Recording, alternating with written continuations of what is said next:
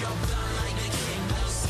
Feel that quick rush running through your veins. It's the same how I keep it going, yeah we maintain. Back like I never left, with no red rust. Nobody get the job done like the kingdoms. Feel that quick rush running through your veins. It's the same how I keep it going, yeah we maintain. I'll start to tell them, get ready for the Armageddon. Arbor weapons like we setting up to target them. And they wanna take our hearts and every little part embedded. But we don't chance it, we just did them until they start again. And I give myself some of this, so get with it and I'm blessed. You gotta make it count, yeah.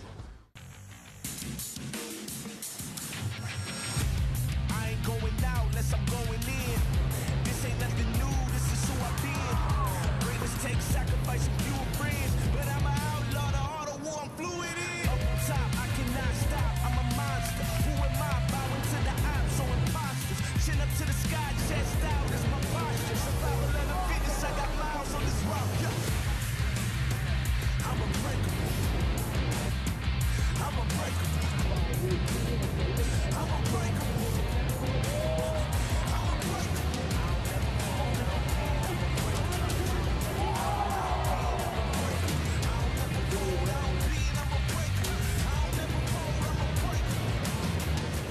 Built up from the struggle, product of the bug. I was made to get it, not to fold a run. Yeah, turn my back to critics cause I'm one of one. And I don't go back on my word, it's a one and done. I overcome whatever obstacle I'm given. I'm a jump, only the strong survive the tides where I'm from. Ain't no jumping shit, winners stay and fight, we don't run. I'm unbreakable. I'm unbreakable. I'm unbreakable. I'll never fall, I'll bend, I'm unbreakable. I'll never fall, I'll bend, I'm unbreakable. I'll never fall, I'll bend, I'm unbreakable. You won't see me fall, I know you won't, ain't no way. I stay up at arms, don't you underestimate. I've been surviving all my life with the will not to break. I was built different, I'm a tank. If it's one thing I'ma do, never niggas win. I don't start nothing without finishing. School of hard knocks, know my innocence. But I'm alive cause I always trust my innocence. Pressure makes diamonds, I'm a humble cat. Already climbing to the top, but it ain't over yet. I'm flexing cause I got the world on the shoulder press. I only know the best. And I'm here because I'm unbreakable. I'm unbreakable. I'm unbreakable. I'm unbreakable.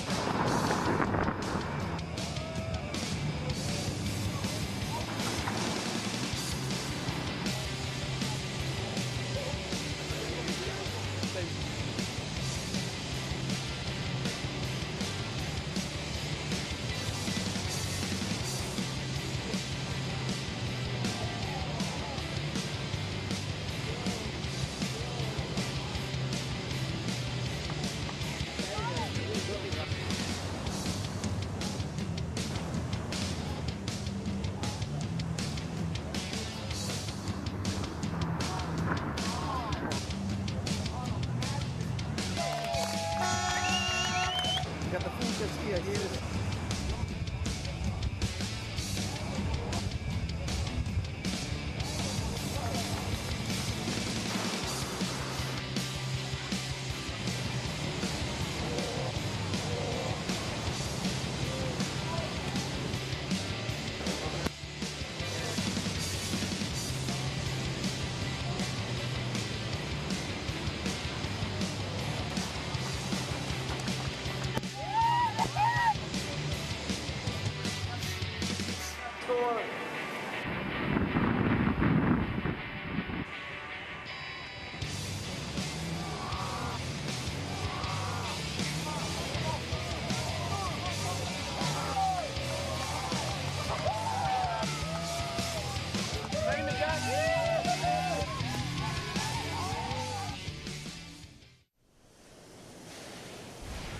Good morning, bom dia. Welcome to the Mayor Ripco Pro Portugal, presented by Corona. And we're riding out the storm here on the Atlantic coast of Europe. Looking like a fun ride setting up for the barrel is Baron Mamiya, and he is going to make it out without a problem. Okay, here we go. So, all right. Yeah, but there was a priority switch there. Probably got it, it's all good. World number 2, Jack Robinson with a racetrack ramp section. Big alley-oop. Whoa, that was vicious. That bottom turn, wow, another good hit from Freddie, likes it. Betty Lou, current world number 3. She keeps that progression. She'll be getting a big win here at stop number 3.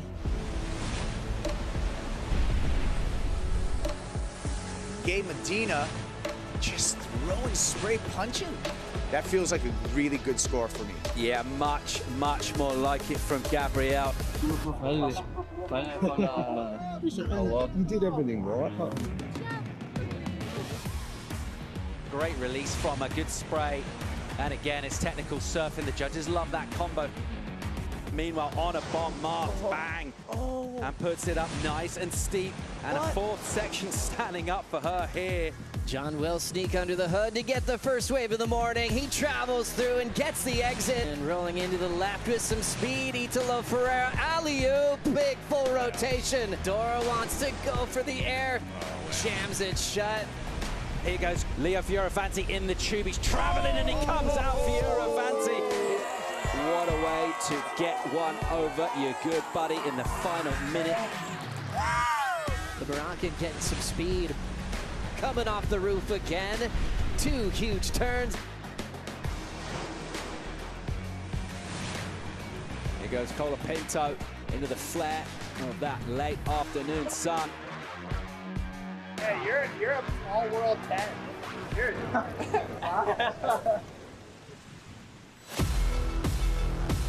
and with some freshness in the air, the world's finest surfers anticipating a crucial day of competition down at quarter-final stage.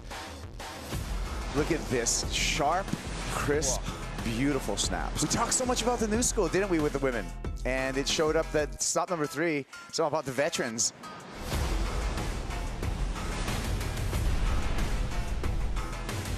Crosby loves it. Look at the smirk on that guy. He is a happy camper. So controlled as he releases the tail, puts extra variety. Gabriel Medina with a big wind-up, tail-high reverse. It almost felt like he got in that confidence level where his board is just an extension of his body, you know. And it will be Joanna Fate who we will send to meet Tyler Wrights into the final. Something of a clinic again from Ethan Ewing, and he's our first finalist here in Portugal for the men. A bomb from Griff, first hit from him, straight up vert. Medina for the final, a big wave. The crowd, they're absolutely loving this. And it's not enough. You've won this before, can you win this again? Yes. It's official. Joanna Fay is the champion and now moves up to number 2 in the world. But now we're seeing another multiple-time event champion. This year it goes to Griffin Colapinto, taking out the male Rip Curl Pro Portugal, presented by Corona.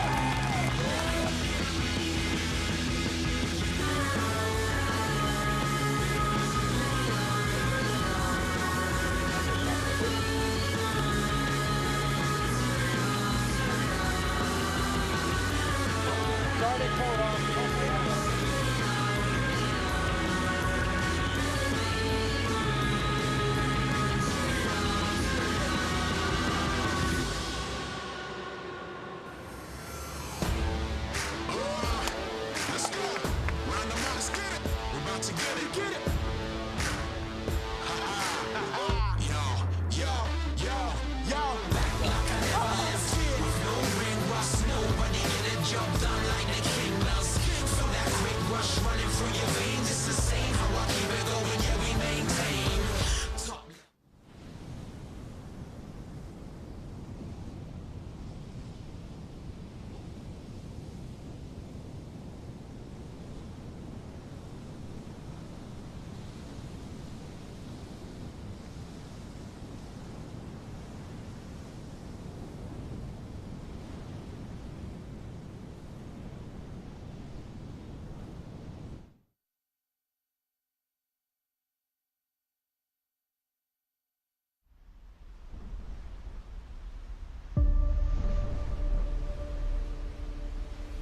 The pursuit of the world title.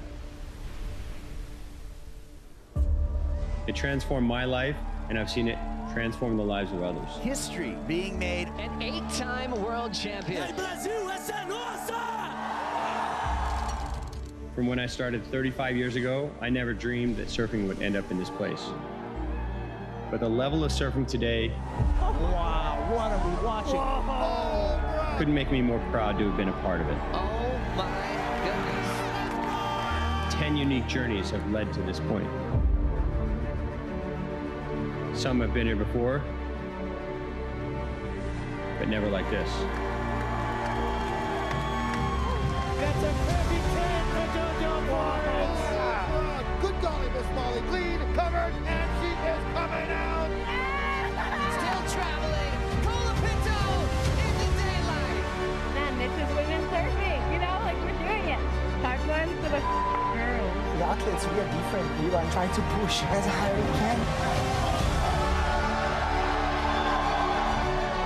History will be made, and legends will be crowned.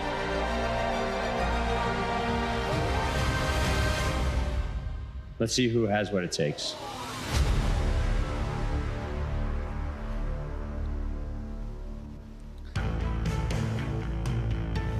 It is a beautiful morning in Southern California, and the final 5 are preparing for Lower Trestles in the season finale at the Lexus WSL Finals. Teahupo'o preparing for a second world title. Pete Durbridge coaching Ethan Ewing, and the local hero, Griffin Colapinto, has another shot to try to fight for a world title on his home break here in San Clemente, California. What a day, a beautiful summer type feeling. The water's warm, and it's going to maybe get to 90 degrees Fahrenheit, about 32 degrees Celsius for my friends here on the set. Joe Turpel, Felicity Palmatier, and Richie Lovett. Wow, Flick, what a year. 9 big events in the regular season. So much to celebrate, the return of Cloudbreak, and now we're here to crown our world champions. I know, this is the finale. I'm so excited because this is my first finals day. Usually I'm back in Australia in the early hours of the morning, so good morning to everyone back home in Australia. But yeah, there's so much energy here, and I'm ready to rip in. Richie Lovett, I know you love this wave. Well, because I was here when you won 20 years ago over Taj Burl. Why is this one of your favorite waves in the world, and why is it so meaningful for the world title showdown?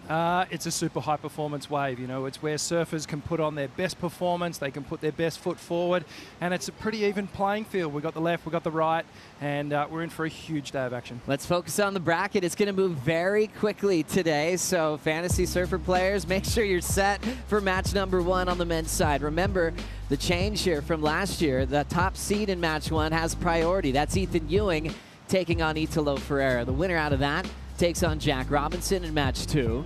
Winner of that takes on the local boy, Griffin Colapinto, the number 2 seed. And whoever makes it through match 3 takes on world number 1, John John Florence, who's hunting for a 3rd world title today. Also looking at the women's bracket, this will actually be the first match to kick off the morning.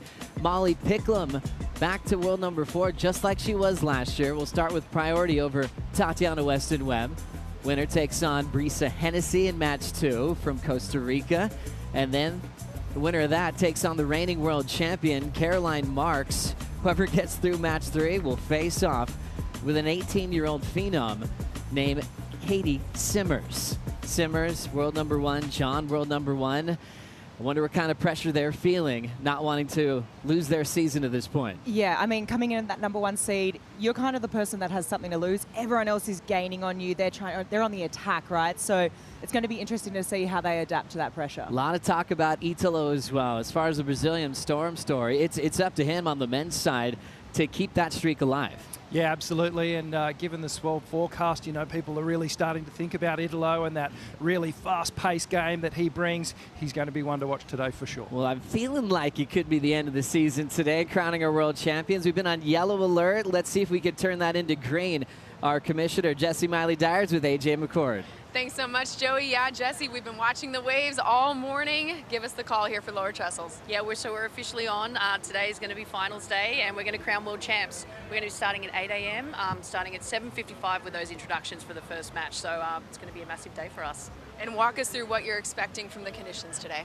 So, you know, yesterday was really a really good sign for us. We had great waves through the afternoon, so we're expecting that to actually push through today. Our partners at Surfline have been having a look for us, and all signs for today are really good. And we know that it's going to continue throughout the this morning and push into the afternoon. So it's a big day. It's a full day down here, and we're expecting waves all for the entire thing.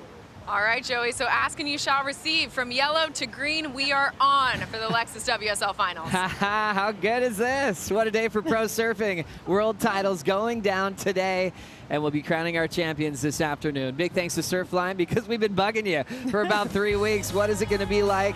And we're going to crown our champs on opening day of the waiting period as we bring up the maps from Surfline. Yeah, I think the good thing about California is you get a pretty good indication a few weeks out. We've all been looking at the event waiting period, and we've seen that one big blob. It's happened to be on this first opening day of the waiting period. It formed about a week ago in the South Pacific, and it's lining up for a beautiful day of competition.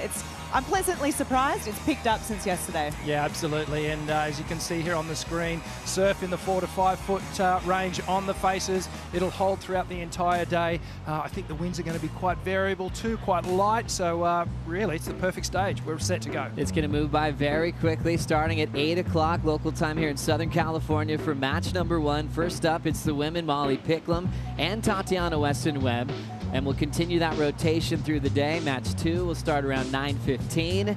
The match 3 will be out there at 10:35. World title matches, best out of 3, right around lunchtime at 12 o'clock. High tide is about 11:20 this morning, and we really saw how much Lower Trestles loves that title push yesterday in the practice session. Yeah, I feel like more energy, a little bit more push, and a little bit more power too, and maybe even a little bit touch more size. The only question mark is just that wind, and when will it kick in? Well, coming up next on Dawn Patrol, the focus will be on world number 1, John John Florence, chasing a 3rd world title. His last one back in 2017. We'll be right back.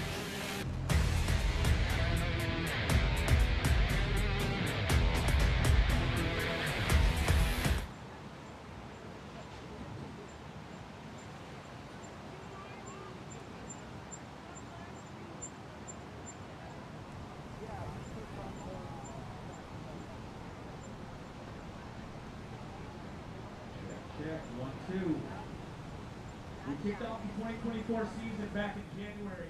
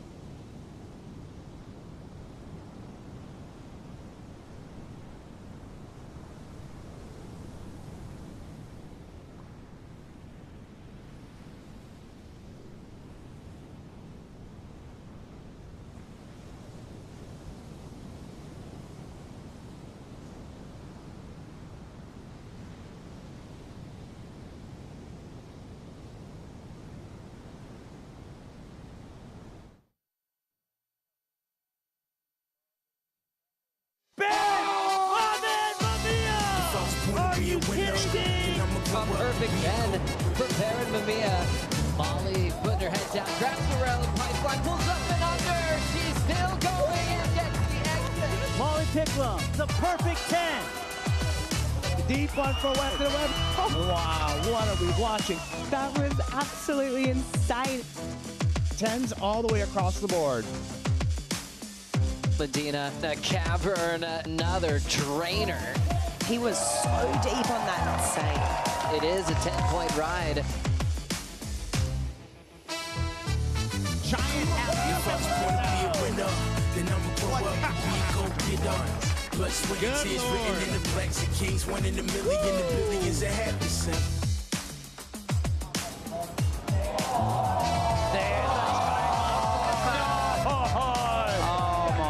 Holy moly. That's a perfect 10 for John John Florence.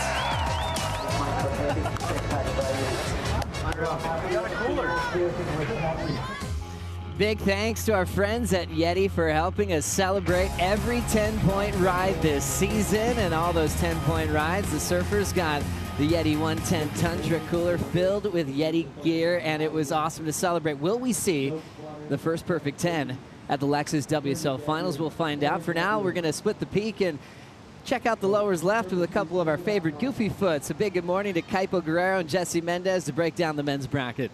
Thank you, Joe. Jesse, when we talk about the left here, we'll see how many times it's going to be utilized in the matches. But speaking of matches, we know in the title match, we're going to see John John Florence going for a 3rd world title. But he's got a lot of guys gunning for John John as we check out the bracket.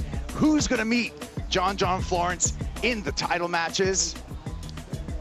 I don't know who's going to meet them, Kaipo, but one thing for sure, first thing that comes to mind at John's for me, it's a surprise element. We haven't seen John in a jersey here in the last 7 years, but we don't know what to expect from him. But one thing we can expect is he's one of the most progressive surfers on tour. He's not scared of going big, and he has one of the best rail games in the business. So if you can combine all those things together and put it in a couple of heats, it's going to be very hard to beat today. Yeah, new to this format, John John Florence, but when we look at his CT analytics, he's got a semifinal here. He's made the final here. He has a 54% heat winning percentage for John John Florence. So a 3rd world title is his to win today or his to lose.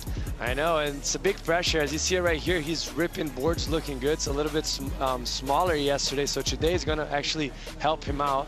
We look back, #1 seed Felipe and Gabriel always won the event. This is going to add some pressure to him. Let's see if he can pull it off and keep the #1 seed to take the title home. 100% conversion rate on the men's side for the #1 seeds when we talk about those title matches. And those title matches were sweeps by Gabriel Medina, Felipe Toledo, back-to-back. Will history repeat itself? We're going to find out today. Can't wait to get things started. I know, I can't wait. It's going to be a fun day. Waves are bigger, so can't wait to watch it go down. Well, so that's #1 for the men's, but we got to talk about #1 for the women's. We're talking about a teenager out of Oceanside, California, Katie Simmers. Will she win her first world title today? More talk on Dawn Patrol.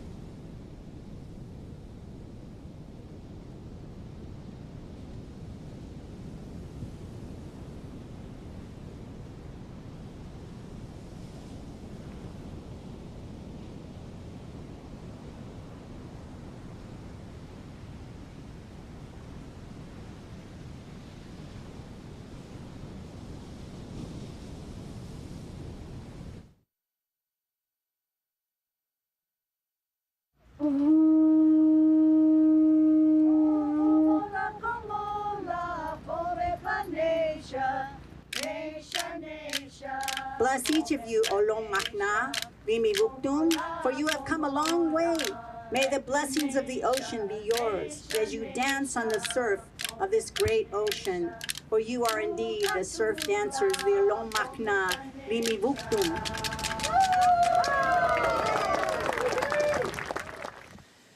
The WSL would like to open this event by formally recognizing that Trestles is the modern name of the Ahashiman village site known as Panhe.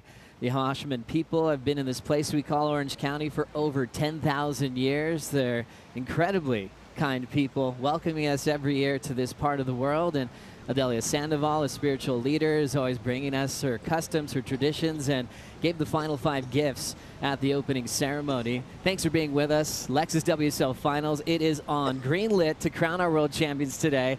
Joe Turpel, Felicity Palmatier, and Richie Lovett. I can't imagine what the energy is like for the final 5, especially for those that are competing in this event for the first time, including an old guy like John Florence, who's just 31, but he's the veteran. Oh, no, he's the veteran, and he's out there for the first time. #1 seed. Best place to be. You're coming in fresh. However, he does have something to lose. Everyone else has got something to gain. I've said it already, but that's the theme, right? It's totally the theme. And you look at Katie Simmers now. She was here last year as the #5 seed, got past Molly Picklum, but what a different feeling she must be having wearing bright yellow this year. Yeah, I think it's attack versus defense, and I think Katie, if she can actually come out and find that real happy place between those two mentalities, then she'll do really well. Obviously, one of the most exciting women on women's surfing today. I feel like we're going to see her attack the lip, bring that progressive element in, but wow, what a lineup of women just waiting to have a crack at taking that title from her. Carissa Moore was always open, saying she was trying to figure out what to do with herself in a day. You know, she'd get her warm up, and then do you watch? Do you go home? Do you see what competitor's coming for you? And it was still kind of a question mark. For Katie, she's in this hot seat for the first time, and when you compare her to the final 5, she's had some really good results in the past. You know, obviously only 2 years on tour, 3 big wins this season. And I caught up with her coach, Tommy Whitaker, and they actually modeled out the timing for what she'd experience as the #1 seed yesterday. So she had the same break that she'll experience today, went back out there, and he was really proud of what she turned in. Yeah, that's super smart, right? I mean, practice makes perfect, and what I just love about her surfing is she does have the ability to emulate a free surfer when she surfs in contests. It's drawing different lines, and it's something different for the judges to look at, and by the start of today, we're going to know why that first wave gets scored by the judges, what they're looking for. As we look at the head-to-head history with the final 5 against world #1 Katie Simmers, Katie undefeated over the bottom seeds, 4 and 5, Picklum and Tatiana. Things change, though, when you look at Brisa and Caroline. What's the biggest threat for you, Richie? Yeah, I think Caroline's coming in with a whole lot of confidence, and maybe that's playing into the psyche for if Caroline does make that final heat up against Katie. You know, there will be that little rivalry that, Caroline's got the nod on that one so far. Looking forward to that one as it sets up, but we're also looking forward to hearing from our good friend. I could hear you already, Waz. Strider, good morning, my friend. What's happening out there? Oh, my gosh, the froth levels are through the roof. We got a set coming, and you know what? It is on. I mean, don't even need coffee this morning. We're going to paddle out a little bit because we don't get caught inside. Well, that's right, Waz. Well, did you see any of the final 5 out there this morning for a warm-up? You know what? Griffin Colapinto and Caroline Marks in the lineup this morning. Chris Ward trying to give him the set. Griffin said, hey, go ahead, Chris. It's your wave. It was pretty amazing. He's actually on a wave right now. Go, Chris Ward. Sick. Insane. Wow. Psyche. That's awesome. What about the consistency? Any difference from what you saw yesterday in the practice to what we're seeing today? I'm seeing a lot of waves. We got a lower interval, 14 seconds at about 2.8 feet, which is giving us more consistency right now with tides pushing in, and really, really good today. I mean, I feel like this is the best day we've seen in a long time, so we're blessed and we're very fortunate to have these conditions out here today. We're psyching, kind of the perfect size, to be honest. You know, head high lowers is about all it needs to be the most high-performance wave in the world. Good man. Water's warm, Waz. Enjoy the day. It's going to go by quick, my friend. Let's go, baby. All day. That's right. All day in the water with Strider Raspberry Wazalewski calling the action in the World Title Showdown. The Lexus WSL Finals is on, kicking off at 8 o'clock in the morning local time. We'll kick off match #1 right after this.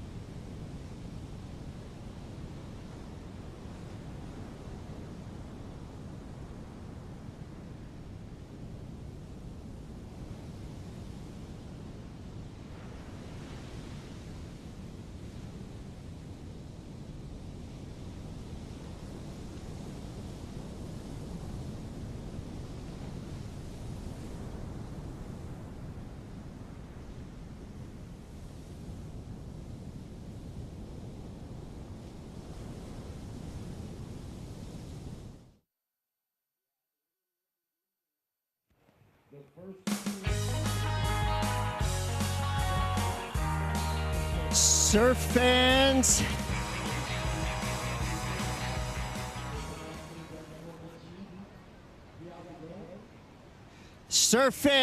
it is time. Welcome to Lower Trestles, surf fans. It's time for the 2024 Lexus WSL Finals. And allow me to introduce you all to the first match of the day. From Princeville, Kauai, the state of Hawaii, representing Brazil, third time in the finals. Your number 5 seed wearing the orange jersey, give it up for number 9, Tatiana Weston-Webb.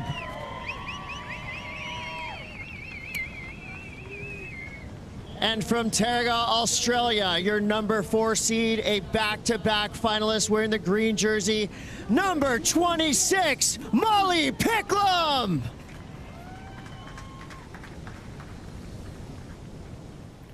And as we all know by now, it's on. Surfers, take to the lineup.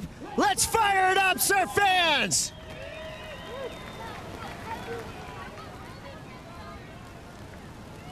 Chris Cote firing up all of us, including our first match. Molly Picklum will start off this heat with priority as she takes on the goofy foot for Brazil, Tatiana Weston-Webb. Tati came very close to a world title back in 2021. The whole story goes, she was one turn away from upsetting Carissa Moore that season.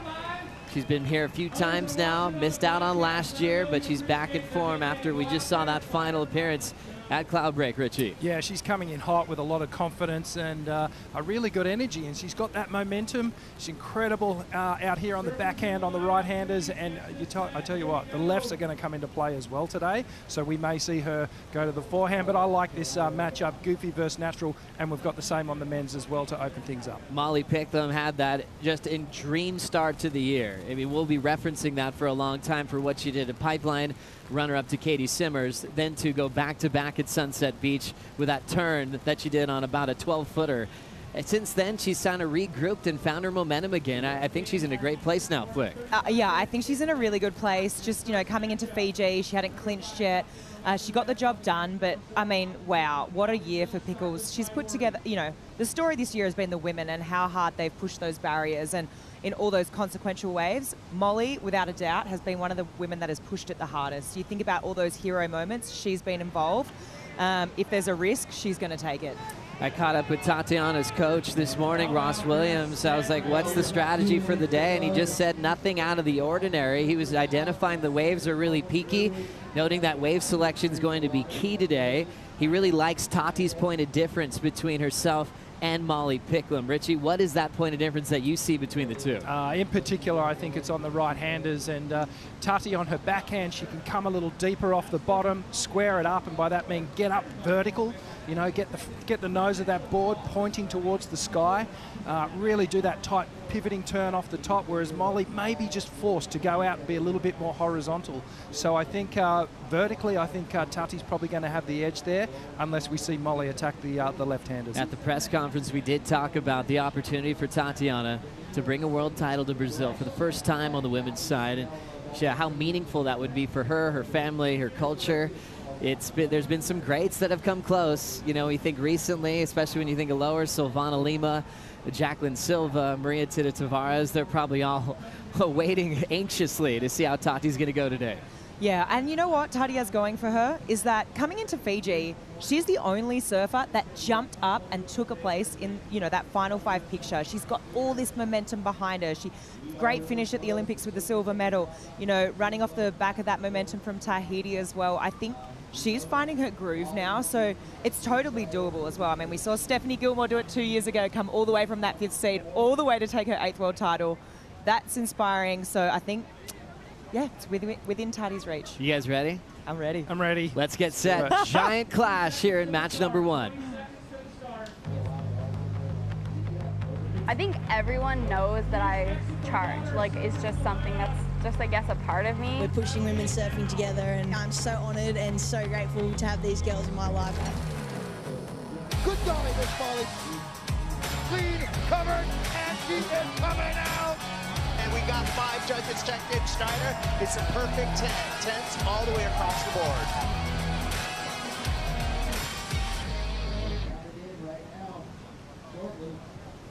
Match number 1 is into the countdown to kick off in about 5 seconds. 4, 3, 2, 1. It's on. The Lexus WSL Finals, match number 1, 35-minute heat, scored on their top 2. And the treat for Molly Picklum, being the higher seed than Tati, will kick off this matchup with first priority. We talk about priority in the start of heats all the time. It's one of our favorite things to watch. Who's going to outposition each other? How different would this feel for Molly Picklum, already with first priority next to her name? Yeah, it's a good feeling, right? And it's a reason enough to try and jostle for that 4th seed. And I really like this initiative. I mean, especially out here today, and with what you said, Joe, from Ross, that information this morning, wave selection is everything, and to start off with priority is crucial. Very crucial. Molly Picklum looking to do better than she did last year at this event, where she did go down. She dropped from the number 4 seed to end up finishing 5th in the world, but that was experience. That was something to learn from last year, Richie. Yeah, totally. Just getting the reps out here under this style of pressure. And let's not underestimate the pressure that these surfers would be feeling right now. And the trick will be just quietening all that head noise. You know, potentially they're making history today. But you have to really focus on the job at hand, wave to wave, and really just stay in that moment. Big years for these two when you think about their process for the world title race, but also competing in the Olympic Games, where Tatiana achieved the silver medal for Brazil. Molly Picklum representing Australia this year for the first time. She's been really focused on really accepting these challenges. Glenn Micro-Hall, her coach, told me this morning she's been really thriving on challenges lately and really focused on the grit and determination that it's going to take to survive a massive day. Like you mentioned before, Flick, what Steph Gilmore turned in for us for her 8th world title was nothing short of remarkable. Went from match 1 all the way to her 8th world title. Yeah, for sure. As we see, looks like Tati having a look here. First opening wave. Tatiana Weston-Webb chooses the backhand to start as we see the opener of the Lexus WSL Finals. Sweeping through the white water, frames up a backhand climb and stays on her feet to kick off with control. Australia's Molly Picklum already on an answer on this right into the closeout. A fun-looking drifting turn. You can tell these two have been here before. We've often seen a lot of nerves in the first match of the last 3 consecutive seasons. This time, the opening exchange, they both finish on their feet, Rich.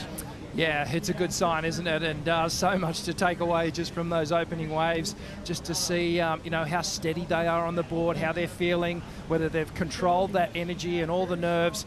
And both of the women looking pretty good. I'd have to say Molly maybe looked a little bit more energetic and finishing really strong, so really promising signs. Great start on the opening exchange. Strider, what did you see? I saw some beautiful backhand whips into the lip. I really like that first and second turn there from Tati as she's paddling by me now. The intense look in her face right now. She's really psyching to get back out there and put herself on the peak again. Now that priority's been established, you know, well, actually, they got to get back to the peak before that happens, but it looks like Molly's going to get it. The face is on them, though, all game. It's on. Good man, Strider. Molly Picklum out there in the green jersey. Strider seeing how she has a nice line to get to that takeoff zone. She'll continue to paddle until she hears priority from the tower, starting with Tati's wave flick. Yeah, this was beautiful. Obviously on the backhand here, able to get critical on that first section. A little float here, gets up to that last one a little bit late, but she does ride out. And then Molly behind her, Rich. Yeah, Molly, so a big wrap to start things off, just staying right with the power. Now she streaks down, hits that final section. Nice little tail drift. And you know what? If I'm comparing these two waves, yes, Molly's wave was shorter. It was only the 2 turns. However, I've got to agree with what you were saying, Rich. She looks strong and she looks solid on her feet. That last turn was explosive. Tatiana's wave just didn't have quite as much push as what Molly's did. Molly just seemed, she looked fired up. And yeah, it's going to be interesting. Once the judges drop these 2 scores, we're going to start to get a good indication of what they're looking for. You could blink and this day could be over. You know, each match is even more heavy than a final on the CT level. World titles are on the line every time a new match kicks off, as we see a slow motion wrap, and Molly will end up just kicking out of a throwaway. Priority now with Tatiana Weston-Webb. Mistake. Yeah. Just a real lapse of concentration there from Molly Picklum. Really didn't need to take off on that wave, especially on these right-handers. You want to pick a wave that has a real horizontal wall to it, a horizontal line that's going to taper off all the way down the point here. That one was a real angled sort of TP triangle type of a peak, and it really didn't offer her anything down the line. So she's handed the advantage to Tatiana with priority right now. You know, one thing I listened to Micro actually saying on a podcast with Vaughn, and that's what he's saying, you know, Molly, you're coming in, you're one of the lowest is you're fourth, right? But there's a long day ahead of you. Now, you just got to realize, let's look at someone like Steph, right, who did exactly that, went from fifth all the way to the world title. She didn't put together perfect heats every single time, as we see her on the backhand now going left. Nice connection there until she finds a bobble on the bottom. Molly Picklum is just trying to recover from her right, and that'll be another throwaway on the left. Tati all alone. Nice smooth start. Clean backhand turn in the pocket. Hits it more off the lip line. Nice tight jam under the lip, and a more full rail commitment on the previous snap. Little hung up on the last turn and just whips it into the whitewater.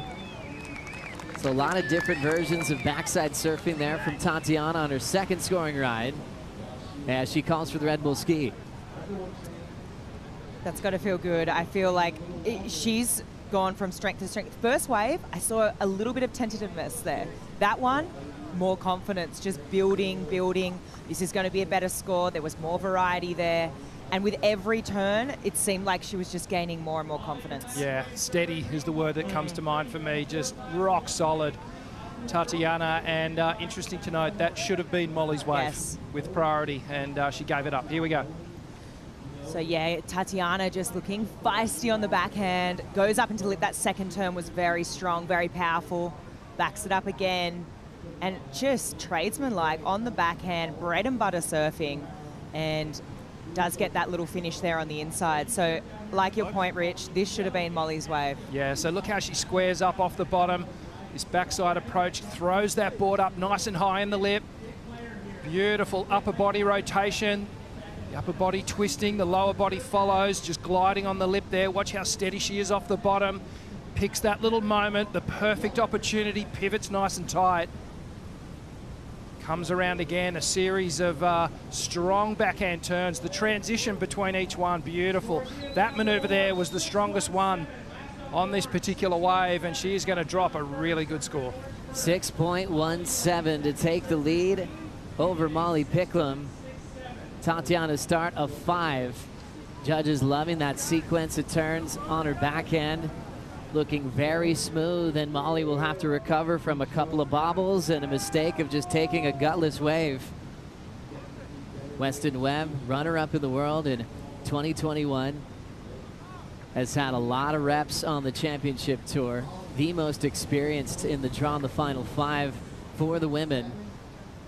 Had a perfect 10-point ride back at Teahupo'o in May in one of the most monumental heats in surfing history, finishing runner-up to Vahine Fierro that year. What a weapon Tati is. For more insight on her, we'll send it down on the beach with Rosie Hodge. Good morning, guys. Yes, catching up with Tatiana's coach, Ross Williams, yesterday. Just wanted to hear about her attitude coming into the final 5. And he said, you know what? It feels like she's playing with house money. She got that clutch performance in Fiji, which saw her into the final 5. She's freed up, she's loose, she's feeling happy. She's on a board that she's very familiar with. The Sharp Eyes guys saying that she's on that 77 model, the round pin. It's a 5.7. It's a board that she's been riding throughout the season. And by the looks of things, she's doing really well out there, Joe. Thank you so much, Rosie. Thanks for having us in your new hometown of San Clemente. Rosie's always out there ripping, and great insight from Coach Ross Williams. And what a year it's been for Tati, now featuring in her 3rd appearance in the Lexus WSL Finals. But it was it was definitely a late season charge for her performance at Pipe quarterfinal. She had a position in the final 5 after stop 1, but she fell out of the mix until the last event of the season, at Cloudbreak. Yeah, she's just one of the most tenacious competitors, very determined. She just doesn't go away, you know, and she's such a great surfer. Here we go, live action with Molly. Molly looking to recover. She's a little deep on this one, so another mistake from the Australian. Started off strong with a cool tail drift. Ever since then, she's trying to find a rhythm again. Yeah, it's a few mistakes, right? And just to touch on the point that I was saying before is that Micro, I was listening to what he was saying on this podcast, and it's like, let's look at Steph's run, right? When she did get that world title from that 5th seed. She obviously put it together and surfed some amazing heats, but this is surfing, and you can't surf without a few mistakes every now and then. So let's hope that she can sort of draw on that and be like, okay, let's refocus. Not too much time has clicked off the clock here. Still 24.5 minutes remaining. It's plenty of time to get 2 scores on the board. Yeah, absolutely. Still lots of time. She just needs to settle in here.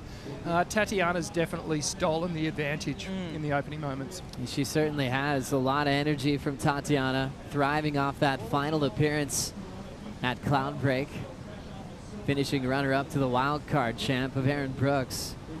But it was a must-win situation throughout that entire event. Got past Tyler Wright to officially clinch her spot to be back here.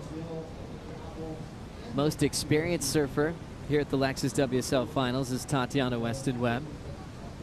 And she's gone into that title match in the past in that best-of-3 series. Molly at the moment needing a 6.67. What have you seen from her in those last 3 decisions, Strider?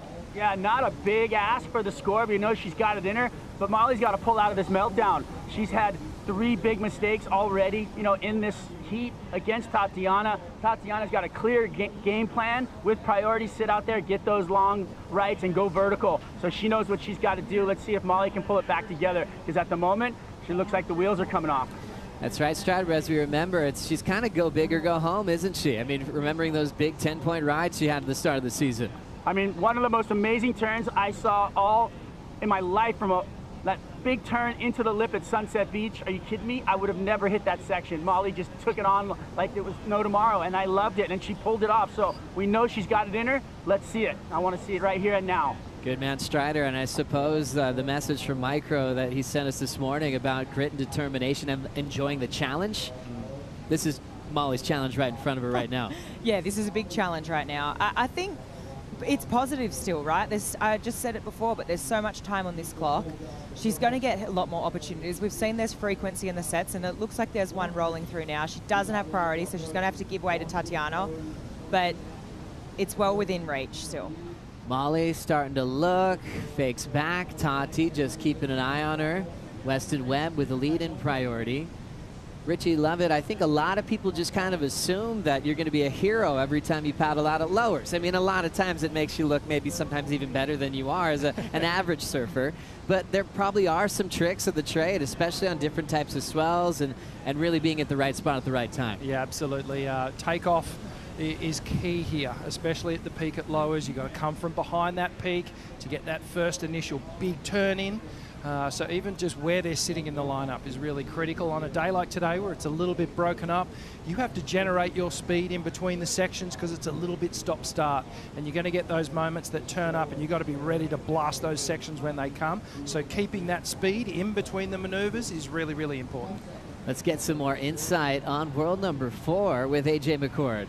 Thanks so much, Joey. I caught up with Molly Picklum yesterday after she ended up in the practice session, and she said that she actually feels way more settled about the entire finals process this year compared to last year. She says mentally, physically, she knows what to expect, and for her, that was one of the biggest keys coming into today's competition, to feel like she has to remind herself over and over again, she can do this. This can be a dream come true. So for Molly Picklum coming in today, it's all about that positive talk, and even with the way that this heat has started, you guys, I know that from talking to her that she says she feels confident, she feels settled, and now it's time for her to show up and do that in the back half of this heat. Thank you, AJ. 21 on the clock. Time for Molly to show up, needing a 6.67. When you look at the history at the championship tour level with these two, they've only had one heat. It happened back in 2023. It was a quarterfinal matchup, and we got to see Tati get the win there. When you really focus on their season comparison in 2024, Molly's got the edge when it comes to excellent scores just by one number. You know, Tati's 10 at Tahiti, Molly's 10 at Pipeline. There's some similarities there. Average place, you can't even separate them. And that's why this is a great match at the number 4 and 5 seed. Yeah, this is super evenly matched. And just one thing to highlight, I mean, both of those women gave us incredible moments in women's surfing history. Molly's 10 at Pipe, Tati's at Teahupo'o, and it was awesome to see. And both of these women, I mean, I have always spoken about Tati being a surfer that you don't know what to expect. She's either going to drop a 10 or a 2 because she's going so hard pushing. And Molly is very similar in the fact that if there's a risk, she is going to take it. And you know what? Early indications from Molly's 4.5, I still feel that she's on fire. She does look, she's made a couple of mistakes, but she does look good. Yeah, she definitely looked good on that wave. I feel like Molly competes well when she's feeling happy as well. Real emotive surfer. She gets that little cheek going, a bit cheeky in the after heat interviews and stuff, and just wondering whether she's put a bit too much emphasis on this moment. You know, it's maybe a bit too serious. She's got to lighten up here towards the back half of this this heat if she wants to open up and feel a little bit more relaxed when she's surfing. Molly Picklam, still just 21 years of age. Fell off tour in her rookie season at the mid-season cut. Went back to the Challengers Series. Came back so much better.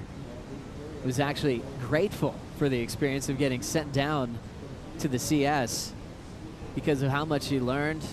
She had to fall in love with competitive surfing and went right into a huge win at Sunset. Ended up going back-to-back with that CT victory earlier this season.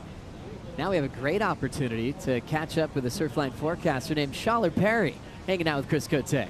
Yeah, thanks, Joe. Welcome to Trestles, Schaller, and I want to say thank you for all the hard work that Surfline has done. I'm sure months and months and weeks of looking at chart after chart after chart.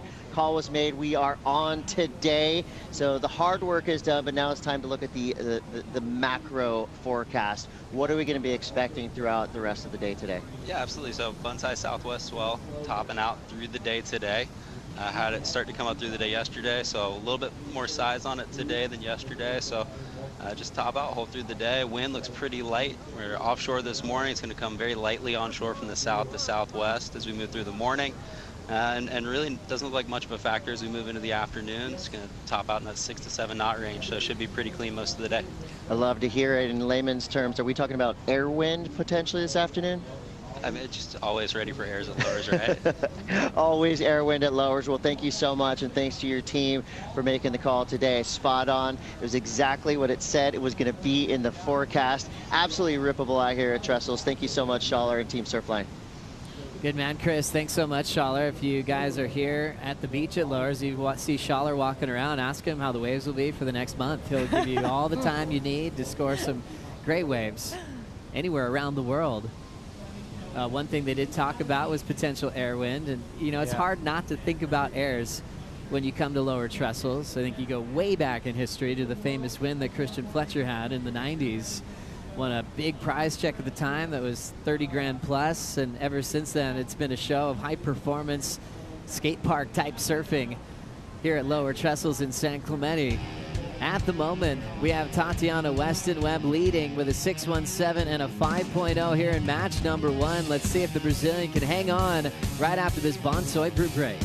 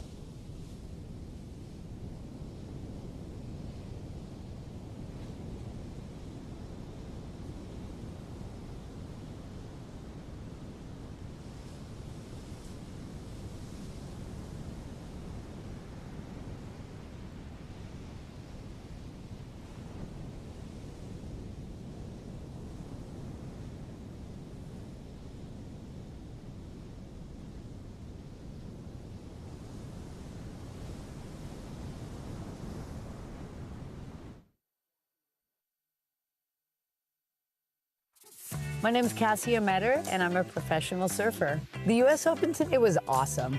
We did all the things, and luckily I had the Eventbrite app to help navigate my timing and flow. You're good to go? huge thing about surfing, skateboarding, and the whole culture around action sports is also how we connect with communities.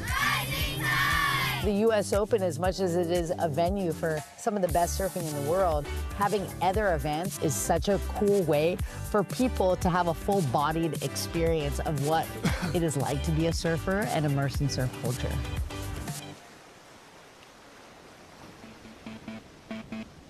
You're watching match number 1 for the Lexus WSL Finals. We are crowning our world champs today. What a season it's been in 2024.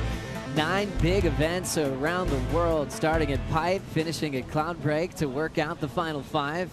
And so far, match 1 has been led by Tatiana Weston-Webb, the number 5 seed, taking control with just 2 rides, a 5 and a 6.17. Molly started off with a 4.5, and during the break, she took off on an insider flick. Yeah, she did. So under priority here, this wave got a bit of a longer wall, so she gains speed, really tags this first section, comes out with speed. Wave gets a little bit slower through this middle section, but she does get a finish there. So, you know what? She's still looking solid. This is going to be a confidence booster for her after those few mistakes that she's made.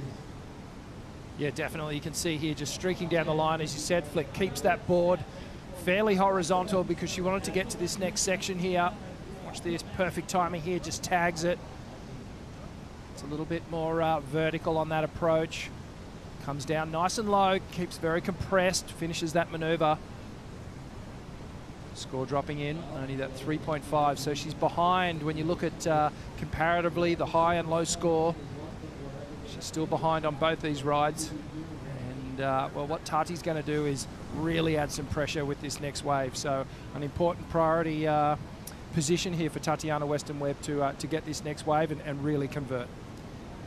Tatiana in a good spot. Molly Picklum definitely with her hands full with this matchup. And really, when you consider the whole final 5 story, Molly is just 3 of 7. 7 losses, 3 wins over the final 5 here at the Lexus WSL Finals.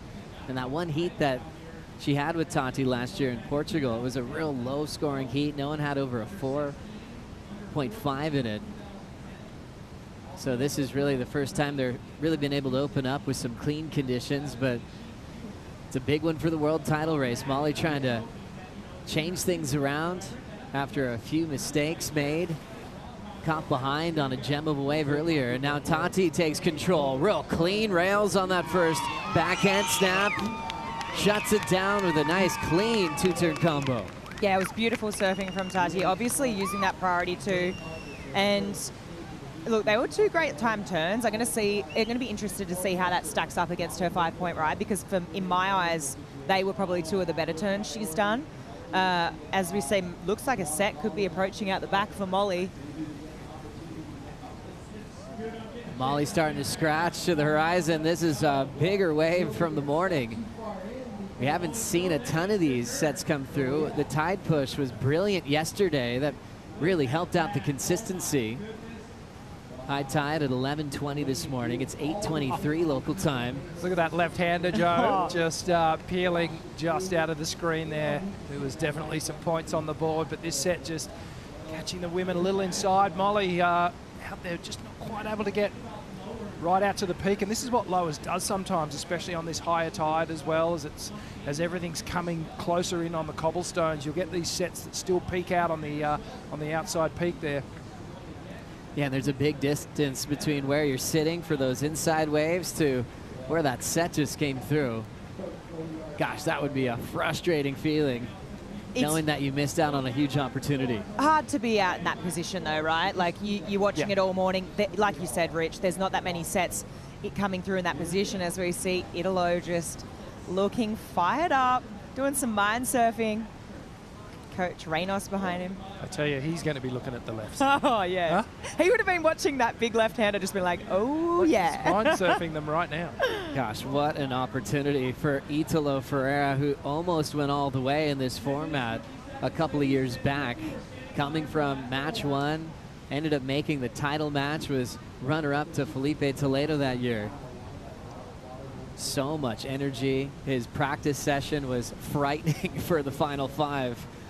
As he threw down so many different types of airs on the left, was speedy on the right. Numbers coming in for the last of Tatiana Weston Webb. She's only improving. 5 to a 6.17, now to a 6.57. Really classy start so far. Yeah, perfect heat at the moment. She's building. The scores are getting bigger and bigger. And with that, she's creating more and more pressure, putting it on Molly Picklum, who's really under the pump now. So we see the two duck diving this wave.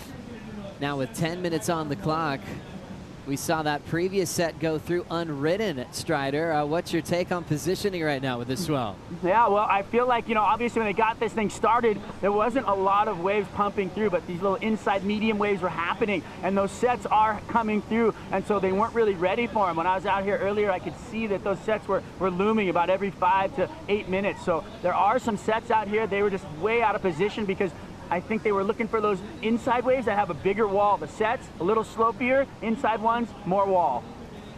Thank you, Strider. All about getting the ones with the wall, the big sections where you've got a nice lip line, or sometimes we compare it to a coping at a skate park where you can really project off of it. You can do a board slide as well, get your fins out the back, and change gears with great backhand surfing. Tati looking really comfortable at the moment and total control. It's been interesting in this format. The last 3 consecutive seasons on the women's side, the number 4 seed hasn't been able to find a win. It's all been about the underdogs, the number 5 seed getting the jump and moving into the next match.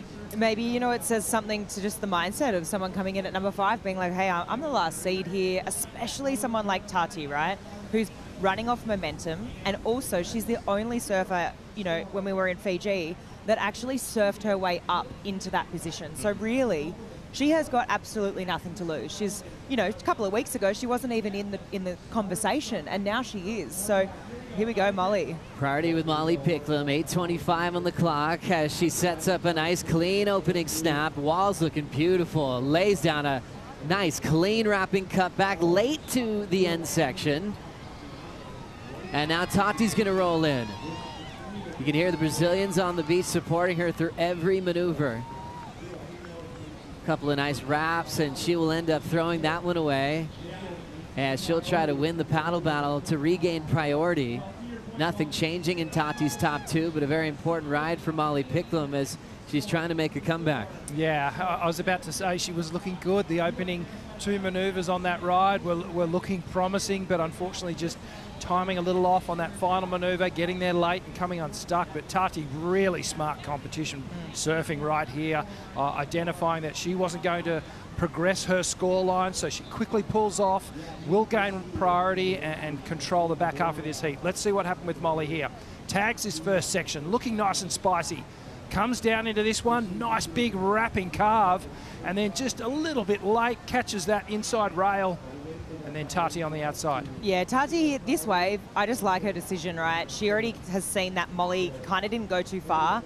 She eyeballs her here and she's like, no, let's get out of here. Let's regain priority. It's smart surfing. She's going to get back out the back. She's going to have heat control and command on the you know, the last 7 minutes of this heat. It's not a small score that Molly needs now. Look at this. The score line that Tatiana's built here is now the requirement for Molly is an 8.24.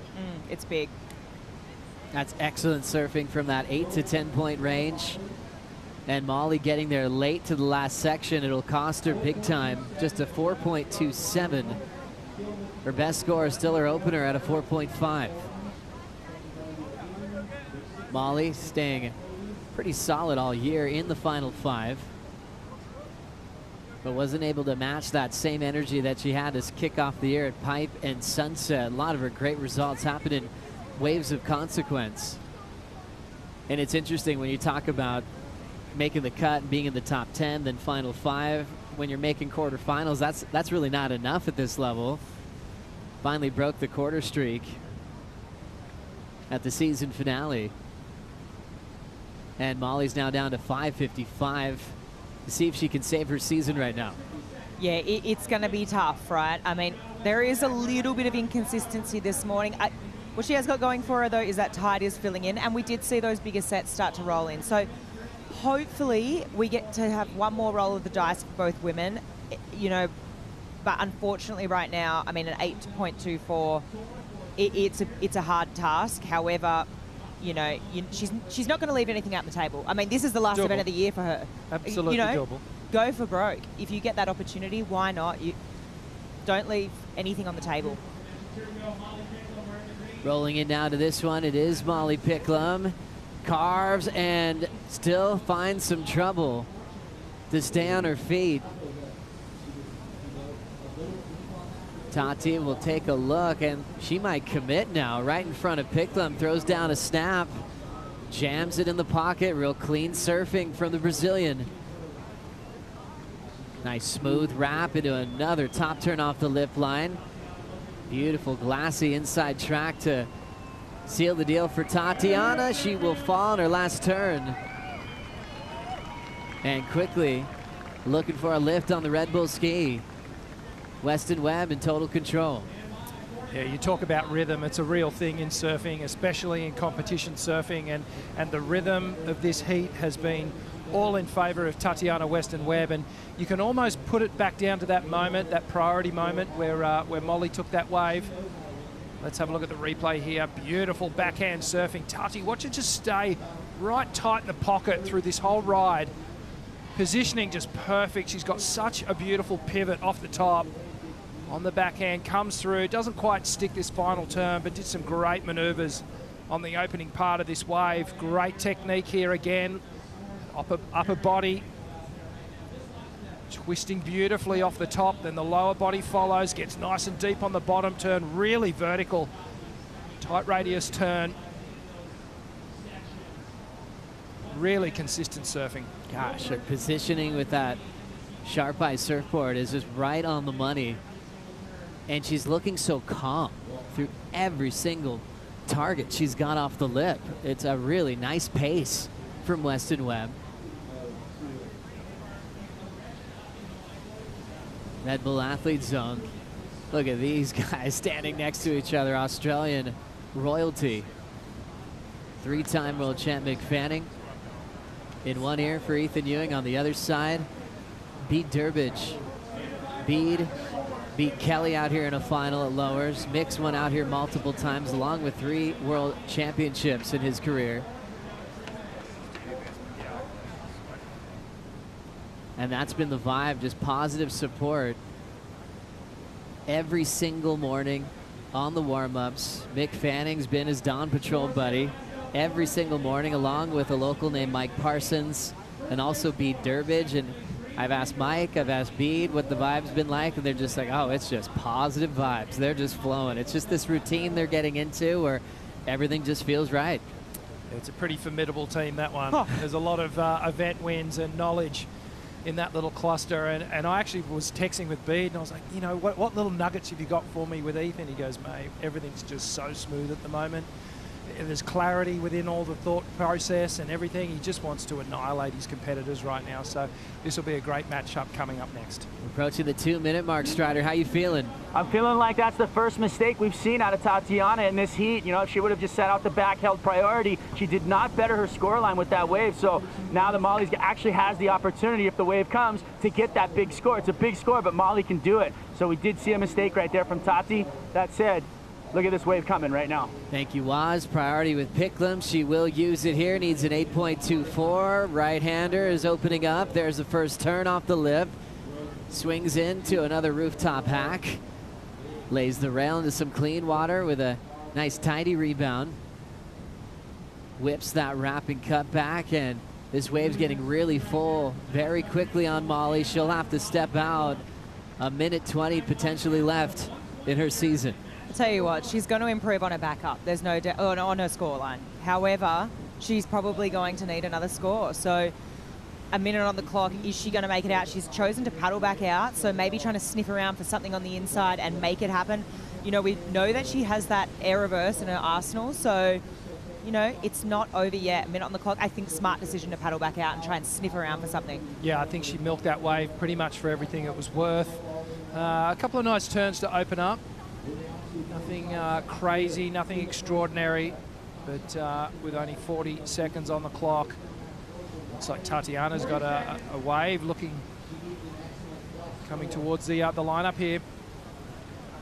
Tati controlling the lineup with priority and the lead. The scores drifted in quickly. Last to Molly Picklum, 4.9. That's her best, but she now needs a 7.84. Tati will take off on the left. Quick wrap to kick things off. End section approaching quickly. A little layback hammer she lets go of. Her only fall of match number 1. And as we count out this first match of the Lexus WSL Finals, the number 5 seed on the women's side in this format remains undefeated. And Tatiana Weston Webb will move on to match number 2. Great composure from the Brazilian, getting past Molly Picklum.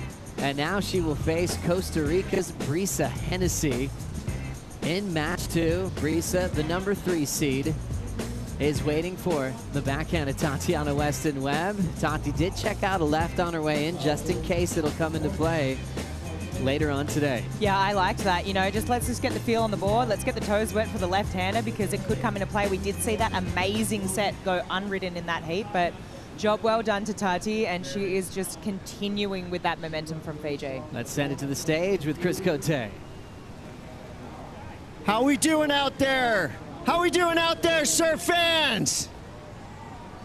All right, it's time to get loud. Your first men's match for the Lexus WSL Finals will feature from Formosa, Brazil, his 3rd finals appearance, 2 wins in 2024, your 2019 world champ. Give it up for Italo Ferreira!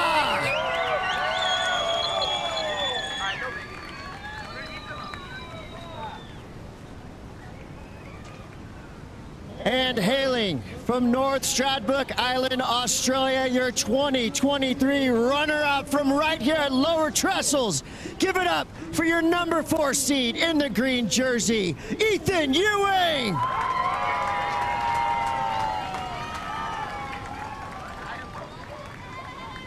We're gonna start this off with a super heat. Let's hear it for these 2 surfers. Get out there in the lineup, put on a show, let's go!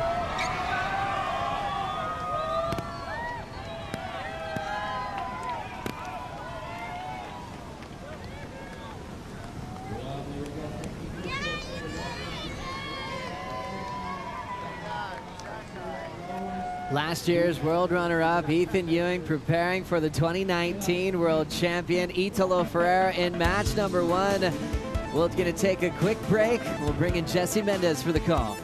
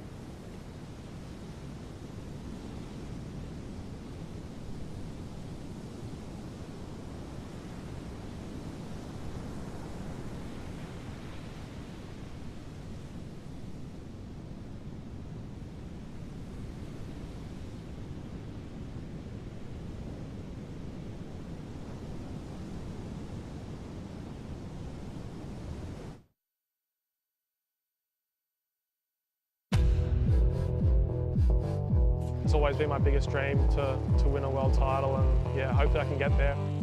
We athletes, we are different. We're not like a normal people. We like try to push as hard as we can, you know.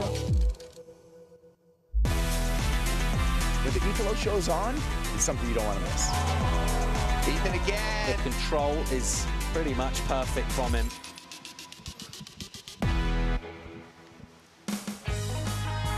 You got to agree 100% with Italo Ferreira. These athletes are not normal. They're superhumans. They're absolutely freaks of nature, and that's why we love to see them perform for the world title showdown of the Lexus WSL Finals. It's Ethan Ewing versus Italo Ferreira. Ethan, the high seed, will kick off this heat with priority. That's a nice reward for finishing higher up than the number 5 seed. But it's such an interesting balance. Ethan, he's the most efficient surfer on tour, doesn't take unnecessary waves. That's fitting right into his game plan, starting off with priority. And then Italo, he'd probably rather not have priority so he can catch anything that's running through this lineup. You couldn't ask for a better clash. Flick Palmatier taking a break, bringing in Jesse Mendez for the call. Good morning, Jesse. Good morning. It's great to be back here. Oh, absolutely fantastic. Let's break that down further. The approach, Ethan versus Italo. What are you seeing there? I mean, I love this match because it's a huge contrast, right? Like, you're going to talk about someone that it's the best on rail in the world right now, can lean on rail better than anyone. And the total polar opposite, it's just an energetic Italo that is very progressive. And under conditions like today, they're just most likely going to be looking for different waves. I think Italo, his point of difference here is if you can identify something more critical and actually be more progressive, bring the air game to the to play, it's going to be a point of difference for him if he wants to beat Ethan. Richie, it's interesting when you look at the program for a guy like Italo, who's sometimes hard to contain, but he's with a very peaceful coach named Reynolds Hayes. You'd have to think in his game plan, it wouldn't just be running after waves you want to perform on. Does he have to take a right away from Ethan Ewing? Take away one of the best rights, because Ethan's basically proven that he's untouchable on the face out here. Yeah, it's going to be an interesting strategic battle between these two. Ethan's going to sit, as you said, Jesse, he's going to be way more wave selective. He's going to just wait for that wave where he can put his best rail surfing on show. I feel like Italo's going to be trying to eye off those lefts. And Italo's got a big finish too. He's going to be able to take to the air and really put an exclamation mark on the end of these waves. Here he goes, live action. Ethan doesn't want this wave. Italo will go for a backhand blowtail with total control. He can surf sections up. If it's gutless, he'll make you kind of scratch your head going, maybe there was more power in that, but that's his energy that he brings to a wave like this. Totally, and case in point, you know, Ethan just went, no, I don't want that wave. That's not the style of wave that I want. It's not going to give me that big carving turn all the way down the end of the point. And Italo was just like, right, I'll have a crack at it. You know, maybe there's a little air section. So I even thought the way these guys ran into the water was very indicative of their personalities. You know, Italo sprinted off the stage and sprung into the water, and Ethan just cruised down, you know, quite calm and into the, and that's just exactly how they're going to compete. And I guess that's cool that you mentioned that, because there's no right or wrong formula. It's just how they are. It's their characteristics and it's their personality. And it translates into the surfing and how they put in the work there. So it's going to be fun to watch. I love this contrast matches. Italo Ferreira, world champion in 2019, and it almost was like a preview of this new format. At the time, it was the older format. It was a heated pipeline, and after all the math of all the events in the regular season, it was Italo versus Gabriel Medina, and whoever won that final was the world champion. I mean, that type of pressure was unbelievable.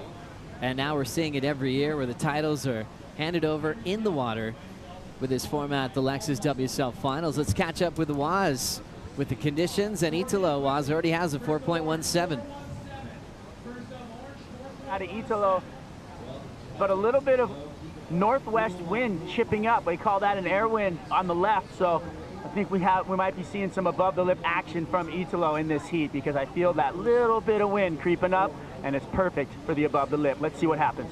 Thank you, Strider. Yeah, the airs we were talking about this morning happen all over this lineup.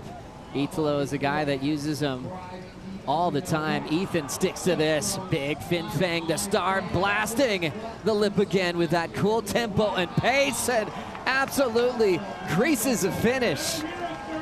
Italo needs to answer. Off the bottom, big vertical snap. He's flying down the line. Stretches out the float. Cool carve. Right back to the lip again, right on top of Ewing. Not slowing down for anything. Jams it off the top. Punches it out again. Still whipping it through the pocket. Italo swinging for the fences against Ethan Ewing. Here we go. It feels like, looking at it, the girls started on third gear, and seeing that wave exchange right there from Ethan and Italo, it seems like they're like on a gear ahead of that. Like they're putting so much energy into the wave, and it just looks crisp, and that's amazing. Great way to start. And that's the balance that you're hoping to see from these two warriors. Ethan so calm, shows why he's almost unbeatable on the face of the lowers right. Oh, this is great surfing from both of our competitors here. You know, Italo, just a series of maneuvers all the way down the wave. Several maneuvers. Ethan just 3 hammers. Let's have a look at the replay here. So Ethan comes around behind this section, blasts a layback hack to start thing off. Beautiful, crisp tail sliding snap to the second, and then hammer time closeout. Beautiful surfing there. 3 nuggets. Look at the layback. Throws that back arm in the wave. Gets super low. All the pressure on the back foot now. Nice and composed. Tags the lip. Gets that tail release. A little bit of slide through to the inside section and just blasts that closeout. Radical speed, power, flow, crushing sections with variety, and then the contrast with Italo's wave, Jesse. I mean, I think the difference here, you see how much he moves his board around. There's so much energy, and it's just a jam of a wave, really. Like, he was able to probably get 7 turns on that wave, and every turn was better than the other. Just keeping that energy and the momentum throughout the whole wave. That was beautiful surfing, and what a way to get a second wave, right? Like, that wave just kept giving him, and he applied. That's going to be a great exchange. Rapid fire surfing from Italo, giving us a lot to look at here, Rich. Yeah, a little roof climbing floater down the line, straight onto the bottom turn. I love this. It was almost like a carve down on the backhand. Really difficult maneuver to do, right up high into the wave. Great transition. You can see just pushing the tail out, getting some release, and now he just winds up all the way through this pockety little wave, just traveled down over the cobblestones. Italo just kept that energy going all the way down the line. It's hard not to think of energy when you look at this guy compete. You wonder if you could ever slow him down. It's just his type of surfing to give you a ton. Even though it's all about quality turns over quantity, but Italo manages to give you both. Now he's checking out a lowers left. Cool stylish carve as he leans back on the fade. Pushes through a meaty section. That was a little Corey Lopez flashback with that tail drifting type of open face hook. Might as well check out a left on your way back out. Why not? Like, sitting without priority, and also the lefts are shorter here, so you can get back to the lineup pretty quick. In case Ethan gets a right off the, like, right behind, he can get back out and get priority. So smart move, mostly for him. Has so much under his bag to make the most of out of average waves and turn into good scores. So I think it was smart of him to keep an eye on lefts today. Ethan Ewing was on fire last year and did the impossible by recovering from a back injury in time to blow this lineup to pieces, and look where he just kicked off. Excellence from Ethan Ewing at 8.33 on his opener. You're seeing just the finest in modern day rail work, with power, with flow, precision, timing, pace. You dream to surf like that on the wall. The answer from Italo, high performance backhand surfing, comes in just under on the separation from Ethan's comparison at a 7.67, Rich. Yeah, it's there's a bit to talk about here. So obviously Ethan getting the nod, the better score out of that exchange. And you might be looking at home going, hang on a minute. Italo did like 7 turns, Ethan did 3, but the intensity of the maneuvers that Ethan did was so much stronger, you know. And when you think about the opening turn for Italo, it was that lip gliding floater, and then he did the work through the middle part of the wave, whereas Ethan was 100% commitment from the very start of the wave to the completion. So that is why the score went a little bit higher. And I think the good thing that you mentioned that today the judges already showed that in the previous heat with Tachi, she had a wave kind of similar to Italo's, where she had plenty of turns, but as the wave kept going, the wave lost power and lost size, and she had probably about 5 or 6 turns, and her best score was actually a 6.57 with only 2 backside turns out the back. So the judges are already showing us what they kind of want to see today. They want to see major maneuvers in the most critical part of the wave, and that's what Ethan did right there. Yeah. Little wave popping up now. Ethan with priority at 8.33. He's proven he could sit all day and just identify the right type of wave to perform on. Winning a lot of heats with just a couple of rides. Here's a left setting up for Italo. Throws down a wrap, looking to settle down, and he'll get out of there. Now let's catch up with the winner of match number 1, Tatiana Weston Webb, is with AJ. Tati, you are not unfamiliar with the pressure that this day brings, but you're coming into this having earned your spot here at the last competition. How would you describe your mindset? Yeah, my mindset is I have nothing to lose and everything to gain, and I'm just grateful to Jesus Christ for giving me another opportunity to do what I love.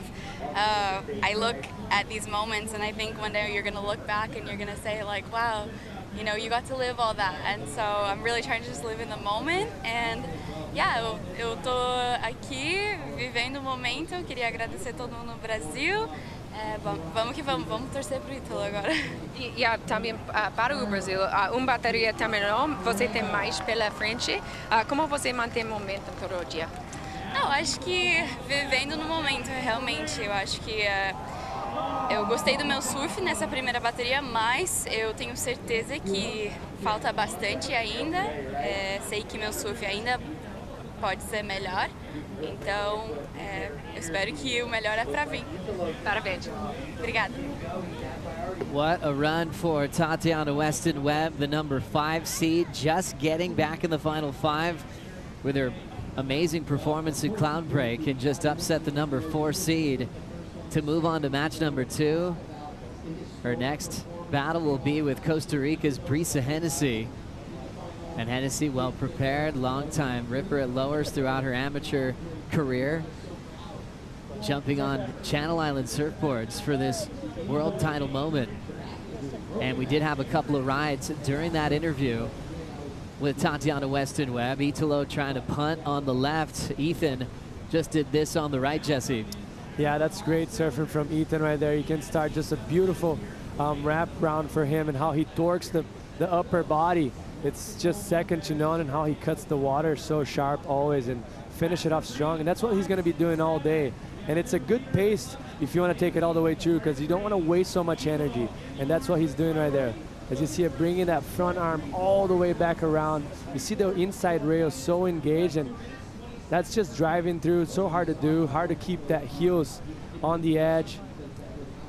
Another beautiful movement right there for him. Great snap. World-class surfing right there for Ethan. Such a class act in his approach. Responds to section so well. How aggressive was that climb? Covering so much ground. So shows how he can just harness all that speed when he needs it. What happened on the left ridge? Yeah, well, obviously Italo telegraphing the air here, looking for the section. Just didn't quite get that pop, and the wave laid down a little bit. So not an ideal section, but you can see the intent. This is really working out as predicted, really, isn't it? The more selective approach from Ethan. Italo staying busy, and at the moment, the patience is paying off. Let's find out some more about Ethan Ewing's surfboards with Rosie Hodge. Yeah, thanks, Joey. Caught up with Darren Handley yesterday. Really good chat with him. He was saying the one thing that's changed for Ethan's boards is the volume. He's put on about 2 to 3 kgs of muscle over the past year. So they've gone up a whole liter to 30.8 liters on his surfboard. He's on the Juliet model out there. It's a 6'1". It's a squash tail. It's 19 inches wide. And let's have a look at my notes here. 2 9/16. So yeah, for Ethan, it's all about the speed and control. The board is looking super knifey and fast. We'll send it back to you, Joe. Wow, thank you, Rosie. And that's been the focus for Darren Handley and Ethan Ewing, is that keeping up with his weight gains, positive weight gains of strength. About 2 kilos, that's about 4.5 pounds when you do the conversion. But just the volume just continues to increase. But I think for Ethan, with how powerful and strong he is, foam is his friend. That flow state looks beautiful out here at Lower Trestles. Totally. Obviously, foam is always going to be your friend. Mostly out here at lowers where the transitions on the bottom of the wave are a bit flatter, so you want to keep that momentum engaged down the line, and he's looking pretty good so far. Italo Ferreira relying on boards from a local shaper named Timmy Patterson as we watch Ewing again, looking to better a 5.67. Nice clean blast off the lip line. Big wrap as he stretches this one out, punches it out a little bit late, and he gets stuffed on the third decision. First fall from Ewing as he was hoping to improve on a 5.67. And really fun insight from Rosie Hodge about his equipment from Darren Hanley. He had so many surfboards here. DH actually got here a little after Ewing and brought even more boards to test. You're going, okay, it's one-day event, it's lowers. How many boards do you bring if you're Ethan? He's looking at about 20 surfboards that are here in San Clemente for him. He actually had to go through the paces and start ordering them. Which one would be the one for game day? Went through, marked his favorite, and he's riding it right now. Very experienced in this format now. And the closest he's ever come to a world title was last season. He's such a calm guy. You wonder how a loss like that would affect him, and it was tough for him to move on from. But when you're surfing that well and you're almost getting a world title, he had to put it away for a bit and just add it to the fire in the belly to come back strong in 2024, Rich. Yeah, it's, you know, the losses sting, especially on a finals day. But Felipe just unstoppable last year. Just was on some kind of roll and just an incredible performance from him. But, you know, that would fuel the fire as well for Ethan. And, well, he's looking good here today. So far out in front against Italo, but this one's far from over. Strider always has the best seat in the house. Waz, you've got Ethan versus Italo right now. Are you feeling any energy between the two opponents at the moment? You know, watching them, you know, obviously they both got their own acts. They both got their own, like, mental, like, capacity and what they're doing in the water. But definitely when Ethan's just took that little wave, I saw Italo looking in and watching. I mean, well, who doesn't want to watch Ethan surf? Honestly, it's such a beautiful thing. Really beautiful, tight pivots in those pockets, a lot of power. There's a huge contrast right now in that surfing, and right now it's going Ethan's way. But how beautiful that power surfing looks. Strider, where you're sitting, how many options does Italo have? Does he have to sit and wait for a set, or can he kind of go mobile at the moment? There's kind of a double peak right now because you got a little bit of that northwest swell underlying, so it's moving a couple of the peaks over. So you've got, you know, the main peak, and then you've got a little inside swing wide right-hander as well. So we've got a lot of area out here to cover. You got definitely a bigger playing field than usual, which is in the favor of the surfers today, having more options, which is great. Thank you, Strider. Sometimes you feel like Italo could be maybe more freed up if he doesn't have priority because he just keeps on surfing. He's had some heat sheets where we turn in with almost 20 waves ridden. You know, he's that active and entertaining as he's looking for a second world title today. I think that was a good thing that you mentioned, that he's so active, and we were talking about that. But I spoke with Marcos as part of his crew, and I was asking him some questions, and actually they brought Reynolds to the game to actually give that kind of peace of mind, slower pace to it, and made him conserve energy when he doesn't need to waste it, you know. And mostly out here at lowers, we got long periods, swells travel from way far back, so he gets pretty slow. He gets slowly sometimes, as we see it right now, so he's gonna have to put that into play if he wants to make this heat, because he needs to really come in a good wave in the next opportunity he has. Italo has averaged 7.3 waves per heat this season. It's 196 waves in 27 heats, ranking him third among tour surfers in 2024. His whole surfing life began in Bahia Formosa. His dad, Luis, mom, Katiana, were very impressed with how talented he was. His first surfboard was the lid of his dad's ice chest. His dad would sell fish to the restaurants, and Italo would just ride this little ice chest lid, and he was so light and thin that he actually ripped the thing. Ended up getting a surfboard, started doing these little airs. There's the whole Jadson Andre story where he's calling Pinga, the famous manager that's discovered so much talent in Brazil, and all of a sudden it was a life-changing moment for this young man, now a world champion. Italo chasing a 6.34 to try to take the lead off Ethan Ewing. As you see the Ewing support here at Lower Trestles Everyone anticipating fireworks with this rail game. We'll be right back.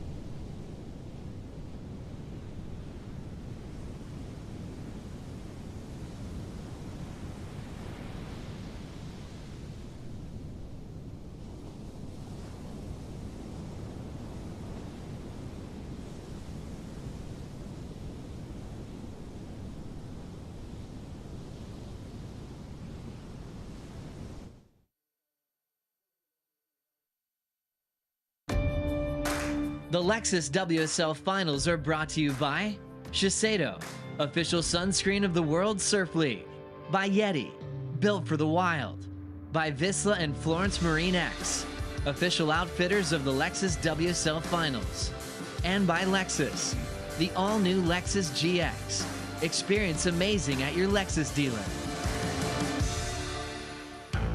We are still enjoying this beautiful weather and a beautiful day in Southern California, and all of our fans are too. Thanks for joining us on the Pacifico Fan Picks. Majority calling Italo for a win, 57% seeing the Brazilian move on into match number 2. And it's not just today from the votes. It's kind of been the talk of the last couple of weeks, really, Jesse, when we started talking to our friends at Surfline, seeing that it might be a smaller event that wave-wise than the last few years, because it's kind of been pumping for a few seasons out here in this format, and everyone just couldn't stop thinking about Italo Ferreira and what he could do in these types of conditions. I know, and I think also the fact that he was surfing so good in the practicing session, he was going faster than anyone. He was in a different gear. I was watching, everyone was talking about, so it builds that expectation. But once it's that 35 minutes, you know, you got to perform in that specific time and be on the best waves. And so far, he's been actually doing a great job, but it seems like Ethan's just a little step ahead of him every time. So let's see if he's going to be able to actually bring all that hype into himself now. A couple of big backflips off the stage this year from Italo, Richie. You know, and he actually said, "I'm back." Before he did the crazy rotation, I was actually worried about him when he landed in the crowd in Tahiti. But it was a huge feeling for him where he finally got a win again, because it's been tough for him the last couple of seasons to find himself back in serious world title form, not only winning in Tahiti, but also in Brazil this year. Yeah, this year's been a real comeback year for Italo. And there would have been some frustration around not getting those results and not getting those wins, and he'd be going, come on, why? You know, I'm still surfing really well, but, you know, sometimes the eye of the judges shifts a little bit. What they're after sort of changes slightly, almost a lean into that sort of power surfing approach that Ethan does so well. But certainly, you know, Italo looks like he's way back in form. The confidence is there. He's doing the backflips off the stage, and that's a real indication of where his mindset is. I like that he's actually being quite patient through this middle part of the heat here. He's trying to change that rhythm back in favor of him in terms of the sets, and he's going to make sure he's on the next best wave that comes through. Ethan Ewing with that nice, comfortable pace.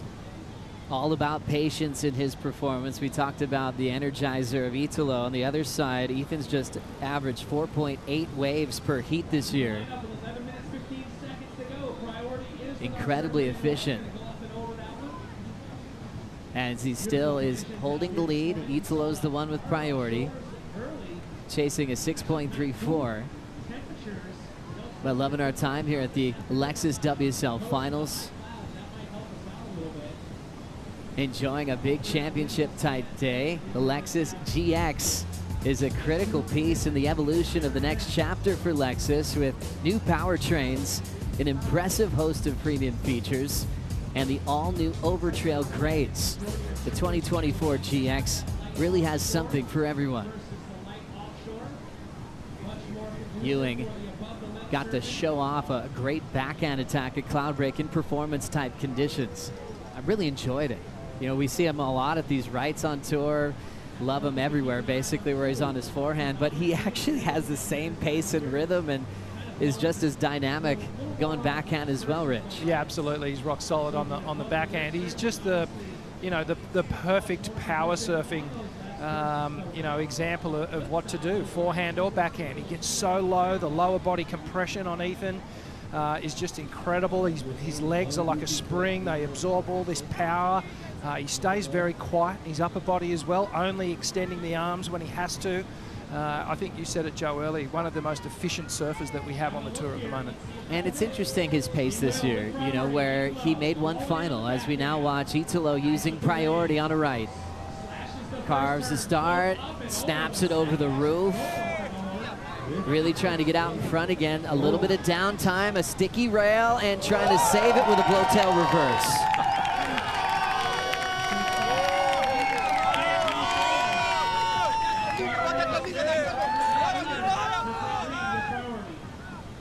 Italo sitting for a very long time with priority, was explosive on the finish. What about the flow on that wave, Jesse? Yeah, I think that's the first thing that comes to mind. I mean, after that first turn, the transition right there, he caught up a little bit, he got stuck. As we see it right here, he's gonna take off. Opening turn is beautiful. Nice carve down the line, and then as he floats, actually he does his board slide right there, he gets caught and he gets stuck on that session for quite some time. And then right here, he gets caught again, but regroups and finishes it off strong.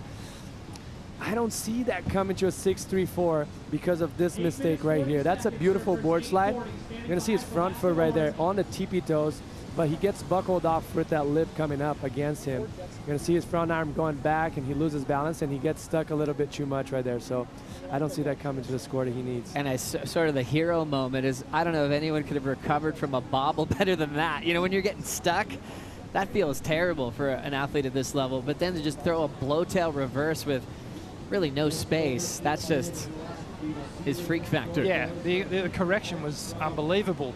But there were two hiccup moments along that wave. He tidied it up well. There was definitely drama, and he made it look spectacular. But I think I'm with you, Jesse. I don't think it's going to be the 6-3-4 that he needs. 7:50 on the clock. Italo chasing that 6-3-4. Strider, how do you feel about the Brazilian's energy right now? You know what was interesting is on his paddle back out, he looks, you know, obviously confident and ready for more. But a little note is that the surfers can see the Jumbotron on the way back out. So he's watching the replays of his surfing as he's paddling out, which is something with a huge benefit on the right-handers, to watch what you're doing, critique yourself and see what you need to do better, or love yourself and just pump yourself up watching yourself, which is what I like to do. You do. And so does Italo. Wow, he was very focused on the Jumbotron. And there's the score, 5.73. You always have the numbers from the tower. You're getting updates, but it's got to be even better when you can actually see what the judges see on that replay, and you could identify how you want to make your improvement. Totally, and I think that's actually a great sign for him. I think he might be coming up and riding here at his left. Italo looking at the lowers, left, look out. There's the wind up, tail chuck, reverse. But that's it. Judges love to see a big section under those airs. It was really flat. But it probably just feels good to get your motion down. He feels it. He doesn't have to think about that rotator. His famous punt that really brought him to his world title was the backside kind of helicopter that Italo does on basically closeout sections, where he'd actually position himself on waves that no one else is even looking at, like where probably a wave Ethan would even touch is probably a wave that Italo would want right now. And that was the point of difference that I was saying earlier. I guess he's up and red. Italo's got a wedge, extends the lofty air reverse. Driving into the top turn, flowing into another rotation on the inside. Beautiful combinations from Italo to absolutely light up the left. This is what I was mentioning just a little before. I was going to say it, like he needs to identify those critical point of difference. He's going to have the advantage against Ethan, and he just did that. That was great surfing for him. Looking at this air wind too that we were talking about earlier. A legend of the tour, Ace Buchan, said, hey, the more the day goes on, the more dangerous Italo's going to get with that breeze. Ethan's got to answer. Ethan Ewing, wow, big whip. Big, powerful whip to start. Nice pace again. Vertical blowtail reverse. Little stumble into a soft shoulder, and he's got to step out.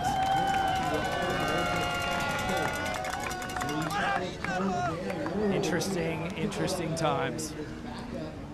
Well, double air for Italo Ferreira on that last ride, and he probably will establish priority. Looks like we might have a little bit of a paddle battle, but Ethan Ewing, he needed to extend on that 5.67, replace that lower score, which I don't think he's going to do on that ride. So we may indeed see a lead change. Strider, how is the crowd affecting these matches today? Oh, bingo, bango. Everybody's erupting on the beach. So obviously after Italo just did what Italo does, we've been waiting for it this whole heat. We finally got to see it, and the crowd just going nuts on the beach. So that was incredible. Guaranteed Ethan felt that and saw that and heard that. And then, you know, he's looking still comfortable, still confident, but this is the juxtaposition we wanted to see. Power surfing against technical surfing. It's on. Sets are coming. Sorry, it's on. That's right. Strider's got a paddle because there's a series of lines out the back. Last for Italo. 2 big pumps. Did get the lead. A 7.0. Had a real lofty air reverse on the start and finished with a rotator as well. Italo on a stretched out right-hand wall. Flowing through that section beautifully. Attacking it off the lip again. Driving into the end section and covering some ground. Italo, Italo, Italo. What a rhythm change from the nice, easy pace of Ethan Ewing. And Italo's taken all the energy of the last 2 waves. Yeah, real shift that's happened in the last 5 minutes. Italo on that left, taking the lead with the 7-point ride, and then just plucking that right-hander as well. Really smooth surfing. And with 3 minutes to go, pressure now building for Ethan Ewing. Really nice when you see a cool, refreshed pace from Italo. After a bit of a settler, getting the 7 on the left, put him into a great headspace, taking off on a beautiful ride. And yeah, just the momentum shift and how things turned out to be good to him. Let's start here on his left. He actually took off on that wave halfway through the point, identifying that critical section right there. Beautiful air. You're gonna see his foot shifting right there. Every time he pumps down the wave, he's shifting, and right here, just adjusting. He was kind of in an awkward position for that last air. He had to project it way into the flats and get very flat so he could land that. And then to the right ridge. Driving really hard, snap off the top. Lip gliding floater comes around the section. Another hit here, and then a big finish. Big roof drifting re-entry to finish off. Very difficult to do, and to keep control while you're actually riding on the roof of the wave is incredibly hard to do. But it was very horizontal in reflection, that wave. There was a lot of down-the-line maneuvers, nothing of real acute angle on it. So it'll be interesting to see where the judges go. This really reflects what we were talking about with patience with Ethan, and then the hyperactive Italo Ferreira. You look at 9 waves ridden for Italo and just 4 ridden from Ethan Ewing. Ewing still with the best numbers so far of the 8.33 that he opened up the heat with. Now with priority, just chasing a 6.34. Last wave for Italo didn't factor in. Here goes Ethan looking for a big lead change to keep his season alive. Coming through a couple of nice turns to start with a good pace. Comes down with the lip again. Out in front, nice clean rapid cutback. Drives through some clean water. Hits it off the lip with a tail slide. Jams it in the pocket again. Nice flow from the Australian. Needing to stay on his feet. Little lay back to chip it and finish on his feet. The Ewing camp is erupting. What a heat we have in our heads right now. This is crazy. Ethan finished that one basically dry docking it on the cobblestones on the Red Bull ski, driven by Ryan Hargrave. But Italo did get this wave out the back ridge. Let's have a look. This is the first time we're seeing it. Takes to the air, massive rotation on the backhand. And Italo sticks it, so just the one big giant maneuver, but it was an absolute cracker. And then Ethan from start to finish, Jesse. I mean, this is beautiful surfing. He connect that wave as well as you could. The only problem I see in this wave, that was a beautiful carve, but you see how shifty that wave is. It's kind of broken in the beginning. And then right here, it seems like he gets in a better pace. It slows down, and it hits the cobblestone rocks a little better, and then he gets in a good rhythm again. That was a beautiful blowtail. Nice snap right there, and he finishes off strong.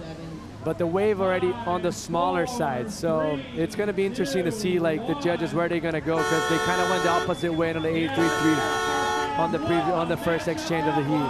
Well, we've run out of time for match number 1, but we still have some important numbers to work out. Last of Ethan Ewing coming in. It's a 6.5, enough to take the lead. Now we're waiting to see what Italo will get on that backside error. He needs at least a 7.17 to get into match number 2. Judges making their decision. Italo flips it on the last wave. A 7.8. And his hunt for a second world title continues at the Lexus WSL Finals. That was the point of difference. He needs to find those big sections and do big airs. Like you see it right there, one closeout, 7.8, that was great. That was incredible stuff, and well, progression being awarded, coming out the victor. Incredible surfing from Ethan Ewing. Unfortunately, we've lost both the Australians out of the draw. What a year for Ethan Ewing. Some amazing performances, but Italo just really coming back in this heat after a slower start. Remember, we're living in the era of the Brazilian Storm. The last 9 world champions, 7 from Brazil, including 5 in the row for the men's side. It's up to Italo to keep that streak alive. He's taken on Jack Robinson, the number 3 seed, in match number 2. Let's now send it to the stage with Chris Cote. Are you kidding me? Are you kidding me? Are you kidding me? Are you kidding me? Are you kidding me? Give it up one more time for men's match number 1. And now to introduce women's match number 2.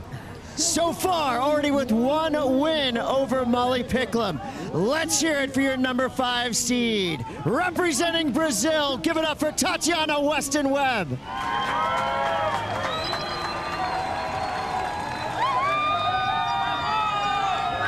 And her challenger.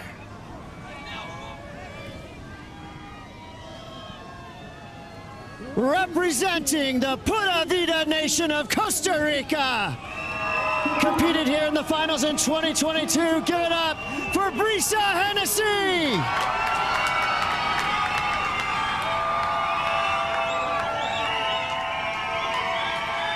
This is going to be a classic goofy versus regular matchup. Take to the lineup. Let's do this.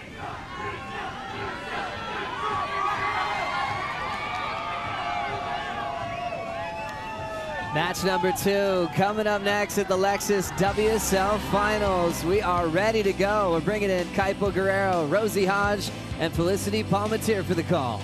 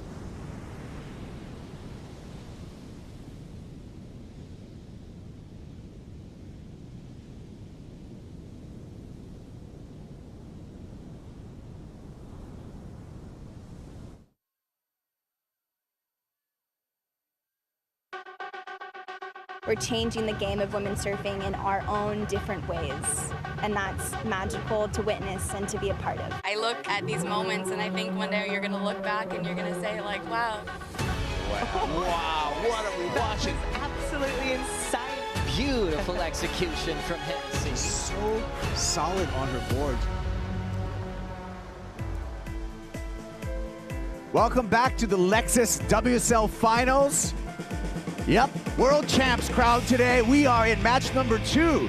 Number 3 seed, Brisa Hennessy, coming up against number 5 seed, Tatiana Weston-Webb. But what we've learned is that the seeding doesn't matter. It's about match play. Winner of each match moves on to finally that title match this afternoon to crown a world champ. Tatiana Weston-Webb already winning match number 1 over Molly Picklum.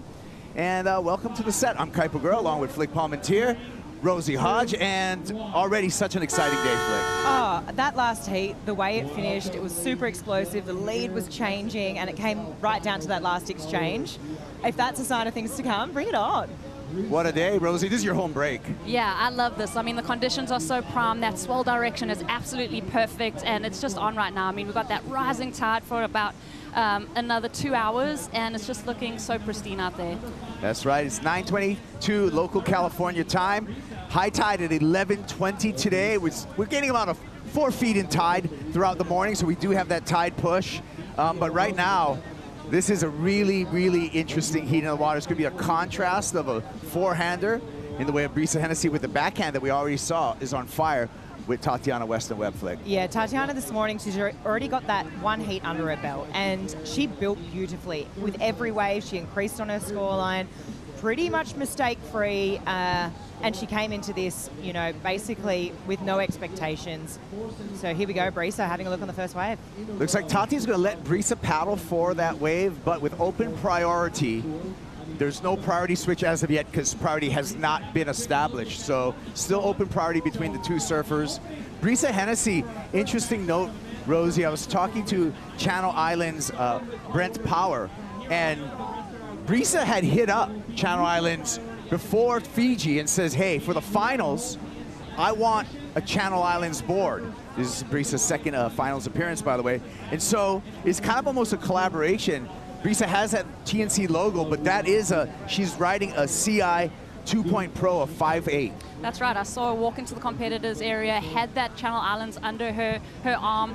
Brett Merrick is down there, Brent Power's down there. They're all here to support their lady that they're backing right now on that equipment. So it's great to see, you know, she's had that kind of, I'm in California, let me get on a California shaper board. It's looking good under her feet, but she's got a lot of experience at Lower Trestles. She's won here in the junior ranking, so she's been at the WSL Finals before, so she'd be feeling confident coming into this. Yeah, and also she's up against a confident competitor in the way of Tatiana Weston-Webb. Already won the match number 1 over Molly Picklum. Tatiana Weston-Webb, remember, made that finals flick over in Fiji to bump herself into this Final 5 and a potential world title. Yeah, she's the only surfer to have done that. No one did on the men's side. She was outside of that top 5 picture.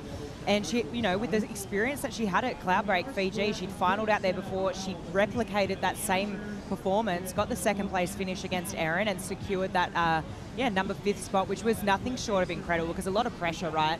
And yeah, to surf up into that spot, really impressive. Yeah, for equipment there, talk to Marcio Zuvi, 5.7 round tail. It's a 77 model, so that's a Felipe Toledo model that Tatiana Weston-Webb is rising. And that's a board that she's ridden all season, so it's an old favorite that she keeps going back to, so there's a level of comfort for Tati on that surfboard. We talked about exciting surfing. It was an exciting finish. Match number 1 was decided upon the last wave, and we're going to see Italo Ferreira move on into match number 2. Let's hear from Italo. He's with AJ. Italo, para fans, congratulations. That was so fun to watch. 2 completely different styles in the water between you and Ethan. You rode 10 waves to his 5. How did you tap into your unique energy to get the win? That was a fun heat against Ethan. He started with a good score, and then I was like, okay. And then I had like 7 point something, and I was kind of like low compared the other one, but I was like, okay, let's play the game. And then I had like a break between the sets, almost 10 minutes, and I was like, oh Jesus, give me more chance that I can like surf. And then yeah, I had like the lefts and the last right on the end, I made the air, and yeah, I'm super stoked and I'm excited for the next match, and it's gonna be a long day and I'm ready for that. Yeah, let's talk about that long day. Você tem uma energia única. Como isso ajuda você em dia como esse com muitas baterias? A energia vem de cima, acreditar no que é possível e ir para cima. Eu acho que eu venho me dedicando muito nos últimos dias, eu venho orando bastante. Sei que Deus tem algo muito bom para mim daqui para frente. Esse foi o começo e espero continuar nessa energia boa, nesse ritmo até o final do dia. Congratulations, see you in the next one. Thank you, guys.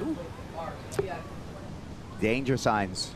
Italo Ferreira, we know he's got a ton of energy, and he does bring a point of difference, Flick, for the men, in that he's the only goofy foot out there. Yeah, and I said it this morning, I think if he'd won that his first heat, which he has, he's come out of the gates firing, he looks on point, he's fired up, he feeds off this energy, he feeds off that confidence. I feel like he has the potential to steamroll his way through to that title match. Yeah, I agree, Flick. I mean, just that momentum from that last heat with that win for his confidence. I mean, the free surfs, he was looking so good. Yesterday's practice sessions, he was a standout to me. And, you know, he's gone out there in his first heat and beaten Ethan in that back and forth battle. Right now, edgy start for match number 2 between Brisa Hennessy and Tatiana Weston-Webb. There's been a lot of sitting going on right now, and this is really when nerves start building up, Flick. Yeah, I think the nerves are going to be mounting, but you know what? It's the same for both women. No scores are on the board yet, so essentially they're basically surfing a 30-minute, just under a 30-minute heat. Just interesting on the positioning, right? I mean, you got to think no priorities established, but Brisa is on that inside for the right if one was to come through. So we're going to, time's ticked off, but it's the same for both women. Yeah, Brisa has sustained an injury. She had a laceration, a cut over there at Cloudbreak, Fiji. She's got some stitches in her foot. Those stitches remain in there. She's got it taped up. Brisa's saying, hey, my foot feels good. Everything feels good. The board feels good, Rosie. And so she's extremely confident. Now remember, Brisa Hennessy is a woman who's come through a ton of challenges in her life already. She got into this season as a season wild card from the WSL. Look at how she's exploited that this year. The most consistent surfer all year on the regular tour. Just incredible. I mean, making those quarterfinals, the third place finishes that she's been able to get. The only that result that sticks out is Portugal, where she actually had to withdraw because she ruptured her eardrum. So I'm going to give Brisa the Warrior Award because stitches in her foot right now from Fiji. She was supposed to have them out, I think, today. They decided to keep them in. I mean, she's like got bandages everywhere. She's just been so unbelievable this year. She's incredible. 8 quarterfinal or better finishes throughout the year. That's the top when we look at a regular season on the championship tour. She is #1 in that statistic, Brisa Hennessy. So such a strong performance and strong mind from Brisa throughout the season. And to add to that, Warrior, I mean, her performance in Tahiti all the way up until the final was just mind-boggling. So insane surfing from Brisa this season. Tati takes a look here. She's going to go left. Here's the opener for Tatiana Weston-Webb. Quick snap off the top. Has a longer radius carve for the second turn. Little fin release for the third turn. Working over this left-hander. So that's going to set the scale for this heat. What do you think about that opener? Interesting going left, but you know what? It did have a nice little cup out to it. The first turn was really well done, followed by a couple of carving maneuvers. I think she probably just wants to surf into momentum. I mean, if you think back to her previous heat, right, every wave she built. So now that she's got one on the board, maybe just settling a few nerves. Here's a replay, Rosie. I like this first turn, but yeah, she gets a little bit off rhythm right there as she goes for that bottom turn. She gets thrown off kilter. I mean, it's a nice one to just get the nerves away, but I think it says it all in her body language where she kicked off that wave and she did that little kick with her foot and kind of did that little posturing as she was paddling back out. I don't think she's thrilled with it. That's it right there. There's a lot of kind of refraction with that wind swell coming up the left, so it's a lot to contend with. Yeah, not only do we have the southwest swell, we do have a touch of that northwest wind swell as well. So being a lowers regular, Rosie, what does that mean for the left? Yeah, it's been interesting because you have seen that texture kind of come up the face. So you've got to think about, you know, with those two swells, coming at you, you've got to go over that lump and bump. You'll see the wave sometimes break into two, so you've got to negotiate whether you take the high or the low line. But it's good conditions. We're going to have that south wind kind of pick up through the afternoon. I think that's going to give it a little bit of a coping. We could even see a glass off just with this low cloud coming in. Yeah, that's fingers crossed for that. We got a lot of people who support us here at the Lexus WSL Finals. Let's hear from one of our supporters with AJ McCord. We're in the Red Bull Athlete Zone with Dr. Kurt Armstrong of Hogue Health, partnering with the WSL for the Lexus WSL Finals. Can you guys tell us just a little bit more about the great work you're doing in Southern California? Yeah, of course. Well, good to see you again, AJ. And we're down here. Hogue Hospital is a sponsor of the event. And we're watching everyone kind of on their journey to becoming the next world champion. We have Olympians in the water. We have former world champions, future world champions. We got them all out there. And Hogue, you know, we're devoted to helping people on their journey, in their healthcare journey. And here in Orange County, we have 2 major hospitals. We have an orthopedic hospital. We have urgent care centers, primary care physicians like myself. And so, you know, we just really are here, and we want to tell everyone out there that when you're ready to go on your healthcare journey, go to hogue.org, look around, see if there's a doctor that you think you would click with, make an appointment, and come on in, and let's start that journey together. Awesome. Thank you guys so much for being here. Yep, we love it.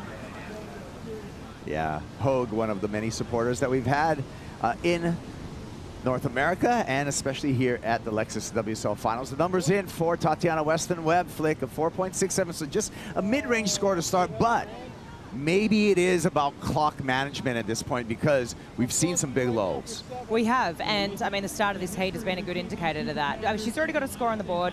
You've got to be thinking that she's probably going to drop a better one than that, so it could potentially, with so much time shaved off, it could end up being a backup score, right? However, let's just go rewind in history, that last heat, how explosive it was at the end, just how quiet this one's been at the beginning tends to mean that there's going to be a pulse towards the end of this. The ocean works in rhythms. Yeah, taking a look into the Red Bull Athlete Zone, and Italo Ferreira just reviewing some of his waves on the WSL app along with Reynos Hayes there. Taking a look back at match number 1 and really dissecting everything that went on there. And Reynos, that's just a wall of love right there around Italo Ferreira, Rosie. And it's such a yin and yang. I feel like Italo has this big energy, and then Reynos is that calming force that just says, okay, let's take a deep breath. Let's go back, let's review the tape, and let's just stay calm. Keep that bubbling under the surface. Great insight. I agree with that. The dichotomy between those two different personalities. Completely. I think it's a good match. I think Reynos definitely mellows him out. I feel like we've seen that throughout the whole year. Italo still, you know, usually generally has that big circus around him. He feeds off that energy. It's a little bit smaller, and I feel like it's obviously working for him. Here we go. This is Brisa Hennessy with priority. Good looking right on the way, and it looks like Brisa's going to activate on this one. Opener for Hennessy. Just a quick carve to start. More wall down the line, really hacks that second turn. Hennessy looks this oncoming section, meets it with some power. So feeling that Brisa may be having the best of that opening exchange, but I'm going to go to you first, Rosie. What do you think about that one? I mean, I love that first look of Brisa. That board's looking alive. She looks like she's fired up. I think it's going to be a pretty kind of similar to Tati's wave, maybe a touch better. You know, had some big moves, could have pushed a little bit harder, I think, on that Ed maneuver. Yeah, I would have to agree with you. I think great, like good wave selection, and props to her for waiting. This first turn, obviously out in the open face. She then jams it in the pocket here for this layback. I love that variety, but then she goes to this layback again, and look, I'm just being hypercritical here, but that layback hack is, look, it looks, this one here I absolutely loved. I feel like this was critical and done in the right section. The last section, I know it was an oncoming one, so it feels good to do it. However, sometimes it's sort of looks more explosive and technical than what it really is, if you know what I'm saying. I don't know if I'm doing a good job explaining that. Yeah, you kind of lay it on that rail, wait for the wave to push you back. I think it's definitely going to be better than Tati's. Same. We'll see how much higher it goes. I mean, for the first look at Brisa, she's looking on. We talked about Brisa Hennessy and her solid season, Rosie. We talked about 8 quarterfinals. That's number 1 in her placing. That was a season for Brisa. To live action here. Good looking wave for Tatiana Weston-Webb. Couple of hangers on the backhand, make it 3. Fill in the closet there. Tatiana Weston-Webb.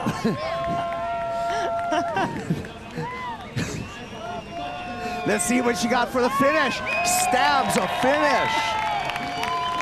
That's how you come back. That's how you fill the closet with a couple of hangers. That was beautiful backhand surfing. It was explosive. It's the best wave we've seen from Tatiana all morning. Those first few maneuvers perfectly timed. And look, I mean, it's got to be big, right? With that last score of Reese's dropping. Yeah. 6.17 for Brisa Hennessy, but we're waiting for a big number, I think, for Tatiana, Rosie. It's just okay. That just illustrated our point, because we said about Brisa's wave, it's a good wave. It's a trusty wave. It's a 617, but then Tati takes off on this one. This first section, I mean, the way that she held herself on the bottom, released that tail, huge maneuver choice, and then just lining that wardrobe, like Capo said. It's so fun to see someone when they, like, Tati looks comfortable, she's confident, and she's doing the surfing that she's capable of, and it feels like she's gaining momentum. She won against Molly. Good little finish there. Yeah. I love this in slow motion, Flick. Perfect timing. It's precision, it's on point, and this has just got to be, you know, at least a point or two better than Brisa's. Just super beautiful surfing, and just demonstrates how refined her backhand surfing is and how on point it is this morning. Yeah, and just clutch finish, finishes it off, exclamation mark, fist pump, and a 7.5 for Tatiana Weston Webb. We'll take a look at all the numbers from the judges. Pretty unanimous.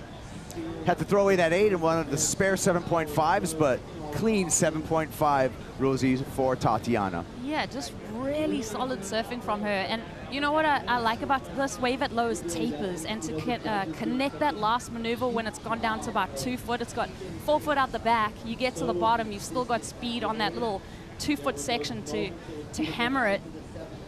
Yeah, she's looking like she's got the endurance right now.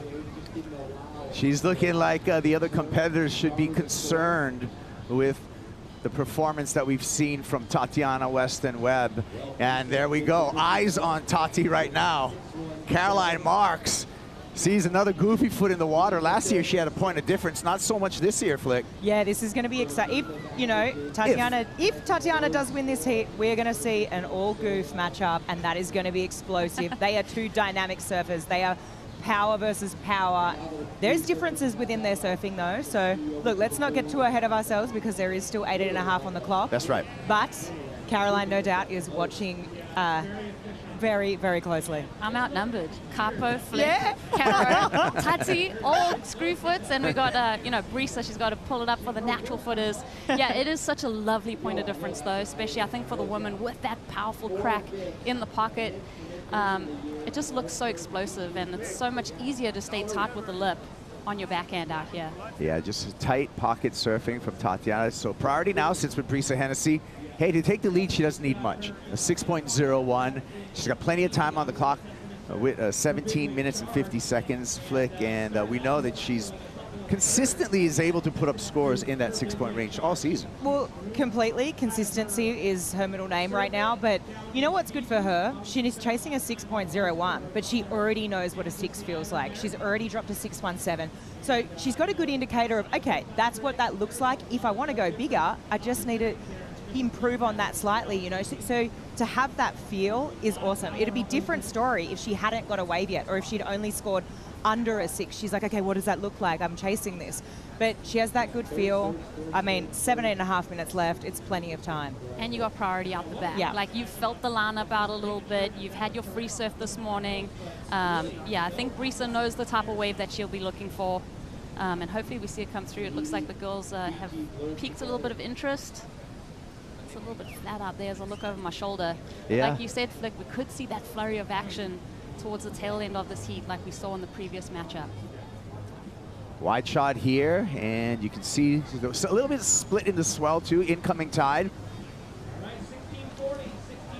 And Tatiana would love to just sell Brisa Hennessy on a less than average wave, but probably not going to happen with someone like Brisa, who's spent 5 years on the championship tour. Only one, which surprises me on Brisa's consistency, that she only has one CT win on 5 years on the tour. But when you look at her average placing, it's really high. So I guess that's the barrier, Flick, is to get past, you know, just being consistent and solid, and to show some flair and win events. Yeah, I think it's a funny mindset thing, and I think as we see a set starting to roll through, both women looking pretty interested. We talked about flair. Let's see if we can get one lit up here with Brisa Hennessy. Here she goes, opening, nice carve. CI 2 Pro looking sharp, cuts that next turn short to make through this section, and grasping for green and not able to find more open face, Rosie. Yeah, that was really tricky. It looked like such a nice wave. It was that perfect size to hit the cobblestones and had a nice cupped out section to it. But like we said, the wave's gonna kind of break into two. It's got that kind of wide section that closed out on her.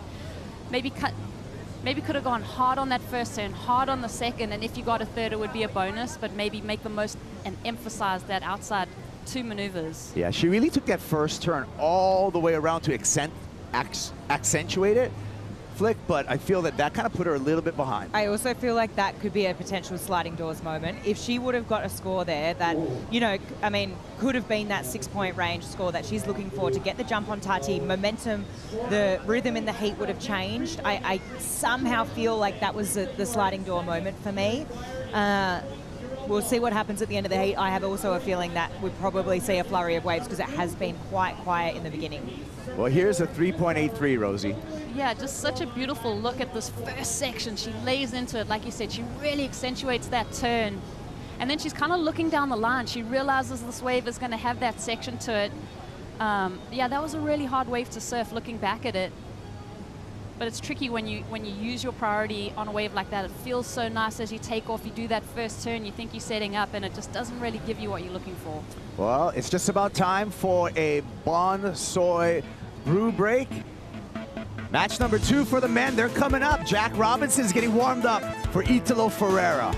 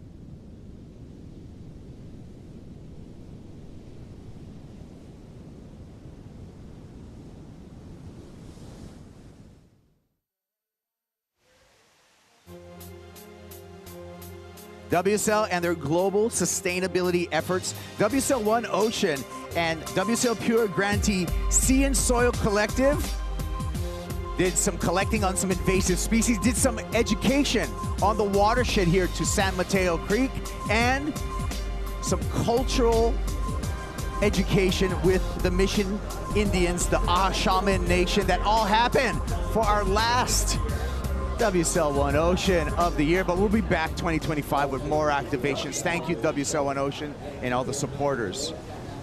And San Mateo Creek created this beautiful cobblestone A-frame that we're here at Lower Trestles, Kuiper Girl, along with Flick Palmentier and Rosie Hodge. We're in match number 2 for the women, and Tatiana Weston-Webb on the lead, Flick. Yeah, and with, I mean, both women, look, it's telling, right? They've only caught 4 waves. It's a sign that things have been slow.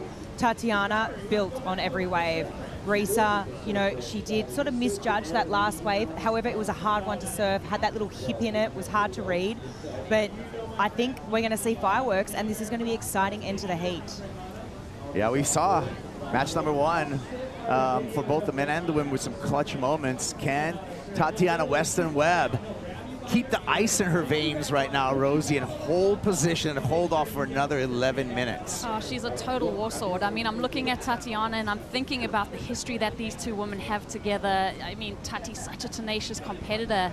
Breesa's the same thing. I mean, they're both so lovely on land, but they are, I mean, it gets nitty-gritty out there, and I think as we get into, you know, the final 10 minutes of the heat, as we see flurries of action, things are going to get intense. Yeah, Flick, you got to think about Tatiana also, where she's got momentum, and momentum speaks to something. Momentum from Fiji, momentum from match number 1. I feel like she's kind of rolling downhill and gathering steam. Oh yeah, it speaks volumes, there's no doubt about it, and she's continuing with that.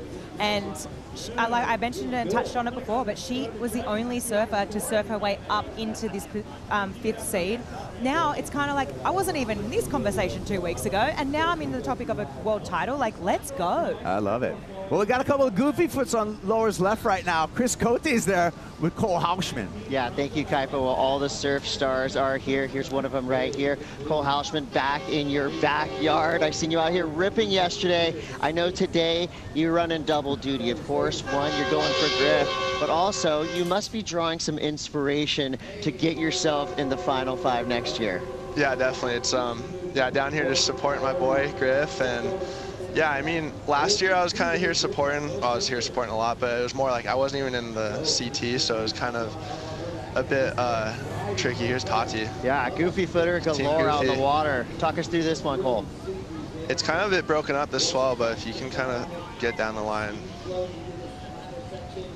this thing's going forever. Right, wow. So Tatiana Weston Webb, final snap right there, still going on. All right, Cole, so give me the quick update.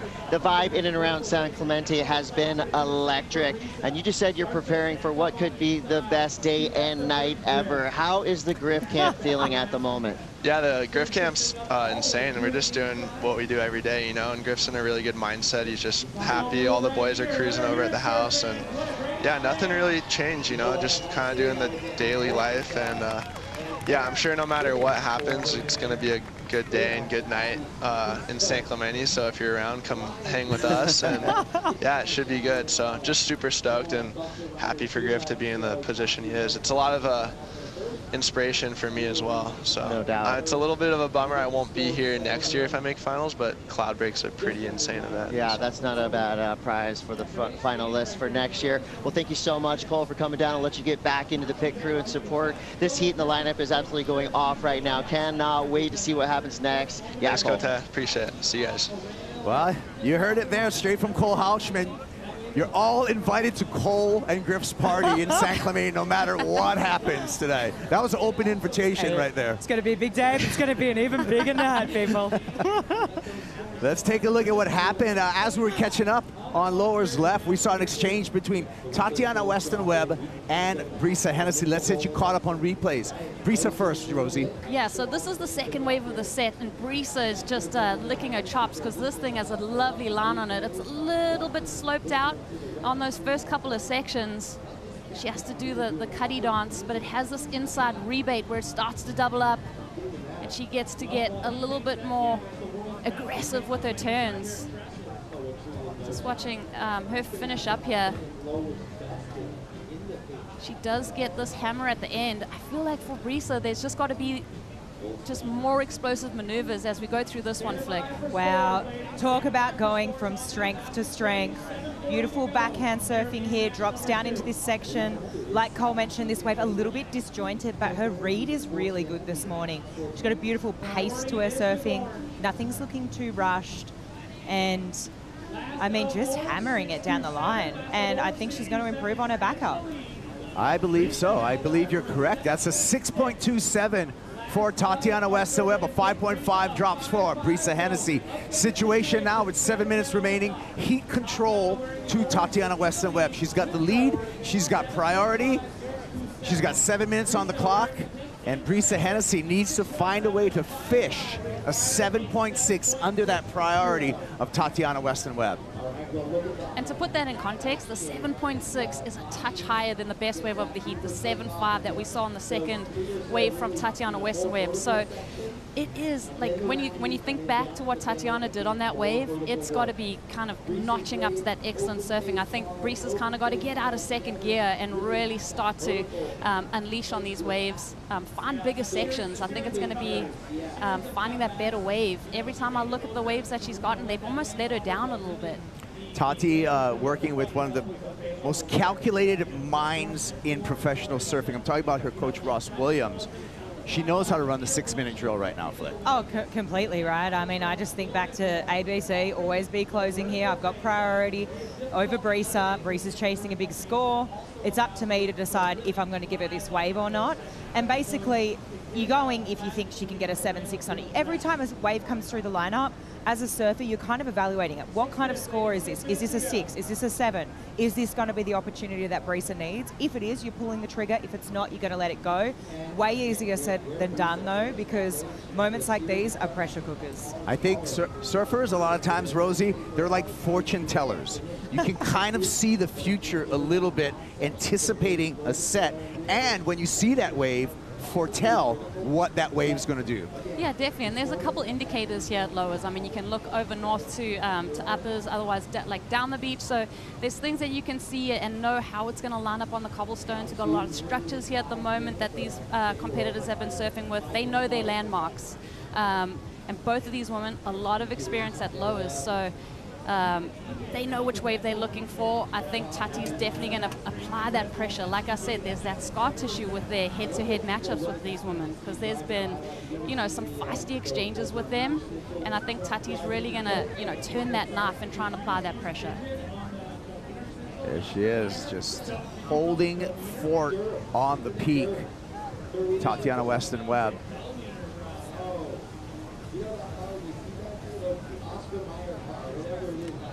Let's take a look at what's happening in the Red Bull Athlete Zone, and this is actually a pretty touching moment right here.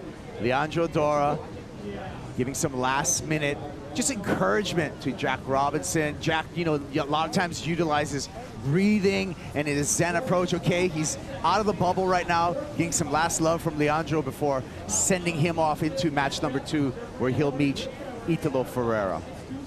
Yeah, that's a really, really big matchup, and two totally different energy exchanges there. Jack, absolute Zen master, cosmic person, but coming up against someone like Italo's, there's all this momentum, and he wears all his energy is out on his sleeve. You know, he's not disguising that. So that matchup, real contrast there between the two, and you know it's going to be fireworks.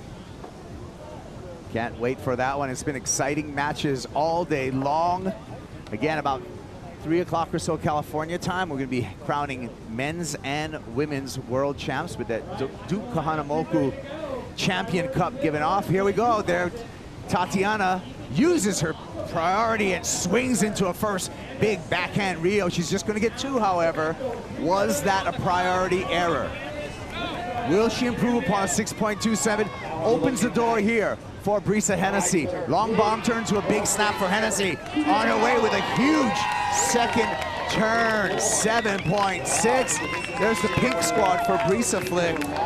Hey, I go, look, and Ross. Oh, he's stunned. Okay, wow. Stunned. It was a good sell, that first wave by Brisa to push Tati to go, but I don't know if Tati's going to necessarily improve on her situation. Now, you just got to ask yourself the question, right? Brisa's chasing a 7.6. Is it the best wave of the heat? Yeah. You know, compare it to Tatiana's 7.5. I want to see a replay. Let's check out our IC replay, and you be the judge. First, the sell here, Rosie. Yeah, I mean, Brisa did so well to sell this. I mean, Tati utilizing her priority. Beautiful first turn, second turn hammer. And then it kind of ejects there, but the wave behind, the second wave of the set, really draws off the cobblestone so nicely. Love that first turn from Brisa. Tight in the pocket, second hammer. Combination of major maneuvers. It's all there. I mean, it's gonna be very, very close. This. Yeah, nice snap there, and really put all into the finish. Question was it a 7.6 for Brisa Hennessy? Let's find out and see what the judges' scores are. And it comes in, Flick, just under flat 7 all the way across. Look, big score for those 2 turns. Judges obviously really loving that 2-turn combo. Very strong. The second turn was explosive. She needs to chase another wave now. She's done a good job at making that requirement less, and here she goes. Here she goes again. Less of a requirement, a 7.68. 6.78, I'm sorry, and she throws that away. So regardless of the number, that's not going to be the 6.78 that she needs. Down to 90 seconds. with the time remaining, and just for Brisa to sniff out that medium-sized wave, I mean, good tactic from her. She gets thrown off the rhythm on that first maneuver, but I like the intent. I like how live she's looking. Can she sneak another one in with just a minute? Again, she needs a 6.78. And I feel that Tatiana should be closing in real soon on Brisa's wear-out. There you go. There you get Tati guarding the peak flick. Yeah, Tati's not silly here. You can see her looking over her shoulder right now, just getting a gauge on, okay, what's Brisa doing here? Is she trying to get a bit of space? But it also looks like to me that there might not be, maybe this one little bump swinging through the lineup now. Brisa might actually get a chance to swing on this thing. Tati too far out. Yeah, Tati showing no interest whatsoever. Brisa, like you said, Flick, looks interested. Inside runner for Hennessy. 6.78 is what she needs. Flows through that first section. She's not going to get anything on that one. She's going to take this one in and concede. So it will be Tatiana Weston Webb comes in as the number 5 seed, and now she's going to find her spot in match number 3 up against Caroline Marks. Tati continues to roll through here at the Lexus WSL Finals. Take a look at our brackets here, Flick, and Tati just climbing those brackets. She's going to be in match number 3. Momentum, momentum, momentum, and she is running with it. I mean, we're going to see an all-time matchup. 2 goofy footers taking on each other. Caroline's been waiting and watching this unfold. Caroline's my pick and my favorite here. I feel like, obviously, home ground advantage. It's going to be a cracker of a heat. Let's get our introductions for match number 2. We're going to go to the main stage with Chris Cote. All right, are you guys ready for another surfing superheat? Our number 5 seed is on fire. He's 3 Red Bulls in and he's ready to rip. Let's hear it for Italo Ferreira!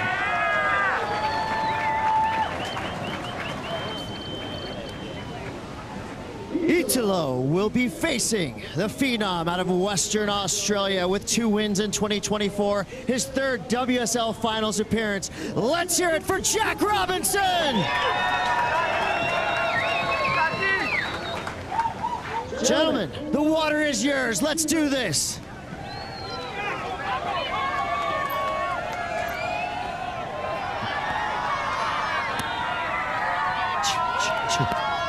Don't go anywhere. We're going to be back with a matchup. It's going to be Jack Robinson up against Italo Ferreira. Match number 2 after this.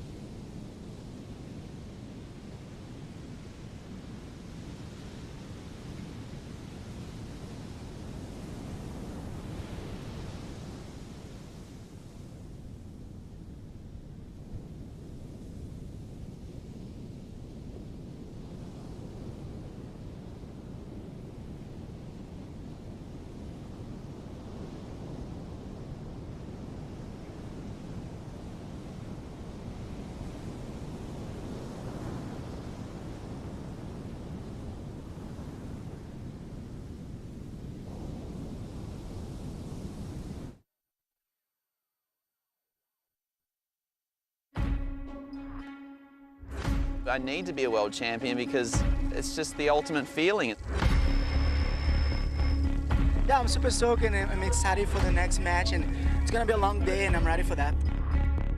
Reckless abandon is what Italo Ferreira is. It's so fun to watch. Here comes Robinson laying down that rail. Jack Robinson going straight into the barrel. Mr. Auto Magic.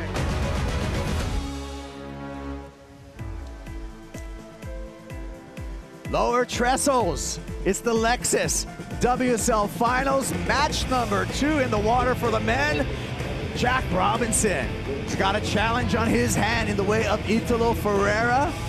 And this is going to be one to watch. Regular Foot versus Goofy Foot. Both of them, their 3rd showing in the WSL Finals. Grudge match, I would have to say, when we talk about this matchup out in the water. And a contrast of personalities, a contrast of styles between these two. Waiting for the start here. 5, 4, 3, 2, 1. Clock is set now at 35 minutes and counting down between these two. Ferreira already surfing through match number 1, where he took out Ethan Ewing, now matching up against another Australian in the way of Jack Robinson. Thank you for joining us. I'm Kaipo Guerrero, along with Flick Palmentier and Jesse Mendez. Jesse, what do you think about this matchup right here? Italo has been pretty on fire so far today. I feel like I'm going to sound like a broken record, but Italo really brings a different perspective into everyone else in the lineup today. First of all, he's on his backhand, and he's faster, drives off his back foot a little bit more, like gets vertical a little bit more because he's on his backhand, and he's very progressive. On the other hand, we're going to have Jack Robinson drawing massive power lines and actually can mix it up in the air very good as well. But I think it's always going to be, if Italo keeps making heats, it's always going to be kind of that situation where he's going to be a completely point of difference from the other athletes. Yeah, well, let's take this conversation out into the water with Strider Wazalewski. Thanks, guys. Yeah, you know what? Interesting to start this heat. We got Italo. He's all up in Jack's grill, paddling around him, finding position, kind of trying to get Jack out of that zen state that he's always in. You know, like Jack just sits in a rainforest with little drips of water going by. It's just a zen garden, and that's where he lives. And Italo doing everything he can to get him out of that zone. It's going to be hard to do, but I think the beach is going to erupt for both of them, and I can't wait. It's going to be super fun. A little heat before the heat. Yeah, just as anything else, it's a very mental game between these two. Here we go. Potential opening exchange. Ferreira with the inside, and actually Jack gets this right. Swoops the sharp eye through a big opening turn. That's all he's going to do. He's going to turn over priority now to Italo Ferreira. Ferreira looking left. He's been looking at the ramps on the left all morning. Throws that one up there. Easy air reverse for Italo Ferreira, but gets nothing else. So, opening exchange, in the context of the performances that we've seen off of these two surfers, Flick, pretty inconsequential. I'd say so. I mean, although Italo's maneuver was of higher risk, obviously going to the air, Jack's opening carve looked really strong as well. We've already touched on it, but these two guys, totally different approaches. Italo, though, he's got this momentum from this morning, and I just had this funny feeling if he got that first heat win over Ethan, he would just continue with the momentum. Let's see, this is what Jack got done. Opening wave, I mean, you couldn't have carved any higher in the lip there, but that's all she wrote on that first wave, and then Italo on the left. Jesse. Yeah, that was a great, just progressive turn there for Italo, but I don't see both of these waves playing out to being their top scoring potential on the end of this heat. But look at the footwork right there. That front foot moving so much forward and also bringing the back foot more into the middle of the board to give that stability as he landed and rode out perfect. But he needed more on that wave in order to get what he was probably looking for to start the heat. So I guess if I'm looking at it, both surfers started off with a mistake. Like, obviously, they're getting all the butterflies off their stomach, but yeah, they could have been a little bit more selective. Yeah, we're impressed by Italo, but we know what he can do. And so, by Italo's standard, maybe just half speed. Italo, of course, our 2019 world champ. He wants another world title, and today is the day for Italo. Italo wins that first exchange and wins that first exchange. You can see on the scoreboard by 4 points. 6-point ride for Italo. Okay, I think looking at that, I was like, whoa, as I was seeing that score drop. But judges appreciating how tail high that air was. Finds the backhand now, drifts the fins right out the back. Quick on the forehand, quick on the backhand. Italo Ferreira, very versatile, looking electric right here. A lot of energy. Tries to flop that finish though, and just goes loose there. So Jack with the comeback here, throws it up and throws it away. That's interesting to see Jack with 2 mistakes right off the bat. It's the type of guy that usually is on point. Like, it's very selective, don't commit, don't ever make any mistakes. So it's interesting to see. Probably like that butterflies of being in the finals, you know, getting the best of him so far. And Italo, since he already started, had a heat, went through, he kind of warmed up, so you get that off of your back. Yeah, you can see Jack Robinson on the power back out. We saw that graphic, like 7 CT wins. He's won 7 CT events in a short 4 years on tour. Really impressive numbers by Jack Robinson. Yeah, what he's achieved has been incredible. But just to speak to what you were saying, Jesse, before, I mean, I caught up with Julia just before, and she was saying that Jack was up at 5 a.m. this morning, and he got on his bike, he rode down here, he had his free surf, so he's been waiting around for a long time for his heat, right? He's been watching what unfolded in that title, in the first match between Ethan and Italo. And I mean, even on that last wave there, speak to what you were saying, he's just so fast, Italo. And so Jack, maybe a few little nerves, that maybe what we're seeing, just waiting around since 5 a.m. basically to get the show on the road. Italo Ferreira with a 4.5, the goofy foot looking sharp. Another sharp looking goofy foot. Into match number 3 is Tatiana Weston Webb. Let's hear from Tati. She's with AJ. Tati, you just continue to roll here on finals day. You told me after the first match that you're just playing with house money, which has freed you up. How did you feel that against Brisa? Yeah, Brisa just had such an amazing year. What an amazing person, other than just a great surfer. You know, she's grown up by my side, and it's just been such a pleasure to see her. She's amazing, just amazing. But yeah, knew it was going to be a really hard matchup because she looked on fire and she looked loose and like she was having fun, and I just tried to stick to my game plan, you know, have fun and nothing to lose, and working on that bottom turn, top turn. Yeah, you have another match coming up para o Brasil. Como você preparará para na próxima bateria? Eu vou relaxar pouquinho, bebe uma água, talvez rockstarzinho, e bora com tudo na próxima. Eu vou continuar torcendo pro Italo também. Parabéns, see you in the next one. Valeu. Yeah. Drinking water and Rockstar, right? That's what's going on right there. I guess she said she was going to rest a little bit and keep focus and drink some water and Rockstar and whatever she has to do to get another heat. I caught the Bebe Agua part, so I'm working on my Portuguese. You are. All right, so 4.5, Italo Ferreira with a 6-point ride. We saw that throwaway for Jack Robinson. Jack, I talked to his shaper, Marcio Zuvi from Sharp Eye Surfboards. Jack came here with a batch of Sharp Eyes made. Then they saw the forecast, and they made another couple of boards for Jack Robinson, Marcio. They turned it around in real quick order, and Marcio was telling me what he added was more concave, a double concave through his board for more lift in these Southern California conditions. And he says, Marcio says, the challenge with shaping for Jack is to have looseness and that speed, but you have to have that hold too because he's such a powerful surfer. Marcio says it's easier to shape for Felipe Toledo because Toledo's very light-footed and predictable. So some last-minute equipment adjustments by Jack Robinson as we see him here on a long lowers. Right wall, pops it up, and again is unable to complete that maneuver. Yeah, that was a tricky wave to read. It was a smaller wave. You could see it came in, it had a real wedge to it. The right really had this long wall, the left had 0, and it had a couple of hips in it. He gets through that first turn, and then I feel like he's looking and forecasting down the line, like, what do I do here? I know I haven't had a turn of consequence yet, let's go to the air, and obviously not sticking it. Yeah, let's hear from Strider Wazalewski out there in the Pacific.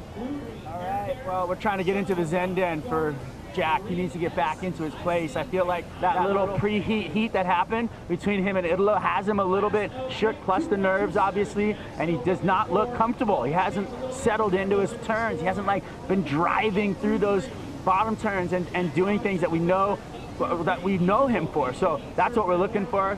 Hopefully he can settle back in and get comfortable, because right now Italo's looking fire.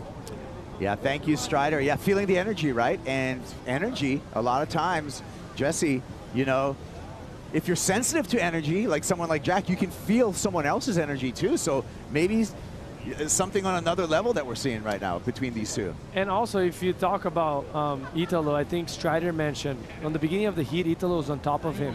And not even just because Italo's trying to get in his head, but that's just his personality.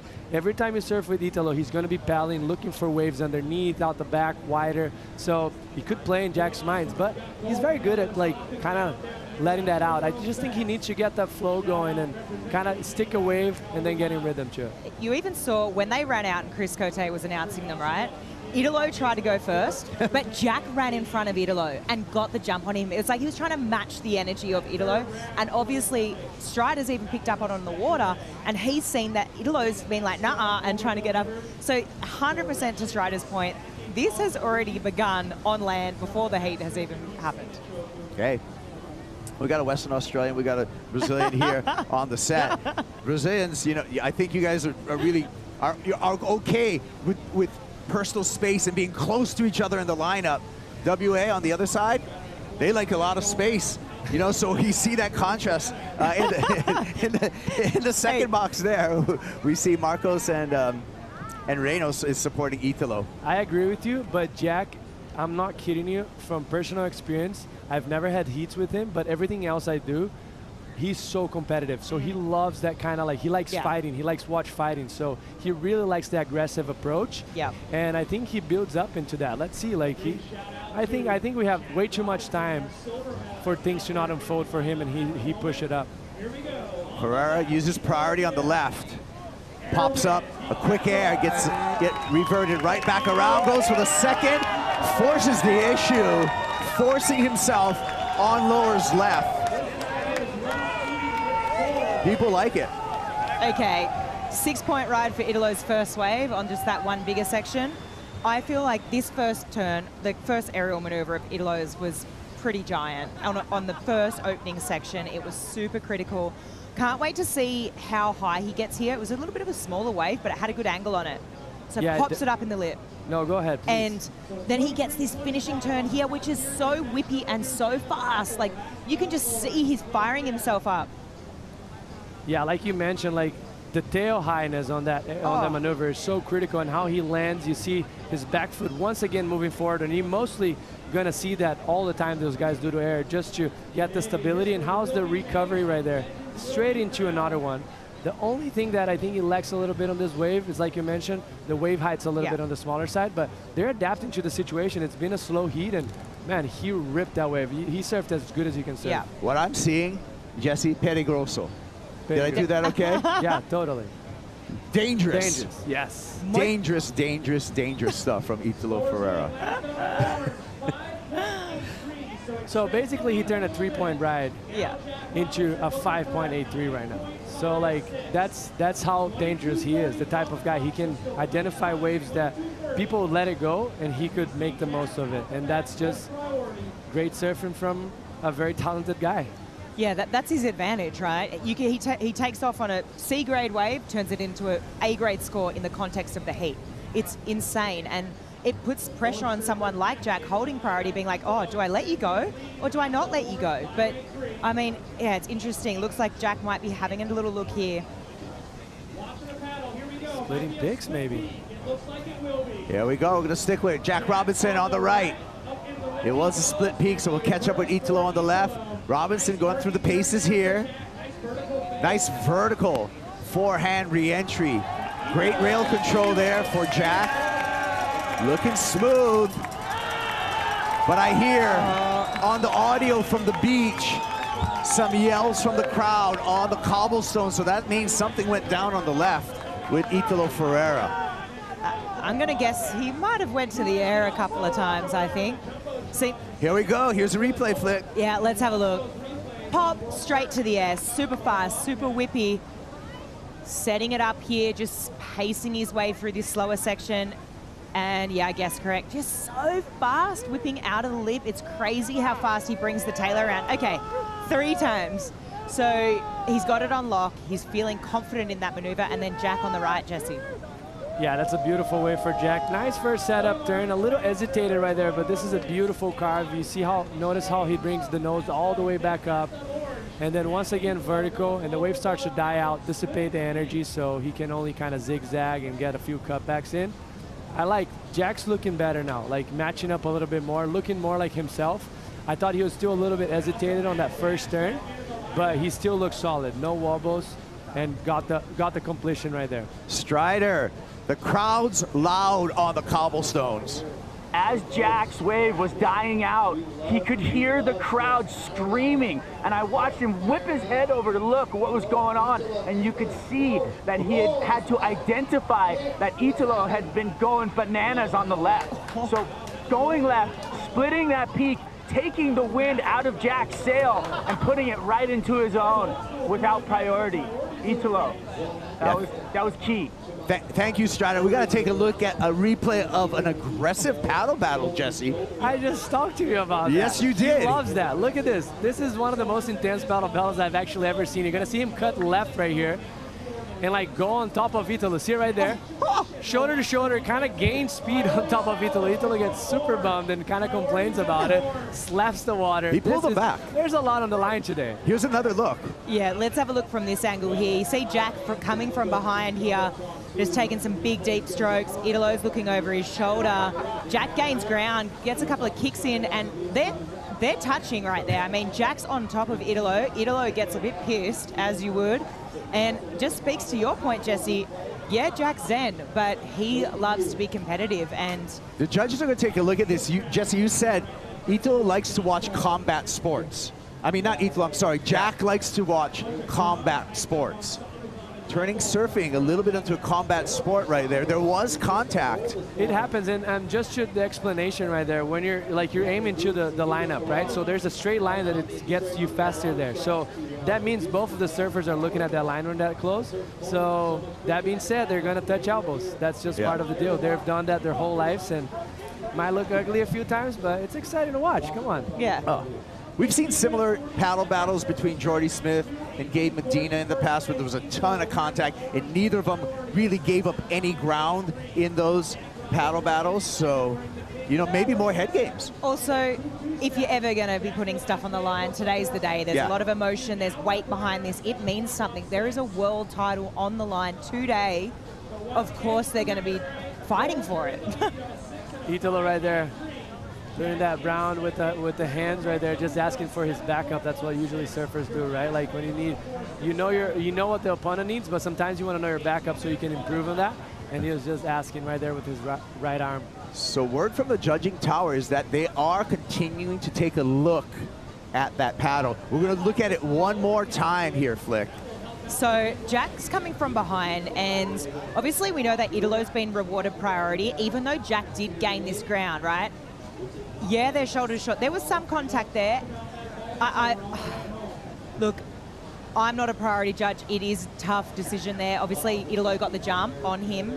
But like you said, Jesse, they're both angling on that same line. It's inevitable that you're going to brush shoulders. Yeah, when you're that close, you have to. Like, or you either give it up and have the other person get priority. But, yeah, in that occasion, Italo getting the reward because they surfed actually the same wave.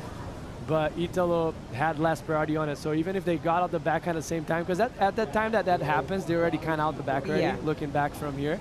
And they just rewarded Italo because that's how the rules go. Yeah, exactly. Just that contact and pushing Italo back.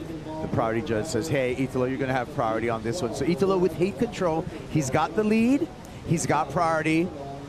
7.16 is the need for Jack Robinson at the moment. But there's a ton of time on the clock, 16 minutes and 40 seconds, so 16 and some change for Jack to get that score. Let's take a look at the different camps here in the Red Bull Athlete Zone, Flick.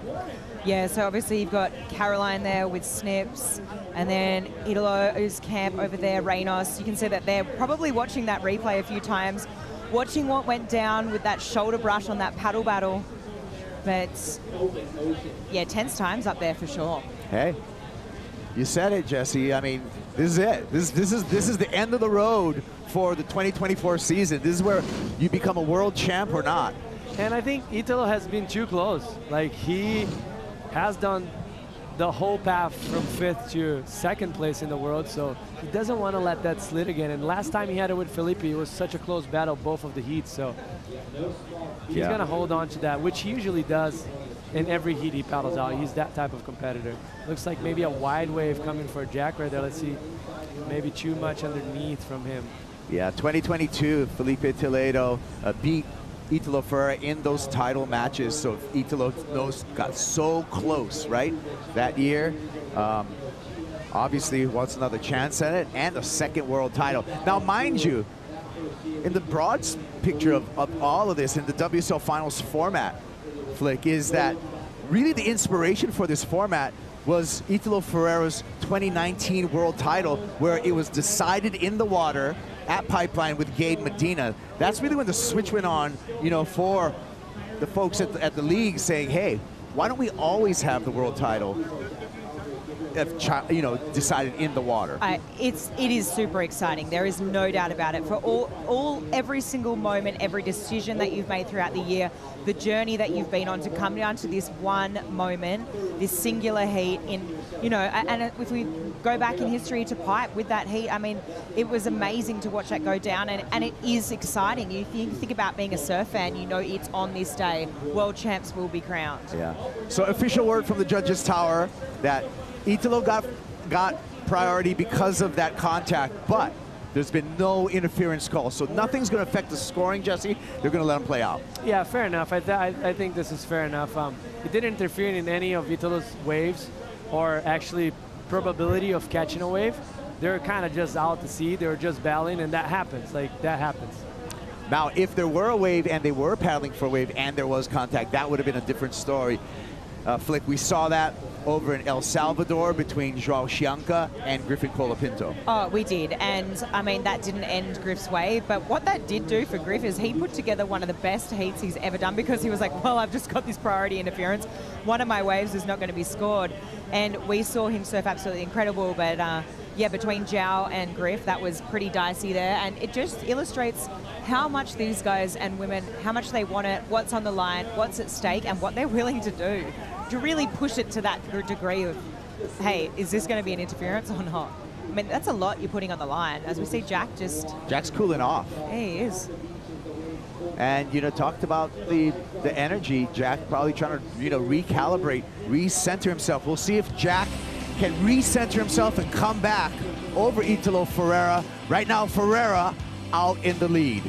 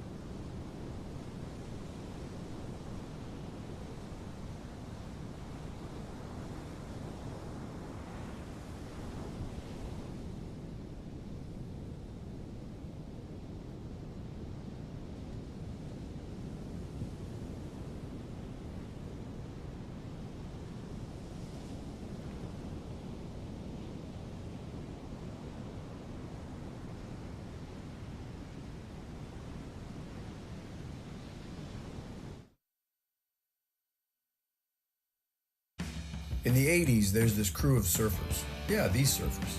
They decided to draw a line in the sand to protect the waves they loved. From that first wave saved, the Surfrider Foundation has grown into a coastal protection powerhouse.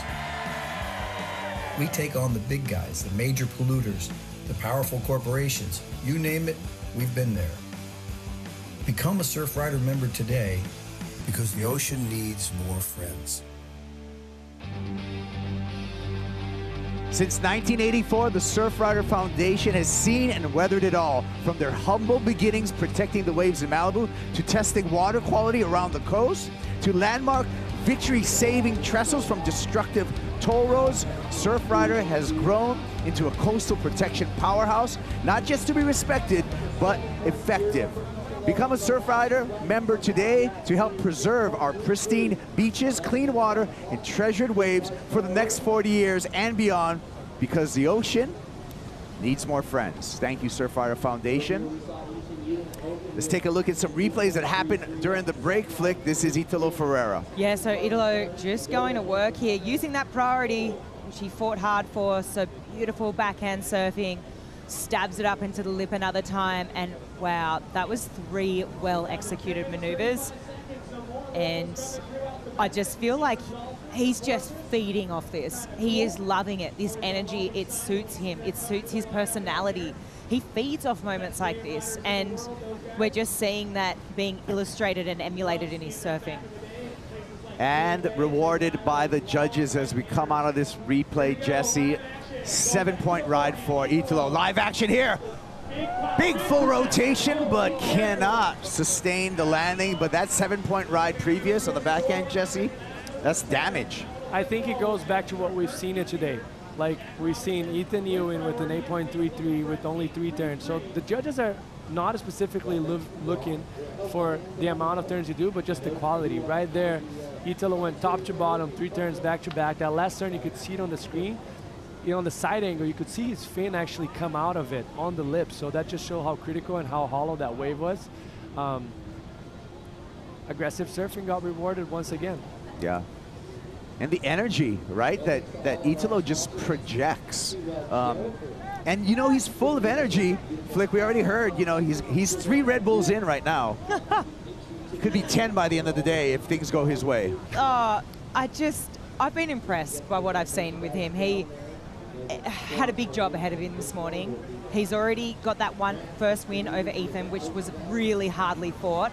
And I've said it already, I sound silly, but it's like he is feeding off this. He is loving this energy. He's loving the battle. He's got this beautiful momentum and he's running with it. There's a stat that Italo and Jack Robinson share for the 2024 season. As we look at men events win, Jesse, Italo and Jack, as well as Griffin, with 2 wins apiece this season. That's huge, and what catches my attention actually is John having won and sitting in first, actually with a huge gap in front of them.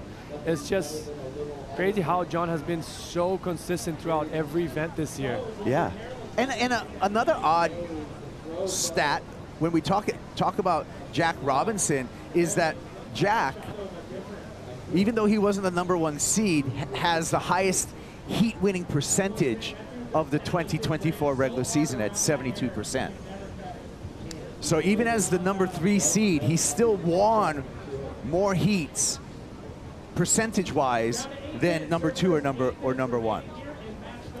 Yeah, that's impressive from him, and just show how precise he is in heats. Like, to tell the truth, this might be one of the worst heats he had all year. Yeah. I would agree with that completely, right? Like, Jack's made mistakes out here. He isn't looking like super comfortable. Like, I know he's put together a great year. He's had these moments of absolute glory. I mean, I think back to Sunset, it was incredible. The Margaret River win over John, like, I mean, but this wave is such a different beast compared to those where he's had success, and something right now just isn't gelling, but don't count him out. I think back to moments last year in Tahiti, he was up against Gabe Medina on the ropes, and all of a sudden he pulled the cat out of the bag. He gets the job done when you're counting him out. So it's not over, but he's got a big job. 8.33 is what he's chasing. Big number. He does have priority, Jesse. What you've seen as far as the waves, you think we'll see another set in the next 7 minutes? I mean, I gotta say so, because if we look back to this heat, there hasn't been a proper set. Even Italo's 6-point ride, I think, was the tallest wave of the heat so far, but it wasn't a big set like we've seen it from Tachi, from Ethan before. So it's about to come, and like Flick mentioned, he is the master of pulling off waves that don't really exist in the day. So let's see if he's gonna pull that off once again. It's an important moment right now for Jack Robinson. Mark Robinson with priority. They're going to split the peak again. Sticking with Robinson on the left. I mean, on the right, and throws it up there. A little hung up, but gets through that. Nose pick reverse. Listen to the crowd. They appreciate what they're seeing. Needs a huge number. Italo turning to the left, finishing off his wave. Split peak again, and a lot of noise on the beach. Hey, smart guy too, Italo, you know, like keep the attentions off only one person. So he's like, hey, you got to pay attention to me as well, going left to all the judges, and I'm here, like don't count me out, I'm still here. Kind of annoying, you know, like bugging the whole heat somehow. Flick, this is what happened on the left. Yeah, I love what you said, Jesse. Just giving the judges two things to think about. Not only they have to think about Jack, who's chasing a score, but also Italo, who's getting work done, still looking zappy, still looking spicy. He is fired up, jams it in the pocket again, but just drawing that attention away from Jack. It's not all about Jack. Look at me, don't forget about me. And then this is what Jack got done, Jesse. Yeah, this is a nice way to start. Like when you commit that early into a wave, like going to an air, he got a bit hung up, but still great. And then another nice tail blow right there, reverse, but the wave just dissipates once again. He needs to find waves with more energy. We've seen that. The judges want to see those critical sections, and unfortunately for Jack, the waves he caught so far, they hadn't looked like that. Yeah, that right didn't do Jack Robinson any favors without an ending, and tapered off really quickly. So we're still standing by on the numbers. Italo Ferreira with a little bit of a smile on his face, knowing that he's currently in the driver's seat. And Jack Robinson regains priority.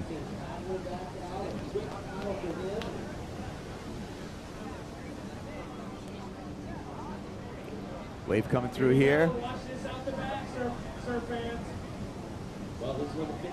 And Jack's going to give it a chance. Split peak again. Left with Ferreira, right with Robinson. Robinson throws it away. Ferreira again goes complete. Italo, just a ball of energy on the lefts. Looking loose, looking confident, looking really quick.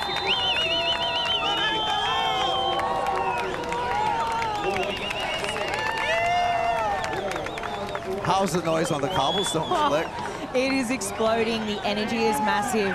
I mean, right now it almost looks like it's all she wrote for Jack. I mean, I know Jack's going to be fighting his way out the back, but you can't deny the energy from Italo and the momentum he has. It is like, it's infectious right now. Everyone's getting behind it. The whole crowd is on the beach, and wow, he is decimating his way through this draw. You could hear the shouts, the cowbells, everything. Strider, could you hear that noise out in the water? It's undeniable, the reality of the game right now. So, you know, Jack has an air game, but these rights with this wind, very hard to go above the lip. And going into those lefts, into that wind, you can really stick to your board. And Italo just stomping air after air after air. This whole game that he's playing right now is perfect. And you know what? If Jack had that backside three in his back pocket, he better pull it out real quick, because Italo's on fire. I agree, and the crowd agrees. The crowd on the cobblestones. And Italo Ferreira waiting for his last wave. It comes in, 7.57, biggest number so far of this matchup, Jesse. And Italo just is running away with this. I think that's the reason why I thought that 6-point right in the beginning wasn't gonna play a factor in the end of the heat, because one big air for that 6-point ride, but I knew he was going to be able to combo it up somehow, and that's what happened just there. Like, that was a beautiful wave. As soon as he took off, you could see it and eye it down that section way down the line, and that was amazing surfing from Italo, 7.57. Yeah, and a defining moment for Jack Robinson needing that 9.3, but also when we look back and rewind this whole heat, Flick, that paddle battle where Jack made contact and Jack was given second priority, Italo was given priority because of that pull. That could have been a turning point right there, because that's when Italo started to catch fire. Yeah, I'd agree with that. Look, although Jack's chasing this big score, this 9.3, there's still time in the clock. I feel like this heat was already won on land. And before this heat even started, just the theatrics of it all, Jack trying to run in front of Italo, Italo getting around in Jack's space at the beginning of the heat. It was on before that hooter even blew. So I got to clean it up. This is the official statement from the judges that Italo was clearly in the lead, but because of that contact and that pullback by Jack, even though Jack got to the peak first, Italo was given that priority at that pivotal moment in that heat. We're down to 1 minute 20 seconds, and you can see Italo Ferreira looking really relaxed, Jesse, because he's in control of this heat. Jack needing a 9.3. I mean, if you look back to what we've seen today, 8.33 being the highest score of the day so far from Ethan Ewing, he's looking to almost a point better than that, and not to mention the 7.57 was very high performance, combo it up with some great rail work. It's a big test today at 9.3. Especially with 50 seconds on the clock. And we're 45 seconds away from the end of Jack Robinson's year, Flick. Yeah, I mean, what a year, though. It's been incredible to watch Jack this year. I mean, 2 big wins, and you know, with Sunset and with Margaret River, at not winning over easy opponents either. It looks like Jack's heading out to the horizon. There might be one roll of the dice here left for him with 24 seconds on the clock. Is this wave potentially going to come out of nowhere? But it looks pretty small out there. Paddling hopefully for the horizon. You can see Jack Robinson hoping for something, but the Pacific not looking favorable at the moment for the Australian. And it's going to be official right now. Our number 5 seed, Italo Ferreira, has now surfed his way into match number 3, an end of a great season for Jack Robinson. Let's take a look, Jesse, at our bracket and look at Italo's progress. I mean, the next match is great because I think Griffin's actually going to be able to match the progression with Italo, so I can't wait to watch.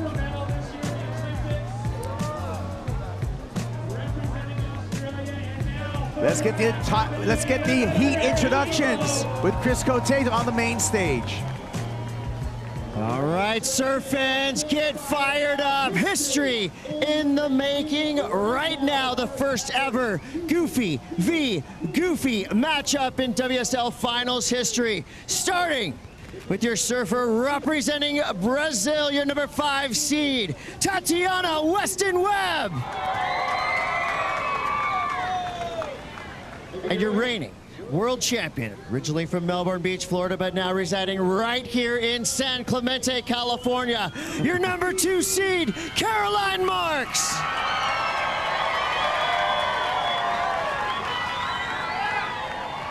Let's get loud, San Clemente! It's time! Take to the water. Let's do this. There you go. First Goofy Foot matchup in WSL Finals history on the way. When we return, it's Caroline Marks up against Tatiana Weston-Webb.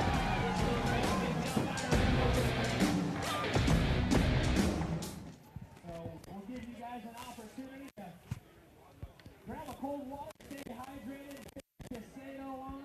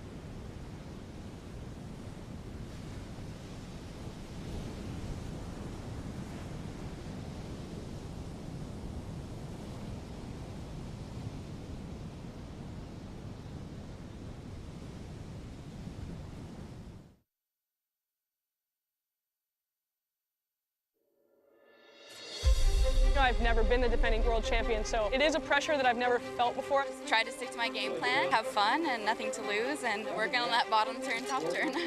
Good looking wave for Tatiana Weston-Webb. That was beautiful backhand surfing. Oh, Caroline slips through that drop, gets into a beautiful barrel. What a day so far here at the Lexus WSL Finals as we prepare for Caroline Marks and Tatiana Weston-Webb. Marks trying to go back-to-back with her world titles this year, and now that you see us on set, you remember an incredible moment in finals history, 2022. Steph Gilmore officially became the GOAT, 8-time world champ in this format, coming from match number 1.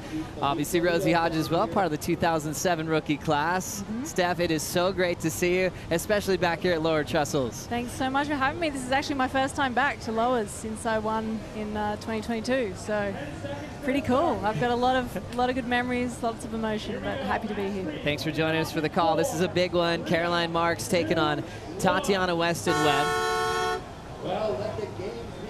The countdown for the tower from Todd Klein sets up match number 3.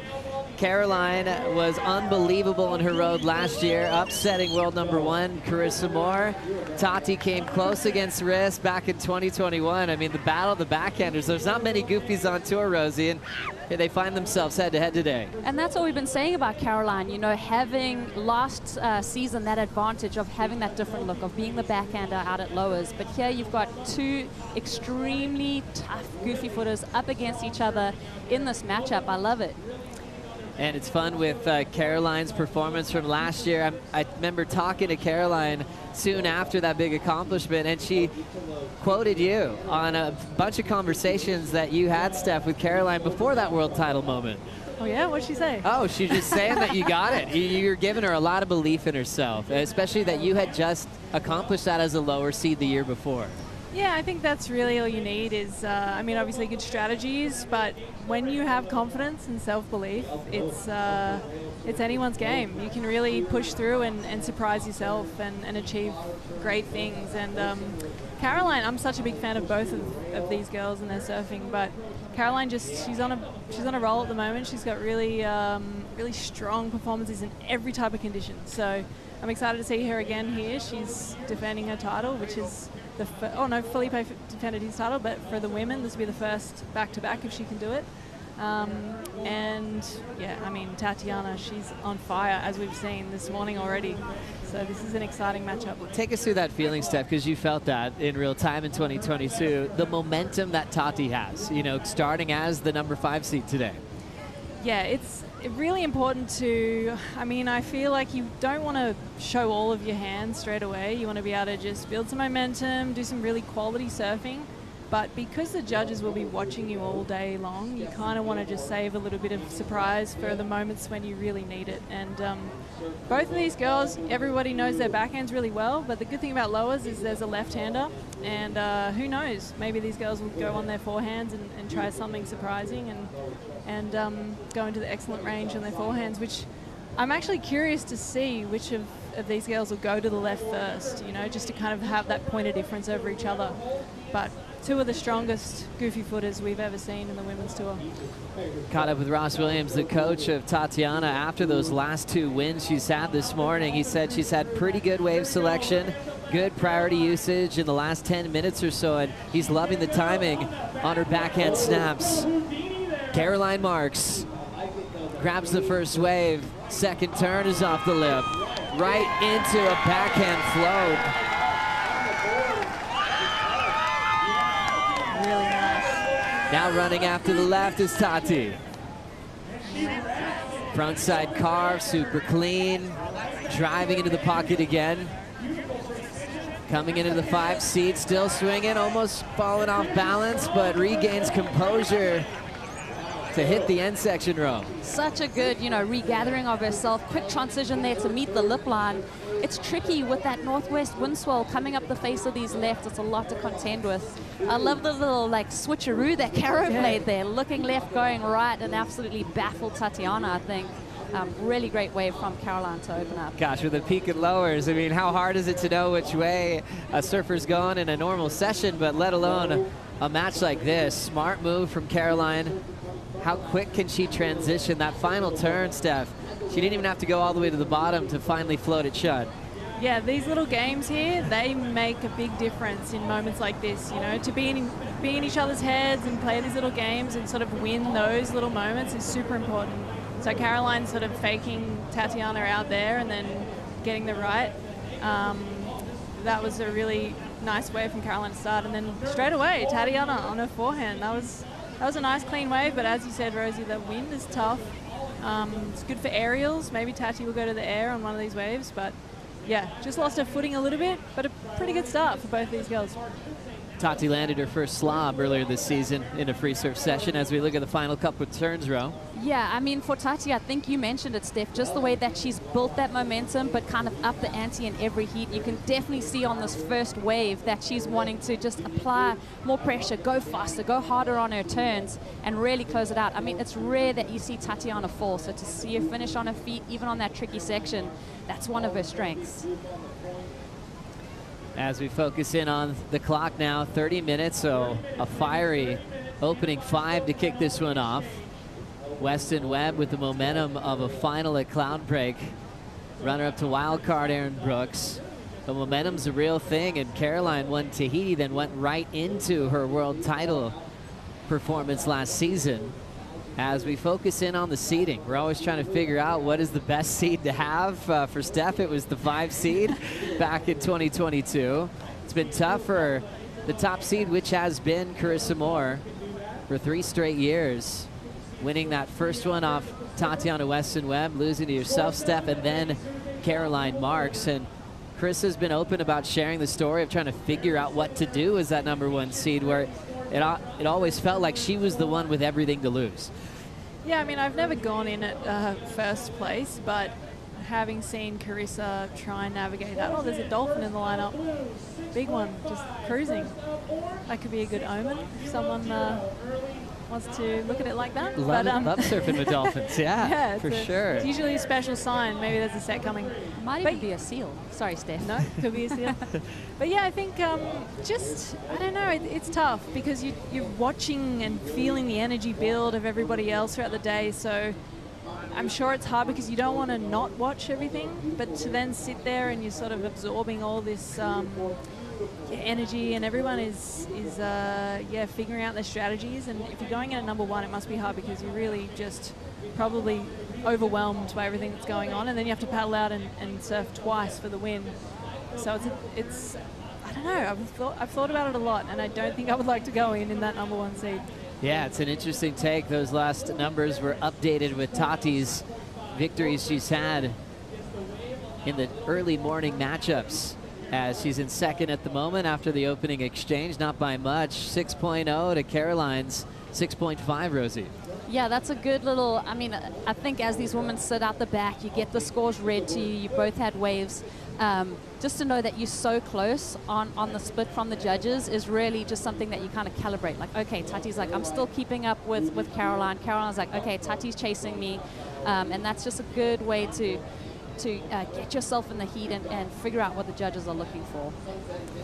Yeah, I've had heats like this where you start and you're both sort of equal, and then the clock's ticking down and the commentators say, okay, there's 26 minutes or 25 minutes, and I've gone, okay, cool, we're basically just starting again. We're a pretty even playing field, and just consider the horn's just blown, and it's we're starting from scratch. So you can kind of, it's all about the mental game at this point and the things you tell yourself, that sort of internal dialogue that's going on in your head, and it's so important to keep it clear and have strong intentions of what you want to do. But I'm sure these girls have thought about a lot about what they're going to do today. So it's looking like a nice start and very even playing field right now. Steph, so fun hanging out with you. We missed you this year, but we're stoked you've been doing some fun things. Obviously getting in the water a ton, that's always going to be forever. But I'm just thinking about this book right here called Waves. Yes. Done with your friends at Yeti.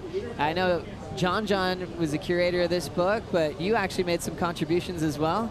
Yeah, so Yeti and John John wanted to work on a really beautiful coffee table book that is full of some of the most beautiful surf imagery, just, you know, photos of waves, and not necessarily surfers, but just waves and oceans and water movement around the world.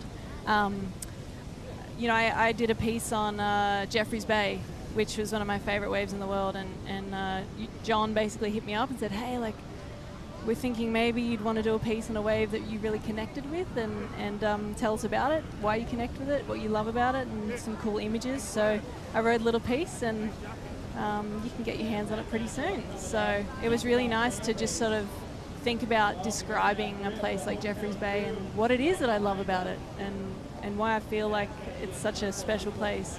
But also just so interesting that in surfing, we surf all these waves around the world, but we're all connected by this one ocean, and yeah, but I mean, there are different names for different parts of the ocean, but yeah, it's we're all surfers, we all love it for the same reason, and so it's cool to be able to see these beautiful images of the waves, and Yeti and John have done an amazing job. Yeah, well done. Can't wait to read your piece, Steph.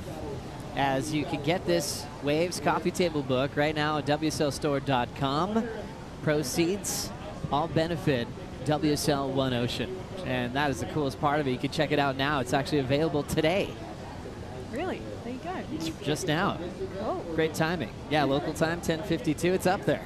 Perfect. So get yourself a copy, put it on your coffee table, and enjoy the stories from Steph Gilmore, and all led by the direction of John John Florence, who's coming up later on today, world #1, waiting for his debut in this format at the Lexus WSL Finals, but he's hoping for a 3rd world title performance this afternoon. Meanwhile, this matchup is just 2 scores, very meaningful for the 2 strongest goofy foots this year. There's not many of them, Rosie, but they've made an impact. You got to add Sawyer Lindblad to that crew. Ended up Rookie of the Year with some really meaningful waves this season. I mean, I'm thinking about Sawyer. One that comes to mind is her wave in Tahiti. I mean, as a rookie, being able to do that was just like mind-blowing. Speaking of rookies, gosh, you guys want to tell some stories about that rookie season? I mean, my very first world title as a rookie, 2007, it was Rosie Hodge who, we were surfing in Honolulu Bay. It was the final event of the year, and Silvana Lima and I were battling for the world title. And it was Rosie Hodge who took out Silvana in round 2. And that was how I won the world title. So look at this. Forever thankful to Rosie. That's the one that kicked everything off. She started this whole thing. Played a small part, but I think, yeah, Steph was this mythical creature. So I was in South Africa, and I remember seeing Steph surf for the first time as a teenager, I think in Durban at the ISAs, and I just instantly got a lump in my throat, and I was just like, she's so much better than everyone. like light years. So yeah, it's been amazing to watch Steph, and obviously super inspired and stoked to be sitting here with you. Oh, thanks for flashing back for us, you guys. That was a great rookie class. 2007, Steph won her first of 8 world titles that year. As Caroline and Tati wait for another wave, let's catch up to the fired up Italo Ferreira on the glass with AJ. Italo, that matchup had some fire before you even hit the water with Jack Robinson. How do moments like that fuel you when the waves come? Yeah, that was a really, really good hit. Yeah, I guess Jack, we always try to push each other, and then he tried to play the game with the paddle, and then, yeah, I played the game a little bit better. So, yeah, this is part of the game. It's really fun when you have like guys like Jack, you know, they push you a lot. And then, yeah, I was kind of like nervous, and I was like, okay, let's do it, bro. And then, yeah, I'm super excited, happy, and yeah, it's step by step, one by one, and let's do it. Como você tem encontrado as maiores ondas cada bateria? Então, tem algumas ondas, realmente, tem alguns momentos, tanto para a esquerda quanto para a direita, e eu tenho focado um pouco mais nas direitas e backup para a esquerda, né?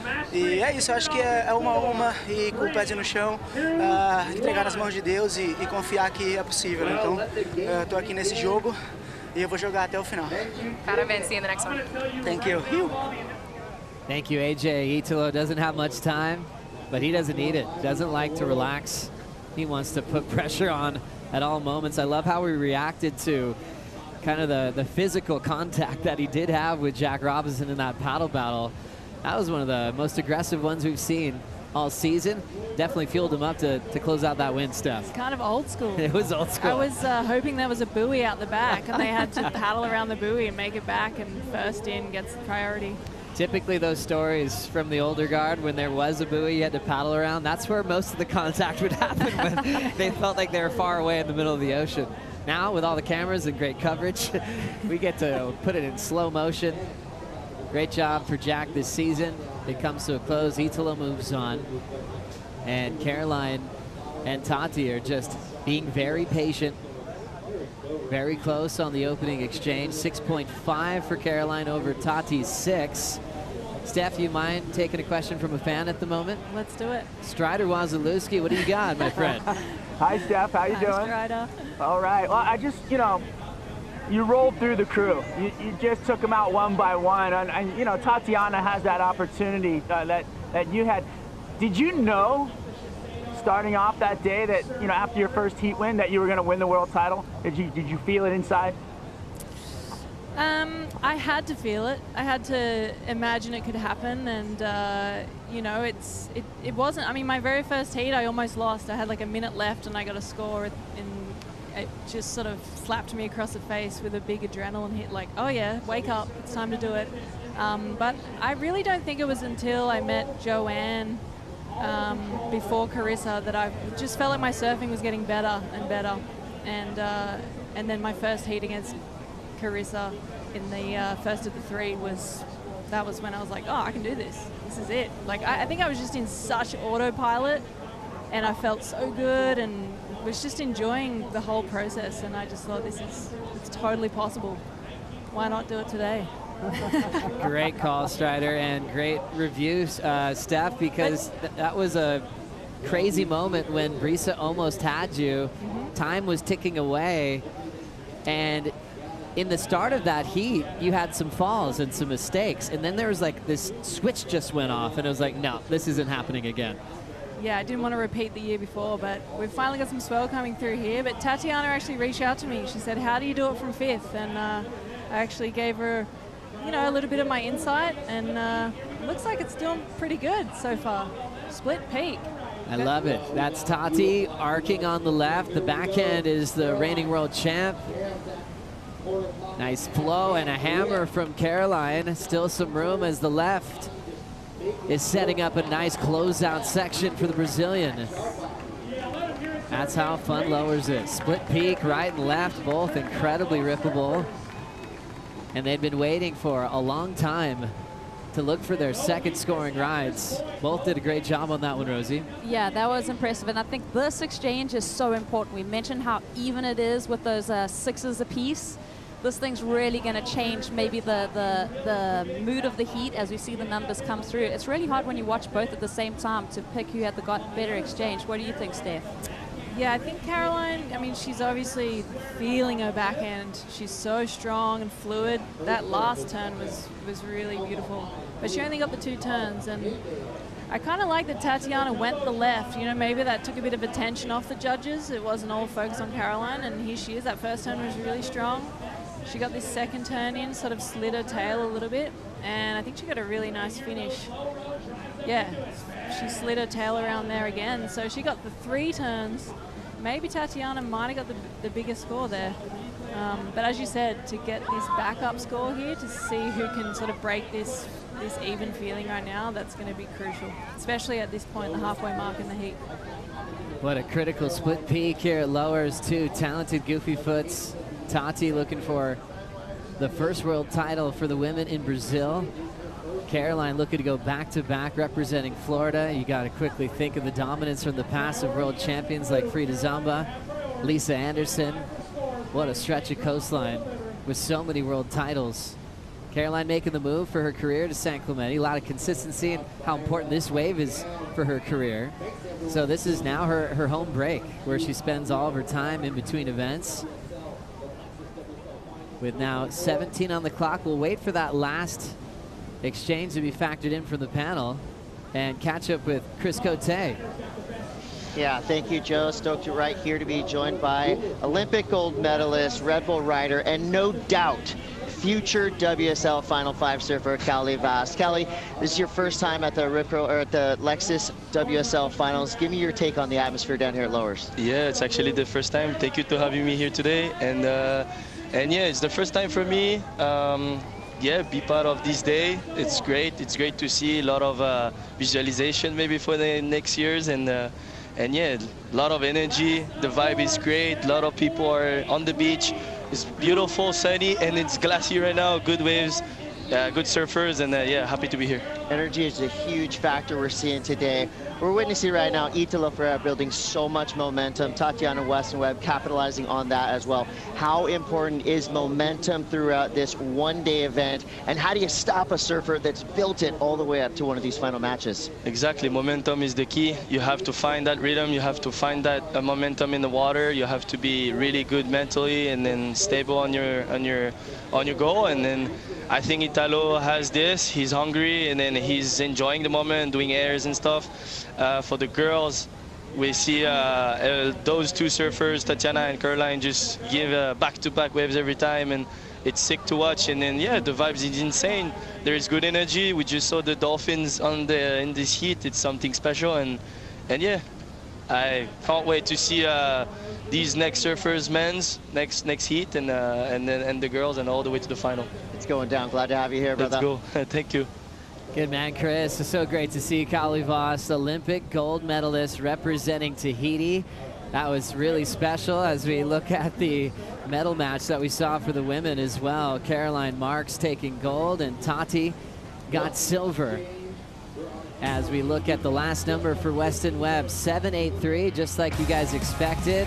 Tati getting the better of that exchange. Brazilians out in front. We'll take a Bonsoy brew break.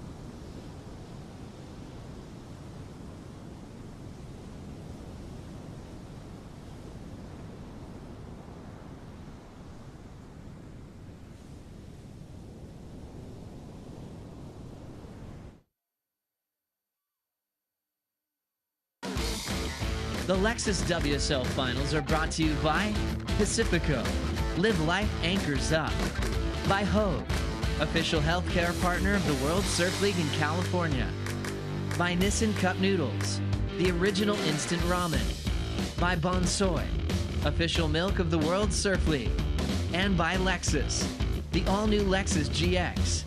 Experience amazing at your Lexus dealer.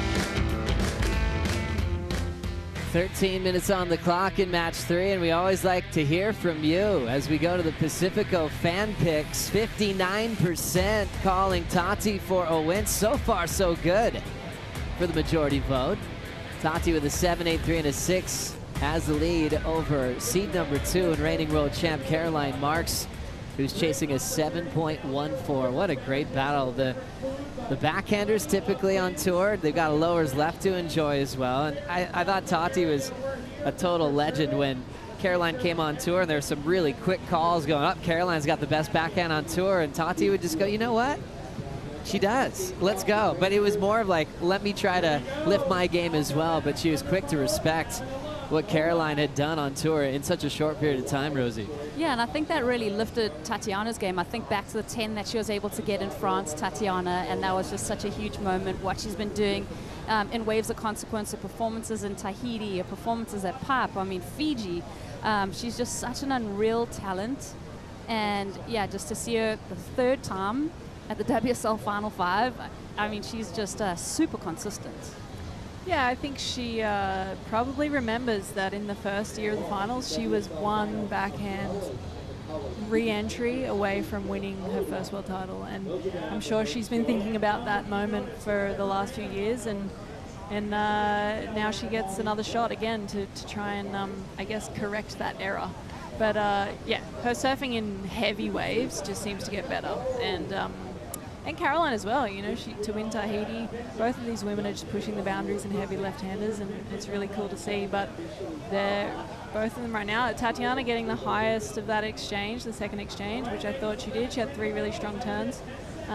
Yeah, Caroline has a little battle on her hand right now. This will be tough as we're up to the high tide at the moment, so it feels like it's slowing down a little bit.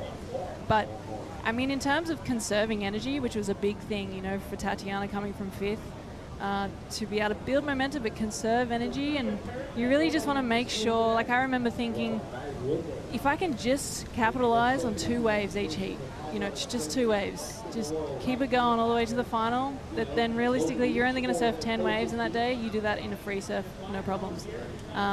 So the way it's a bit slower now is probably an advantage for Tati, because she's able to just get 2 good waves and sit on that and relax. But yeah, we'll see what happens. Looks like there's another set coming now. Was that a bit of a version of the conversation you had with Tati about giving her some advice on being the number 5 seed?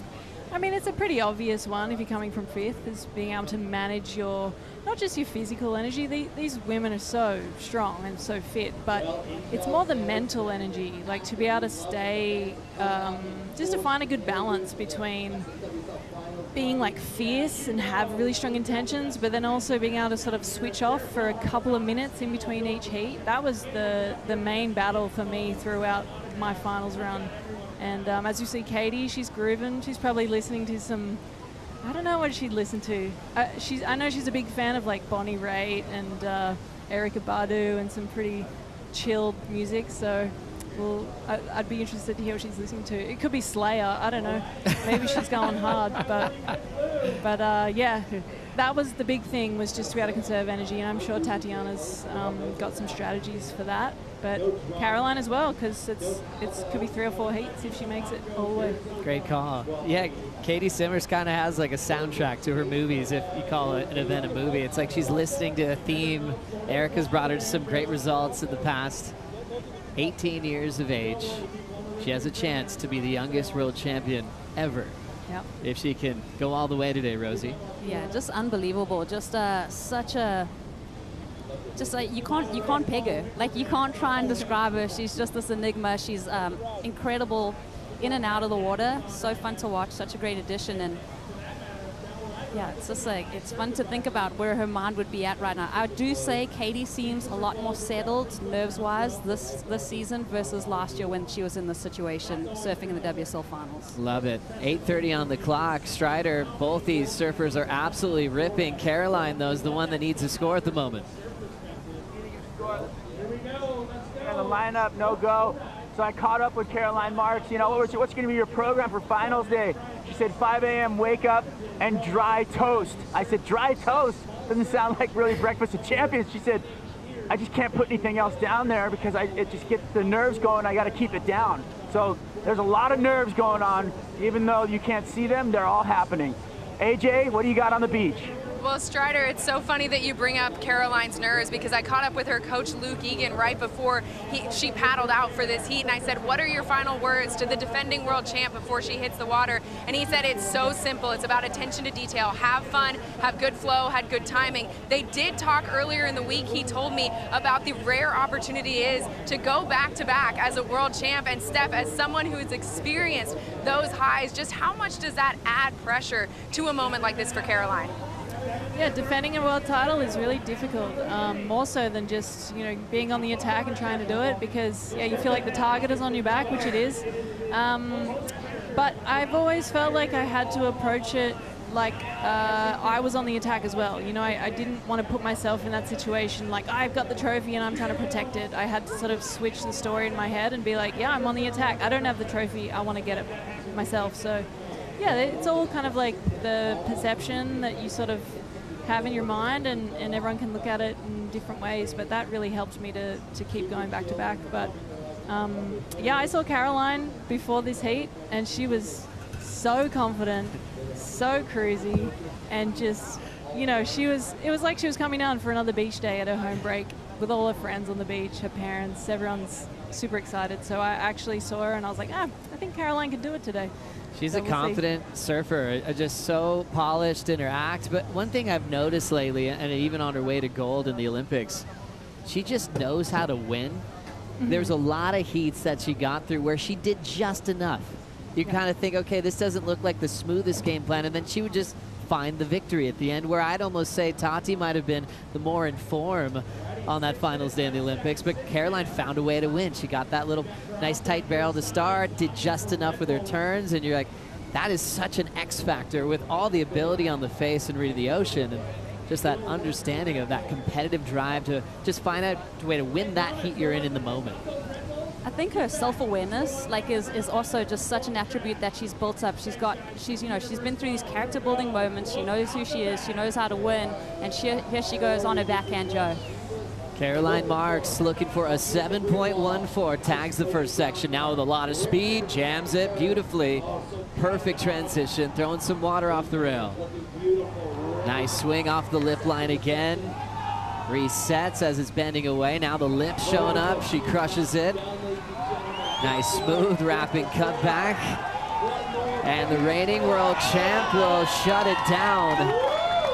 Lighting up the lowers right in her new backyard. Well, for several years now, chasing a 7.14. She's earned that lift on the Red Bull ski, driven by Ryan Hargrave.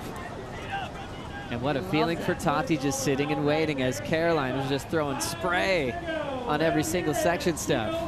Yeah, that's the worst feeling when you're sitting out there with priority, but you're listening to the other girl is just spraying water all over the place, and the beach is going crazy. You know, being a local hero, the crowd seems to be even louder, but it's okay. You know, Tatiana could look at that and be like, I'm just going to get fired up. I've still got time. I've got just under 5 minutes, but that's plenty of time to get another score. But that was a really strong wave from Caroline. She just went hard the whole way.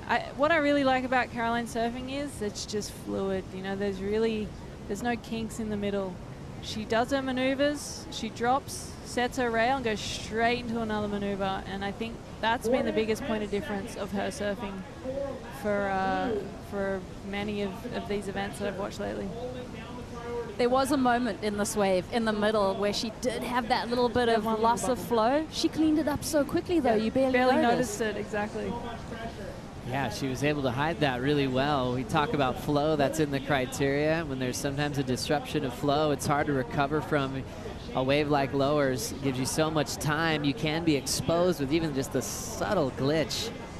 But Caroline's flow and performance, that should be a solid number for the reigning world champ.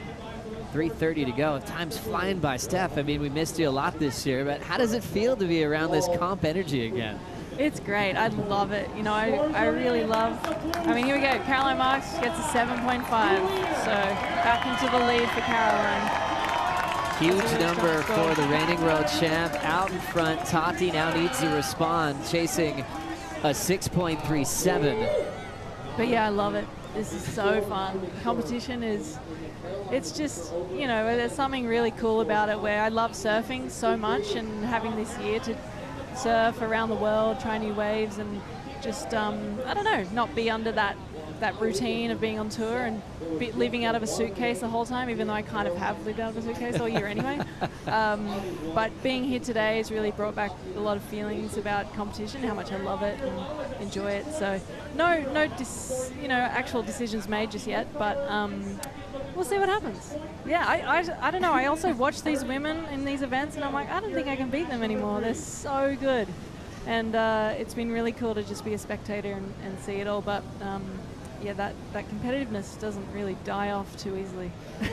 You obviously know you're allowed to do whatever you want, but we'll wait. We'll stand by for some big announcements. Always love hanging out with Steph Gilmore. We still got 2:10 on the clock. Tatiana Weston-Webb under pressure now, has priority. This is a classy heat. I mean, look at the decisions they've made. Look at all the numbers they're turning in. They're both so in this battle right now, Rosie. Yeah, I mean, this is really splitting hairs for both these women. Each exchange has been extremely close, and I love that. I love that Caroline, you know, she sat, she waited for that wave, and you could just tell she's surfing with that kind of freedom and that self-awareness and that confidence.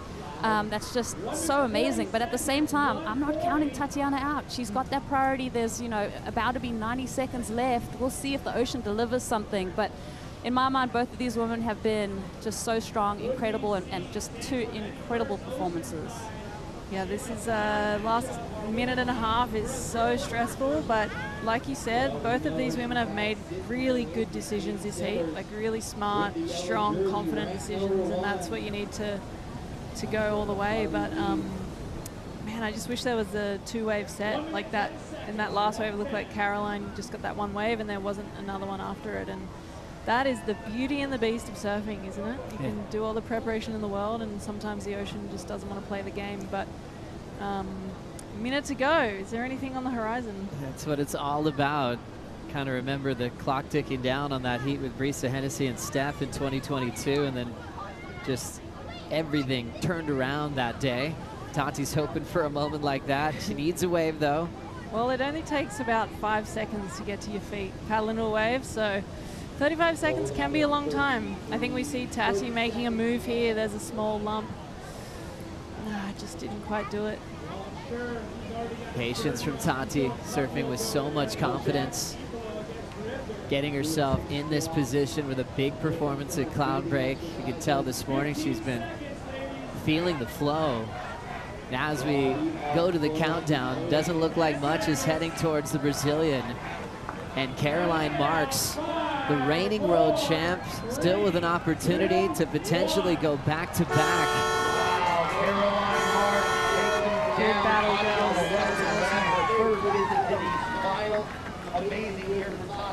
Caroline Marks, the #2 seed, has now moved on into the title match to compete for a second world title in a row. Great job to Tati. You saw her eliminate Molly Picklum, then eliminated Brisa Hennessy, and came up short just barely to Caroline Marks in an all goofy foot battle. That was the first we've ever had at the Lexus WSL Finals. And now it'll be best of 3. World #1 taking on world #2 to decide the world title in 2024. Let's send it to the stage with Chris Cote. All right, surf fans, prepare yourselves for what will no doubt be an epic match here. Lower Trestles with 2 wins already behind him today. He's building momentum with unmatched energy. Let's hear it for Italo Ferreira. And the motto, love everything, become everything, coming off a huge win in Fiji. Looking out there at a sea of red. It's time to introduce your hometown hero, world #2, Griffin Colapinto.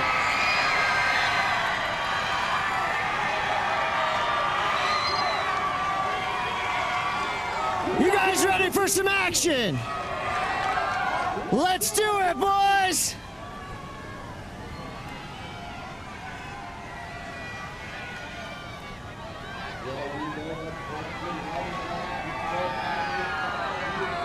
Chris Cote just letting the fans levitate off of that energy. Griffin is taking on Italo Ferreira coming up in match #3. We'll be right back.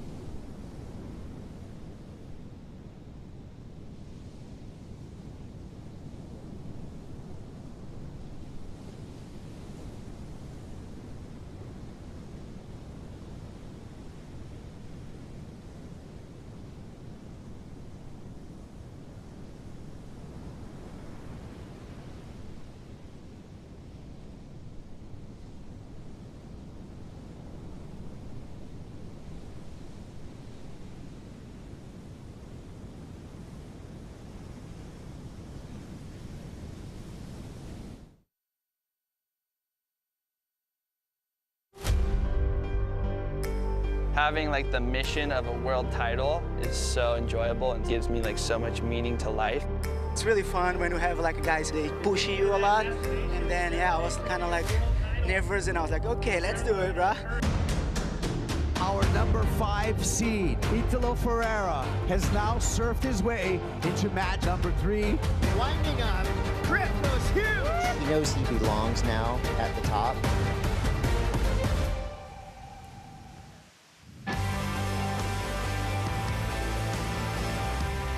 Good morning, ladies and gentlemen. Look at that beautiful crowd here on the beach at Lower Trestles. Big thanks to the California State Parks for hosting the world's best.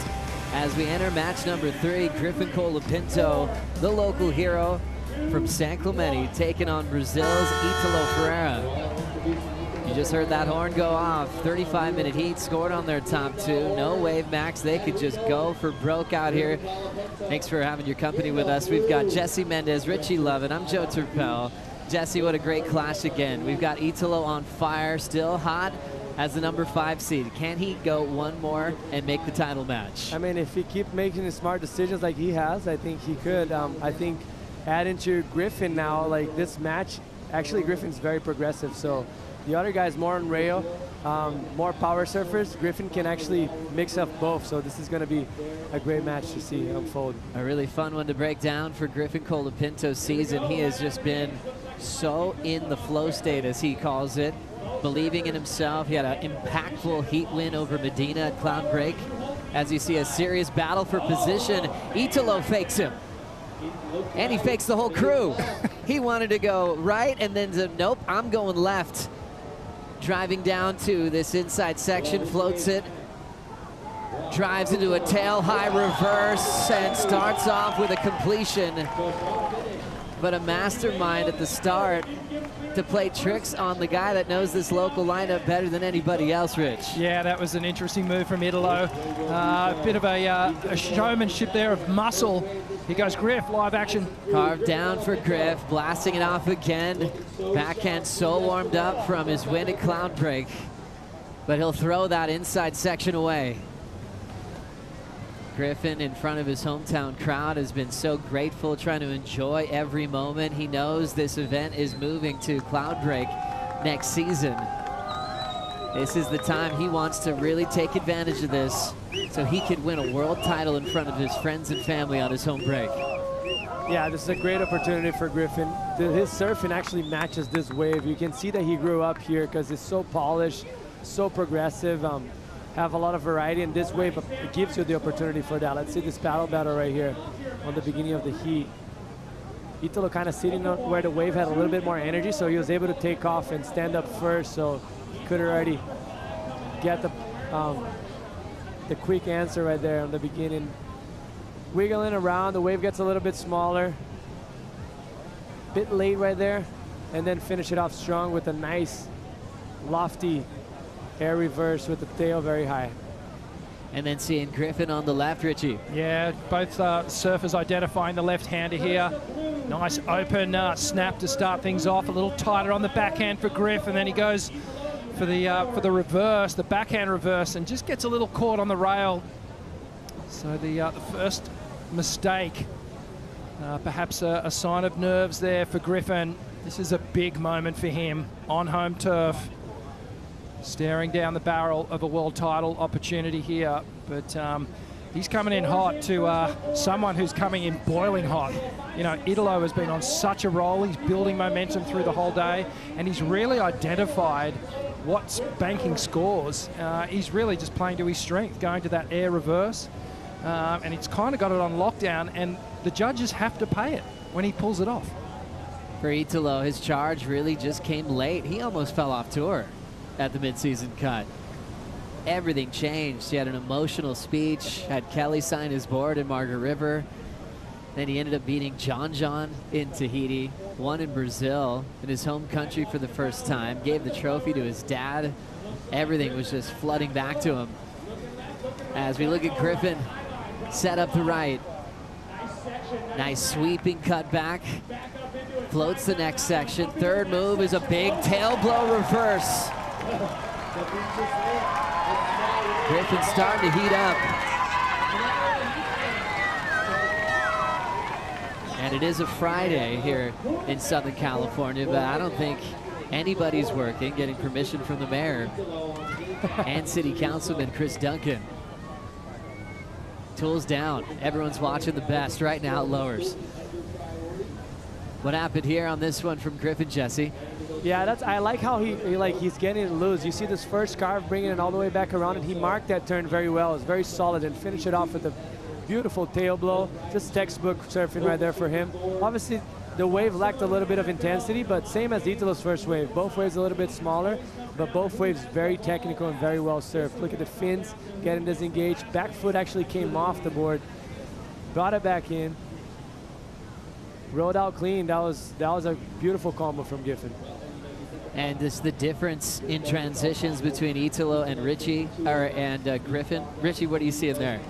You know, when I think of Griffin, it sort of reminds me of that smooth, really silky, smooth approach. It's almost Joel Parkin-esque, where it makes everything look quite easy, even though the maneuvers he's doing, they're really high caliber. They're high-risk maneuvers, but he just does make them look so smooth and easy, whereas Italo is high energy, really impactful, a lot of theatrics and drama around what he does. So I feel like Italo tries to sell it a little bit more, but this is how Griffin likes to compete, in a more composed state. We know that he leans into meditation and just being in that calm space mentally.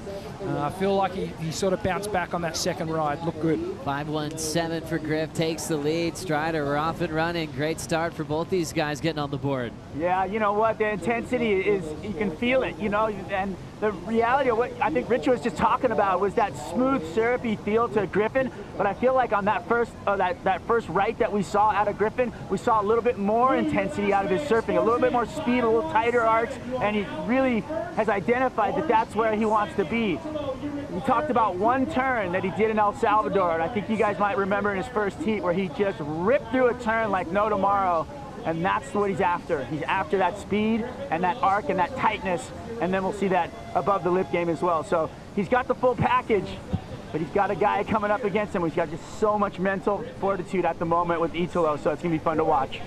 That's right. We're right there with you. I'm glad you brought up El Salvador, because that's been the venue where Griffin's found his magic board to compete on the finals, not just this year, but also last year as well. It's basically the exact same surfboard dimension-wise of a Driver 3.0 model from Matt Biolas as we creep into the Red Bull Athlete Zone. John John Florence with his coach Ross Williams, with a healthy quiver from John Peisel. Great job to Brandon Wasserman, not just this year, but for many years supporting John. Oftentimes the house is already filled with groceries, boards are unloaded. So John could just focus on going surfing. That's a simple format for John. He just loves being in the ocean. And so he went all in this year, bringing his coach to every event, bringing a chef to every event, getting Chris Prosser involved with working out his body when he needed it. So all he had to do is put a jersey on and compete. And we all benefited from that, seeing world #1 in devastating form this year. Definitely, and when you're in that level of surfing, and John is not a very young, he's a mature guy already. He's over 30, so to have someone to take care of his body throughout the whole year actually benefits him on the long run, right? So he's going to come here to the finals with a way better shape than he probably would have been if he didn't have all that crew behind him supporting. So it's smart of him, and it's paying off so far. Griffin out front, Italo getting boards from Timmy Patterson, who's just up the road. Matt Biolas, Griffin shaper, really looks up to Timmy. Timmy taught a lot of local guys how to build boards, and he also taught these two talented brothers, Tico and Teco, how to shape boards as well under the Timmy Patterson name. So Italo's got resources in Brazil, gets a lot of great equipment. He's able to email them all the templates and designs. They're all here on hand in San Clemente and did a lot of work in the last couple of weeks. It's hard to pick out the epoxy boards there because a lot of the boards are actually painted black as well. I think that's kind of his theme this season. He won it on epoxy in Tahiti, but sometimes it's all about the PUs that he feels really good on at Lower Trestles, Rich. Yeah, and traditionally the difference between the two, the epoxy technology can feel a little bit more poppy, quicker response. But, you know, on a day where you want to draw out a turn, a PU board can just feel a bit true, sits down in the water a little bit more of a dampened feel. The epoxies can get a little chattery, but really it's what you get used to. And again, we've got a little bit of argy-bargy going on in the lineup. Just positioning here. You can hear the whistles. That normally indicates that there's a decent set on the horizon. We can see the lines approaching. And you can see the intensity of these two trying to position. Remember, it's Griffin's local lineup. He probably knows exactly where he wants to put himself, but he doesn't have priority. He's going to look back and see Italo lock into one of the better looking waves of the day. Big first turn to start. Big fan of water off that Patterson. Jams it over the section again. Flowing into the rapid cutback. It's going a little full, but he still has some energy. Throws the shove it to kick out. He'll look over and see Griffin already underway, releasing a beautiful arc. Clean rails again from Colapinto. And now running past Italo, tries to spray him in the face through this inside section. Flow state engaged from world number 2. He wants a little more of that inside chip, and he'll let the crowd feel it. Wow. You can feel the whole energy of this place just lifted after that wave of Griff. It was some great surfing, a beautiful exchange, and both the surfers not overcooking that wave, surfing the waves both to their potential. This is going to be great to break this one down. Let's check out the IC replay. We'll kick off with Griffin's wave because we didn't see what he did out the back, Jesse. Yeah, as you see right here, Griffin's wave, second wave of the set right there. The wall stretches a bit more because there's more water in the reef, and first turn was beautiful. And right here, once again, he's gonna extend that whole carve all the way through around. The wave starts to lose a little bit of energy, but that wave went forever. He took off on the point and he almost finished right behind us. That's a good, what, 200 yards away, so he must be burned right now. As you see right there, all of that is taking energy out of him. But this turn right here, look how he works his upper body, bringing the board all the way back around into the foam where the source of energy of the wave is. And here where the wave dissipates a bit, and he just kind of milks it and make the most of what that wave had in offer for him. Yeah, beautiful technique there from Griff. Nice roundhouse cutbacks. Let's take a look at Italo here. Wave stands up, quick snap on the backhand. Triple pump bottom turn, cracks the lip again. Coming from behind it, this will be a great vision here. You can actually see the fins out of the back of the wave. Now he gets to work on the inside, a series of cutbacks, just staying with the energy part of the wave. Shove it just to finish off. But really, you'd have to think that Griffin is going to get the nod in terms of the scores. This is live action. Italo rolling in. Glassy right, setting up a first turn. Nice snap to start. Throws some water on the second effort. Section making him chase just for a bit. He'll just slap the fins free into a slow-mo reverse. And then quietly kick out and ask for a lift from the Water Patrol. Italo is impressive going left or right. His first victory of his entire career was that emotional final with Mick Fanning at Bells Beach. And since then, he's taken over the world, the 2019 world champ. Let's see this wave from the start, Richie. Yeah, this one just cracks it off the top. Really clean snap in a second one, staying nice and low. But, and then again, just sort of kicks the fins. A little sluggish reverse as he comes all the way through to the inside, but you can see when Italo's driving off the bottom, he's sort of pumping multiple times. It's not a drawn out, really powerful, strong bottom turn. He's really twitching off the bottom. I'd love to see him just iron that out a little bit more. In contrast, you can see Griff, he's sitting on that bottom turn so much longer, and it's a solid line. And what that does is creates more speed for him to get up into the lip, and he gets that beautiful projection out onto the face. Italo Ferreira now featuring once again in the Lexus WSL Finals. He's finished runner-up in this format to Toledo in the past. The numbers are now in from Griffin's last. You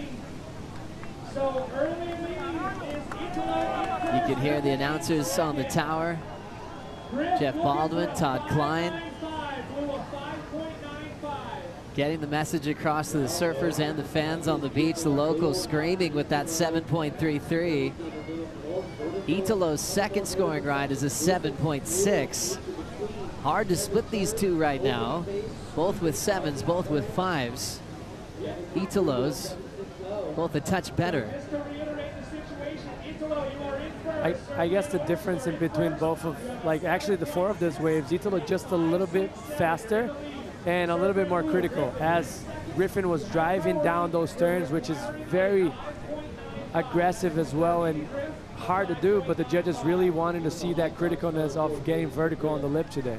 A lot of action in this battle. Italo out in front, Griffin with priority in second. Let's send it to the lowers left with Chris Cote and Felicity Palmatier. Thank you, team. Now, Felicity, I know you watched this event from home last year, but you just got here and you made the long walk, 300 yards that way, all the way down here. Describe the energy that you felt on that walk to this side set. It's totally different from watching at home back in Australia, early hours of the morning, to being here on finals day. I mean, that walk just then, obviously we've got the Californians that have hit the water. We had Caroline, obviously, local here, Griff currently out in the water. Right now, the energy? Big Griff energy. It is crazy. It took me about 10 minutes to walk up here. The crowd is fired up. And yeah, I'm loving my first finals day. I love to hear it. Now, we're watching right now, the word energy keeps coming up. In watching what Italo has just done on his last few waves, he's in the lead right now, but are you noticing a slowdown? Is the pace kind of coming down for Italo? What are you seeing here in the lineup? Yeah, I mean, we were talking about it just before we came on air, and honestly, it seems like he's just a little bit slower. He's still looking fast. He's still looking zappy. Don't get me wrong, but he surfed a lot of heats right now. I don't think it would be physically. I think it's more of a mental drain at this point and just trying to have to refocus and realign before every heat. And there's still a lot of time left in this heat for Griff to potentially, you know, get the jump. He's only chasing a 5.95. You know, obviously Italo, one of the most beloved surfers on planet Earth, but it must be quite hard to concentrate when all you hear throughout the entire heat is, let's go Griff, from this crowd. Well, we got 18 minutes left. Anything can happen. Cannot wait to see what this next exchange is all about. Thanks, Chris. Thanks, Flick. Yeah, it's a big point they're bringing up when you're competing against someone who's got the entire beach behind them. It's kind of the flip of what these two experienced earlier this year in Saquarema when Italo had everybody going for him on the beach in Brazil, and Italo fed off that, beat Griffin earlier this season to go on to his second win of the year. We'll see if Griffin can tap into the entire town. He channeled it last year. There's signage up and down this beautiful little surf town of San Clemente. There's been parties thrown for him. There are watch parties at a lot of the local restaurants, all backing Griff. We see him now set up the left. Backhand carve into the pocket. Glassy inside track. He jams it, throws some water. Gets looser towards that third snap. Now he's got a lot of speed. He's running for a backside air reverse. Gets stuck on the whitewater. Loses the finish when he was trying to hunt down a 5.95.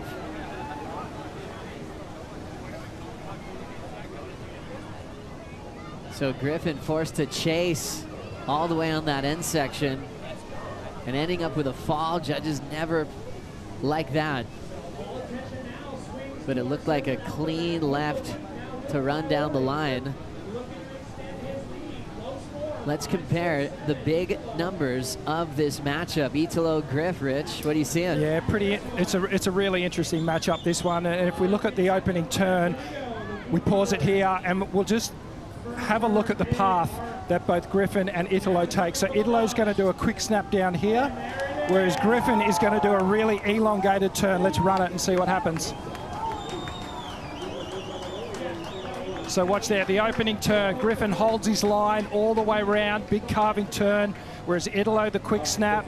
The second turn here, I'm going to give the nod to Italo on this one. Very clean, more out on the face. so much more spray. And then on the third one, the shift goes back into Griffin's favour. A really long turn here. Pause it here. You can see that rail engagement all the way around here for Griffin, whereas Italo, it's more of a sharp little pivoting turn off the top. So it's kind of on Griffin's wave. Let it roll. We'll watch the remainder of this wave. So at this point, the wave starts to sit down for Italo, and Griffin gets that run all the way through to the inside.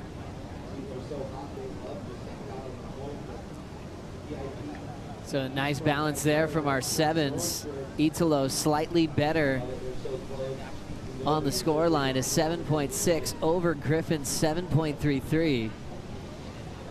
Colapinto, big rail hook, super smooth in transition. And Italo looking to attack the lip line on the right. Italo just got this left, Jesse. Let's see what happens here. A little bit more of a cope-in wave, like tighter transitions, beautiful gouge, and then nice lofty tail high blow tail right there, almost in the air because he was completely disengaged from the water, but smaller wave in size. It's going to be similar, I think, to the 5, 6, 7 he had previously. Well, I think it was a better surfing, but maybe the wave a little bit smaller, a little bit shorter. Last score for Italo, it's enough for improvement, 5.77. So Colapinto now needs a 6.05. Griffin has his grandparents on the beach, all of his best friends. His parents actually slept in their van last night, just down the road. They've been doing that quite often, going on little adventures, but they wanted to be ready here on dark. Griffin needing a 6.05. It'll be a split. Peak. Both setting up their first turn. Nice carves. Italo lays it down again. Slide off the lip for Griff. Taps the float section. Using all that speed, burns it into a frontside carve for Italo. Now chasing a big ramp on the windup. Throws the reverse and it's complete. Griffin's wave is going a little bit sticky and uphill, but he's staying in the pocket. And now he's hopping out. Solid split peak from Griff and Italo. Very important for this world title race. There's a lot to digest right there. Like it's hard to kind of split the peaks and see, analyze exactly what those guys have done. But that was great surfing for both of them, and like one of the tallest waves we've seen all day. I guess on the replay we'll be able to break it down a little bit better. As usual, the left's a little bit tighter. This bigger one starting off actually kind of softer. He carves it around, makes the most of this first few sections here. Pushing a little bit more to back foot, but gets a bit stuck, and he's going to finish strong here with a nice air reverse. Very hard to land. As he was transitioning to the landing, there was a lot of lip right there, so it's hard to stabilize. And here, Griffin. Yeah, Griffin, a beautiful slice off the top to start things off. Resets the line, little drifting, re-entry there. Almost got caught on that toe side edge. Picks it up again. Little foam climb, another wrapping cutback. Now the wave starts to lay down a little bit. So when you think about the end of Italo's ride, that big dramatic finish with the air reverse. And Griffin, more excitement in the opening moments to that wave. Break down the technique here. Big open wingspan. Tail release at the end of that cutback. Nice and high on the wave. I mean, they're the polar opposites, like you mentioned. One started off very well, the other one finished it off very, very well. But the judges seem to always love the risk in the beginning because he got so much to lose down the line. So, I mean, just looking off of that, I think Griffin will get the nod because of that situation. That first big carve and the second turn was very crispy as well. He kind of got caught a little bit, but both had mistakes throughout the wave, so it'll be interesting to see. It's a tough split, isn't it? Where Italo finished with so much speed, where Griffin's finished really slow. It's a great comparison the judges are discussing right now. We'll give you the update on the numbers as this big crowd in San Clemente waits the decision. We'll be right back.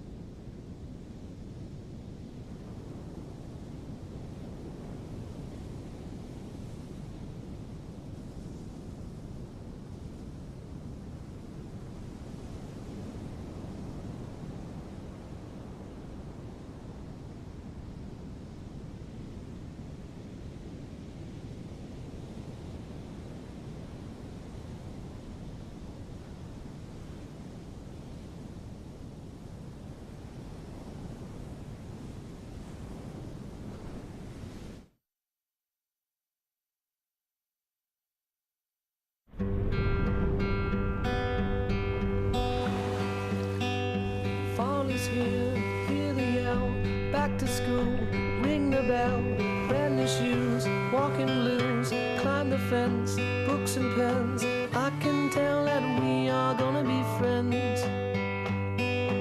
I can tell that we are gonna be friends. Yes, I can tell that we are gonna be friends. Become a Surfrider member today and help preserve our pristine beaches, clean water, and all of our treasured waves. So find your local chapter and sign up to help the cause. Pacifico fan picks in favor of Italo Ferreira. 59% of you saw Italo go all the way into the title match over the local hero, Griffin Colapinto. Italo is a big favorite surfer all around the world. He's won in different types of conditions, beach breaks, point breaks, big reef breaks, Pipeline, Tahiti. He's really done it all in a short period of time. He's got the advantage in past heats over Griff. In only 3 previous meetings, just 2-1. Now 9 minutes on the clock. The numbers came in that we were waiting for. Griffin Colapinto turning in a 5.87. Italo turning in a 5.9. The separation still is very minimal between these two. I mean, that's basically a tie, right? What's 0.03? I guess the finishing of Italo really was expressive and very progressive, and Griffin started off very well, but more settled, keeping on rail, nothing really crazy. So the judges kind of taking the aggressive approach better today. It's interesting, right? When you have such a close heat, very similar scores on every exchange, and they surf so differently. Rich, what are you seeing here? Okay, let's have a look at what happened with Italo. Nice carving roundhouse cutback, bounces off the foam, off the bottom. Nice big slice again. Adds a little theatrics there with the layback, and again. So just got caught there a little bit. Now he starts to pump for speed down the line, looking for the big finish, and gets the drama, the air reverse, which he's gone to so many times. He has been ultra reliable on that one. And then on the forehand, Griffin, beautiful hack to start off. Sets himself, composes off the bottom. Big slicing turn. That little hiccup there is what the judges must have highlighted as a mistake, because really that opening combination of turns for Griff was very powerful in my mind. Brings it all the way through to the inside. Series of wrapping turns, nice and smooth. Interesting scores. You could see just when you break down flow, Griffin's winning that 100%. conversation in this matchup. And just in between turns and how polished his rail looks. It's pretty interesting. It's so close. It is, yeah. It's I guess it's one point again that I like to mention. The judges are really liking that aggressive approach of, and I guess that was the point of difference in those actually 4 situations right there, 2 for Italo and 2 for Griffin. Still very tight heat, and that's how it's rolling right now. And I suppose, Richie, a past champion lowers yourself, you've got to adapt to that criteria on the fly. Griffin's got to start to feel something mentally going, okay, what I'm doing is not quite enough. Yeah. What can I change up for them to change things around right now? Totally, and it's identifying that and being able to change that game plan with 6.5 minutes on the clock.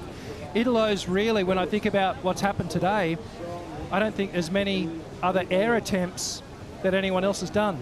Italo's been the only one that's really utilised the air game. He's getting the dividends from it, so why wouldn't he continue to do that? He's going to just keep banking those scores. Maybe it's time for Griff to go to the air as well. We know he's got it. That's exactly what I was going to say. Like, I was expecting actually Griffin to come into this match with more of a progressive surfing, like, because he's so good at that, and he can combo it up with those beautiful rail surf. So he still has 6 minutes to go. He's definitely capable, and the door is wide open for him. If he puts together the progression with the rail, it's going to be a massive score. Yeah, is it a case that he's almost making it look too easy? Like, is he over smooth? Well, there's days when the flow state's really rewarded. Clean rails, big decisions with variety and flow. I mean, both these guys surf like you're playing a video game. You just dream of ripping like these two. You can actually do that right now if you download True Surf in the App Store and on Google Play and surf in real-time conditions like we're having right now for the Lexus WSL Finals. Griffin under priority needs a 6.18. 7.33 and a 7.6. Those are our two big numbers. Italo just winning on the high mark. There's one judge that has Griffin with the best wave of the heat. A very close battle to see who will be in the title match with world number 1 John John Florence. Griff had a chance last year, ended up going down to Ethan Ewing. Learned a lot, picked up 2 wins this year, and trying to do it for the number 2 seeds. We haven't had a number 2 seed survive in this format. 4.5 minutes on the clock now, and Griffin's up against it. He's got to somehow wrestle priority back off Italo, who is in the box seat right now and looking to replace his low score at 5.90, which, you know, you think he's going to be able to do that quite easily if he gets a good set. Griffin and Italo were probably the 2 most mentioned surfers out of the practice session yesterday. Italo landed everything he was going for in the warm-up, and Griffin was kind of out of body. He was just going absolutely crazy. For all fans watching on YouTube or Facebook Live, those streams will stop at the end of this match. A new live stream will start for the title matches and beyond. For everyone watching in Brazil, coverage will continue exclusively on worldsurfleague.com and Globoplay. For fans in the US, coverage will continue exclusively on worldsurfleague.com and ESPN+. Katie Simmers takes on Caroline Marks in the title match. Best of 3 coming up next. Katie looking to be the youngest world champion in history today, currently held by Carissa Moore, winning her first world title at 18. But Katie has a chance today to be a younger 18, but she's got to deal with the defending world champ, Caroline Marks. I guess put yourself in Italo's perspective right now. You have the right of way, you got priority. You got 2 minutes and 50 left. Most of the times we've seen 2 wave sets here. And also, not to mention, it's always a split decisions right here. There's always a left and a right. So he has 4 choices and he can make only 1 decision. So it's a lot of pressure on him right now. And on the other hand, Griffin's just gonna be like, hey, if you do the wrong decision, I'm gonna probably capitalize on the one behind or maybe on the left or right, depending where you go. Crunch time for Griff, trying to find a score to perform in front of the hometown crowd. Let's check in with the Waz. Thanks, Joey. Yeah, sitting in the water, perspective from out here, you know, watching the live action and watching Richie's breakdown on the replay board, which I can see pretty clearly. I felt like, to be honest, Griffin got a little underscored. I felt like he should have been a little bit higher on the rack there. I feel like he was progressive in the lip, throwing tail, and huge carves on the face. So that's just my take from the water. Back to you guys. Thanks, Strider, for the insight. We're now at 1:50 on the clock. And this is one of those heats we could break down all day, with both with 7s, both with 5s, goofy versus regular, totally different approaches. Italo really warmed up, starting off as seed number 5 this morning, getting past a feisty Jack Robinson, getting past the smooth power rail surfing of Ethan Ewing first thing in the morning, and now he's got control over the local boy with priority and the lead. Minute 15, everyone's starting to whistle from the tower and all the fans on the beach as these 2 are scratching for the horizon. And that's what I was just talking about. Like, Italo has to make a choice right now. Where do you go, right or left? Go for the second wave of the set? It's all up to you, my friend. These are the moments that these 2 dream about, and it's happening in real life. 55 seconds. Griffin has to watch Italo go. Big blast there, absolutely crushing that section. Jumps over the roof and lays down a carve. Ferreira putting together some healthy turns. He's already distracted to see what Griffin might be doing. Now back to focus on the inside track. Now pacing his way through the inside. And now looking to finish on his feet. Blowtail reverse. You'll now see Griffin Colapinto still swinging on Colapinto's last chance to continue on his season. He'll wrap things up with one more turn on the inside, a controlled fin throw. Griffin's feeling it. He'll celebrate with Italo on the inside. What a show.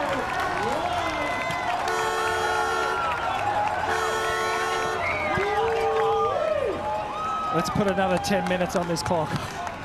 Let's put another hour. What a treat that was. We haven't even showed everyone what happened to Griffin at the start of that wave. Italo went to Hammertown, even with his distraction of wondering what Griff was doing. Those are some of his best targets he's come down with in this heat. Thank you for both of those surfers for displaying that for us to watch, because that was incredible to finish off that way. As here, he has to put a trigger. It's probably the best wave of the heat so far. Beautiful, critical first turn, bringing the board around.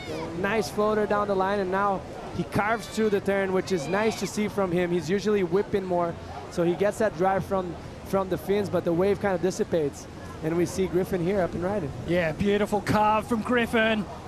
Big opening hack, gets straight back up in there again. Roundhouse cutback, snaps off the lift. Gets the tail drift up and over that section. Italo claims on the inside, and then Griff gets to work. Series of wrapping turns. Just building increments of a score here. Both these waves had some incredible moments. The outside sections equally as strong. Great work for both of them. That was impressive. What a way to finish this heat. Two good friends have known each other for a long time. They've shared same sponsors in the past. They know all about each other's life, how much passion they both put into pro surfing, and a classic finish with a set into the final minute. And Griffin already getting praise from all the locals in San Clemente for putting everything into that performance. Still in the hands of the panel upstairs. And if we break down the theme again of what's been just barely edging things out, has been Italo surfing and finding the lip and tagging it. He did that on the back end there on his last wave. Yeah, mostly on that first turn, way up vertical, but then the wave was kind of running down the line. He had to float it that section. But one thing I liked about Griffin's approach on that last wave, it seems like he put it a higher gear. He was like a little faster, a little bit more front-footed, and that looked good. Looks like Italo's probably going to better his situation right there. That's right. Low score for Italo, 5.9. So if he improves on that, Griffin will need more than the 6.18 Rich. He's definitely going to improve on that score. I'm sort of thinking in the, you know, by a point, at least a point, maybe he's going to improve, which is going to mean Griffin's going to need a really good score. But here we go. We got some scores dropping now. 6.87 for Italo, so Griffin now needs a 7.15 on the wave we just saw. A ton of real smooth wrapping cutbacks. Used a lot of the open face, little drift on the inside corner. Well, Italo feels like he's got it already, and Griff's down there feeling the energy of the crowd. The Energizer Buddy. Tell us what he's saying, Jess. He's actually freaking out. It's like, hey, let this score go already. Almost like he's meaning to say that he can't handle it. I can't translate perfectly what he said because he wouldn't sound that good. But yeah, he's basically excited and he's like freaking out, wanting them to give the score already because he can't handle it anymore waiting. Oh, numbers in. Griffin needs a 7.15. One says yes, one says no. It is right there. Oh my goodness. Wow, this is crazy. And another one that's going under. Chasing a 7.15. There's another yes.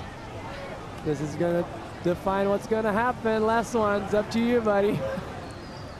One judge throws down the score. It is not enough. Griffin Colapinto upset on his home break.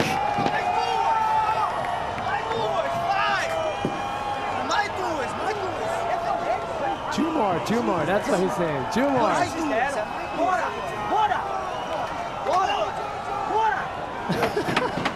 Italo Ferreira. What a magician. He's got the energy to go one more. He will take on world #1 John John Florence in the title match. Best of 3 to decide the world champion today. Wow, what an incredibly close matchup. The scoreline, less than a point in it. We'll be debating this one over a couple of beers tonight, for sure.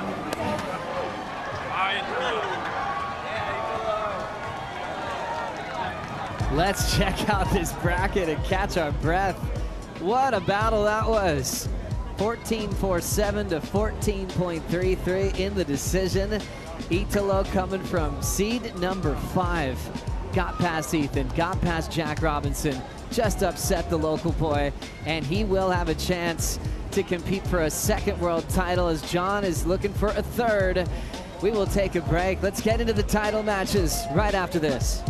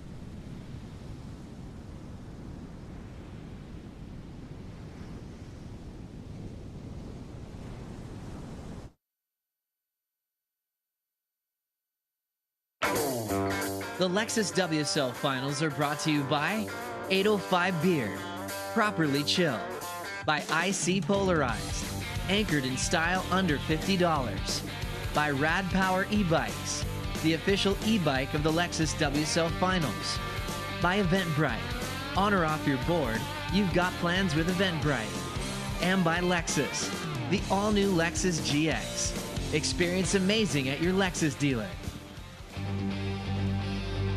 Cobblestones are full. Brazilian flags are out.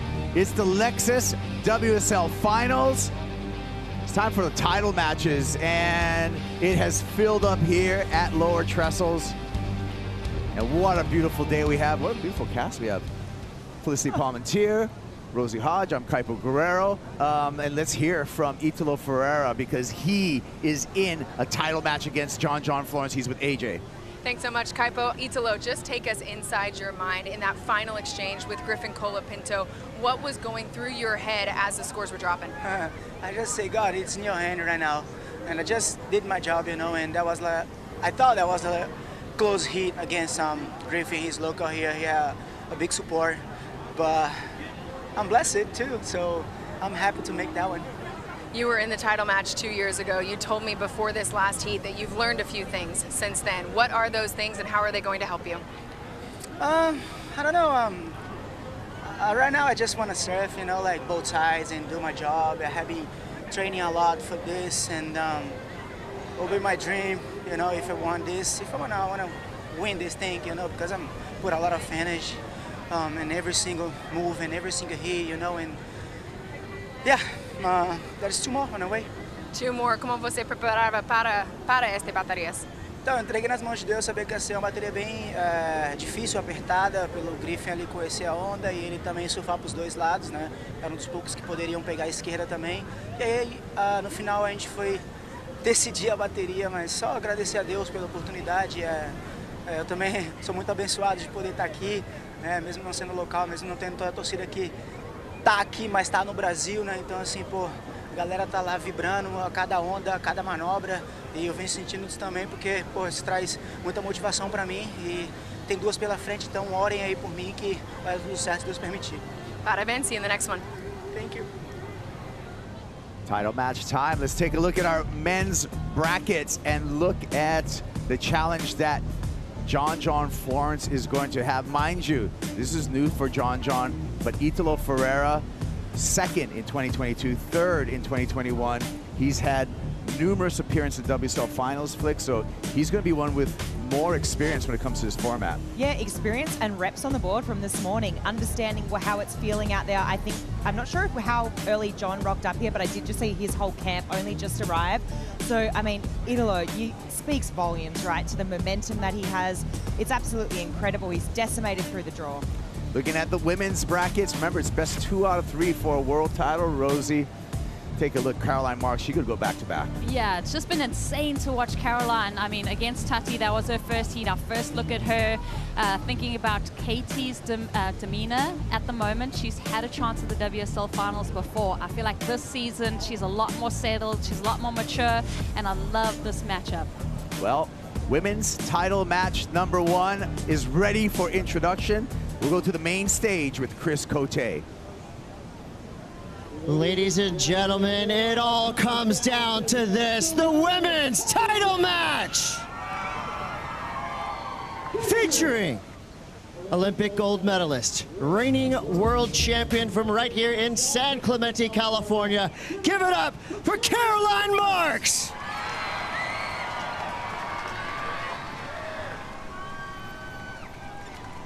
And your current world number 1, the pride of Oceanside, the punk rocker. Let's hear it for Caitlin Simmers!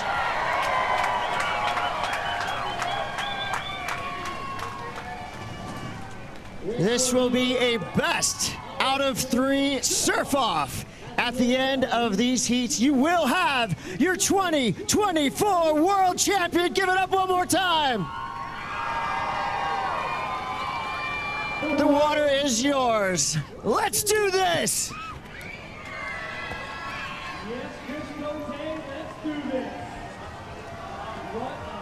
Here we go. We're getting ready for title match number 1. Defending champ Caroline Marks coming up against Katie Simmers.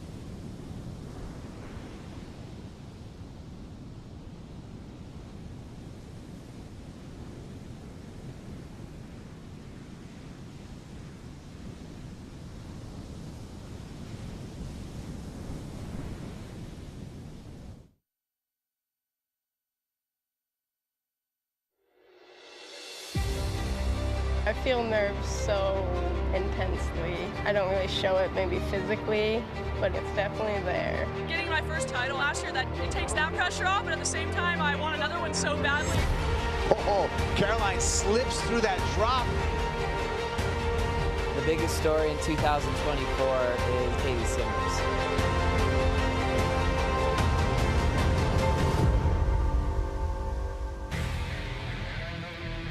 Title match. Number one, it is on between Katie Simmers and Caroline Marks, our defending world champ, coming against the number one seed, Katie Simmers. Couldn't be set any better, Flick. Oh, I mean, what a matchup. I think this was kind of what we were all anticipating. We thought that yes, Katie's number one seed. However, Caroline, home court advantage. She now lives here in San Clemente. I feel her surfing fits this wave beautifully. Backhand v forehand. Two different approaches to Katie Simmers drawing different lines. It's going to be an absolute heater. Rosie, got any early predictions on this one? Oh man, just put me right on the spot. Let's just watch this opening exchange, Cup, and then we'll get to it. It's going to be Caroline on the backhand. Sub-driver 3.0 under her feet from Mayhem. Looking smooth there. Copy of her world title winning board from last year.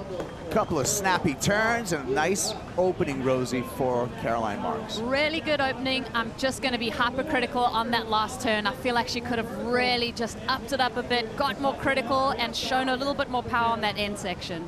But good opener. So that's the start for Caroline. Priority now shifts to Katie Simmers. Flick.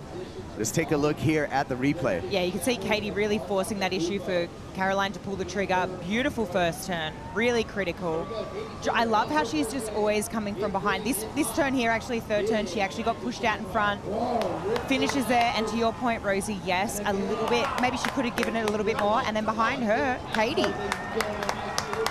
Just such a beautiful swoop. This is our first look at world number one at the moment. Looks like she's got a little bit more length in her surfboards, and that rail line is fitting so well into these maneuvers. That was unbelievable.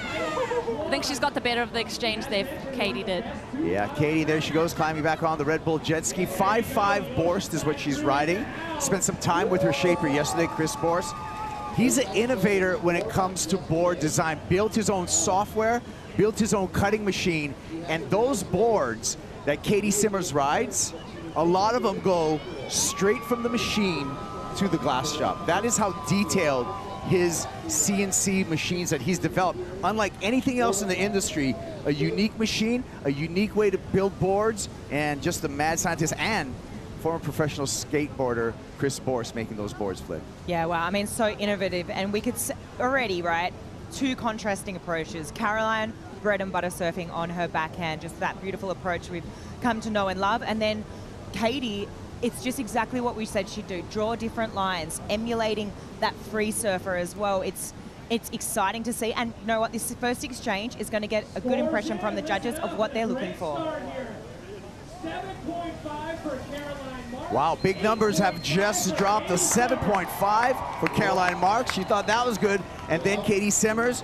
Rosie, she goes excellent at 8.5, first wave of this WSL Finals. I've got goosebumps because I think about someone that's waited all day in that first seat, thinking about contemplating what this first exchange is going to bring. That was perfection to start with an excellent score.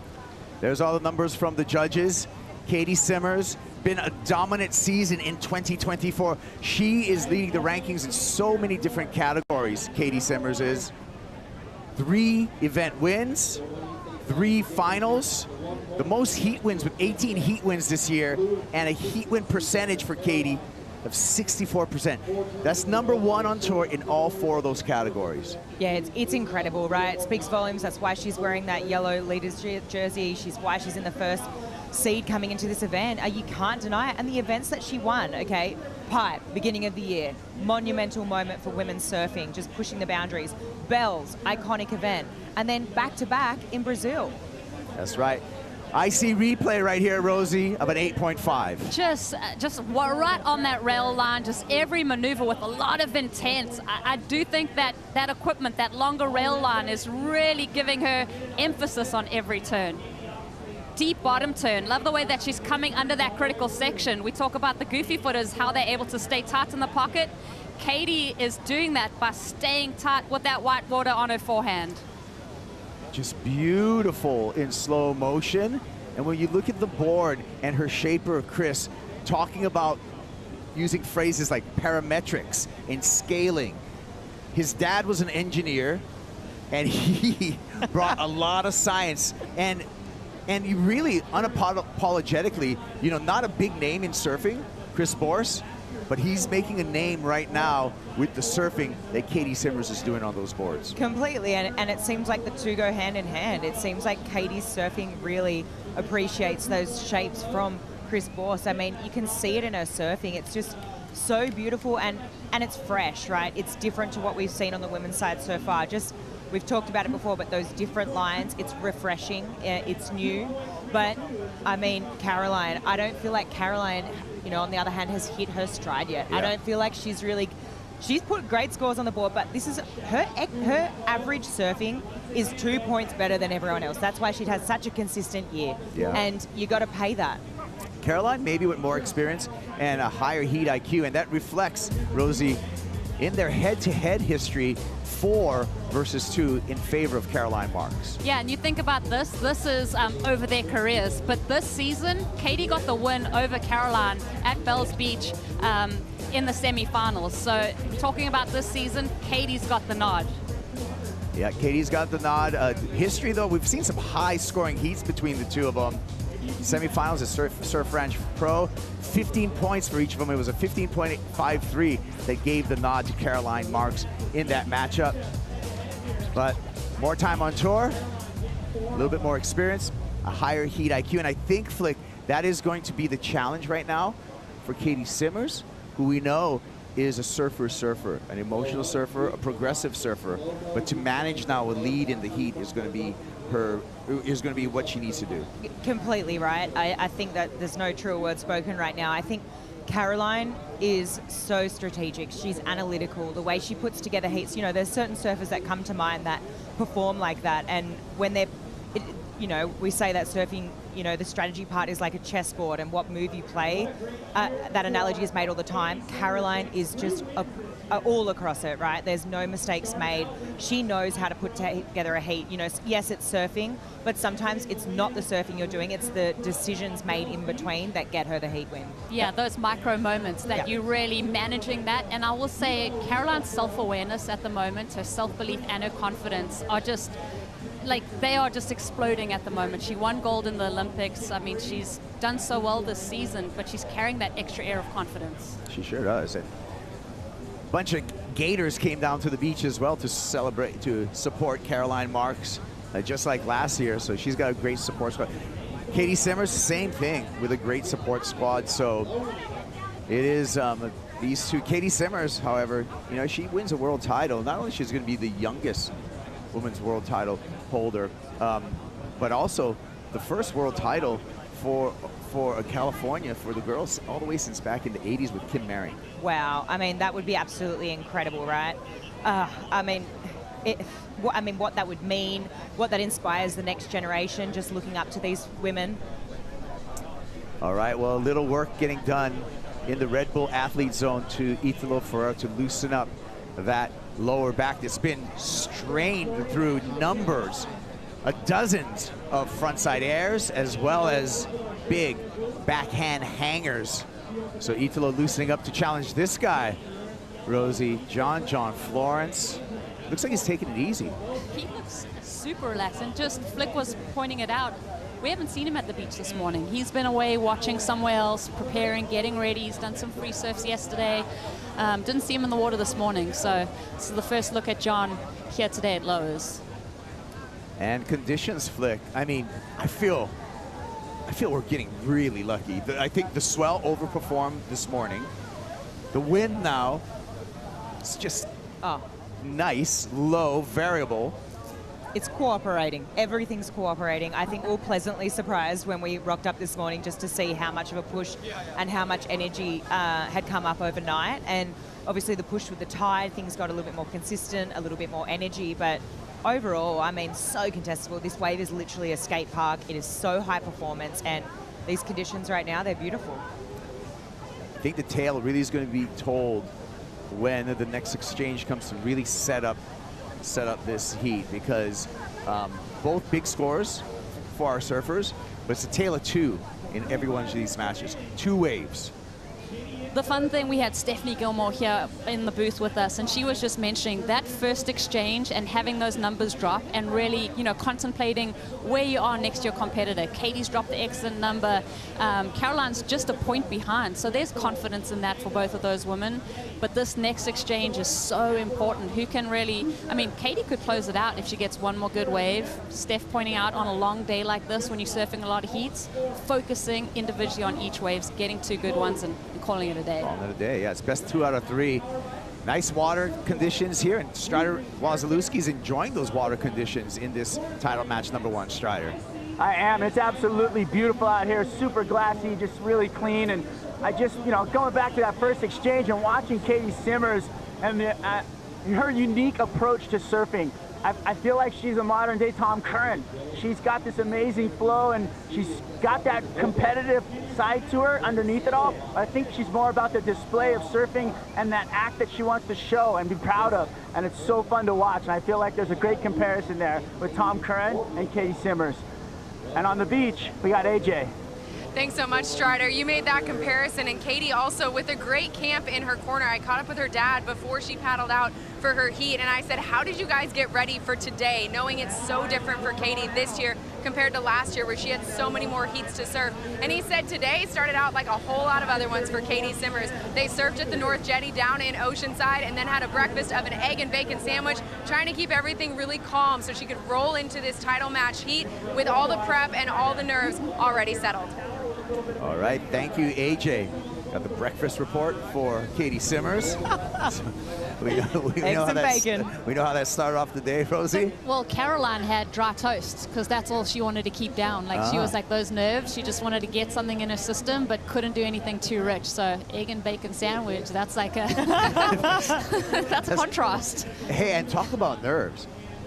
Speak to me about the feeling. I mean, you know, as a competitor, Flick, of these 2 women right now, what's going in between their ears, because you've got a great numbers, both of them, but it's been quite a long lull. Yeah, it's been a long lull, right? And obviously, Caroline's sitting out there. She's got that little P next to her name, priority. When the set comes through, she's got some decisions to make, and that's what we were talking about, those micro decisions that happen in heats, and that's what Caroline is really good at. But both of these women right now, I guarantee you they're both feeling the pressure. Caroline, obviously defending her world title, an Olympic gold medalist. Katie, on the other hand, she's come into this #1 seed. She is the one looking over her shoulder at everyone coming for her. So she's defending something.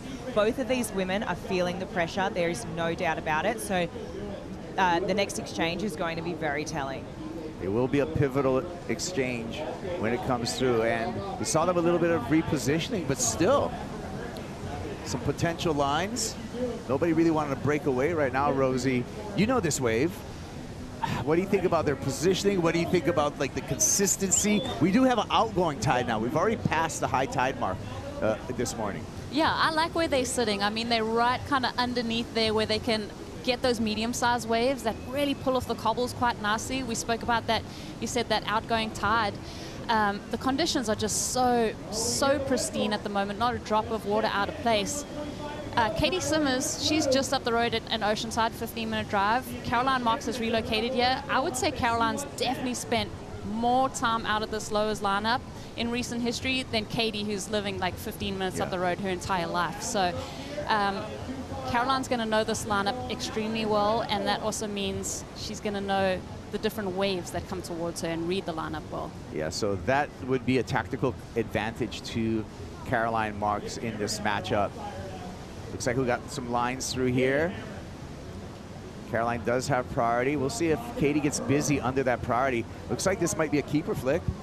Yeah, look, right now, I'm actually wondering if there's like, you know, looks like to me they're sitting a little bit deep. It could be because what you mentioned, that tide's drawing off the cobbles, but I mean, it's just interesting because Caroline, like you said, Rosie, has all this experience, right? When you have experience and you have that priority next to your name, you can actually lure your competitor to a false sense of security to, hey, this is not to say that Katie's following Caroline out there, but you can sort of dictate where where you're going to sit in this heat, and I almost feel like a little bit of that might be coming into play. She's drawing her in, and it's easy to, you know, shuffle back out and make it out to the outside and really make your competitor feel a little bit lost. Yeah. I feel this like camouflaged lowers right now. And why is it camouflage?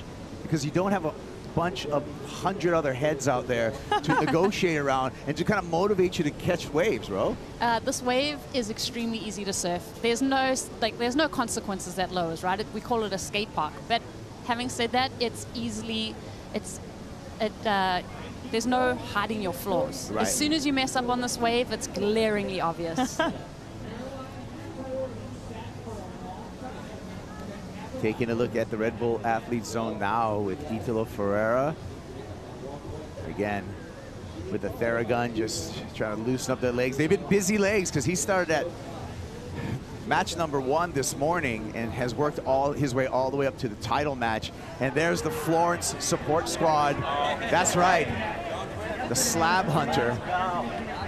Nathan Florence is here, John Pizel, John Shaper, and the rest of the support squad showing up, showing out.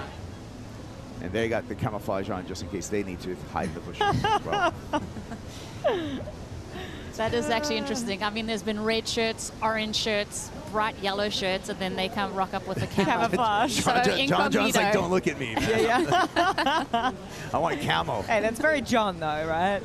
It's very John. It's pure John. We've had a great season this year. We talked about Katie Simmers and how dominant she's been in so many categories when we look at the 2024 regular season. There we go with the women's event wins this season, Flick.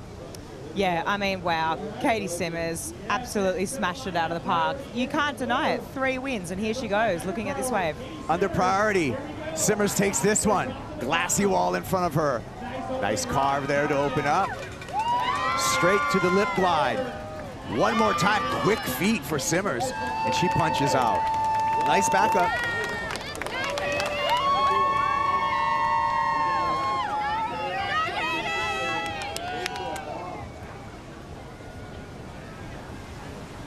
Love the support squad there for Katie Simmers. We'll wait for the backup. It's going to be a reasonable backup, Flick, but it will put more pressure for sure on Caroline Marks. It's going to put more pressure on. Nervous Caroline let that go with priority, right? So Caroline, with so much knowledge and experience out here, realizing, no, I'm going to let this one go through to the keeper. Katie, you go for it. Take this wave. I know there's something better on the horizon. It's not what I'm looking for. And you could also argue Caroline's looking for a different wave potentially to what Katie is, being on the back end, and here she goes. Caroline. Deep bottom turn, top turn combo. This wave goes a little sleepy though, and I saw you wince, Rosie. What do you think about that wave selection? I don't think, I mean, you can definitely tell that wave dissipated into nothing. Caroline, you know, got those 2 great turns, smaller wave. I mean, in contrast, I feel like Katie's wave was also smaller, but she surfed it up. Like the caliber of surfing that she did on that smaller wave was going to make it a nice backup. I don't think that come the end of the heat, this is going to be consequential in terms of score, but I think with the priority, that's where it's going to be crucial. Take another look at it. Here's the backup for Katie Simmers. 4.83 for this one, Flick. Yeah, you can already see comparisons with Caroline's. This wave's very clean. She gets to work really fast. Board's looking good under her feet. 4.83 here. So, look, she's got a backup. But like you said, Rosie, I think I've got to agree with that. I don't think these 2 waves are going to count in the end. What is counting, though, is that priority. And here we go, Katie. Katie, wave number 3. Looking down the line, drops to the bottom, loads up, punches that lip, releases the fins, goes down. First error that we've seen from Katie Simmers. Yeah, it almost looked like she looks fine, but those landings always look a bit dicey when it looks like you land on your fins like that. So we did get the second score for Caroline Marks of 5.27. Keeps Marks in second place, Marks with priority. The need for Caroline of 5.84. Katie with a missed opportunity there, Rosie, to really break away. Yeah, you could tell she was almost in 2 minds, and I think sometimes Lowe's does that to you, where you think you're going to get this nice bowled out section and it goes a little bit flat on you, but she's going for it, like that intent and that like working her into momentum. Like, that's what we want to see. We want to see you lift that level. Oh, something out the back for Caroline. And here comes Marks. Punches through the whitewater on that takeoff.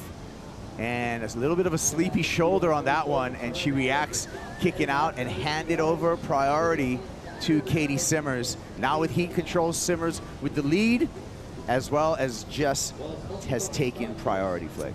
Yeah, a couple of mistakes from both the women, really. Katie obviously falling. It looked like, yeah, she was in two minds. Hang on, she's going maybe now. She's having a look, but Katie looked like she was in two minds, but she also looked very fired up, like almost, oh, I've got so much energy, what do I do with this? And obviously fell. Caroline takes off on that next one, too shouldery, wasn't what she was looking for on the backhand. So few little errors there from both women, but I feel that we're going to see, I mean, just from the form of both of these women, I think we're going to see those smaller numbers drop, and we're going to see some bigger numbers towards the back end of this heat. We're over halfway through this heat right now, and we're waiting for the next exchange. While we wait for that next exchange, let's take a Bonzoy brew break. Well, let's hold on to that break.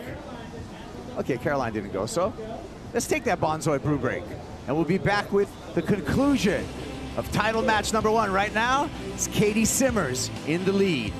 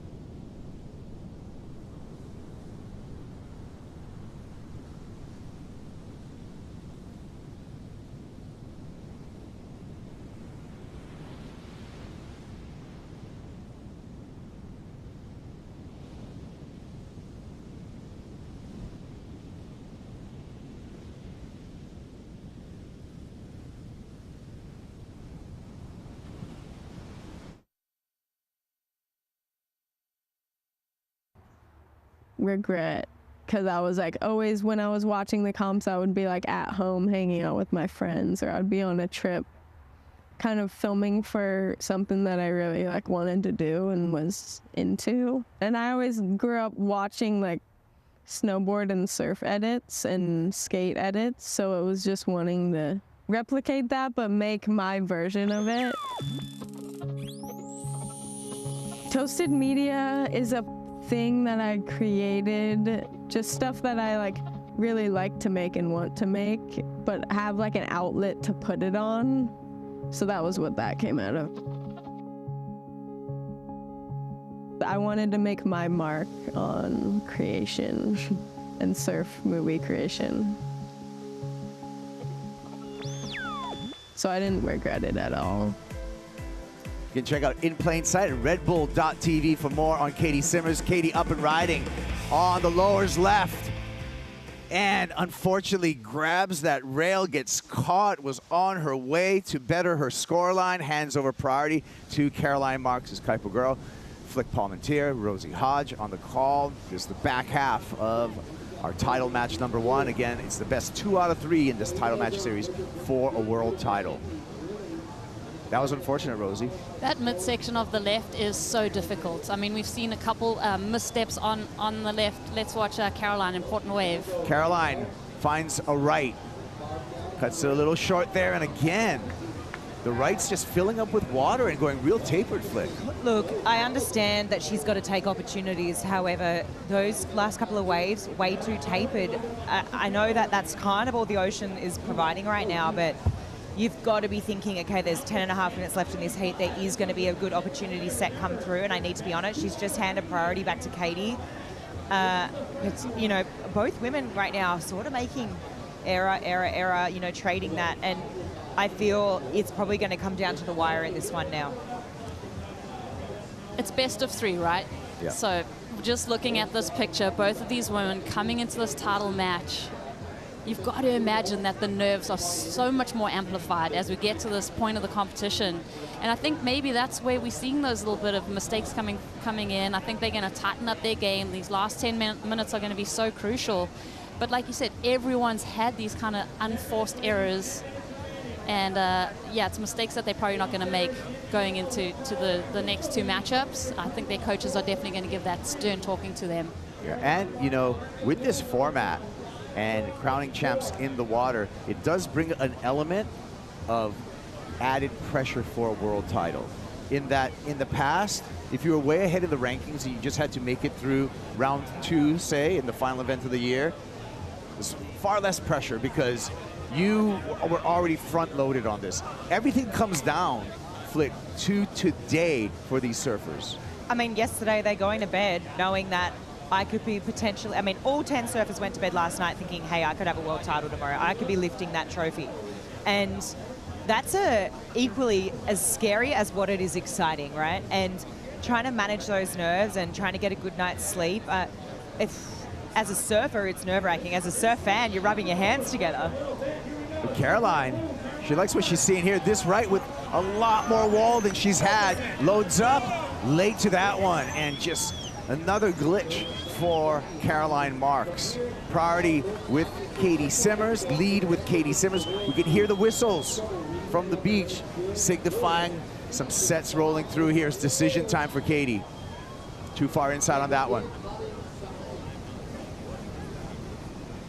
Yeah, this set just absolutely kind of capturing all the women on the inside. You see Caroline just duck diving that and Katie sort of having a little bit of a look, but sort of out of position. But also those bigger ones, as we just watch them unfold, they can just tend to be a little bit like flat through the section.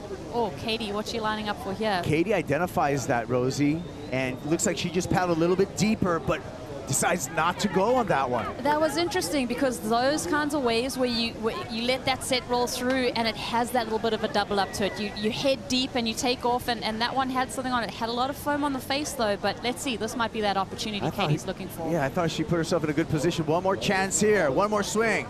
Katie Simmers, long wall. Speed line so far, slashes, a down carve, snap combo. More opportunity down the line, just keeping it clean on the rails of the Bourse. Looking for a finish. Nice snap to finish all the way down the line. Dad likes what he's seeing. Mom likes as well. Katie's gonna get the Red Bull jet ski ride out the back, Flick. Yeah, I liked that. It was a very paced approach. You could see that, right? You could see that she had, as soon as she stood up, she had identified, okay, I've made a few mistakes here. Let's keep this clean. Let's just make sure I finish this. Let's feel good about it. Let's gain confidence. And, I mean, is it going to better that 4.83? I think so. Yeah, I'm kicking the 4.83 to the curb. I know, like, it was a little bit, like, you would say lateral, but when we slow this down and you actually look at it, the length, she holds the rail line so well. It takes a long time for her to get that first maneuver going, but the setup for that next maneuver adds that little bit of emphasis. Again, she's surfing the wave up to what it's offering her. And definitely my favorite part of this wave is this end section maneuver. And that's going to leave a good memory for the judges. I don't know how much higher of the 4.83 it's going to look, like take her. But I like the exercise when I watch this again in patience. And this down carve to a faded bottom turn combo, that's just great surfing. It is. You know what? It's so refreshing not to see any bobbling between that bottom turn all the way, smooth transition straight up into that next turn. For me, the points are all coming from that first two combo, the two-turn combo at the beginning, right? The smooth transition between those, seamless surfing, and yeah, there's the strong finish at the end. So we're still anticipating the score, and we're anticipating the lead to grow for Katie Simmers.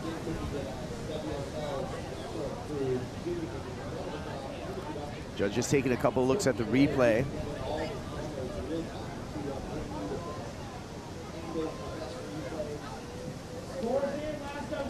.6.5 comes in for Katie Simmers.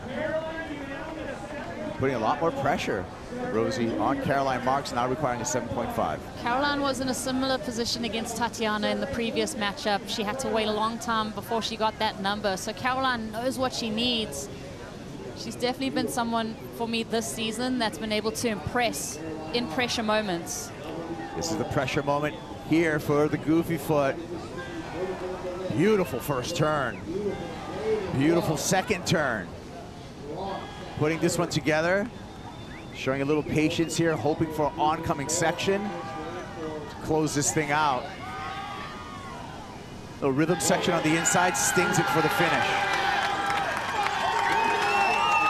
Gators are out.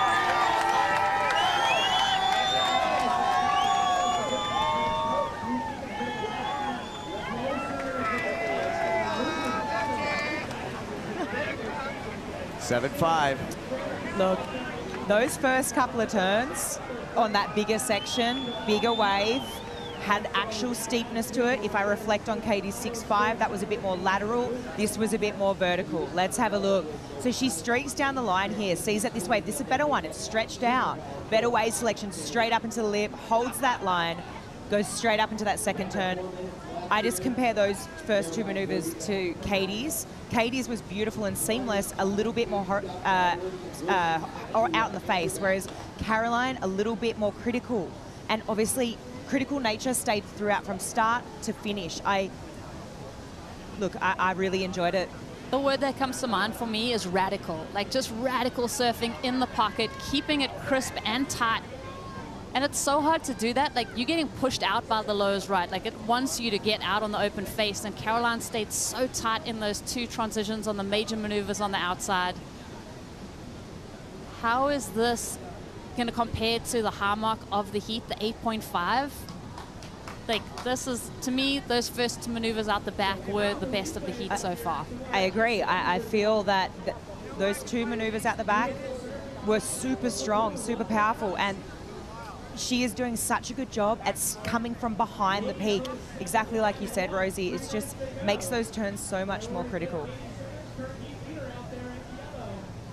Still waiting for the score, and you could really see the contrast. Caroline Marks able to go a lot more vertical on the backhand. That was a formula that earned her her first world title last year. She's applying the same formula right now, and the formula, the mixture, it looks like it's working. We got 3 judges up, and she's up with a 7.83. Caroline Marks turns the heat. I did see that coming. I've got to admit, those first couple of turns, you can't deny that sort of surfing. It was critical, it was strong, powerful. But I'll say this, right? This is her bread and butter, and I still don't feel that she has clicked into that crazy form that we saw her in last year that earned her that first world title. This is great surfing, but Caroline still, I feel, has another gear to click into, if not 2. Yeah, I agree. There's definitely the you know, up until that 10-minute point, I feel like Caroline, there was a lot of those mistakes that were identified from both surfers. I mean, going into 2 minutes, Katie's looking for a 6.83. Like, Caroline hasn't pushed this out of reach yet. And, you know, you don't want to look back and go, I should have pushed harder. I should have gone more vertical, more critical. But I definitely feel like Caroline has more to give. And we'll see what happens in the next few matchups.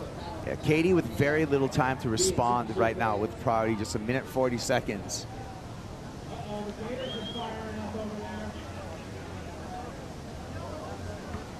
And the paddle out.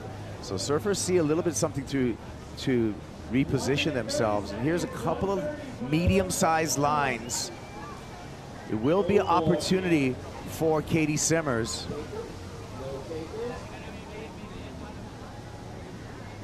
And this is going to be a big decision for the Oceanside surfer.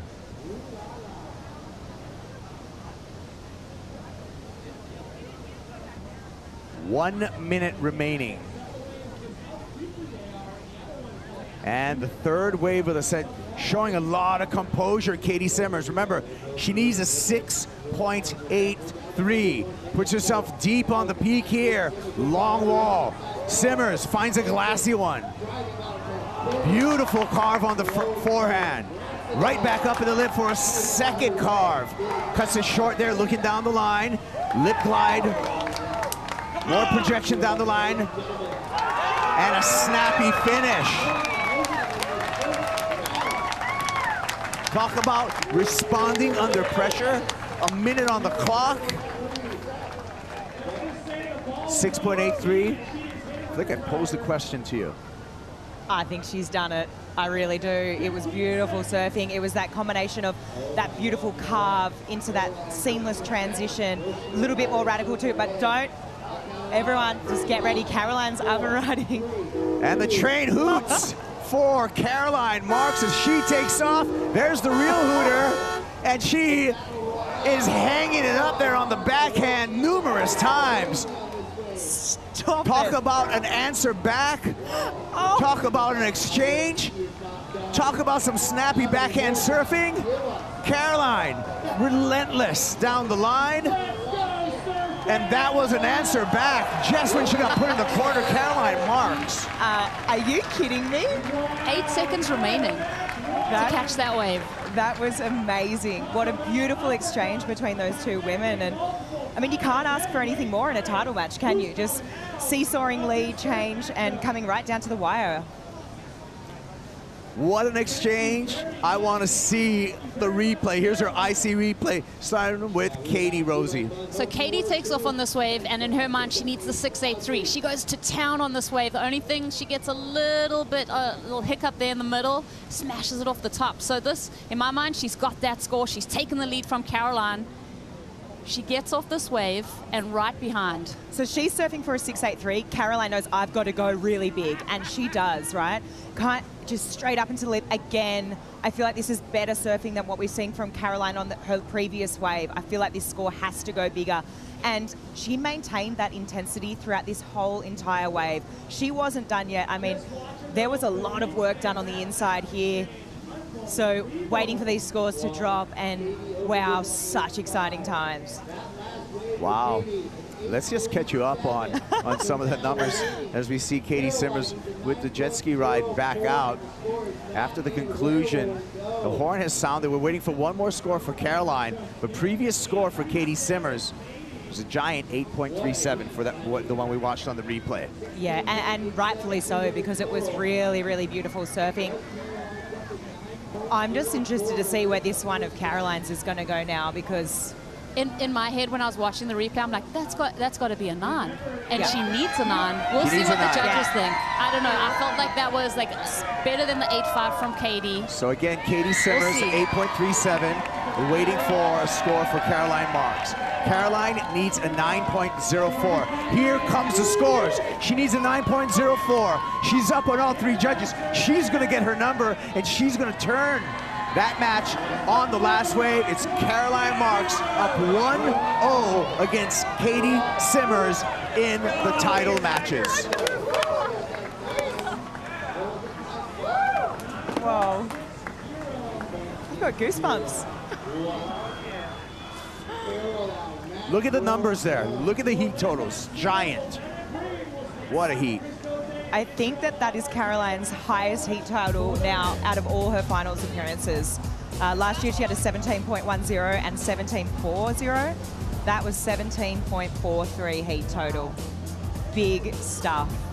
Giant numbers for our defending world champ. Caroline Marks takes the first match. The best 2 out of 3. She's 2 good waves away from back-to-back world titles. Let's get started with our men's title match number 1, and we'll throw that to the main stage with Chris Cote. All right, surf fans, give it up one more time for Katie Simmers and Caroline Marks. What a day! And now, 2 of the best to ever do it, competing in our men's title match here at the 2024 Lexus WSL Finals. Our number 5 seed has ripped through 3 of the world's best to get to our title match. Give it up one more time for your 2019 champion, Italo Ferreira!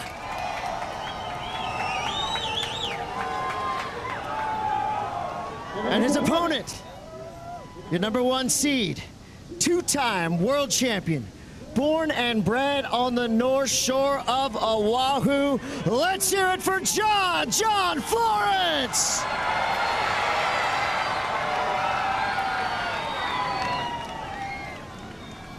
at the end of these 3 heats, one of these surfers will be world champion. Get out there, let's do this!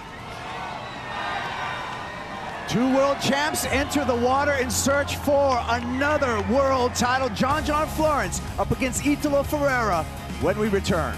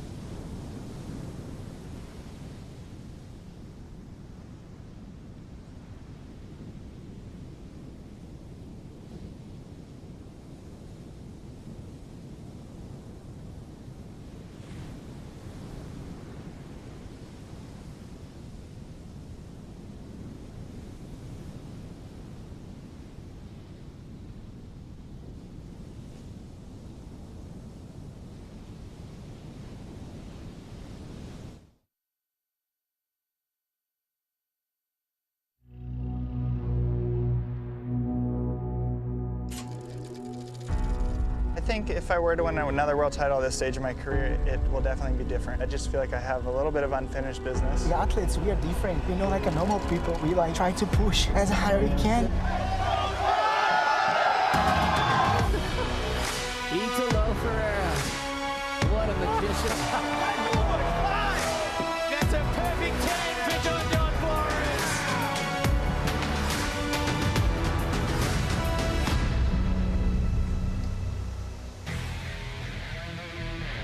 Welcome back to the Lexus WSL Finals. If the women's title match was any indication, buckle your seatbelts because we got another title match starting up right now. 2 former world champs, John John Florence up against Italo Ferreira in title match number 1 for the men. It's the best 2 out of 3 series when we come to the title matches, and it's been bringing us a lot of progressive, incredible surfing throughout here in Trestles.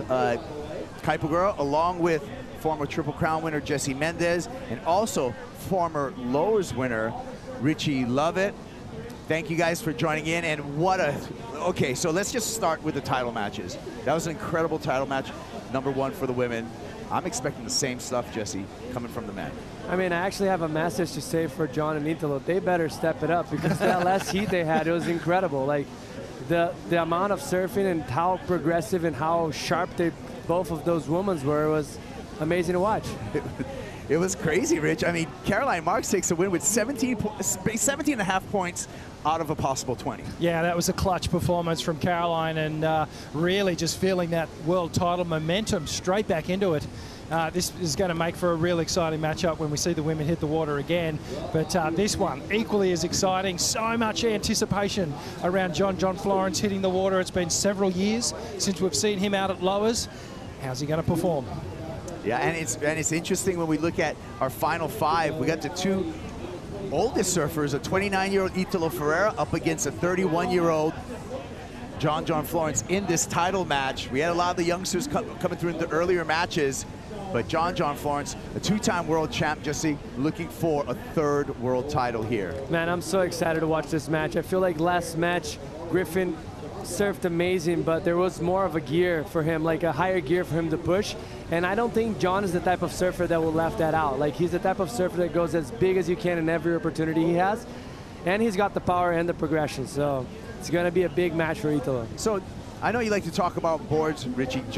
Reached out to John John's shaper, John Pizell, and Pizell comes back with me. He's running a Red Tiger model in a polyurethane construction, 6.0, 19.13, 2.56. It's 30 liters in volume. So he's on that kind of smaller wave model, the Red Tiger. Yeah. A little bit more flotation, perhaps a little bit wider than that Ghost model that we tend to see him riding when the waves get a little bit bigger. More of a square tail, an area square tail, squash tail, versus the rounded pin, which really knifes in. John wants to sit a little bit higher on the water down here at Lowers. You have to generate more speed, so a bit more foam towards the tail of the board for sure. And a surfer that's had no problem generating speed, starting from match number 1. I'm talking about Italo Ferreira, Jesse. Italo's been electric. He's been energized. He's looking for his second world title, and he's been the fastest surfer of the day. No doubt. He's been on a 6th gear since the first heat of the morning. But different type of speed that one run from another. Like Richie mentioned, John relays a little bit more on his board in order to generate speed, so he's a little bit more calm, doesn't move the board so much, but Italo is just pure energy. Everything that comes out of him, it's out of his body and just using the muscles to generate that speed. So just good contrast right there, and very exciting to see how it's going to plan out. I guess it also, Richie, is going to be a talk about endurance for Italo Ferreira. Yeah. This is his 4th match today. He started as the number 5 seed. This is John John with fresh legs on the water. Yeah, fresh legs for John, which, you know, we'll see whether it's going to be a factor. I feel like Italo could surf another 7 heats and still have as much energy. I don't think fatigue physically will be an issue with him, and he's just so mentally strong. You know, he's got so much positive energy just going through his veins right now. He's just on top of the world. And if John could have learned anything from watching the matches this morning, it's to not leave anything in the tank and actually go really hard with an aggressive approach right from the outset. So the opening turn is going to be really indicative of where John's mental state is at the moment. Let's hear from the women's match 1 winner, Caroline Marks with AJ. Caroline Marks coming in. What a way to end that heat against Katie Simmers. Talk me through that final exchange, your 9.6. Yeah, when I got the 7.8, I saw a set coming, and I just was going, all right, I know I need another wave. I was like, if she gets the right wave, she was surfing really well. I was like, I figured she'd definitely get the score, and then I was just really happy that wave came. I felt like I hit my stride a lot more in that heat than the first one, so I'm just stoked it kept providing, and yeah, feeling good. That was a really fun heat. That was a really fun heat. So, one more match win before you have an opportunity to go back to back. How do you take it up a notch in this next one against Katie? Yeah, I think just focus on my strengths and do my thing, and not worry about what she's doing. And yeah, I feel like I'm in rhythm with the waves right now, and my board feels amazing. My mind feels good. So let's keep going. We'll see you in the next one. Thank you. Yeah, and her strengths, I would have to say, Jesse, is her backhand surfing right now. Well, no doubt. I think it all comes off her bottom turns as well. The way she's able to always come back behind the foam and drive through, like you were mentioning in the previous heat, like driving through that rail, generating speed to attack the lip, and she's done that amazingly on the last heat, and we're probably going to see it again on the Z. A little bit of a lull to begin this heat again, and it has been feast and famine in these last couple of matches, Richie, in which there's been these really quiet times with not even insiders, nothing breaking, and then magical sets appear. Yeah, and we're seeing bigger sets than we did this morning, for sure. So this swell really starting to peak out through the afternoon, which is great news for us. We can see a couple of smaller swell lines coming through, but, you know, everyone is just anticipating this matchup between these two guys and who will take first blow in the world title matchup. Line coming through here, open priority between the two surfers.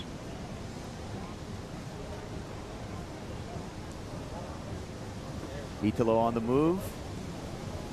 We talked a little bit about energy, and well, let's go to the hit. Oh. So 27 minutes and 55 seconds remaining. Talking about Italo Ferreira and his energy. He's one of the most energetic surfers, Jesse, with an average of about 8 waves per heat on average. That's his. Well, let's just go to this head-to-head. It's even between these two surfers. Yeah, it's like, I mean, I think this is going to be a deciding point for them, really. Like, obviously, this conditions, mostly the rights play a little bit into John's advantage. A little bit longer, has a little bit more down the line, but Italo's been just pushing as hard as he can, so it's going to be a good one to break it down. Italo taking a win in the final in Tahiti this year. Italo also beat in 2015 John John in Rio. John John taking Italo down in Margaret River, as well as the Gold Coast in their matchup. So even Steven between the two each. We're down to 26 minutes and 45 seconds here. A quiet Pacific Ocean, a quiet lowers. At the 25-minute mark in this 35-minute heat, we will have a restart. So we're about a minute and a half away from a restart. Yeah, and it's at that point where do you actually discuss it with your fellow competitor and go, hey, let's just wait this one out. Unless there's a multiple set wave that comes through. Here's Florence Camp. Right now on screen, brother Nathan. Plenty of Hawaiians down here. Spurring on John. You know, you think about John John Florence and instantly your mind goes to those big open face waves, Margaret River, you know, Hawaii, where he really lays down those incredible tracks. But, you know, John's had some amazing wins in smaller waves as well. So he's been putting a lot of time in the warm-up out here, just dialing in those boards. Have been looking really good. And, you know, he's a big guy too. You know, there's a height advantage for John, which, you know, creates leverage and all that power on the open face when he does dig into those carving rail turns. Yeah, John John Florence, 9 CT wins to his credits in all kinds of conditions, from small Rio to bombing Pipeline, and everyone knows what he was able to do at Margaret River. Okay, we're about 25 seconds away from a restart, or are we going to have a 25-minute heat? That's going to be decided if a surfer takes this next wave. There's a set coming too, so it'll come right down to the wire. And knowing Italo Ferreira, I would think he's going to want a quick heat. But it looks like neither are going to budge. Now, the head judge has to deem if there were any rideable waves in this heat. We'll see if they do and see if we get a restart. No restart. They deemed that there was rideable waves, and Italo now is going to make a quick heat out of it. Finds this right here. Tosses that one. Quick reverse on the backhand, spends a lot of time in the whitewater there. Had to do it though, it was a pretty tapered wave. One exciting move there. Looking to the inside. And sharp as always, gets the finish for Italo Ferreira. So very strategic play there, Jesse. When Italo realized they're not going to get the restart, he went straight to work. Yeah, like it's a split-second decision right there for you to actually be able to pull that off. Like, it was not easy for him to make that decision, but I guess identified as a big wave. There's a critical section, and he started off with a massive turn, like as critical as he can get. The wave died out a little bit after, but he finished it off strong, so a good start for Italo. As you see right here, just pushing it so much, that back foot. Both of his foot disengaged the board. As you see right there, his foot's way far forward. Brings it back in because he had a lot of downtime. Kind of cruises around this section here because it was pretty flat, but finish it up strong. Nice setup to finish up very strong with the nice tail release right there. And Rich, this is the moment right here where Italo realized, let's get it going. Yeah, and Italo had the inside track for the right-hander, and he forced the issue at the start of the heat, so he had the ability to get this wave, just pops the tail out, gets the spin, nose pick, and somehow regains control. This is one thing that Italo just does so well. He's cat-like, the way he just stays on top of his board, muscles through this section here, whitewater trying to knock him off, but solid as a rock. I mean, this guy is chiseled. He looks like steel, ripped to the eyeballs, really. And, you know, that core strength, just able to muscle through. He saw down the line that wave had more to offer. It stood up again through the inside and got a couple of nice turns off. 4.67 and an early advantage to Italo Ferreira. But just in attack mode again, right? That first turn, the first maneuver of the heat, sending a really clear message. He's not going to serve conservatively. He's just going to be attacking any section that comes at him. And we talked about the frequency and Italo's energy, Jesse. In 2022, Italo Ferreira started match 1 and went all the way to the title match. And he surfed 4 matches that day, 5 heats, rode 32 waves in a single day. Now, to compare that to some of his wins in both Fiji and Rio, where he surfed 5 heats through the total of that whole event window. But what that tells me is with that stats for a single day of surfing, Italo's got a lot of energy. Endurance should be no problem for him. I mean, and also he's on Red Bulls like since early morning, right? I think, I'm not kidding you, he had 7 when he won the world title during that final day of Pipe. So imagine how many he's on right now. So energy is not going to be a problem for him. Well, the last count when Cote introduced him for match number 2, he was already on, I want to say 4 Red Bulls for the day. So yeah, hey, I guess it gives you wings. Whatever works. Whatever works for you. Whatever works. Plus coffee in the morning. Can't forget that, right? A unique surfer, Italo Ferreira, and with the early advantage now, Rich. Quiet Pacific Ocean, but with just that mid-range score for Ferreira, Rich, big opportunity still for John John Florence to break this free. Exactly.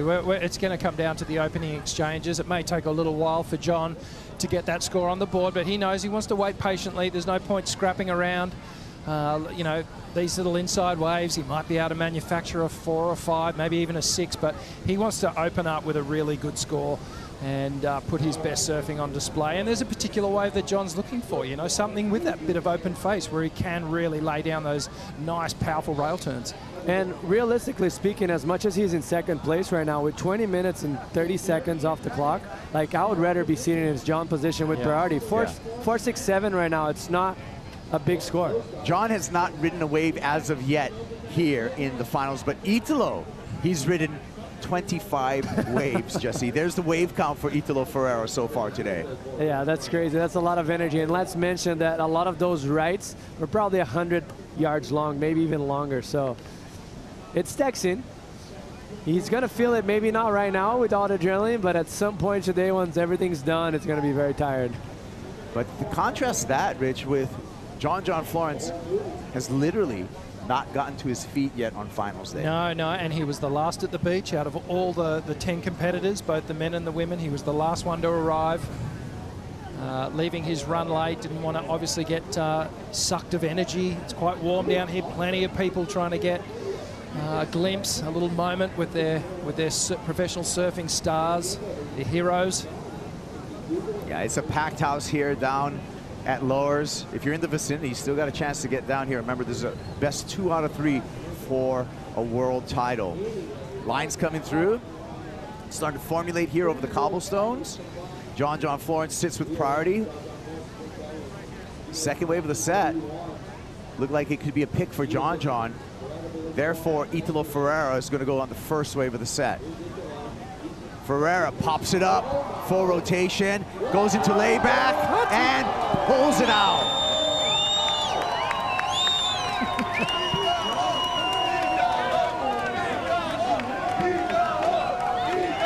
The Italo chants are starting. Hey, I love how just the split second he had to identify which way he was going to go. He started paddling like he was crossing towards the left, but he saw the left was longer, but it was kind of shouldery and not much action, and he saw a straight close out on the right. I was like, okay, see, he's starting. You can see he's like paddling towards the right, but then he looks at the right and see that it's a little bit more critical and just goes to straight a big boost. Got hung up a little bit, but still it was a great effort for him. It was a big air to start. Yeah, Rich, check it out here. There was a lot of theatrics with this one. So he gets up there, starts the rotation. You can see here, brings the nose around, the front foot barely staying in contact. and then basically has to lay down in the whitewash here. And again, that core strength, being able to muscle himself back onto his board. But I mean, it was spectacular. There was drama involved, but it wasn't clean. You know, the judges will be looking at this going, oh, that was actually a mistake that he didn't ride out clean.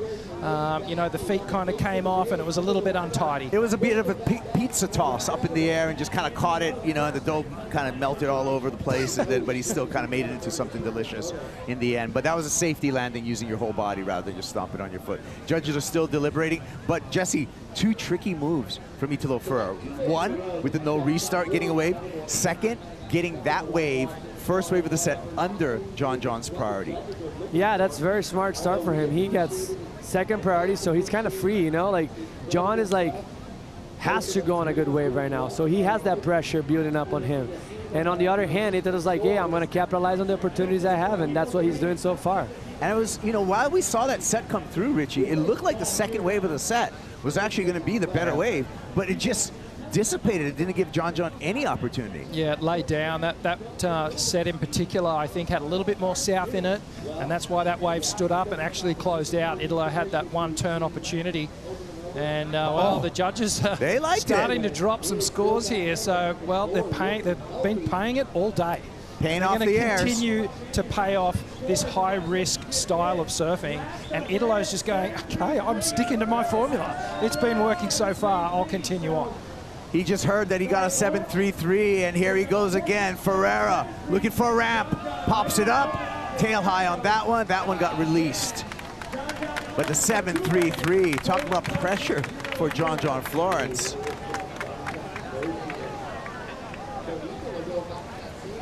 John John still sitting with priority. Look at this set wave coming through here. John John looking for the right. Has to fade into this one. Florence pops it up, gets it all the way around. Nice reverse for John John on the outside. He's going to turn to the rails of the Red Tiger here with a couple of nice carves. Florence, speed line on the inside. Big layback hack showing some power. Make it 2 for John John. Been waiting a while for this wave and rewards us with some great surfing, John John Florence. It's different, isn't it? It's got a different feel to it, to what Italo's delivered for us all morning. John, you've got to pay that high-risk maneuver at the start. He was able to regain, and then he got a lot of work done down the line. And judges, now remember, they've already got 7.33 on the board. Let's take a look at the replay here, Jesse. Yeah, as he identifies that wave kind of running down the line, starts off with a nice reverse right there. Very critical and putting all on the line on the first turn. See his front foot, brings it back down. Beautiful hack right there. And then right here, kind of just milks everything that the wave has, starts to wind it down what's ahead of him, and a big layback right here. Powerful through that turn. One more, and it's going to finish off. Pushing as much as you could right there in that section. Yeah. That was great. I like how he was firm in that section right there. He was like, hey, I got this. There was a lot of pressure on top of him. This is unbelievable, this air. Have a look at the footwork of John here. Right up on the nose, that front foot. It slips all the way back. Almost comes off that heel-side rail, and he's able to reposition his feet midway through that bottom turn, and now he starts to wind up again. One thing to note about the way John John Florence surf, he's like a swivel. There's so much twisting and contorting right through the middle section of his body. The way he actually turns the lower part versus the top half, we'll break that down through the entirety of this heat. We may get some slow-mo action, but it's a unique style that John brings. It's a unique approach, and I think he's going to drop a good number here. Talk about discipline. It took John John 19 minutes before he got his first wave. Another thing to note, Jesse, is there's already a 7.33 on the board for a single maneuver.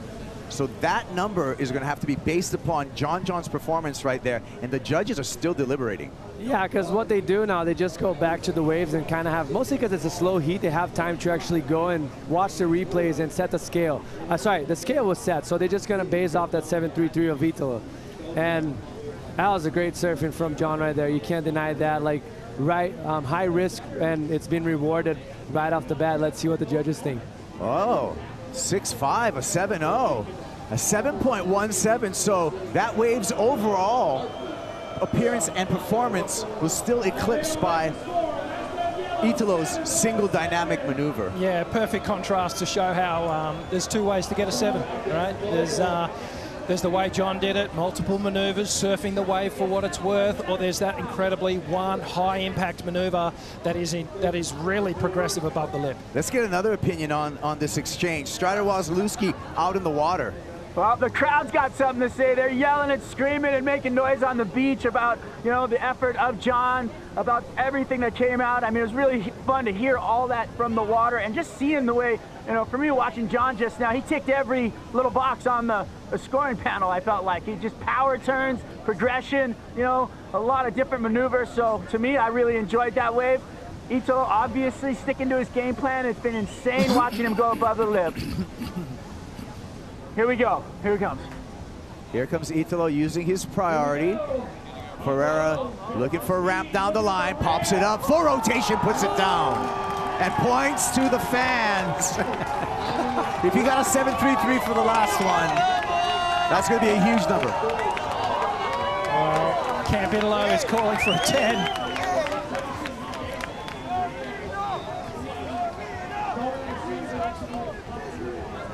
And really, we knew what Italo was going to do. Great looking wave. That section just stood up in front of him. Hey, Jesse, I mean, if you're getting big numbers with single maneuvers, how do you even play against that as a competitor? Because I feel that Italo's going to do better than a 7.3 for this wave right here. I mean, I think so too. He had a little bit more time to actually get speed, and I wanted to pay attention on the head rotation that he has on that turn. As you're going to see right here, he's going to aim that straight into the flats, but halfway through the turn, look, he starts to set up, aims that lip down, aims it to the shore, and then right there, halfway through, he throws that head all the way around to get the full rotation as he landed so clean. That was beautiful work from him. If you're a skateboarder, you would call that bolts. That was a perfect landing right on the bolts. And pointing to the crowd there, I'm expecting a giant number for Italo Ferreira, and that's going to put a ton of pressure on I mean, it was higher, it was cleaner, and it was pretty much a full rotation. Maybe he didn't land it exactly facing the nose to the beach, but it was more of a rotation than the previous one. 8-point ride. It goes excellent for Italo Ferreira. He's got a 15.33 heat total.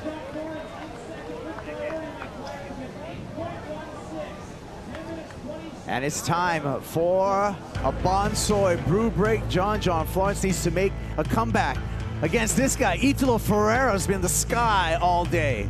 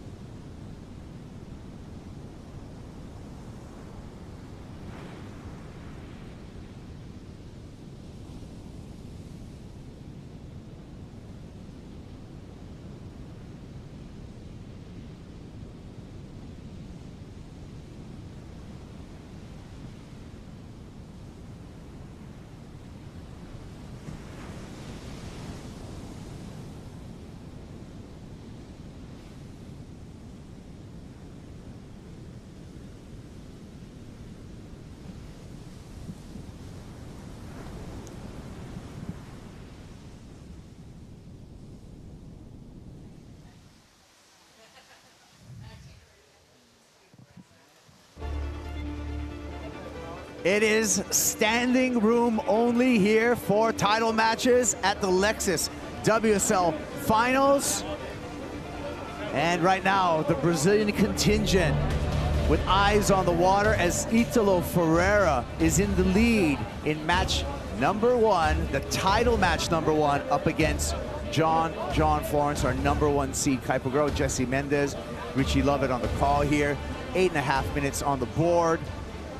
And Jesse, John needs to drop a big number, an 8.16, if he wants to take the lead. I mean, I think he's definitely capable of, but just what I think it's happening right now, the momentum is shifted to Italo.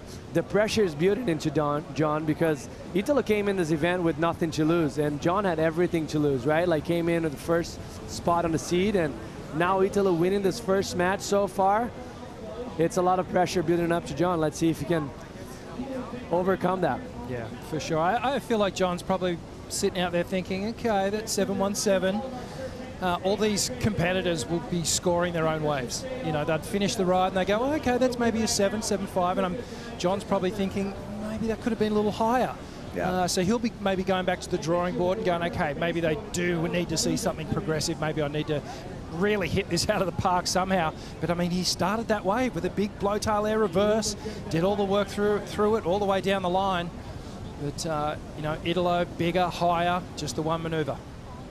The single impactful maneuvers had a bigger score on both of Italo's waves versus John John's basically compulsory routine where he got multiple maneuvers, big slashes, start off with that air reverse, but it really shows where, you know, I think the risk right now is what's getting rewarded.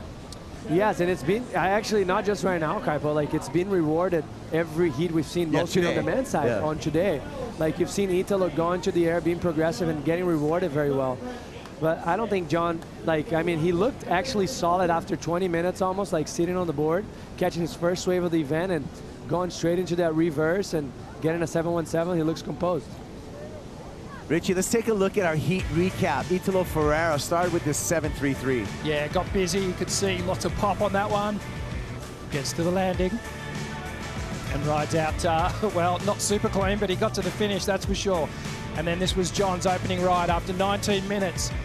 Gets high risk, gets progressive at the start of the wave. If there's anything to criticize, maybe it was a little flat at the start, but then he winds up through the inside section, brings it all the way through, keeps that energy going, slams that inside, really pivoting tight, really swiveling off these turns on the inside, jams the final one with a lot of power, and this was a huge score for Italo.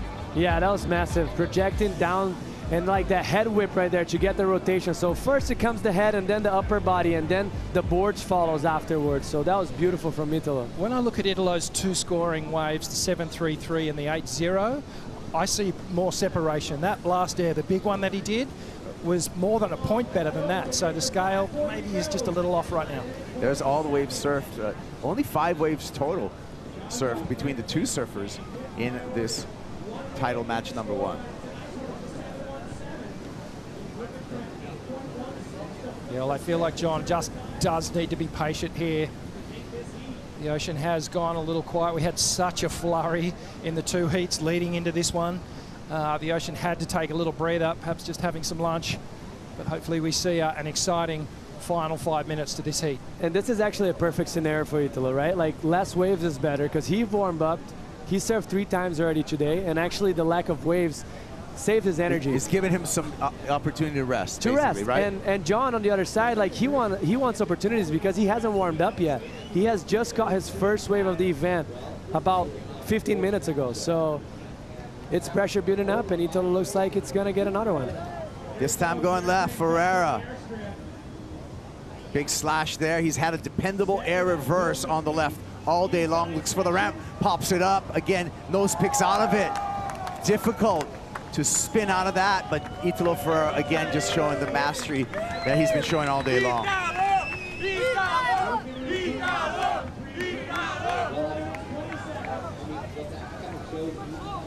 Yeah, staying busy, finding that little left. So his motivation right now is to replace that 733. I'm not really seeing it.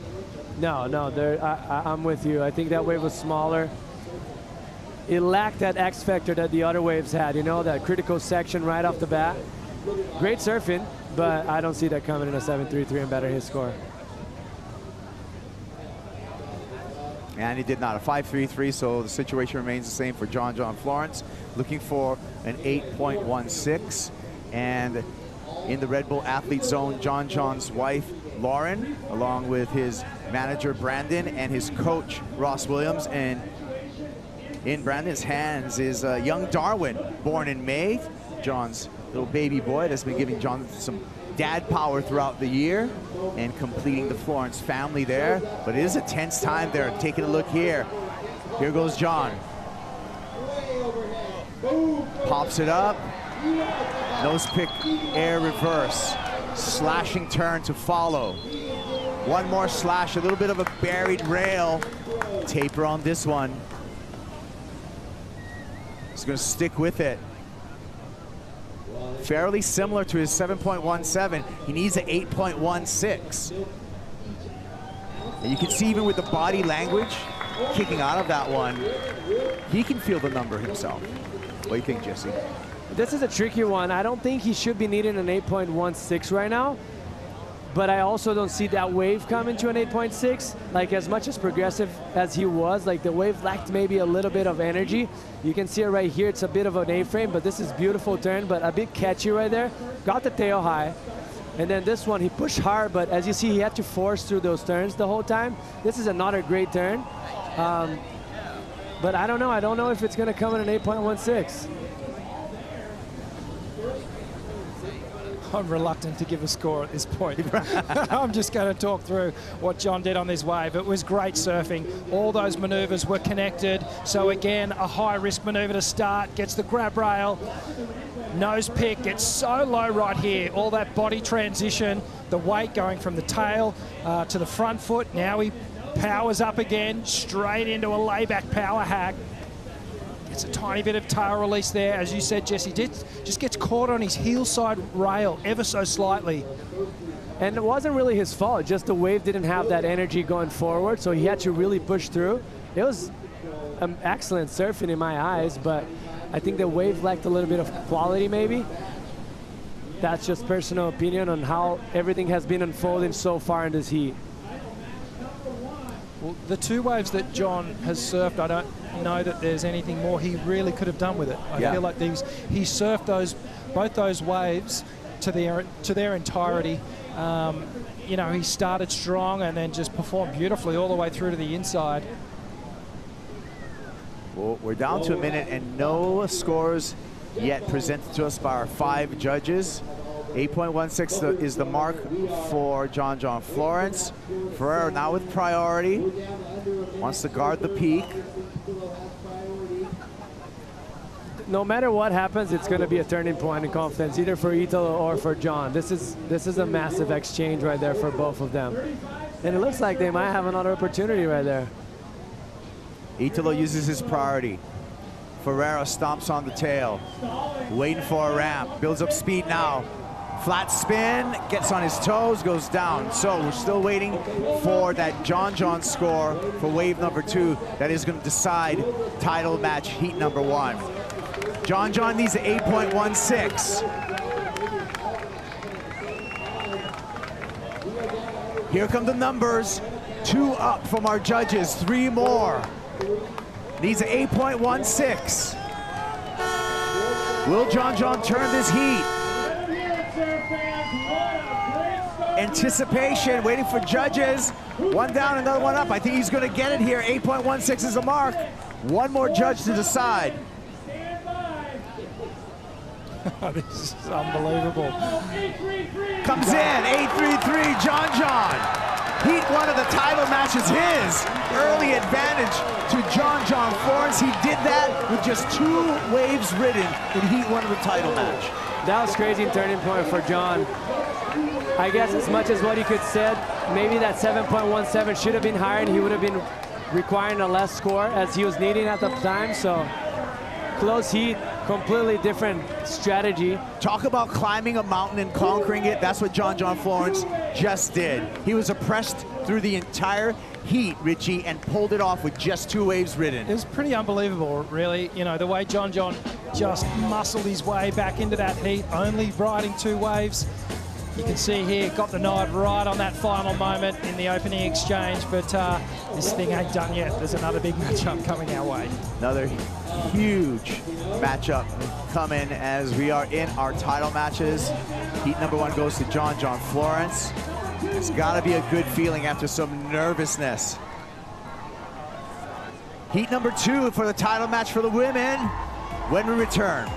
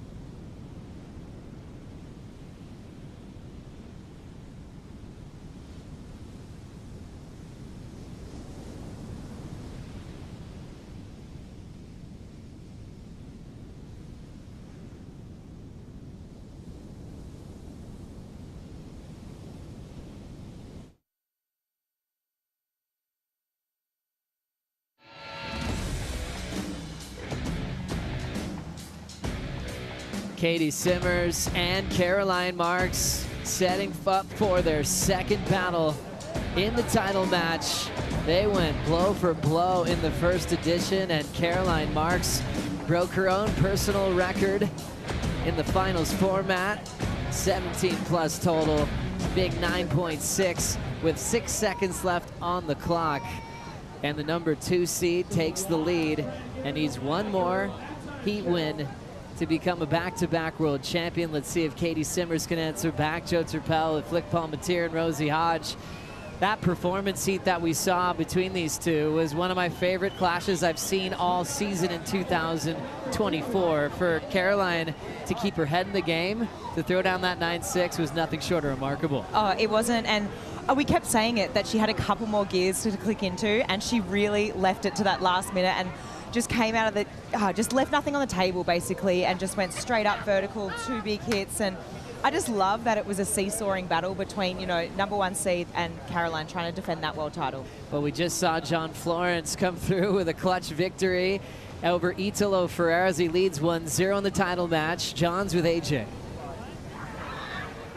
John, the captain of efficiency here in the first title match. 2 waves ridden, 2 waves, all you needed to get past Italo Ferreira. What were you telling yourself as you were waiting for that final wave? I just felt I feel really good today. I feel confident, and yeah, so I was just waiting for waves in general. There was not very many waves in that heat, and so just waiting for like a nice open right, and I got my 2 waves and surfed them pretty good, I guess. So you got another one here in this finals format. How do you carry this momentum into the next match? Yeah, I don't know. I just keep surfing, I guess. I hope we have more waves in the next heat, because that was slow and hard to sit. Well, keep surfing. See you in the next one. Thank you. That was the 14th time this season where we've seen an athlete on the men's side win a matchup with just 2 waves. John did it previously in Margaret River at stop number 5 of the year. Ultra efficient. I don't know if he wanted it to be that way after a serious lull. There were people were almost waiting for a restart. Italo got going, started throwing fireworks, sucked in the energy, and John just laid down the rail, mixed it up with variety, and will take a 1-0 lead, best out of 3. So John's 1 more heat win away of clinching a 3rd world title. But we know Italo's preparing a game plan. He wants to go to a 3rd and final heat decision. Katie versus Caroline. What a classic. Katie's just 18, has a chance to be the youngest world champion in history. She would have to do that today, though. Next year, she'll be too old, and it will stick with Carissa Moore as the youngest world champ of all time. Caroline, though, coming off a win like that and a buzzer beater, you know she's going to use that as more confidence to come out blazing in this heat, Rosie. Definitely, and I think, you know, Caro doing it in 2 heats last season. I mean, the way that she turned that heat around with the ping pong battle between Katie and Caroline in that last exchange of the heat, she's going to be riding with that confidence, with that emotion, coming in, giving her coach a big hug, like just feeling the energy from the crowd, having that win. And I mean, Katie was looking dangerous in that last heat, but I feel like Caroline's got that momentum going in her favor. Yeah, the combination from Katie on her opening wave in the previous heat, the 8.5, was just so brilliant. Her way she could change gears, her flow. She then started having a few little moments where she started falling, and on the other end, Caroline just kept picking up the pace. Yeah, she did. There was definitely a sliding doors moment in that last heat, and Caroline capitalized on it. And I know that Caroline ended up surfing probably, you know, almost close to perfect score, really, up into the 9s on that last wave. But it was just smart surfing and taking opportunities and not leaving anything else left on the table. I mean, there is no time right now then to put everything on the line. I mean, you're surfing. She's trying to defend her world title here. I mean, she had to go big on that last wave, and the risk was there, and she was rewarded for it. She went big. There's like no underestimating her competitor too. Like Katie took off on that previous ride. She's like, okay, I already know that I'm going to need a score taking off on this next wave with 8 seconds remaining. And yeah, to just hold that composure and surf up into excellence, near perfection with that 9-point ride, it just really tells the tale of how mature Caroline has become. She's obviously a defending world champ from last year. She won the gold medal. I mean, there's not much more that she could achieve this year. saw Coach Luke Egan, and he's like, I said, congrats on all the success. And he's like, this is it though. Like, this is the one we want. Like, it's all about today. What a great support crew that Caroline Marks brings with her on tour. Luke Egan doing the job full time, and actually tagged in Mike Parsons for certain events this year. They're always in communication. Both like best friends, like uncles to Caroline, and giving her so much great advice. It's so cool how that worked out, you know. For Snips, he coached Luke Egan for a bit back in the day. They just became great buddies and love just sharing their thoughts. I mean, they're two of the most brilliant surf minds in the game, and just passing all the knowledge down to Caroline. There's Snips there. Growing up in Laguna Beach, went to Laguna Beach High School, but he's been in San Clemente for a very long time. He surfs lowers every single day. Even this morning. It's like, the guy can't not surf. He surfed uppers on the way down. He's like, okay, I'm gonna kick off my day, a couple of sevens, and then I'll get down to business. A great surfing mind, been a big supporter for Caroline Marks for a long time now. And I think you think about, you know, Caroline's family, Caroline's coaches, her support crew. That was so crucial for her when she made that decision. I'm going to step away from competition. I want to reignite my love for this. I need to think about why I want to do this. Luke Egan took her away on a surf trip to Indonesia. They scored fun waves. They got back to like that fun feeling of surfing and just came back re-inspired. So it's just so crucial to have good people around you that lift you up. You know, these two have been very mature with those decisions of knowing when to say, you know what, not now. And Katie did that originally when she qualified.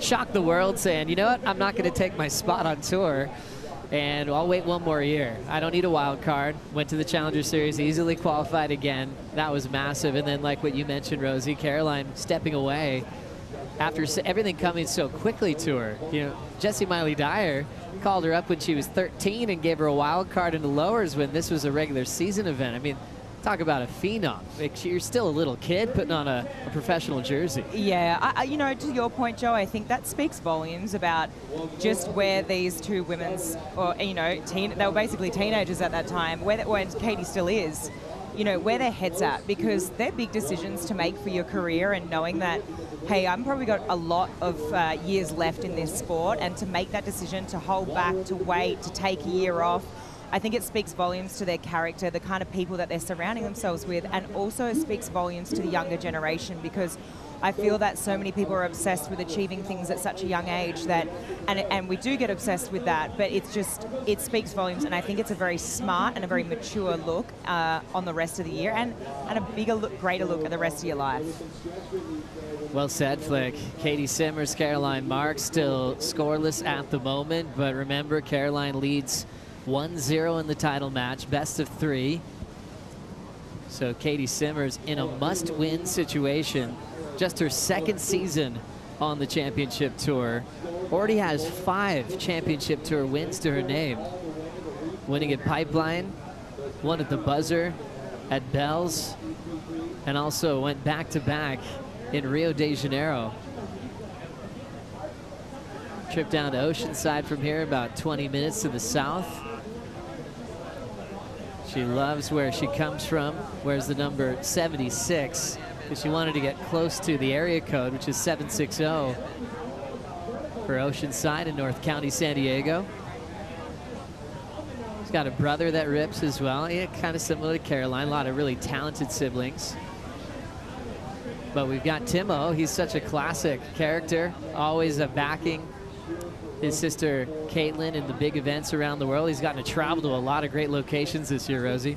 Yeah, and I love that. Probably like the sibling rivalry growing up. They had a lot of support for each other, but obviously pushing each other. And also, I mean, Katie did a little piece for WSL last year in her rookie season, and she basically said, my parents would drag me to the beach, and I had 0 interest in surfing. I didn't even like the beach. Didn't want to be there. Yeah, thanks, Mom and Dad. And look where we are today. Yeah, I love it. Well, it is getting really hot, AJ. Any advice for us? Yeah, Joey, it is getting hot out here. I can confirm, doing all of those interviews with the surfers as they come in. Luckily, I'm in the Red Bull Athlete Zone, and I have plenty of Shiseido to make sure that I am protected from this lovely Southern California sun. So if you're coming down to the beach or out and about anytime in this September summer, make sure you get yours too. Thank you very much. Great advice there, AJ, doing a great job in the field. It's getting close to 90 degrees Fahrenheit at the moment. Incredibly hot temperatures for this time of the year. We're really in the fall season, and it's still blazing hot. I think, in fact, some of the hottest numbers we've had in a few months in Southern California. But the water temperatures have been up, and the thing is, we're scoring. It's been pretty marginal surf-wise in a lot of the different regions of the world. We were kind of having that topic at Cloudbreak at the last stop. For here, it's been pretty small, so we're fired up that we got surf like this for the World Title Day. Yeah, I mean, we're heading into local summer here in San Clemente. I mean, these really do kick off some of the best weather-wise months and some of the best wave months. You know, we've even got that little bit of a glass off right now in the afternoon, which is like so quintessential September time at Lowers. And yeah, you're right, Joey. These are some of the best waves that we've seen all summer in San Clemente. So we really are stoked to see what we have on offer. Caroline Marks, her world title run last year, she got past Katie Simmers, who was match number 2 last year, where they ended up going head-to-head. And then we saw Caroline just steamroll all the way through, winning the first 2 against Carissa Moore. We've only had one season where it's forced the third deciding matchup in the best out of 3 series. Look at this battle, no priority yet, and rolling in to start, controlling it is Caroline Marks. First turn, nice and smooth. Drills it in the pocket out in front for a carve. Another fading cut back. Wall still just opening up for a series of little fading cutties. Finding the lip a little bit. Nice form and shuts it down.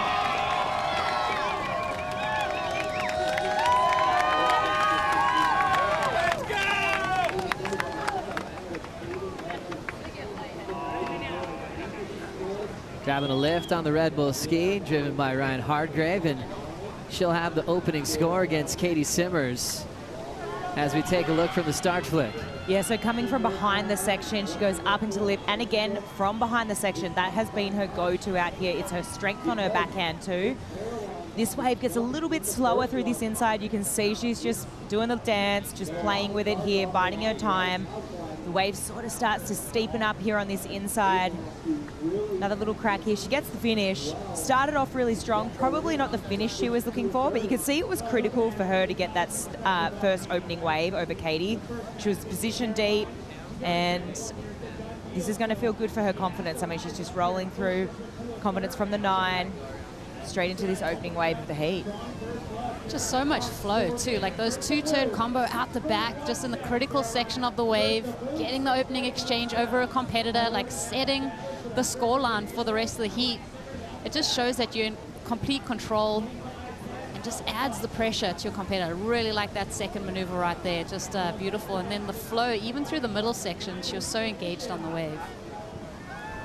Great start for Caroline Marks, kicks things off with a 6.17. And so savvy and just out positioning Caitlin Simmers for the right.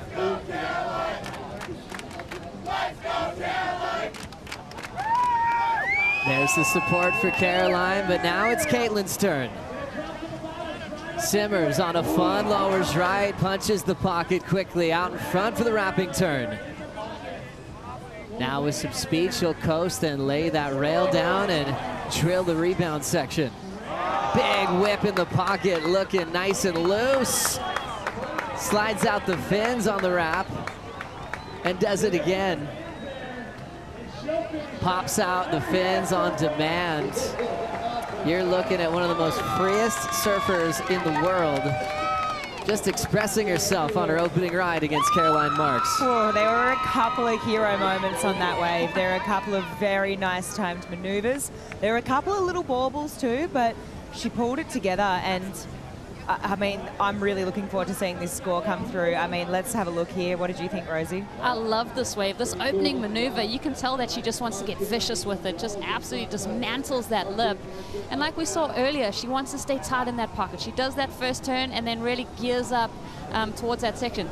Okay, one of the best roundhouse cutbacks I've seen all season. Yeah. I mean, no two-stager right there, and that's just all technique, setting up for that fin throw.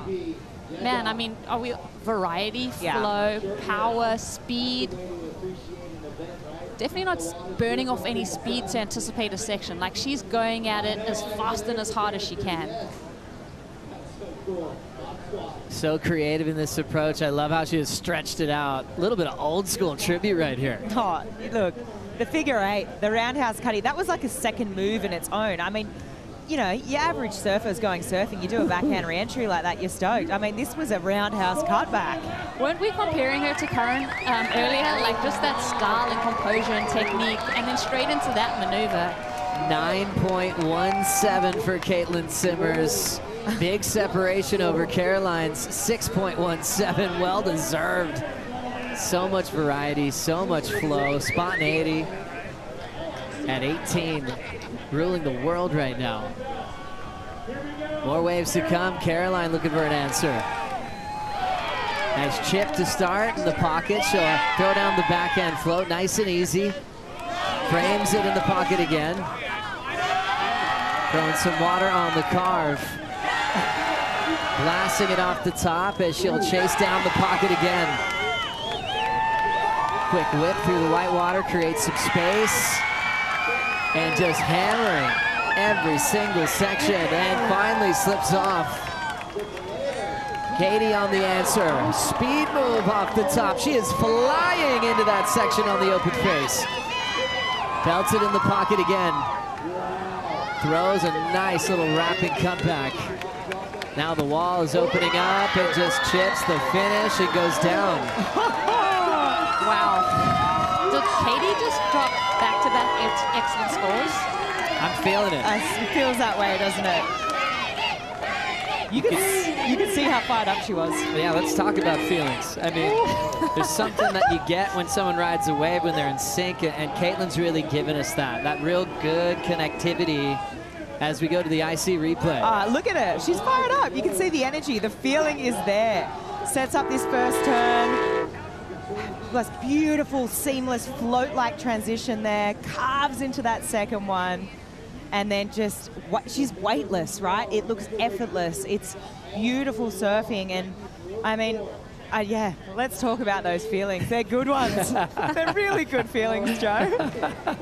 To me, the degree of difficulty comes in where you're not burning speed to attack a section. She's just going at it like full throttle. Every maneuver's different. Yeah, I'm like...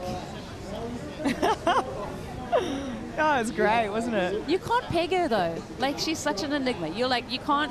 It's, yeah. Well, where's the contrast here, Rosie? You know what? For me, Caroline did some really great maneuvers on this one. She read the wave incredibly well, but just didn't quite get critical. Like, she didn't get that same vertical approach that we used to. I mean, the linkage, everything is just amazing. I think these women are bringing out the best in each other in every wave they've had to answer back and up the level.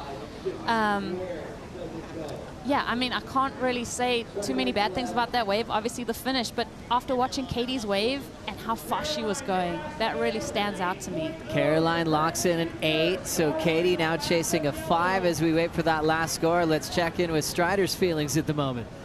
I'm buzzing. I'm like floating. I'm glad I'm not in this heat. This is ridiculous. Watching these ladies surf right now. But Katie Simmers, from that rebound to straight up fin throw on the prior wave to her aggressive approach on this wave, that was just, you did not know what you were going to get, and that is what we want to watch. That's what we came here to see, is unpredictable, radical surfing, and she's bringing all of that with that old school flair. I mean, I am completely entertained, so thank you, Katie Simmers. That was amazing. I mean, the 8 wasn't bad from Caroline. Yeah, no, This is a great matchup. Remember, Caroline wins 1-0. Caitlin in a must-win situation. Let's check in with AJ. Yeah, Joey, I can confirm here on the beach, things are as loud as they seem on your screen. Caroline Marks camp behind me All of her siblings are here rooting her on. 19 people is how deep her family is rolling into this finals. Of course, they're hoping she wraps it up in this matchup, but Katie Simmers, I talked to Tommy Whitaker before she paddled out for this heat, and her coach told me that his message to her was to remember, you took the defending world champ to the final 10 seconds. She needed a 9, and she got a fantastic wave. But for you, go out there, grip it and rip it, and that's exactly what Katie is doing. Thank you so much, AJ. That is exactly what she did. Scores in a 9.2 to go with her 9.17. Caroline Marks, even with the 8, is comboed with 18 minutes to go. Well, that's the new record for the heat total on the women's side, 18.37. Katie Simmers getting the job done. That is how you answer back. We keep breaking records. We were just talking about Caroline Marks breaking her own record for the highest combined heat total. Well, Katie just upped it right now. 18.37 is the new high mark combined heat total overall for men and women in the finals format. How was Katie's reaction too? Just like 2 9s back to back, like falls off the board. She's only caught 2 waves. Like, what do you? Caroline's comboed with an 8. There's a lot of feelings going around right now. Let's talk about our feelings. But gosh, and like just focus on the competitors. Like, what's going through Caroline's head? Going, I'm feeling great, but it's not enough. And I think the fun part about this for us is Caroline's actually, if we're honest, she's in a low gear.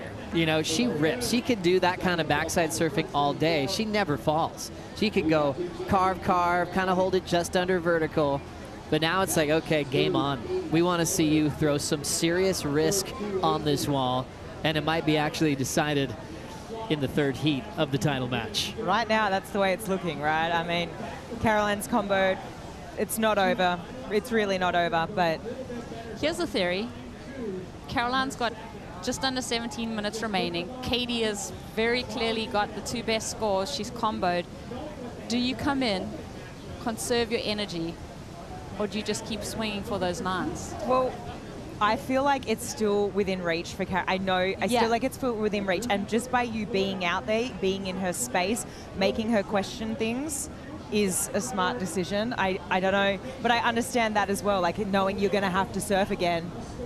But I mean, if you leave Caroline out there, it leaves the door open. I mean, she could get a 10 and a 9 and whoopsies. I mean, even more so for Caroline. Yes. To come in and be like, I'm just going to reset. Okay, more so for Caroline. Interesting theory. Well, you can take the boy out of North County, San Diego, but you can't take North County, San Diego out of the boy. Cote is in his happy place. Oh, thank you so much, Joe. We got Camp Katie right here going absolutely crazy. When that last score dropped, I couldn't hear anything. The whole beach went wild. The tattoos are already out. C for Katie right there. That's 76. That's 760. This crew right here is going wild all day. You guys still believe?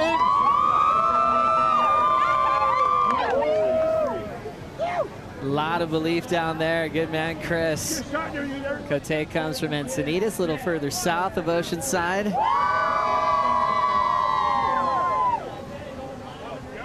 Seen a lot more Padres hats at this event than I've seen in a while. And that's because of Katie Simmers representing San Diego, Oceanside. They have a lot of big events there at the pier that have been on the QS level for many years. Katie growing up watching that contest. Quick drive up to Lower Trestles. This wave brings out a ton of her strengths that we've been enjoying. Live, 9.2, 9.17. Record-breaking combined heat total here at the Lexus WSL Finals. Caroline has the time to break this thing down, but they would force her to really push it, show a lot of risk on the backhand. And backhanders have loved this right at lowers over history. You think of surfers like Freddie Patacha Jr. retiring with a 10.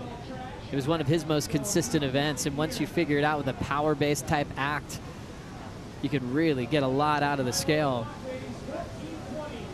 Well, remember, Caroline wins 1-0. Katie Simmers looking to even things up.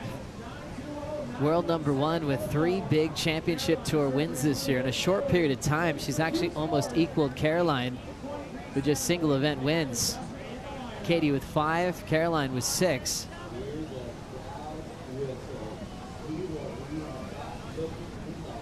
Now moving into position is Caroline. Her whole goal here is to break free of a combination.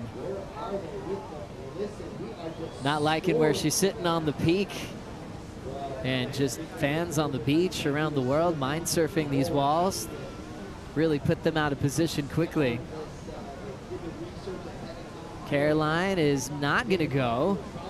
And it's going to be the Katie show again. Just up and out.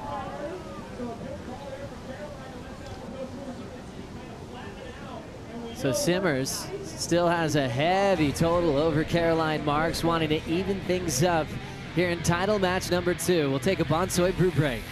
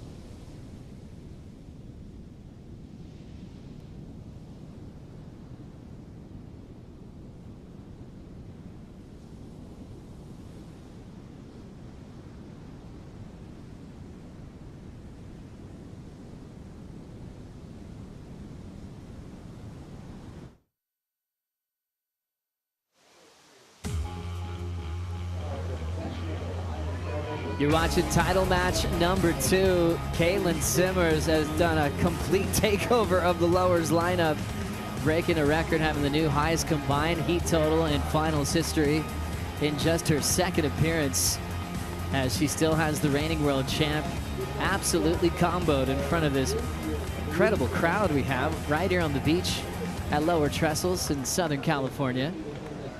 It's 2 o'clock in the afternoon. It's almost 90 degrees Fahrenheit. Water's about 73 degrees. So pleasant for pro surfing to finish off another great year on tour. Caroline, total destruction over the final 5, and she kind of started off as that really hot ripping grommet that all the veterans were trying to figure out how to deal with. Remember that first win of her career, winning the first check that was equal prize money for the men and women. Back on the Gold Coast, getting past her heroes of Steph Gilmore, who was at home on her home court and already a legend. And then the next legend was Carissa Moore, on the way to her first victory. Definitely a day she still reflects on as one of the best of her career. Oh, and so young, just so young. It's just incredible, right? You even just think about the shift on the women's tour and just how young these women are. I mean, even Joe, you were talking about at that average age.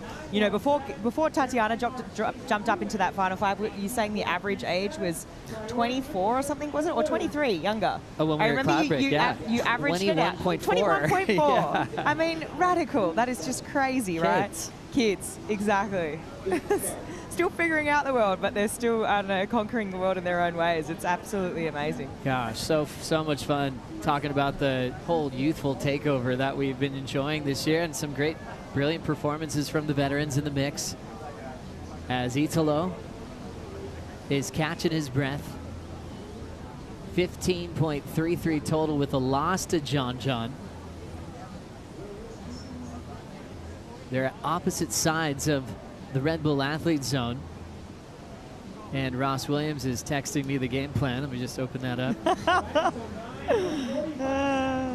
Yeah, putting themselves on the right waves, letting John do his brand of surfing, not overthinking anything. Catching up with Ross, and I think we all see it when we watch John compete. You know, the better the waves are, the looser John feels. That's when he's comfortable. He doesn't have to think too much about moments or decisions with or without priority, but he's starting to really love the game. So his game plan is often make sure you get a set, and then don't be afraid of getting a backup that'll get you through these critical heat wins. Big sigh of relief for that camp, having him come back in that first match, Rosie. Well, I think that's some of the most emotion we've seen from John after that heat win, when he heard that buzzer that he got the score, and then coming in, and even with his interview with AJ, just a huge smile on his face. He just seemed so energized. after getting that win. So, yeah, definitely loving the emotion and the energy that I'm seeing from John. So it's best out of 3. Just the world champs that were in the draw for the final 5 remain on the men's side. Italo fighting for a second and also trying to keep the streak alive for the Brazilian Storm.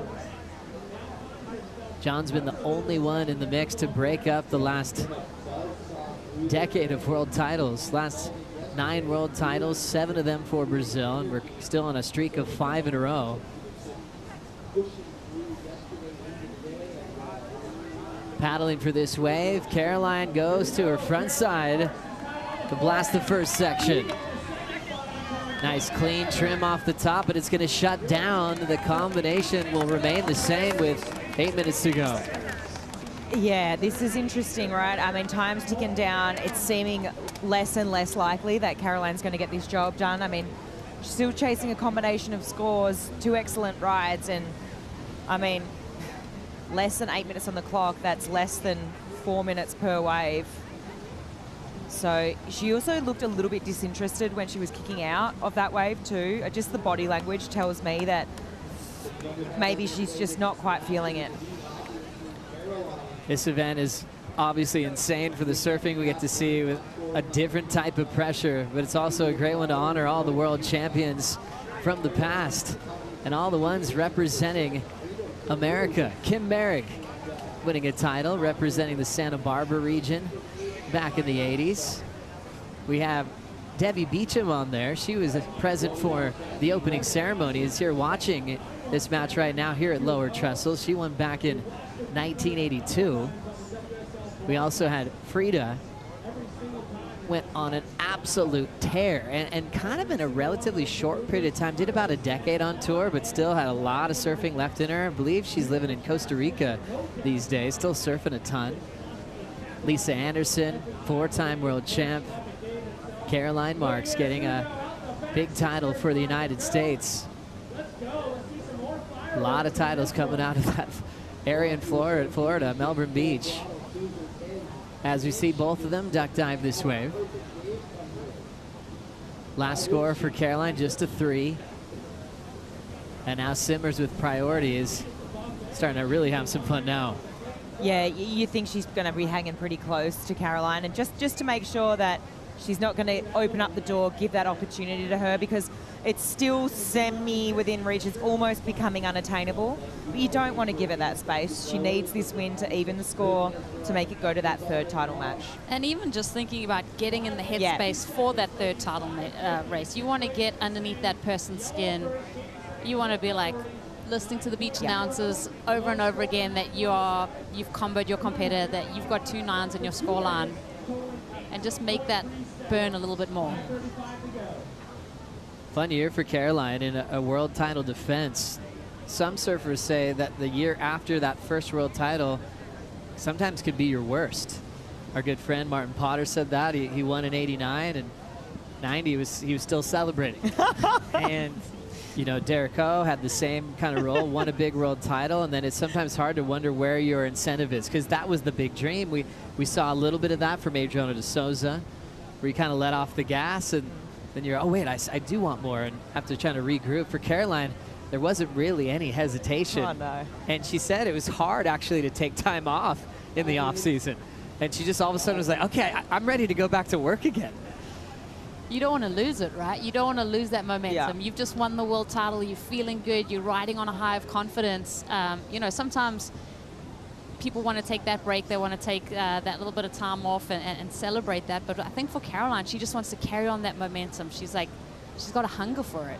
She really does, and she has a hunger for big names and top seeds. When you think about her career versus the other surfers in the WSL Final 5, she has 12 wins, 5 losses. That's the best winning percentage over the field heading into this event. And even though she just had 1 win this year, she's actually tied with Katie Simmers for average placing at 4.3. Marks making the quarterfinals in 8 of the 9 events in the regular season. It just speaks to the consistency too, and I think it also just speaks to the competitor she is. Yes, she's a good surfer. She's an amazing surfer. She's defending her world title right now. But I just feel her decision making and her process around events is just a cut above the rest. I feel all those micro choices she's making in heats, the sliding doors moments, her closing out heats, it's incredible. She's got such a strategic mind, and I think, yeah, that's to credit the whole season. I mean, look at that consistency.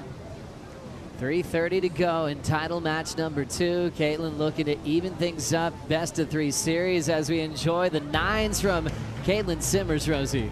Just unbelievable. I mean, surf 2 waves, back-to-back 9s. Incredible to come back after being defeated by Caroline in a clutch performance and throw it down like this, like really shut the door. I think it's bringing about the level has just like gone through the roof. These women are pushing each other every wave they surf. This is the pressure that you want to see them deal with. More pressure than ever with this finals format on the surfers, and look at the level that they're lifting to today. Yeah, I mean, I see this, right? Katie's absolutely come back firing. What's this going to do to this final title match? You know, seeing that's going to play out that way. I mean, both surfers, they've dropped 9s. Katie's dropped a couple. Caroline dropped one in that first title match. I just hope that it just continues to rise in this next one. And I mean, I like what you were saying, you know, Rosie, you know, Katie's kind of continuing. She's had this momentum. She's just come from the winning heat, right? Like, she's getting into Caroline's head. She's sitting close to her. And that says something. That sort of speaks volumes. So that energy sort of does transfer. So it's going to be cool to see how Caroline regroups, how she can come back from this moment. Each year is a new test, a new challenge. Caroline last year was a lower seed. It's weird. There seems to be maybe a small kind curse on that number 2 seed, where it's actually been tough to win heats. Caroline doing well to get into the title match as that number 2 seed. Winning the first, it kind of looked like she was on a roll, and Caitlin quickly regrouped and answered. Tommy Whitaker, her coach, was telling me just how much more information she's been able to retain this year. Kind of coming on tour as a rookie, there's so much to take in. The one big difference, he said, second year, she's trusting her instincts now. Everything she learned from her rookie year, she's been applying, and that's equated to more event wins, bigger scores, and holding the yellow jersey for a very long time this year. Simmers wearing yellow in 5 events this season, more than any other woman on tour. Yeah, you know, Tommy Witz, he's on the money. I mean, she's obviously taken a lot more information. She's used that first year, that experience, all that knowledge. And I think I've seen it myself too. I feel she's buttoned up a couple of mistakes. I feel like, yes, she's a surfer's surfer, and she does emulate a free surfer, but there's certain decisions that I've seen her make in heats that she would not have done that previous year. So just a little bit more mature, and yeah, a bit of a coming of age for Katie Simmers this year. Here we go. It's going to be going to a 3rd decision here in the title match. Katie forcing a 3rd heat with a 9-2 and a 9-1-7. She can get out of the heat, take a break, talk to her coach, her family, her support crew, and basically half of Oceanside that made the trip up here today.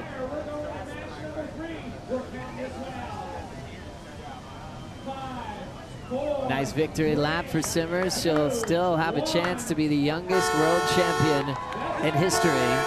It's going to come down to a title match number 3 to decide the world champion in 2024.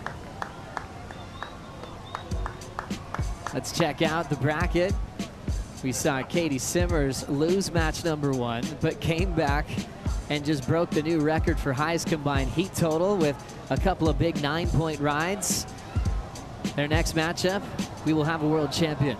It's all coming down to the 3rd and deciding match with Katie versus Caroline. Coming up next, title match number 2, John John Florence and Italo Ferreira.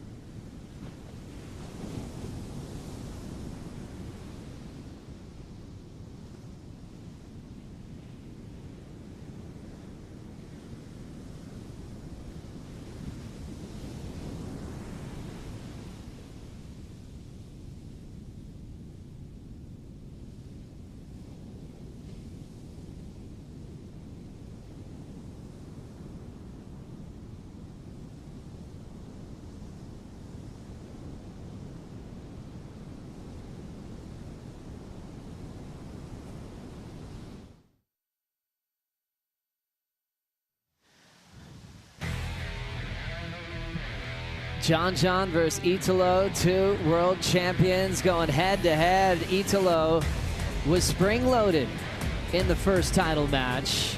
John was very selective. In fact, he only caught 2 waves. Italo had one of his best landings for the backside full road, but with the variety, precision, quality turns down the stretch, John got it done at just 2 waves ridden. It's the 14th time we've had that happen this year on the men's side. John did it earlier this year at Margaret River. Being selective can sometimes pay off. Big heat about to unfold, gentlemen. Joe Trappell, Jesse Mendez, and Richie Lovett.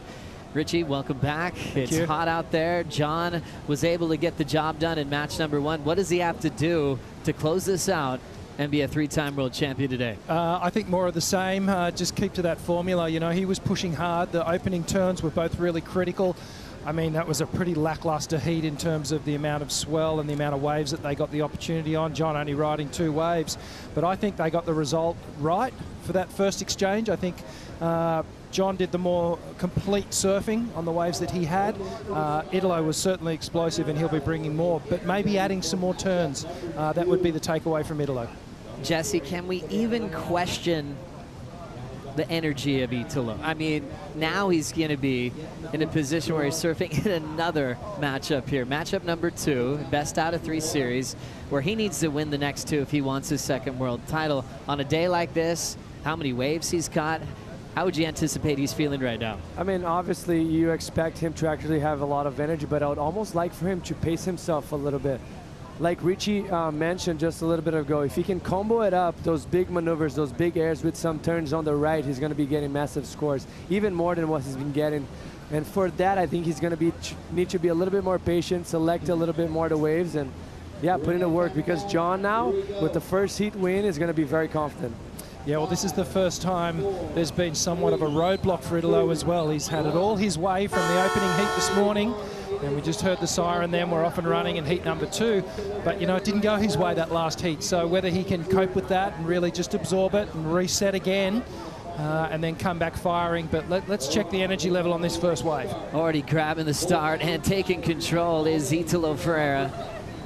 Throws down a big vertical.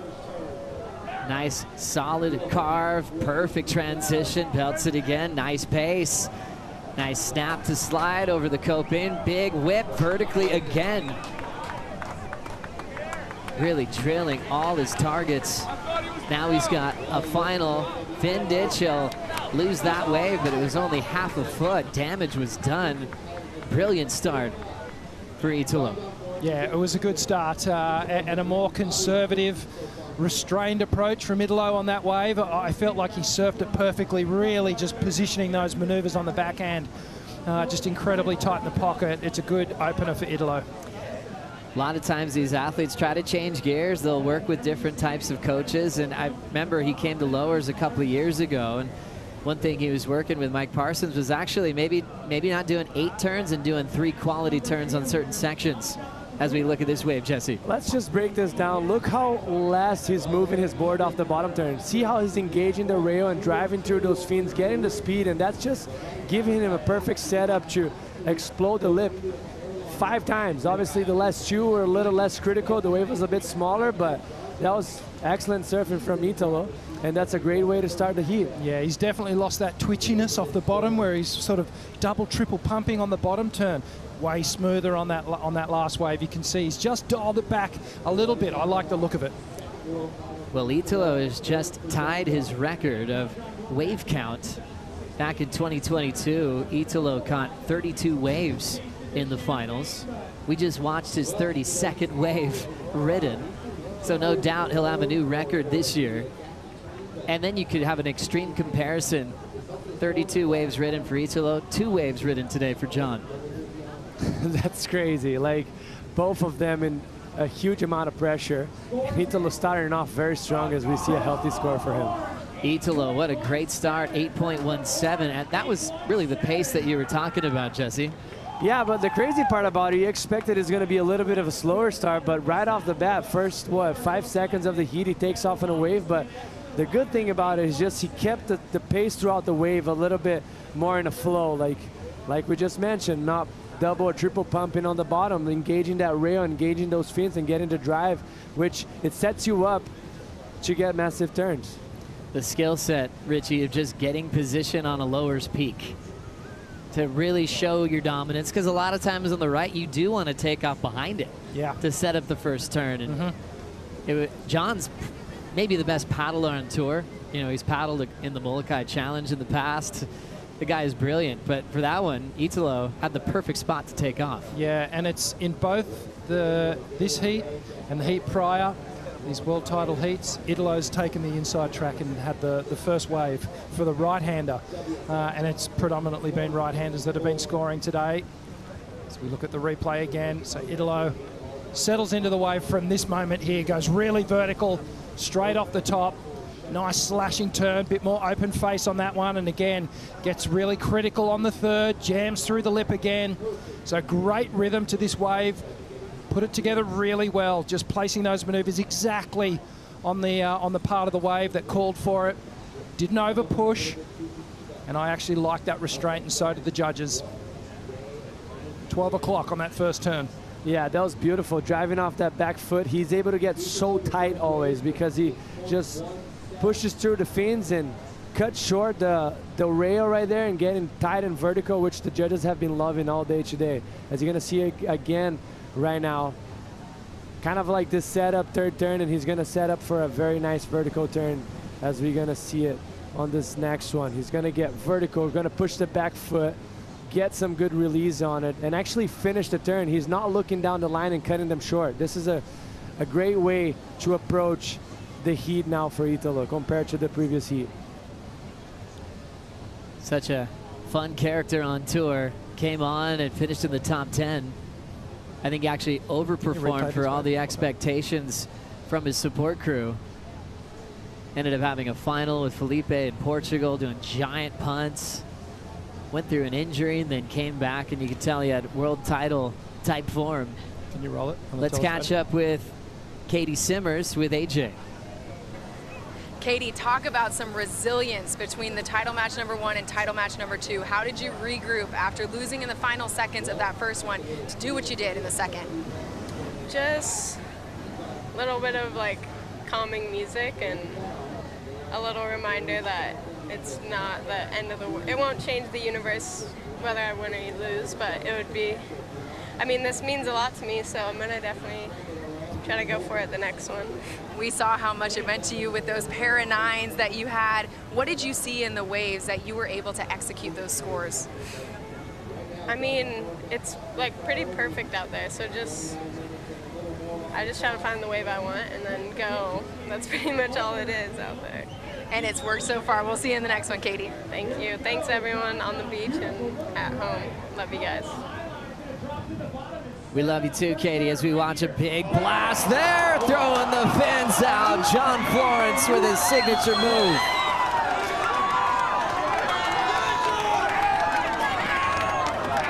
Driving into another big hack there.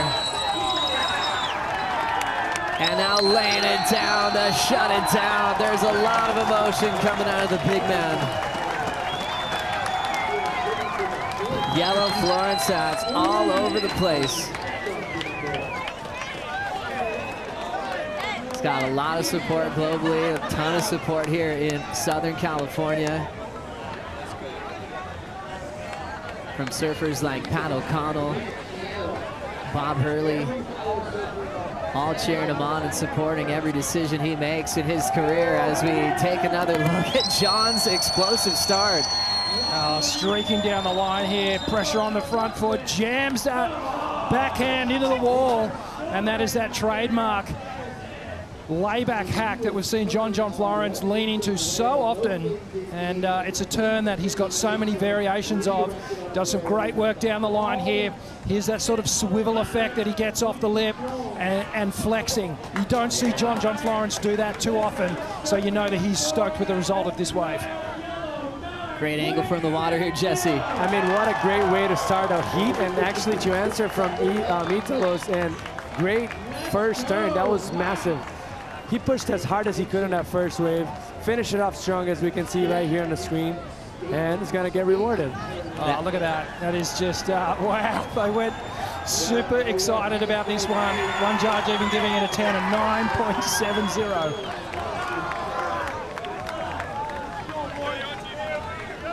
John Florence just blew the door out the back on that first section. He's known for a very, very powerful layback hammer, and that was a beautiful one at lowers. Strider saw spray to the sky. That was ridiculous. I literally, when he was coming down the line, you could see him loading up, and you were going, is he going to go to the lip? Is he going to go progressive? And then all of a sudden, he just settled into it and railed into the meanest layback hack I think I've ever seen. And I literally felt the water, like the vroom, and it was just, it just felt really good to watch. And you could feel it, literally, the energy coming off of him as he came out of it. And then when he finished that wave, and you could see that was just, I loved it. I loved every bit of it. So thank you, John. That was beautiful. Good man, Waz. I mean, that is the most powerful layback in the world. And to be able to blow the tail out at the end, I mean, where do we go with that maneuver? I think that's a great way that he put it. Like, you see a lot of laybacks. I guess we'll get back to that after John's back up here. John Florence, wow, gliding in even before this wave's breaking. That's showing off that paddle power. But ultra deep, I think he got excited. He wants to go surfing. He was hoping for more consistency in this heat. So just a quick 0.5 on his way back out. But yeah, Jesse, what's in that layback? I think you see a lot of laybacks. Most of the laybacks we see it's just you push so much that back foot that the board's going to disengage. But the difference of John, usually he engages the rail before he actually pushes, so he drives through the layback. So it looks that much bigger, and he can actually regain the speed very easily. So like, as much as he pushed and wiped off all that speed, he came out with a lot of speed for that turn. So that's just how impressive it is and how on rail he always is. Richie, the highest single score we've had in final history. Do you mind drawing all over that thing? Sure. Let's do it. I'd be happy to. So you can see John pumps down the line, almost hops out of the wave as he's driving for speed. At this point, he's eyeing off the section. He knows what he wants to do. This is all about getting as much speed as he can. Now he starts to load up. He'll drive off this front foot. I love this ultra slow-mo. You'll see all the power. Shifts the weight forward. Over that front knee. Just pause it here for a second. We'll just have a look at this bottom turn. Just have a look how much rail is engaged into the wave face here. That's all power and speed. John, he's got his eye on the prize here. This is the spot that he's going to hit. Now, I want you to pay attention. Let's roll it. Pay attention to this back arm here. He's going to drop it into the wave face, and that creates a corner, a pivot point that John is going to turn around. So right here, bang. This hand just sinks into the wave face. And that allows John to bring the board completely around. It's like turning around a pole. Let it run. And now he pops the fins completely out of the wave. The nose of the board re-engages back into the wave face here. This is just power personified right here. Look at the spray. It's unbelievable. Now John sinks the nose of the board in. Now all the back foot pressure needs to start to shift at this point here. Let it roll. Completely engulfed right now. The fins are out of the water. And now he shifts that weight back onto the back foot. That connects. The fins start to re-engage. John brings it back around. That transition is just unbelievable how he can change direction and then straight back onto the toe side bottom turn and into the back half of that wave. Brilliant stuff. No one does that layback hammer better than John John Florence. 9.7. Thank you, Richie. Love it. And thank you, John Florence. That was one of my favorite turns all season. Version of the layback blowtail he had to a 10-point ride back at main break of Margaret River. That one, you know, different just according to the section. It's a reliable maneuver. He could bring out at Big Haleiwa, Big Sunset, Big main break, Margaret River. It's incredible. Yeah, and I think that was the X factor that John was going to bring against anyone out here today on the men's side. Like, he can power through the progression. Like, it's impressive how much water he's going to display. And it was one of the best laybacks we've seen it all year. I think the only one that comes to mind that was better than that, it was the Margaret River one, because the wave was twice as big, obviously more powerful, but besides that, we haven't seen that many great laybacks like that one. Yeah, and it's explosive in real time, in real life. It's incredible, but when you actually slow it down and you just see how critical it is, it's something to behold, and that's why that every ounce of that point was well deserved. We've got John Pizel just grinning, and why not? Your boards are working great. John John Florence is absolutely ripping. There's a ton of people on screen from the North Shore of Oahu that have flown out to be a part of this moment. I was asking Pizel about this board that John rode out here in 2014, and John's like, man, that was a long time ago. But it was actually a heat that Pizel rewatched a couple months ago, just to kind of look back at what they made in the past. John was like a lot lighter, super skinny. He rode a model called the Flash, and it was super rockered out and just wafer thin. And John had Adriano and Kelly, and he had a lot of 9.7s, 9.6s, throwing away 9.2s.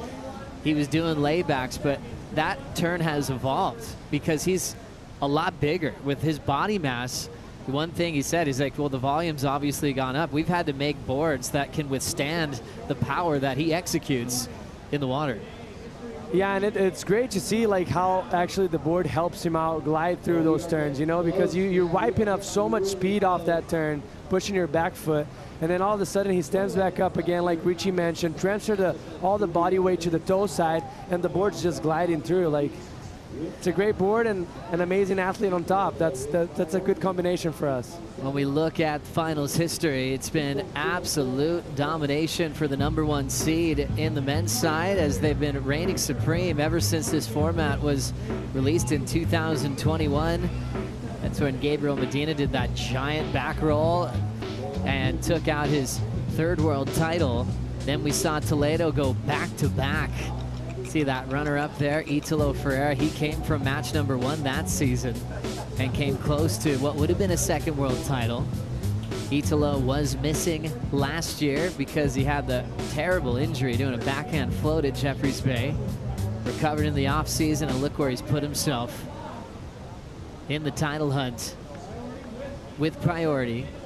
And not chasing much now. We've got a lot of time on the clock, but needs a 2:04 because Italo did open up with that 8.17 a long time ago, Richie. Yeah, it's been a while, and Italo's been patient. He's going to need to be, because John's got that giant score. He's a 0.5 behind when you look at their 2 high scoring waves. Decent looking set here. John having a look at it. Italo not interested. There's a couple of lines in this set, but yeah, Italo needs to bounce back on this next wave with a solid score. 2 surfers moving in a bit. It's up to Italo if he wants it. John makes a little bit more of an effort there. No takers. Is that just a tiny wave rolling through? That wave actually was not bad. It actually had a good pace down the line, as you see it on the corner of your screen right there. Just came kind of under them. First wave filled in the water, and the wave broke way inside. Looks like John might have an opportunity. This is another wide, kind of nice wave that peeled down the line. They're just out of position for it.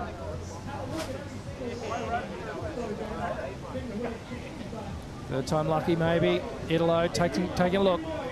Italo now preparing the backhand. Great start, big blast off the lip.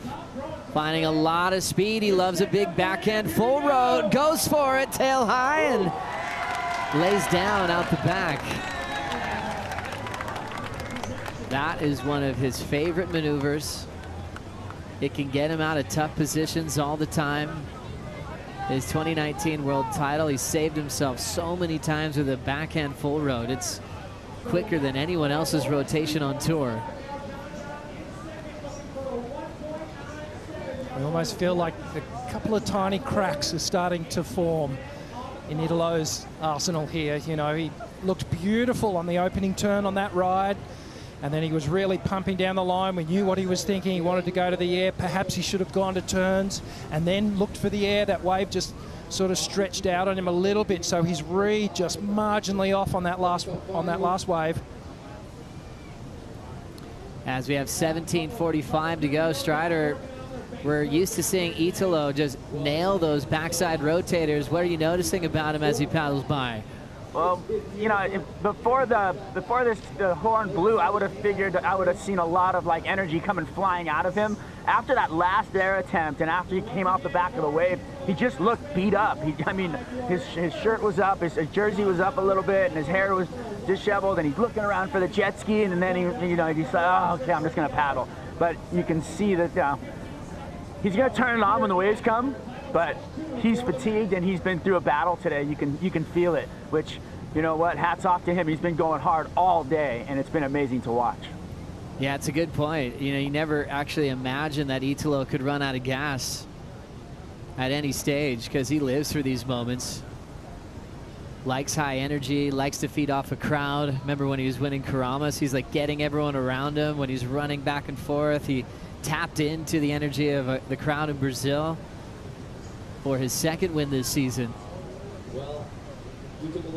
But it's also just a momentum shift as well, where he's kind of had his way throughout the early parts of the day, and then John just releases the best single score of finals history. And that's probably another big reason for the momentum shift. We've got whistles on the beach. And we'll see a big paddle here for Italo heading left, up and out.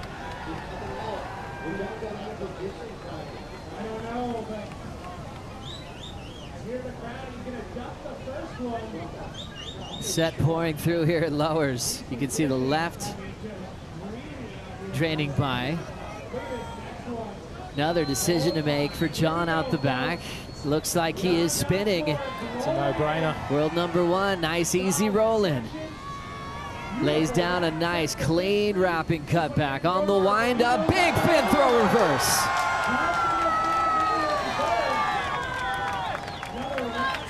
He's got a very comfortable pace and a happy energy to his surfing right now.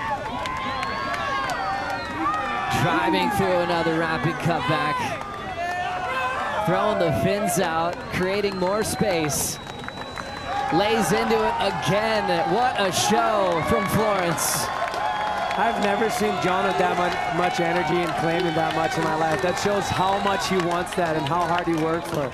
It's great to see. It's great to see all the passion coming and wearing on his sleeve. You can see how much it means to him. What a year it's been. Finaling at Pipeline at his home break. Runner-up to Baron Mamiya. As we take another look from start to finish, Richie. Oh, this was a no-brainer when he took off. Big carving hack into tail release. Beautiful turn here, gets the full rotation. Feet back in position. Just a soft cut back, and then the wave goes again. John starts to wind up. Just maintaining that speed and power. And just these, you know, these tight pivoting turns, but the actual pathway of the board just turning all the way around back into the foam. John maintaining the energy all the way through. Big opening moments of the wave, a little quiet in the middle, and then big finish as well. But just showing that degree of difficulty, those high-risk turns. He hasn't been shying away from it. I love this approach. This could be the world title wave. Definitely, and I think it was just a smart choice of him, even though that might not match like the nines that he needed, that he already got it, but he needed a backup. It's 14 minutes left. You don't want to leave hanging with needing a small score in the end, so that's good. That's massive. Look at the footwork right there. Look at that back foot going in front of the bed, and as he's spinning around, he's going to bring that front foot back to start engaging again the rail. So that's beautiful footwork for him, and he got rewarded a big score. 8.43 for John John Florence. Opening ride a 9.7. Another excellent heat. Italo, throw tail towards the beach, stomps it. Moving quickly for the wrapping cutback. Lays it down again. He wants another ramp to work with. Ends up just laying it back and burning his speed. Picks it back up for the climb. Marcos loving it. And his coach, Reynos Hayes. Yeah, they look like they're into it. They look like they love it, but perhaps not convinced. I think they know that there's you know, a fairly big mountain to climb here, but let's break down this wave. High-risk maneuver. The difference I see, Jesse, between the two is Italo sort of went out and onto the trough of the wave, whereas John was up and above the lip with those opening turns. Little stabbing layback. Nice climb, foam climb to finish. And that's all on the setup, right? Like where he bottom turns, and he was kind of going down the line more, took off, had to kind of project that bottom turn out, going a little bit more on the face, which is still very critical, but not as vertical as John had. But still amazing surfing. If you see it like this last 2 heats, he's done the best surfing he's done all day. Like it's impressive to see he really stepped up. But John, he really is in another gear and finding the right waves that suits his surfing so well. Yeah, I no doubt about it. Variety has definitely come into play in these world title matchups. John's been really showing us a great repertoire, a whole different variety of maneuvers. Italo's starting to do exactly the same. But just the waves that John's executing on at the moment, he's got the edge. 11:40 to go in title match number 2. John leads 1-0. It's best out of 3, so if Florence can close out the next 11 minutes and 30 seconds, he will build his legacy even further. Gabriel Medina, a 3-time world champ, along with Mick Fanning, Andy Irons, Tom Curran. That's a special place to live. John wants to be there. Judge is still digesting that last left from Italo Ferreira. The moment needs a 9.96 to go straight to first. And the last score locks in. Excellent, but an 8.13. And the wild part about that, it doesn't help him out. Even though he's dropping an excellent score, he still has a better number, an 8.17. So he still needs basically a perfect 10. 10:40 to go. John still out front, getting a little bit closer to what could be a 3rd world title. Be right back.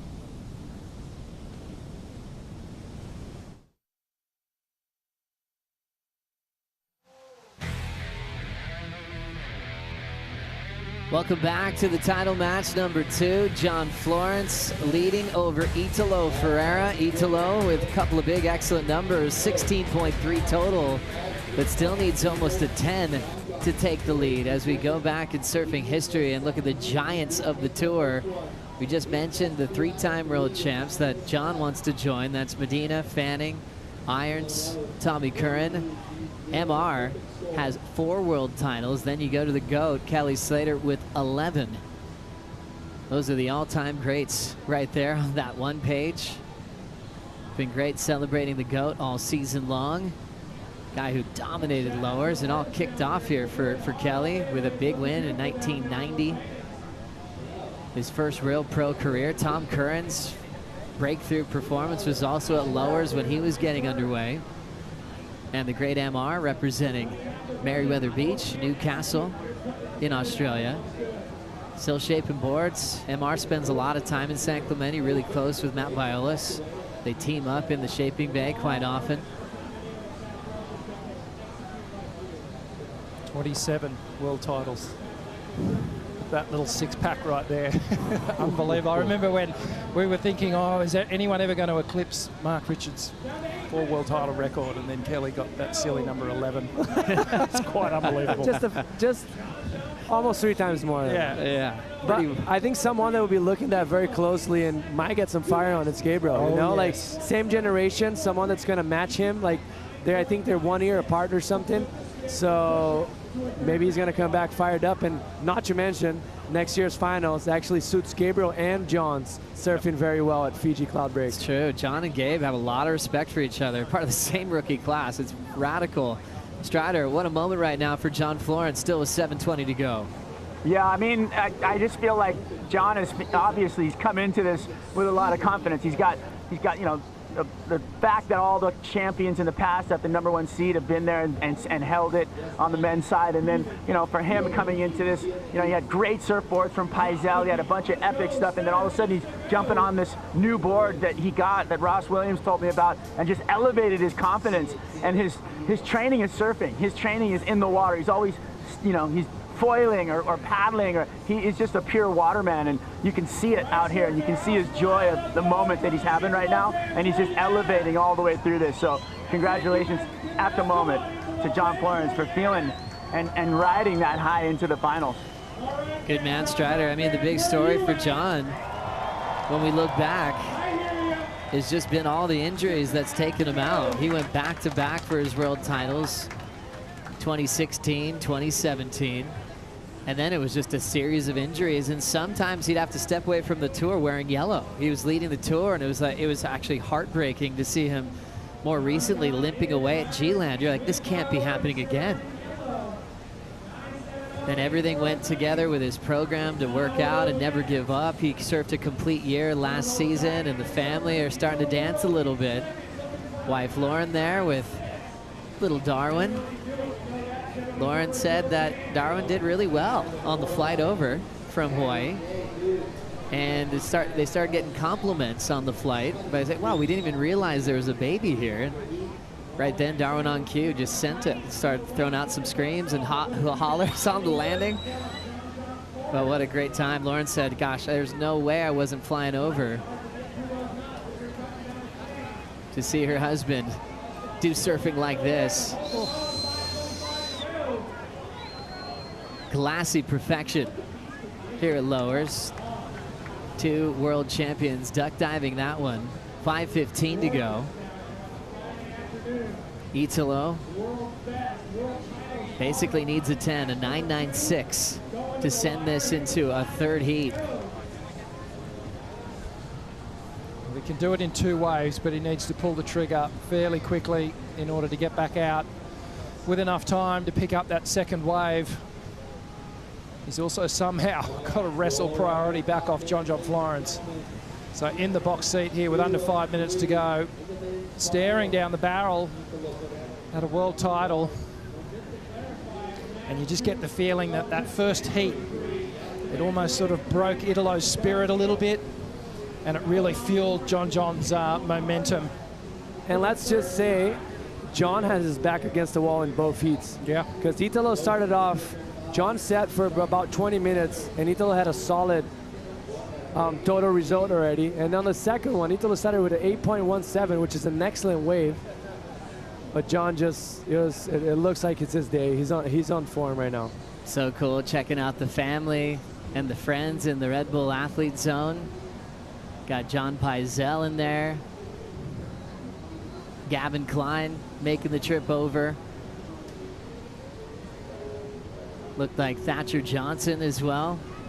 So many people just absolutely love John. It's almost that small community on the North Shore. It's truly that feeling of Ohana.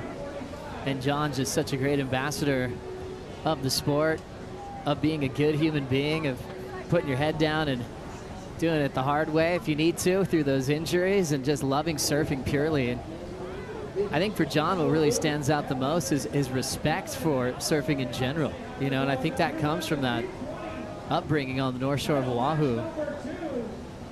He loves every single side of it, winning the Eddie Aikau event, winning in small beach break conditions in Brazil for his first CT victory over Parkinson back in the day. And there's really no limits for this man. Yeah, it's, you know, and he's not one of those surfers that gives us a lot. He doesn't necessarily wear his heart on his sleeve. Tends to keep fairly internal with his thoughts. We almost get more out of coach and fellow commentator Ross Williams a lot of the time as to how John's feeling, but the motivation never really in question this year. He was always on the front foot, being upfront about wanting to win that world title, being hungry for it, and the performances have definitely followed that desire. I mean, this is the most I've actually seen him claim in my life. Like, totally. he's the no claim guy. Like, he would like shake his head or something, but every wave he caught, he was actually finishing it off with the fist bump. Like, he's so excited, and I think he needed to match that energy, or at least to get close to Italo's in order to win this, and he identified that. Probably Ross was in the corner saying, hey, let's bring the energy today, and he did it. I count the no claim claims as claims. Yeah, but it's almost like a fake one, you know? Like, No, that for one was sure. like, that one he really, like... No, they have meaning, 100%. Like, there's everything in those moments of going, that was not only a worthy claim, a 9-7, 8-1-7, but you know it's the moment. You know, he's never been in this format. All the hard work he's done, and the back finals against the he's wall. been in, he doesn't want to let this third world title that he's been chasing basically since, you know, for 7 years. Last thing he wanted to do is see it come to a close in an upset. Finaling at Pipe, finaling at Margaret River, finaling in Tahiti, winning El Salvador. What a year it's been for John. Representing the United States in the Olympic Games. Becoming a father. As we're approaching the final minute, he's got priority. Italo needs a 9.96. Hug from Coach Ross Williams to John's wife Lauren and baby Darwin. Ross doesn't even want to look at the ocean right now. You see he's like hugging and kind of looking away. He can't even handle. There's just so much that go into these world title campaigns, and John's the first to talk about this giant support crew and going all in 2024. Surfed a complete year last year, missed out on the finals, and this year came out blazing. 30 seconds.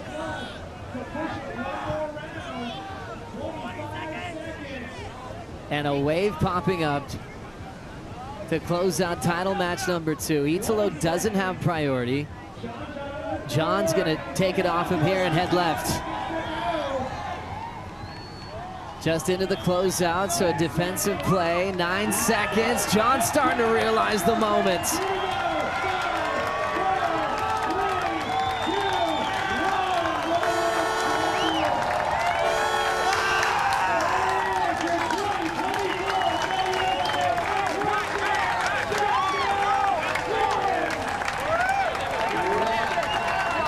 John John Florence, your 2024 world champion.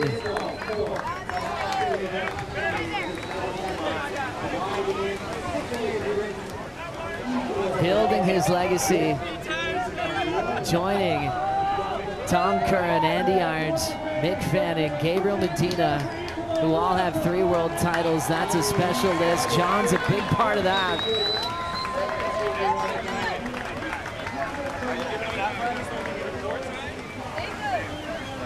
This one's probably his third time, John John Florence.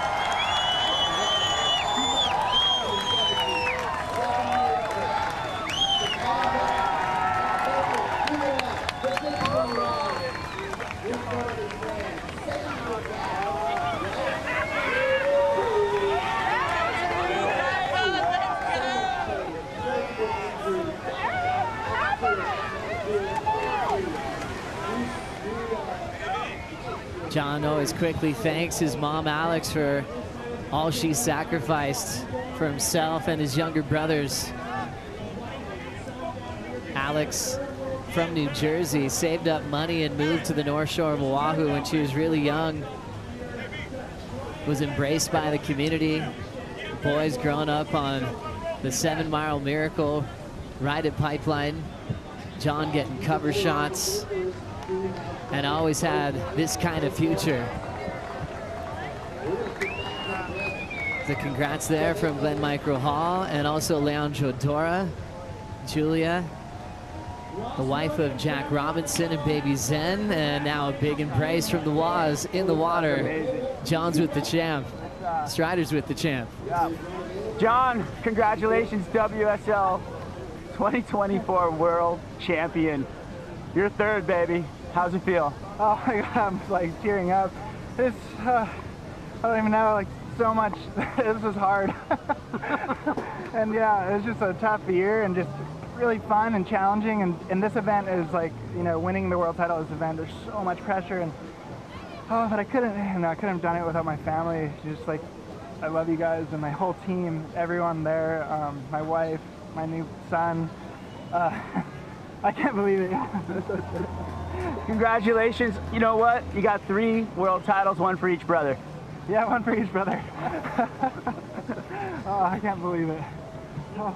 Well, you know what? This puts me on the question for next year. I can't wait. I mean, next year's a huge year. Finals are in Fiji. You looking forward to that? Yeah, that sounds epic. It sounds super fun. I mean, Fiji is one of the best waves in the world. Well, I just got to say congratulations. I know it's an emotional moment for you, but you are our World Surf League 2024 champion, my friend. Congratulations on your 3rd world title. Thank you. Yeah, buddy. Go celebrate with your family. You. How cool is that? Is John just trying to find the words, all emotion. His first appearance in this format. Last world title was 7 years ago, and we'd be here for a long time counting all the things that he had to go through to get to this level. Surfing better than ever. Truly one of the all-time greats of professional surfing.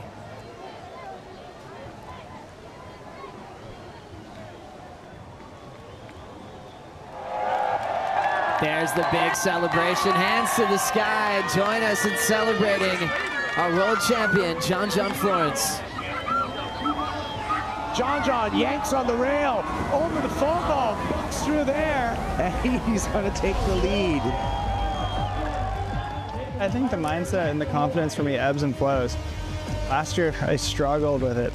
John John Florence comboed. Oh my God, inside, it was like screaming, just tearing down the scaffolding. I think last year was perfect for this year. It was kind of irritating for him, finishing 8th. He was pissed, and he obviously wanted to compete for the world titles. Another magic trick, and he can just come in, bro.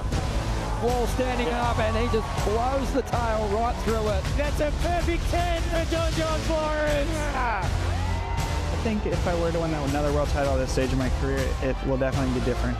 I just feel like I have a little bit of unfinished business. John Florence, for this first appearance in the Lexus WSL Finals, will be wearing yellow.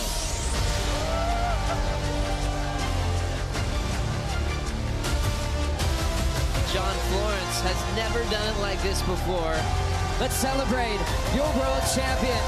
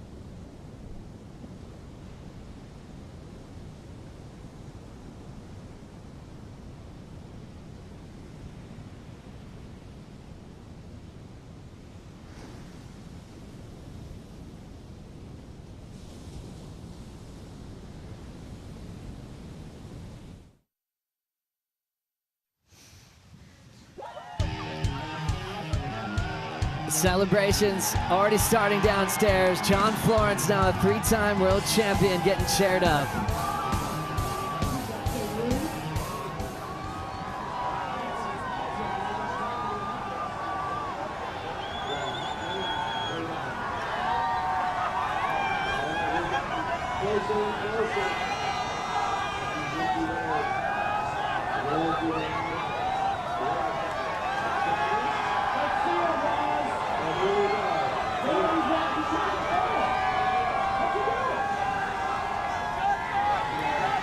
All smiles, ear to ear for John Florence. Wow, what a champion and what an accomplishment this season.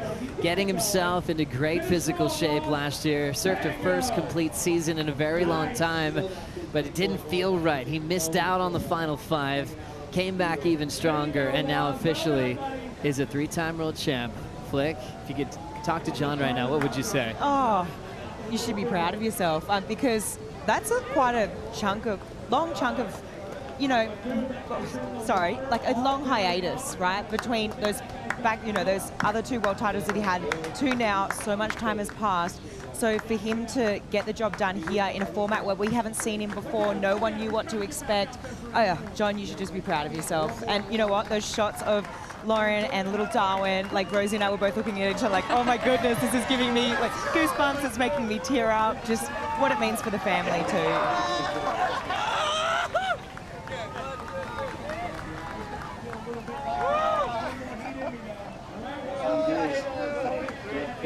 Big hug from Nathan Florence. Big hug from Eli Olsen.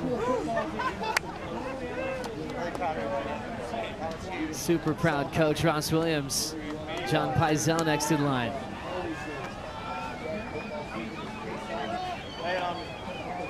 Now Brandon Wasserman, get in there. Look at that support crew. Congratulations. And I suppose that's when you feel all the pressure. When you know all these people have actually got flown out. So they've changed their plans. They're rooting for you. Their whole point of being here is to see you lift that cup. So you're sitting in the water, and that first title match, that wasn't easy. You know, I feel like that was a settler. Even though he had like the 8 at the end, it really came down to that finally getting that first win and just went lights out with that 9-7 to seal the deal as we look at this prestigious list celebrating the Duke Kahanamoku WSL Champions Trophy. John Florence up there now 3 times. Toledo going back-to-back. Gabriel Medina 21, Italo 2019, so that just broke the streak again from the Brazilian Storm. John doing that now 3 times in the last decade. The champions with AJ. Thanks so much, Joey. John, I know you're still processing this moment. 7 years since your last world title. So much has happened with you and your family. I saw you snuggling Darwin before you paddled out for that next heat. What does this moment mean to you as a dad, as a husband, your 3rd world title? Yeah, the last 7 years have been so tough. There's so many injuries, and just fighting back to be in this position, and then having this new format is so stressful. And so I've been knowing like since Brazil that I was going to have the #1 seed, and so I've had a lot of time to think about it. And oh my gosh, I just can't believe it. But you know, my family, just my wife, my son, my team, just everyone. Like I couldn't have done it without them because, yeah, just the injuries and the down days and just so much going into these last few years to get to this point. And so yeah, I can't believe it. You said you knew since Brazil that you were going to have to come in as the #1 seed and do it this way. How did you prepare for a finals format you'd never seen before, and yet you thrived it? Yeah, it took a lot of visualization, a lot of meditation, just on just breathing and just thinking, just settling myself down in this moment and knowing this moment was coming. When I first knew, like even I felt sick thinking about it. It's just, yeah, it's so crazy that it comes down to this, and there's so much pressure on this event. But yeah, what a day. What a day indeed. Congratulations, a 3-time world champion, John John Florence. Thank you. Thank you so much, AJ, and thank you, John. That is just pure joy. Almost surreal. When he was just ruling the world in those 2 seasons, you kind of just thought he was going to be automatic, and went through all that adversity champions redefined when you keep getting back up. He didn't have to do this again, you know, and he came back even better. That was one of my favorite seasons in John's career, as we already kicked off title match number 3. Second time we've seen this in finals history, where it's been forced to a third and final heat. This is the last heat of the season. Winner take all. Katie Simmers, Caroline Marks, 1-1, and this will settle it. Caroline was left in a severe combination after a couple of big nimes from Katie Simmers. How are you expecting Caroline to regroup and try to take control of this one? She's feisty, and she's defending a world title. She is not going to let this go easily. There's no doubt in my mind. Both women have had great heats already. I mean, Caroline, the first title match, the seesaw battle between the two women, going back and forth, ended on that last wave with 8 seconds to go. Caroline dropped to 9, and then you just go back to that last heat where Katie just got the job done within 10 minutes, basically. 2 9-point rides. They're the two most informed women, without a shadow of a doubt. I mean, I just hope that it just lives up to that expectation, because there's a lot of it. I think it's all about savoring the moment. I mean, just rising to the challenge. They've got a winner piece this coming into the third match, just knowing that you're meeting the best surfer on the day. You're meeting the most informed. Both of these women have upped the ante as we got into the title matches. Here we are in the third one. I can't pick a winner at the moment. It's been phenomenal watching these two women go at it for a world title today. All started here at Lower Trestles for Caroline Marks, getting a wild card at 13 to the championship tour, then became the youngest to ever qualify when she was 15, and finished in the top 10 of the world. Got herself to compete in the Olympic Games twice, Tokyo and in Paris, where she ended up clinching the gold medal over Tatiana Weston-Webb. And her year got crazy after that. Waking up at 4 in the morning for the Today Show, went over to Paris to hang out with Snoop Dogg. It's like, man, she's just been loving every bit of it. And she's the forever Grom. When you ask her about that, like, oh, how was the travel? She's like, I loved it. She wants more. And, she's your favorite to catch up with. She's always having a good time. Yeah, I feel these are the moments, I mean, you really, really have to just lean into it, right? I mean, how often in your life do you win an Olympic gold? Of course you're flying to Paris to hang out with Snoop Dogg. These are once-in-a-lifetime opportunities. But, I mean, you know what? She's found herself here defending her world title. This is not a once-in-a-lifetime. This is her second chance at this, second bite of the cherry or the pie, and it's going to be really cool to see this battle go down. I'm wondering if both women might get stuck in that mindset of trying to aim so high just because the bar has been set so high, and it'll be interesting to see if, depending on what waves and what opportunity shows up, how they adjust their game plan accordingly.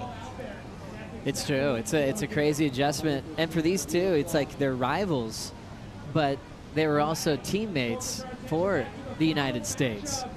And I was hanging out with guys like Louie and Mike Parsons, Caroline's support crew, and they just couldn't separate themselves from each other. They're having so much fun. All of a sudden this team spirit. And the question was, like, is this going to remain the same? I mean, predicting almost that this might happen later on in the same year, where you're going to have to put that friendship aside for a moment. Yeah, it's interesting, right? But right now they're putting that, I feel like they're putting that right aside. I mean, this is for a world title right now. This is as big as it gets, and Caroline isn't going to want to lose to Katie, and Katie is going to want, Katie has the opportunity right now to be the youngest ever world champion. I mean, that's pretty incredible in itself. And there's a mutual respect, to actually have that healthy respect where you need to push outside of your skin in order to beat the other competitor. I think both of these women know exactly what they're capable of. But Katie, to break records, to be, that first seed, to have such a phenomenal season, to win 3 events, it's just crazy to think about her season so far. And we spoke about Caroline's accolades. They've been like neck and neck going for glory. Katie Simmers still scoreless. Caroline as well. Caroline spending a ton of time at Lowers, basically her home break. Probably more time than Katie. Katie's down in Oceanside. She loves being home, even though it's not that far away. as we think about the moment on the line for Katie Simmers. She could be the youngest world champion in history today. Let's really break it down by the days. We look at the great Kim Merrick winning her world title, representing Santa Barbara at 19, you know, getting close to 20. And then we had Steph Gilmore, just a little younger 19 version, that 2007 season that Rosie played a world title spoiler to help out Steph that season. Then Frida Zamba, we talked about her, a 4-time world champ. She won her first at 19. Carissa Moore in her second year on tour, 18 years of age, 322 days. So we're going to the days with Katie Simmers. Today, she's 18 years old, 316 days.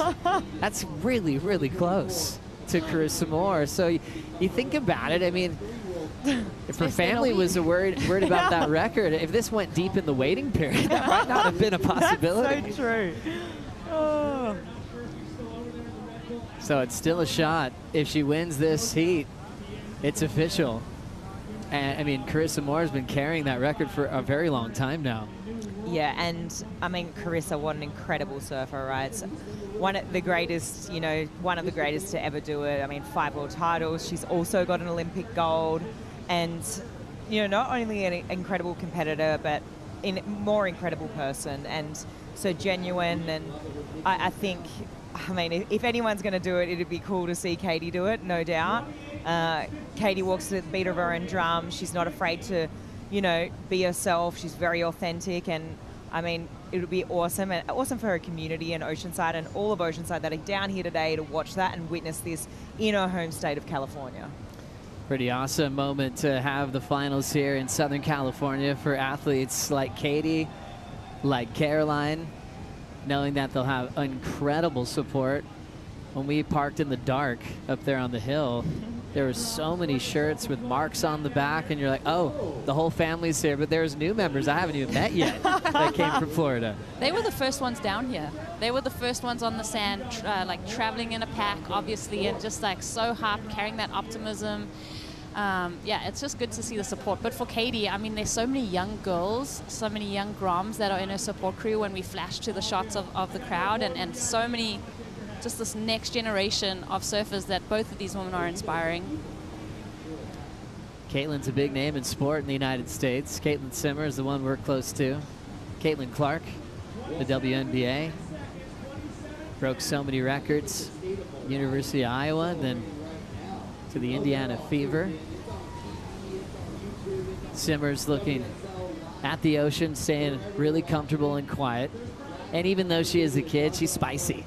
You know, going back to her quote when she won at Pipeline, and going back to the sign language that she delivered to Caroline after Caroline went to Hammertown in the first title match. That's what you love about a good new school rivalry on tour. Hey, she's not afraid to let her authenticity fly, and I love it. Let's bring it on. I want more personality. I want more of that. It was a subtle bird. It was a subtle bird. Like a loose shaka. It was like super subtle. All right. Yeah, you see those birds here on the coastline from time to time. Strider, it's probably feeling a little tense right now out there. No waves written yet. Wow, the anticipation is killing me. Yeah, I'm just sitting here waiting and watching and wanting those sets to roll through so we can see, you know, the exchange go down. Well, you know, Caroline's been taking that inside position, sitting deeper over towards the right side of the peak so that she can establish priority, which she's done in the first couple of heats. But you know what? It's just kind of, can't wait to see the ice get broken, because you know we're going to see fireworks. And I'm wondering the same thing that Felicity said. Are they just going to push so hard they just implode and explode off the lip, or are they going to pull it all down and bring it home? I can't wait. Well, it's a good question, because every decision you make all year, you think about all the little mistakes that you look back on, and now you know you can't afford any of them. You have to be perfect. The world title is on the line in this match. Whoever wins takes the Duke Kahanamoku Champions Trophy. First wave. Looks like we won't have to worry about a restart. Wide open wall for Caitlin. Sweeping bottom turn, form down on the roundo. Finding her pace again. Just easy little punch outs in the whitewater on those wraps. Putting a lot into that open face hook and just an easy, comfortable pace.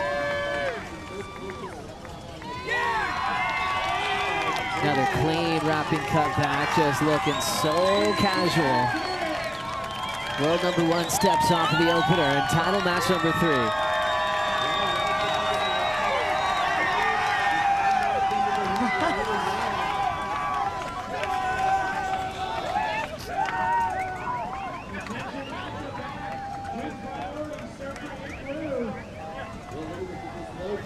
You know what? It was a very paced approach. I feel like she did put it on the line for the first turn because that was the big critical section on that wave. But after that, you could really see her just being like, okay, deep breaths here. Let's just nail this one. Let's make sure I get the finish. It was clean surfing. It was well done and well executed. I just feel that she's leaving a bit left in the tank. That's my initial impression. Now it's just under 24 on the clock. Cote, how did everyone respond to that start? Oh my gosh, this team right here is going absolutely Richter. Camp Caroline is going off. Got the gators out. We got the mullets flying. This place is going crazy. Team Caroline.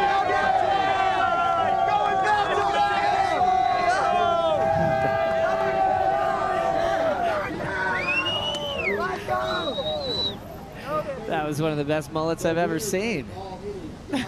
I know they're from Florida, but I think you call that the Kentucky waterfall. Wow. Where it really covers your everything. Anyways, Caroline with more support than ever. Looking to go back to back. Such a challenging thing to do, but in women's surfing history, I think we've seen that happen more often than not, actually. There seems to be these eras and these legacies that are defined, Rosie. Yeah, and I think we're seeing like this ushered in of this new young, youthful energy. We saw Erin Brooks win in Fiji. We're seeing Caitlin. I think you're spot on, Flick. I mean, with that mid-range, good score. It's a good score. But come the end of this heat to decide the world title, I don't think this wave's going to come into contention. But I love to see that Katie is just engaged. It was like a couple seconds off a restart. She takes this wave. She goes through the motions. I mean, these bigger waves, sometimes at lows, they have that tendency to go a little bit flatter through that midsection. Also, that first wave of the set. But nice to get a score on the board. Nice to see, like, where her head's at. She finishes on her feet. There's no, like, weird errors or anything.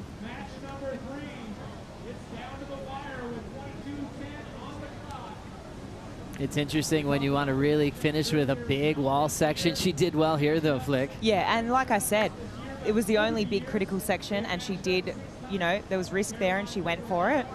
Unfortunately, it's just the kind of wave that she chose sort of let her down. She did great surfing. It was paced. But, yeah, probably lacking the finish, that exclamation mark. I think it's nice to get the feet in the wax. It's nice to get a score on the board because essentially now, I mean, Katie's kind of got like a good chunky score, and Caroline is sitting at the back without a wave yet. So 21 minutes for Caroline now to get a score on the board. And it also goes to that conversation of applying the pressure. She comboed Caroline in that heat, and then to get that first score on the board. Caroline's, I mean, I'm going to love to see her answer back. I hope she's not going to be too frantic in nervous energy. Priority with Caroline Marks. Setting up her backhand. Connects well. Nice pace to roll out of the first turn. Just another setup turn. Little down carve, forcing her to stay a bit horizontal. Now a more aggressive attack. The wall opens up on the inside track. And now winding up for the finish. Good timing to execute some spicy turns at the end section. Caitlin already with an answer. Snapping through a chunky section, and Caitlin's body language looks like she's feeling it.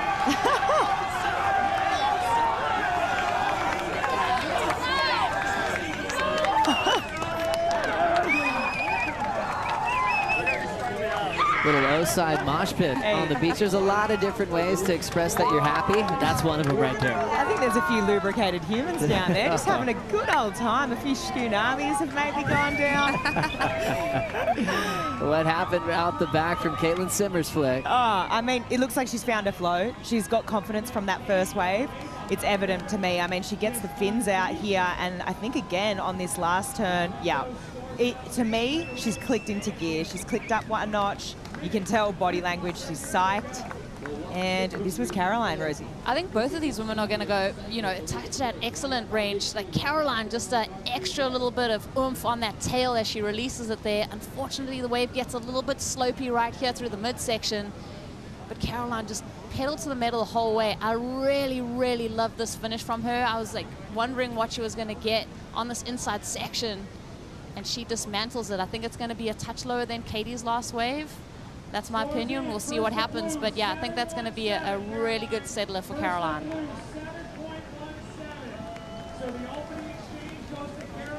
You can hear the tower right next to the judges. All the announcers going off with the big scores. 7-1-7 for Caroline. And then you heard the big number just like you expected, Rosie, an 8.83 from Caitlin Simmers. Caitlin out front, Caroline needing an 8.0. They brought the best out of each other this afternoon at Lowers. Caroline getting a score with 6 seconds remaining to then break her own record of the best heat total of the finals history. Then Caitlin broke that record in the very next title match.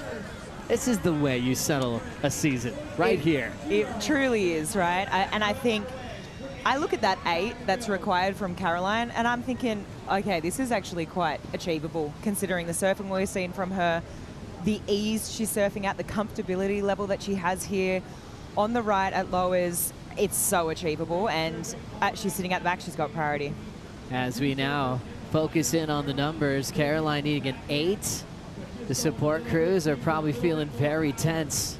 For the surfers, it's all kinds of pressure because a world title moment deciding in this third match. So as we see both camps sharing the same space. In the back there, dressed in black with the hat on, Luke Egan. Right next to Luke, Mike Parsons there for Team Caroline. Right ahead of him with the San Diego Padres hat, that's Tommy Whitaker, coaching Caitlin Simmers. Scamby Hammond's next to him in the green, and Micro's just enjoying the battle right now. Brian Robbins doing a great job, North American region for the WSL.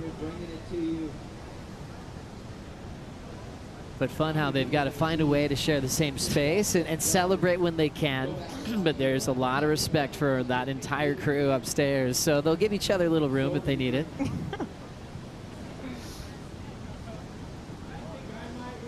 Tommy Witz has been going to baseball games. He balances the fun side of the tour really, really well. And I think that's why Caitlin loves to work with Tommy. There's so much hard work to do, but there's so much to see when you're traveling around the world, meeting new people, experiencing cultures. And I think Tommy Witz has the perfect balance to really enjoy this life.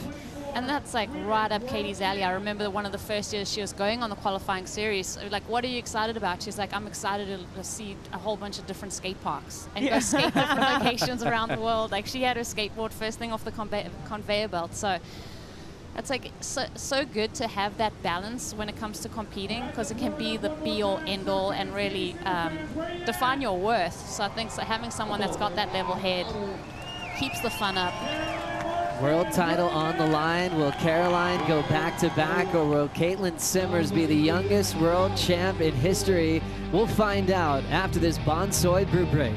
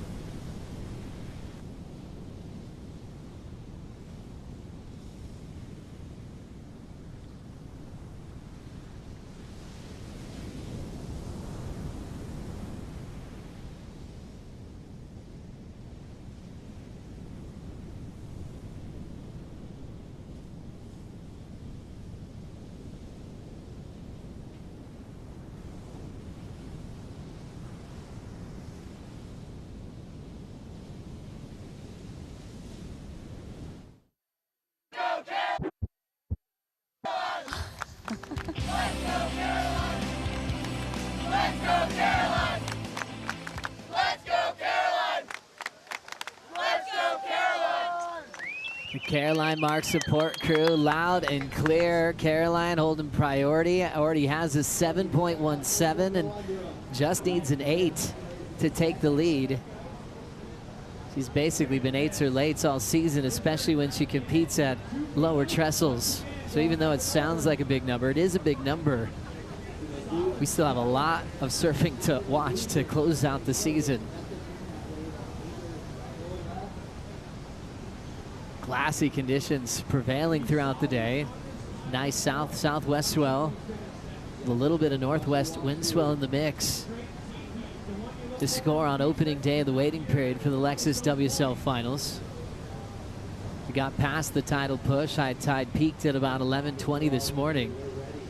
And it'll be draining for the rest of the day. It's 3:25 local time in the afternoon.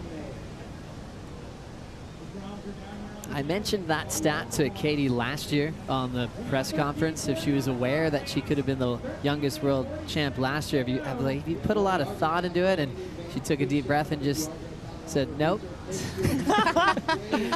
And I had to look in my pocket for my next follow-up. Just her answers are so fun because you just never know where she's going to go with it. As we touch on those conditions again, we've got 13:20 left in the season. How's the water, Strider? The water's perfect. And you know what? We've been blessed today. Are you kidding me? No wind and epic swell.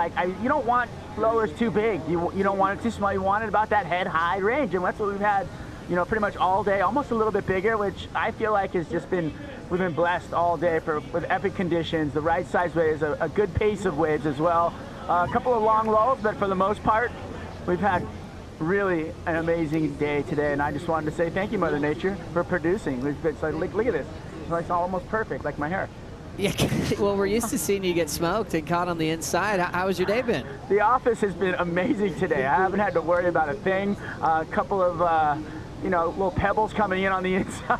But, I mean, actually, I caught a cramp trying to stand up on my last wave. I cleaned it up, though. What about the energy, Waz? We just heard the chant for Caroline Marks. Can you hear that loud and clear like we can? 100%, and she can hear it out here in the lineup, so that's got to feel good.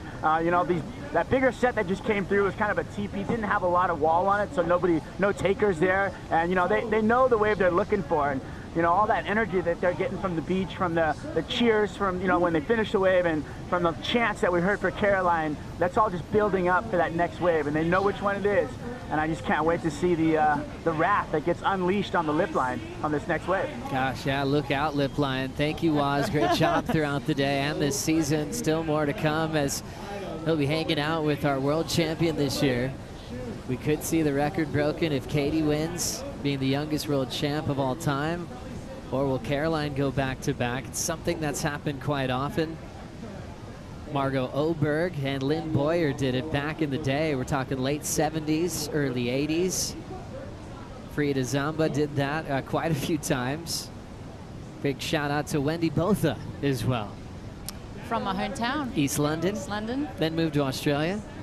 She was able to dominate back-to-back. That's kind of owning an era. Lisa Anderson did it. Lane Beachley still has the record for the most in the row, men or women, going 6 straights. Steph Gilmore went 4 straight. We've seen Carissa Moore go back-to-back recently from 2019 to 2021. And Caroline still has 10:45 to see if she can achieve that. Trying to stay composed, a few deep breaths. Let's recenter here. Plenty of time on the clock. I've done my best surfing out here. I won my world title out here last year. I got the job done. I feel like she's probably just saying those kind of positive, reinforcing things to herself. A bit of visualization, a bit of manifestation.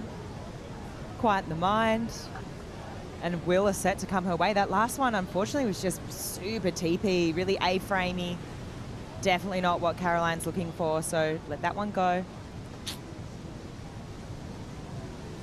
10 minutes to go. What a day it's been for Katie Simmers. Simmers, world #1, had 4 excellent waves this season. She's had 5 today. says that she's on a heater today. So am I, mate. I'm cooking. Oh, we're all cooking.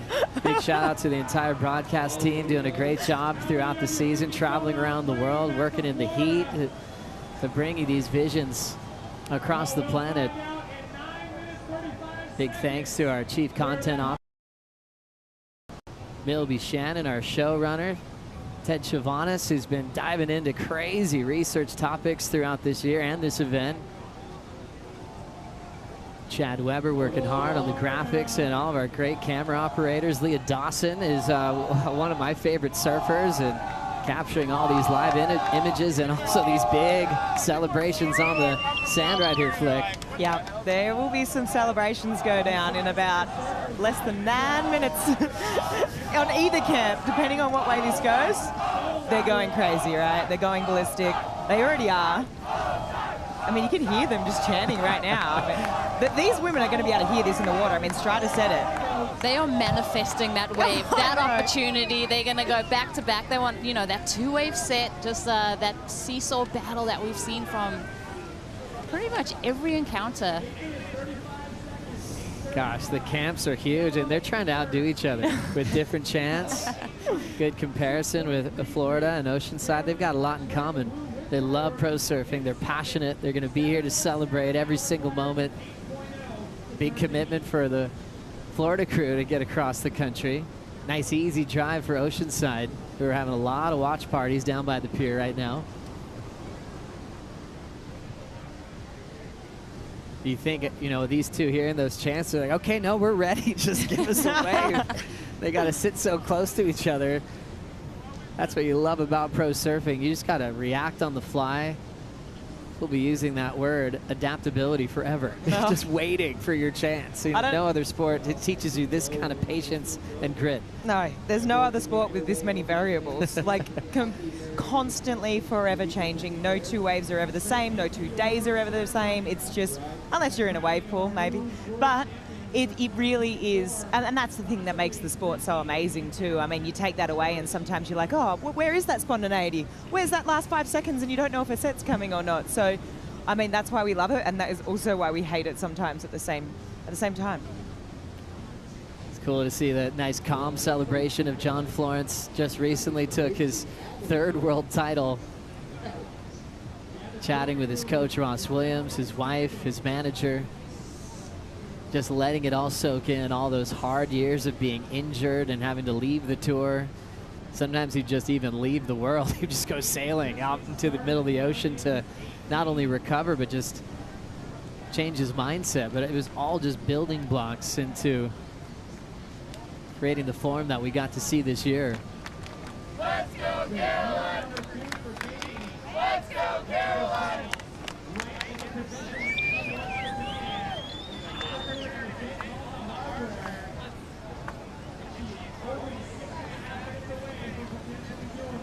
Caroline Marks enjoys her job, loves putting time into her equipment with Matt Biolas. She moved to San Clemente for the reason of being close to her shaper, close to Mike Parsons. Luke Egan actually even moved to San Clemente for a couple of years to really put in the hard work. Luke, a champion out on this wave as well, a champion at Cloudbreak, and we could keep going on, and he loves just giving it back. When we ran into Luke after last year when Caroline won, I've never seen him so emotional and so proud. And he was just trying to like think about what it felt like, and he felt more rewarded than anything he accomplished as a surfer on tour. I mean, to have a statement like that, you can see how much these coaches love this game and love seeing the next generation succeed. And what a feat, Caroline. She took that year off from competing, wanted to rediscover and reignite her love. Luke took her to Indonesia. Like, let's go free surf. Let's go, like, get some waves. Let's get clips. And to see her go and win a world title, it's just, yeah, it's an emotional ride. It's an emotional roller coaster surfing. You have your ups and you have your downs, and then, you know, hopefully it all comes together and you win your first world title. And you realize the expectations that have always been there, and you've done it on your own front foot. I think it says something too there comes a point in your career where you do everything for yourself, right? And you take a step back and you become a coach, and then you start giving, right? And I feel like you think of this a bit philosophical, but you think about anything in life, and when you feel the most greatest, well, me and my personal experience is when you give back, right? And you don't expect anything in return, but it feels the most rewarding. And I feel that, you know, from any coach's perspective, that's probably how they feel, and I feel that's probably how Luke felt last year.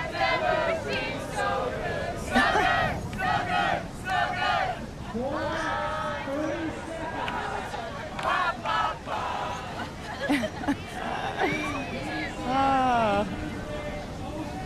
Sweet Caroline. Not the first time we've heard that being sung out. When Caroline's been in a final around the world, she's had 6 event wins, a world title, a gold medal, 4:10 on the clock to see if she can go back to back. The ocean has gone flat for so long, but she still has priority. Loves to compete. She first said it was all about tears and emotions when her brothers would push her in the surf across the street from their home in Florida. She said, but if it weren't for them pushing me, I wouldn't be where I am today. It's all love. But she said sometimes, man, all she wanted to do was scream at them. And they were like, no, you got to hit it harder. You missed a section. But it was actually all early coaching and all early advice because her brothers ripped as well. I even remember even as early as her first win on the Gold Coast, she said her brothers took one of her favorite boards and took it out and went surfing on it. And she just got so upset and angry. And yeah, like that really is a character building. Like growing up with siblings that are just roust you. She's like, okay, childhood, that's one thing, but hey guys, this is my job. I gotta go compete. Oh man, they have a beautiful family. Sarah, Darren, raising beautiful children. Also, Katie's family, incredibly supportive. Her dad, Jesse, is just a classic handlebar mustache, rides motorcycles, an electrician down in Oceanside. Her mom's a legend, a hospice nurse. They get to travel the world together, and her dad, Jesse, even speaks a little bit of Spanish as well. It's pretty common in Southern California because we're so close to Mexico, and so he was actually really awesome to be around at all the different locations globally where he could get some translations down.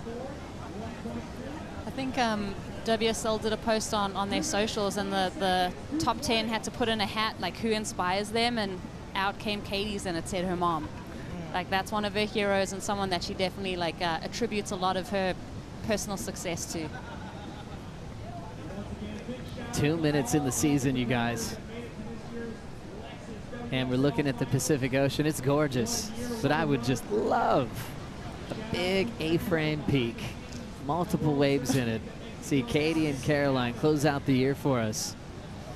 But their first 2 matches were unbelievable. Caroline's heroics to send it to a 3rd decision because she had a buzzer beater. Swang for the fences, got a 9-6.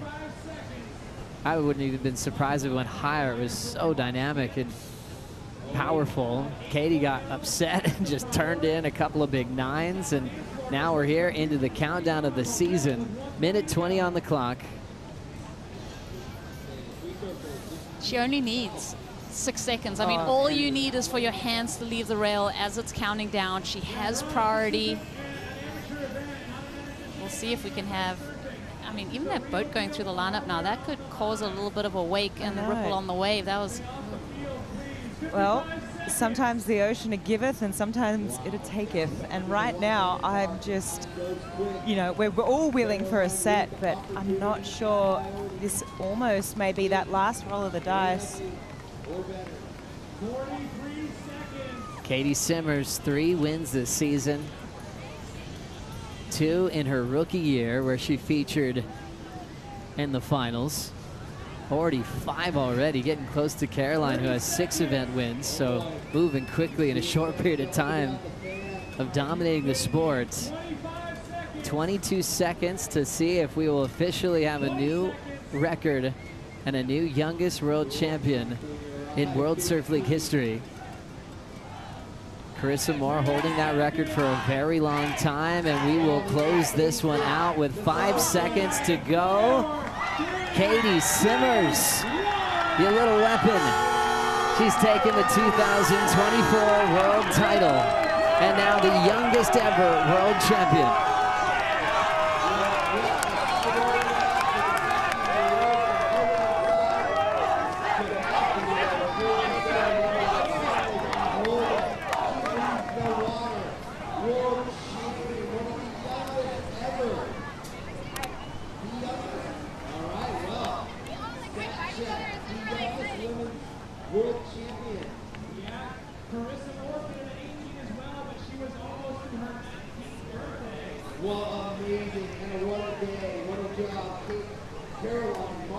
Couple of friendly splashes there from the two. Katie Simmers, world champ, is with the Waz. How pumped are you? Katie, you want to jump on the board for us, and so we can have a couple of minutes. It's official. You're the youngest world champ that we've had out here on the women's side. I think on the men's side too. I mean, this is amazing. You got to be feeling amazing. You are 2024 WSL champion. Thanks. I seriously don't. I have nothing to say. Just a little bit of, just got a little bit of juju. Well, you ripped the heck out of the waves out here. I mean, you got to be proud of yourself. It's got to mean something. It means so much. I literally was going through every single emotion today, and it just feels fucking crazy. Honestly, I can't believe it.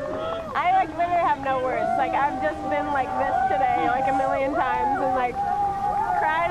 I literally went and cried in the locker room for 30 minutes until on my first heat, and I didn't want freaking Caroline to have it all because that freaking girl wins everything, and she's the hardest person to compete against, and she literally never falls, and so I was this is not going to be a walkthrough, but I don't know. Thank you. Thanks everyone.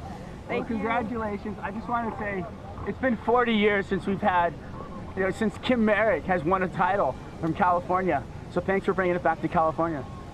Yeah, thank you. I was feeling so much love today from everyone, and it's just good that I can bring go in and all my friends are gonna be there, and I don't know, I'm just really happy. All right, let's hear it for you guys. Congratulations, you're 2024 WSL champion, Mrs. Simmers. Oh, what a moment.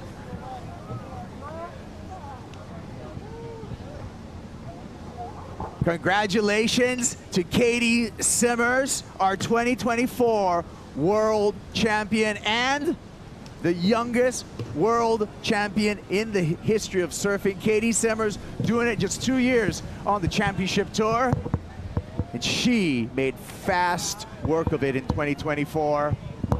3 CT victories and now a world title for Katie Simmers.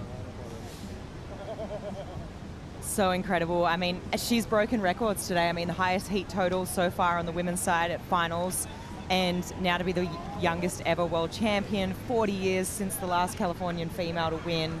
I mean, it's incredible. And I mean, she's like, I have nothing to say. Yeah. And you know what? It's actually interesting to hear the insight where she said, I went into the locker room and I cried, because we don't see that from her, right? And she doesn't show that much emotion, but she is that competitive beast. There's no doubt about it. To make it to #1 in the world, to win a world title, you have to be super competitive, and she is. Yeah, and just prodigious talent, right? I mean, I think this is a surfer that qualified for the championship tour at a very young age, declined going on the championship tour, came back, qualified again, came on the championship tour, had 2 wins in her rookie season on the CT at the highest level. This year, her 2nd year. And Caroline Marks, though, Flick, what a great year for Caroline, our Olympic gold medalist.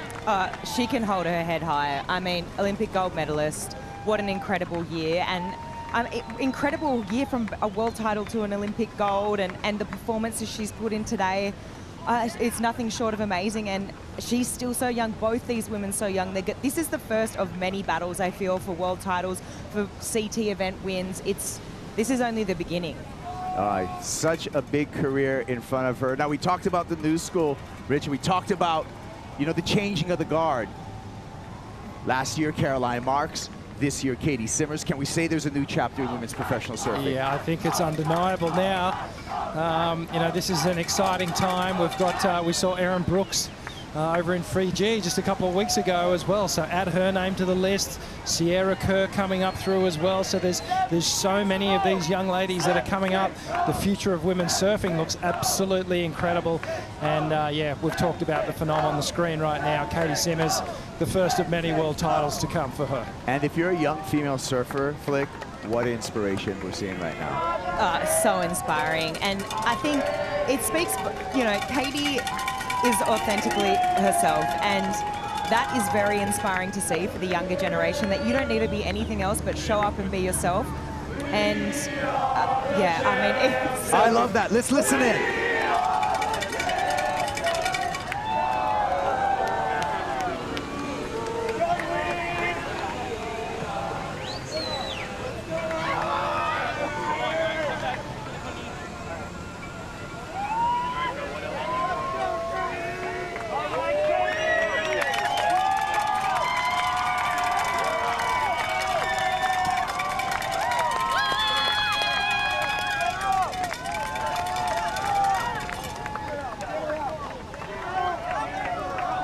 Toasted media crew going to come through and give the chair up the beach for Katie Simmers. It's a big day for Oceanside, Rich. Big day for O-Side. Yeah, it's incredible, isn't it? You know, and just can't be understated how many people are involved in this world title. Obviously, Katie's at the forefront of everything, but there's so many people behind her, the shaper, family and friends, the coach, trainers. Such a big support crew, all the sponsors, and they'll feel like this is a win for the whole camp. Talk about peaking on finals day. 4 excellent scores this season. Today, in a single day, Katie Simmers, 5 excellent wave scores. That's peaking when you need to, and a world title.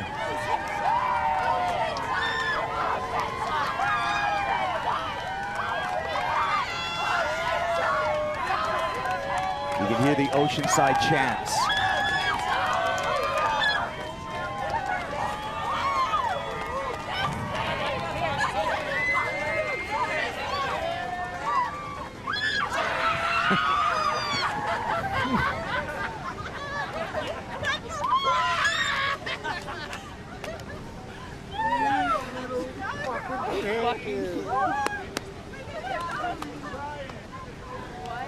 I think this is going to be a great interview with AJ and Katie Simmers.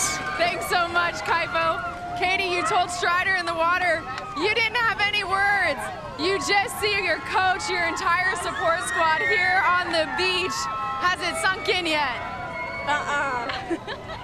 While you get your hat on, let's just remind you of one thing. You are now the youngest woman to ever win a world title in the World Surf League. What is the growth that you have seen in yourself and your surfing in this last year? Oh my gosh. I cannot like put anything into words right now. It's just the whole year like coming together, and it just all came down to like an hour and a half of surfing, and it just seems like all my emotions from the whole year were squeezed into that hour, and I feel like super not real right now, and I'm just looking forward to like hugging all my friends and feeling the love, and I don't know, it's just really great, and I feel like I have so much people who like love me, and it's just like, I don't know, it's just really cool, and I just like have had the best people around me this week, and it's just like that's why I do it, because this like it's just all for my, like, you can look at it that it's all for yourself, or you can look at it like it's just for those people who like support me, and yeah, it's really crazy, and thank you to everyone who supports me, and Oceanside, love Oceanside, 20 minutes down the road, North Jetty, and I don't know. Well, that's what your dad told me, is that you started out the morning surfing at North Jetty. I want to talk about the way you started the season. Pipeline, you had that iconic win, the line about Pipeline for the girls. Now you're gonna hoist the trophy as the youngest woman to ever hoist the world title trophy. How would you sum up this year in your surfing? Yeah, I think I really had a great morning this morning. I just like surfed North Jetty the wave I surf every morning and tried just to completely tune myself out of what was happening over here, because it's just like I just wanted to go out there and just dance and surf, and I really wanted to just surf how I wanted to surf and not surf like there was so much weight on it, and that I was like, I didn't want to be tense in my body, and I just wanted to like relax, and just the best way to do that is just to be like, does not really mean much, but like it does mean a lot to me, because it's just like the whole year coming down to this, but you just have to go out there and dance and surf, and like everyone's here because surfing is so great. Like surfing is just, we're just out there like riding waves, and it's pretty trippy because like there was like 12 minutes left and there was no waves in the whole 12 minutes, and like that could have easily been different. Like there could have been a wave in the last 20 seconds that Caroline got, and I knew 100% that she was gonna get the score. Like I was sure that she was gonna get the 8, so I was like just planning on what I would do on my next wave, because that chick is so crazy, and she's like, literally, I don't know how she does it, but I want to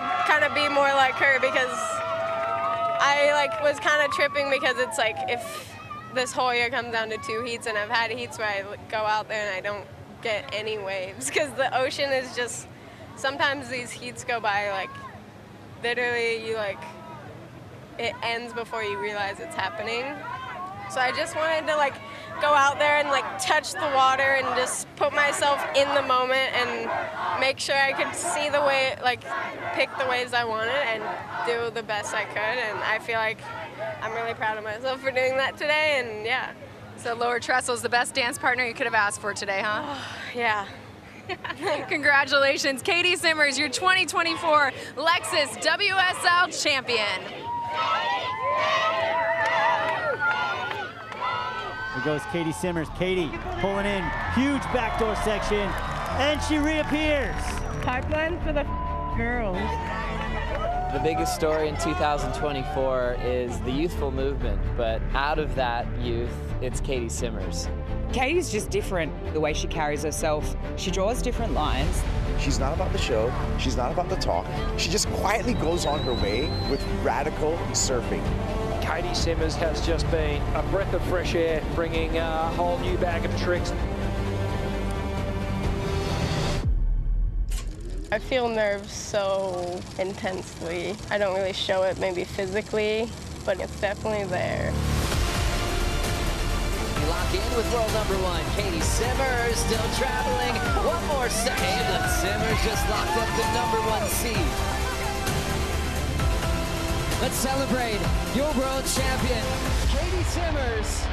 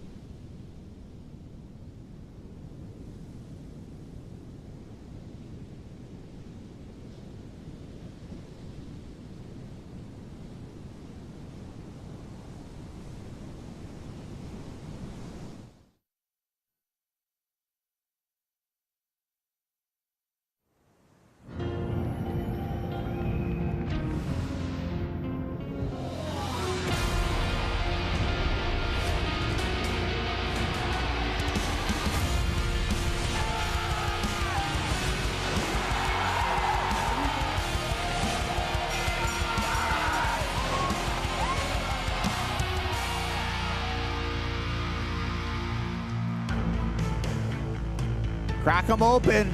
It's the 8:05 post show at the Lexus WSL Finals. We had a tremendous day at Lower Trestles.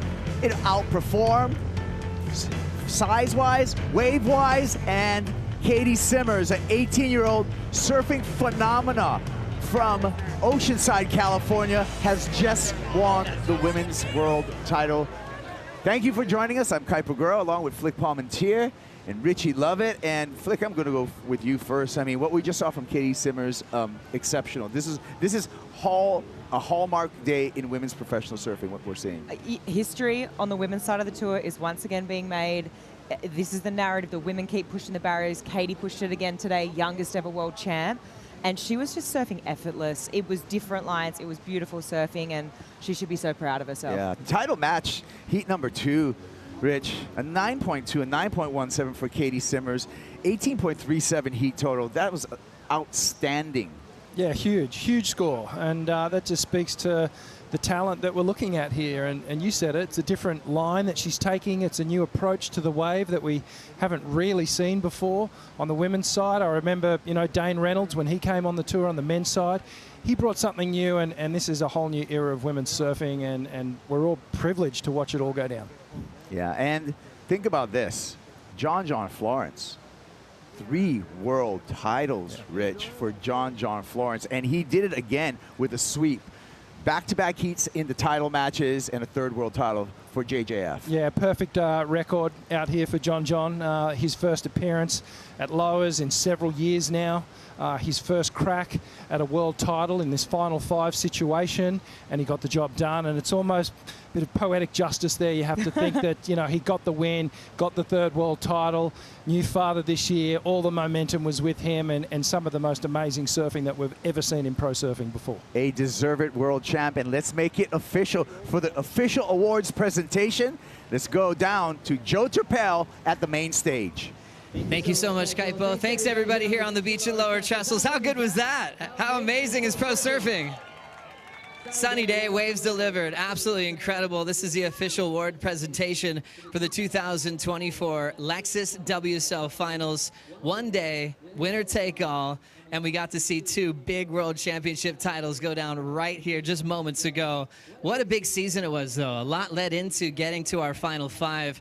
Let's just put our hands together for everybody on tour, from the mid-season cut all the way through to the Final 5 story. 9 big events around the world, welcoming back events like Fiji, and all started back at Pipeline, which seems like a lifetime ago, which really just goes to show the dedication that our athletes put in to being the best in the world. The WSL would like to really open up this ceremony by formally recognizing that Trestles is the modern name of the ancient Ahashiman village site known as Panhe. The Ahashiman people have lived in this area that we call Orange County for over 10,000 years, stewarding this place, keeping it clean, and now educating us every year that we come here for big events like this. We thank them for their ongoing presence and participation in this event, and would like to pay our respects to elders, past, present, and emerging. A big thanks as well to Adelia Sandoval, a spiritual overseer of the Juaneño Band of Mission Indians, the Ahashiman Nation, for leading us through our opening ceremony, and really just being a bright light. Every time we hang out with Adelia, we feel better. So thank you, Adelia, and all the Ahashiman people. Let's give them a round of applause. We really want to thank the locals here in San Clemente. I mean, we know this is the best wave on this entire coastline and probably in the mainland USA. So thanks to all the locals at San Clemente for giving us lowers for today, opening day of the waiting period, through our practice sections. You guys are incredible. We want to thank the mayor, San Clemente Mayor Victor Cabral, who excused all the students that did school today. Thanks, Victor. And also City Councilman Chris Duncan. Where's Chris, man? Give us a hoot. This guy's got so much energy. I think he's upstairs, but good man, Chris. OC Superintendent, California State Parks, Kevin Pearsall. Big thanks to Scott Kibbe, San Clemente Parks Superintendent, helping us every year. Chief Deputy Director of State Parks, Liz McQuirk. We'd also like to thank the Southern California WSL One Ocean Coalition partners who supported this event. Sea and Soil Collective, teaching us that Earth Day is every day. California State Parks once again, Juaneño Band of Mission Indians, a Hashima Nation, Native Like Water, San Onofre Parks Foundation, Surfrider Foundation, and Bring Back Our Beaches. Thank you guys for all the support, and let's leave this beach looking super clean when we take off today. I'd also like to thank our title partner for this historic competition, Lexus. Their partnership across competitive surfing really exemplifies their commitment to supporting athletes who really perform at the highest levels. Thank you to our event partners, Pacifico, Red Bull, 805 Beer, Shiseido, Yeti, Bonsoy, True Surf, Surfline, Pura Vida, Eventbrite, Visla, Cup Noodles, Hogue, Chase Travel, Rad E-Bikes, Surfwater, Blue Green Hair Care, Sambazon, Florence Marine X, IC, One Wheel, and iHeart. Let's give them a round of applause for making all this come true. Our newly crowned world champions are going to host the Duke Kahanamoku World Championship Trophy. Duke Kahanamoku, not only a legendary surfer, an Olympic gold medalist, an ambassador of the sport. There's statues of the Duke all around the world. He shared our favorite pastime in modern day surfing and really created everything that we see today. This trophy forever ties surfing to the greatest honor and to the most revered icon, innovator, and advocate. Great people up here on stage with me today. Let's give it up to our WSL CEO, Ryan Crosby. Amazing leader, incredible guy to hang out with. And also Jesse Miley-Dyer, longtime tour Stana, world junior champ, and a commissioner heading the tour for many years now. Thanks, Jess. Congratulations on a great season. You guys ready for this? Wow. There's a lot of yellow hats. It looks like the 96712 out there. Let's get really loud. This guy's now won 3 world titles. Give it up for your world champion, John John Florence.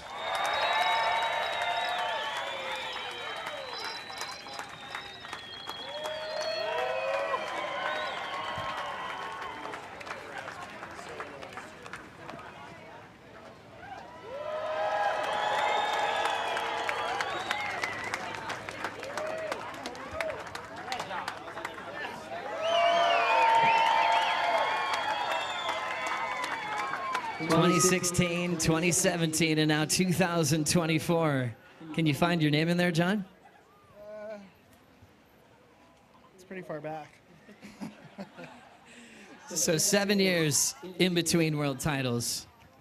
Can you name everything that you've been through since then? No, it's been a really hard road getting here. Yeah, a lot of injuries, a lot of just down times, and but I couldn't have done it without my family and just my team that surrounded me. Like, it's been incredible working with everyone, and everyone supporting me through everything, through the injuries, through this year. It's been so hard, and then coming into this event is like really stressful. it's you feel sick every day when you're leading up to it. But yeah, so it feels really good for it to be done and to win again, and just thank you to everyone and all the fans supporting down here. It's been yeah, it was really fun surfing and hearing everyone like yelling when you finish a wave. And then yeah, thanks to the WSL too for putting on this incredible event. Thanks for stressing me out. John, there's a sea of yellow hats out there. I feel like a lot of people flew out to support you. Who's all out there supporting you today? I got my team, my brother, Eli, I got Brandon Wasserman, Chris Prosser's here to help us, Ross Williams, my coach, my wife, my son. Yeah, so it's been an incredible team, and I'm just stoked to have everyone here. One thing you said at the start of the season was when you won that world title, and then you won your second, then a day goes by and a day goes by, and you're just a little bit more further removed from that moment. But then 7 years go by. So how different and more meaningful is this third world title trophy, knowing how it wasn't automatic after those first couple of years? Yeah, I think it's, I don't know, you win, and then the next morning you wake up, and it feels like everything kind of starts over again. And that's what I learned after my second one. And then, yeah, 7 years goes by and a couple of injuries, and then being back in this position and just being like, wow, like, okay, like I'm here, and questioning myself daily, and should I be here? Can I do this? And then just kind of getting into the moment, being like, I'm just going to surf. And I'm just going to let go and surf like I surf my friends and my brothers at home. And really, that's kind of like my happy place. Well, you've just joined a special class. Your legacy has lifted. Now a 3-time world champ. Your name's right next to Andy Irons, Tom Curran, Mick Fanning, Gabriel Medina. How good does that feel? Yeah, the list of names that have 3 world titles is pretty incredible. And to be part of that now is really fun. Yeah, I'm stoked to tie it with Gabe because he's such a fierce competitor, and we qualified at the same time, and so it's I'm pretty stoked on that. John, enjoy this moment, man. You're on top of the world. Congratulations on your world title.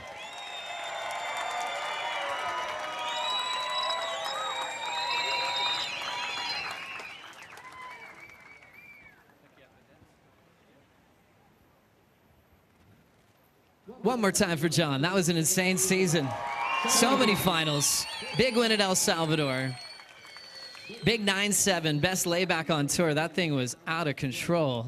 Now we've got a young lady who just broke the record. You guys saw it in person. Youngest world champion in history. Let's hear it for Oceanside, California. Your world champion, Katie Simmers.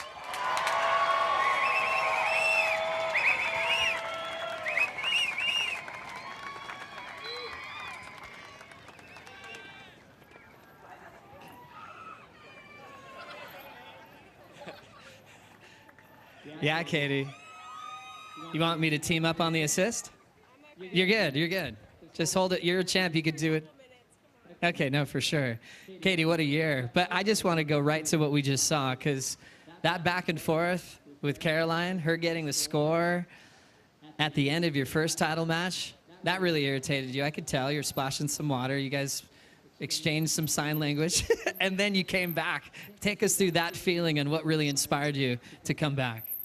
Yeah, Caroline was really pissing me off. She like kept coming back, and I was like, come on, please just let me have this one. But I knew she was never going to let me have it, and I wouldn't have let her have it either. So we know it's not personal, and she was definitely like, I don't know how she just doesn't fall on every wave and just does the sickest turns ever. But yeah, I mean, it was a good dance-off with her, and I love all these people here, and it feels really great right now, and I'm really happy and feeling a lot of other things other than happiness and trying to figure out words and can't really, but thank you everyone. Thanks for all my support. I have so much beautiful people that are supporting me, and really that's who it's for, and a little bit for me too, and just like this whole year has been crazy, and the fact that it could come down to like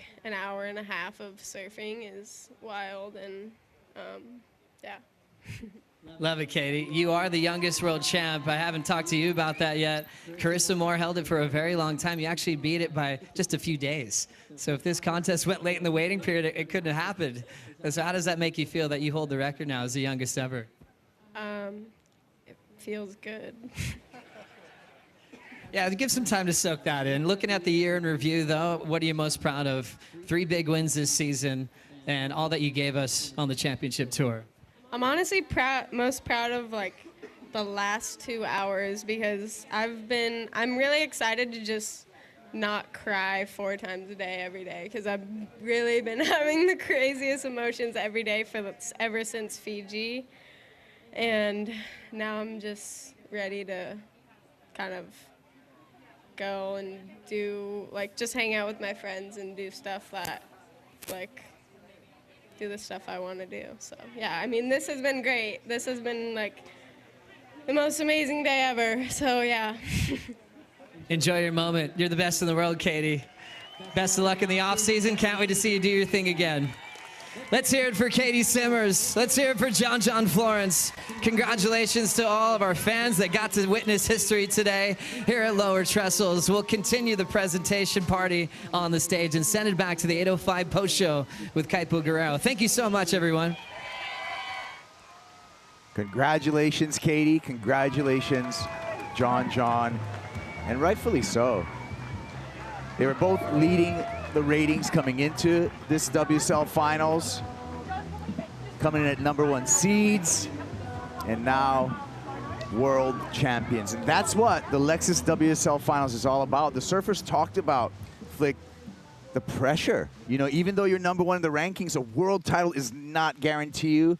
But these are true champions that came through on the day that it counted. They did it on the day that counted, and we've spoken about it all day, but they are the ones that had something to lose. Everyone else had something to gain. They were attacking, and they had to defend that #1 seed. And I mean, the last couple of years on the women's side, we've seen, you know, Carissa fall short. So that would have been playing in Katie's mind. So for her to get to the job done, super impressive. And then John to, continue in those footsteps on the men's side and really solidify that #1 seed getting the world title.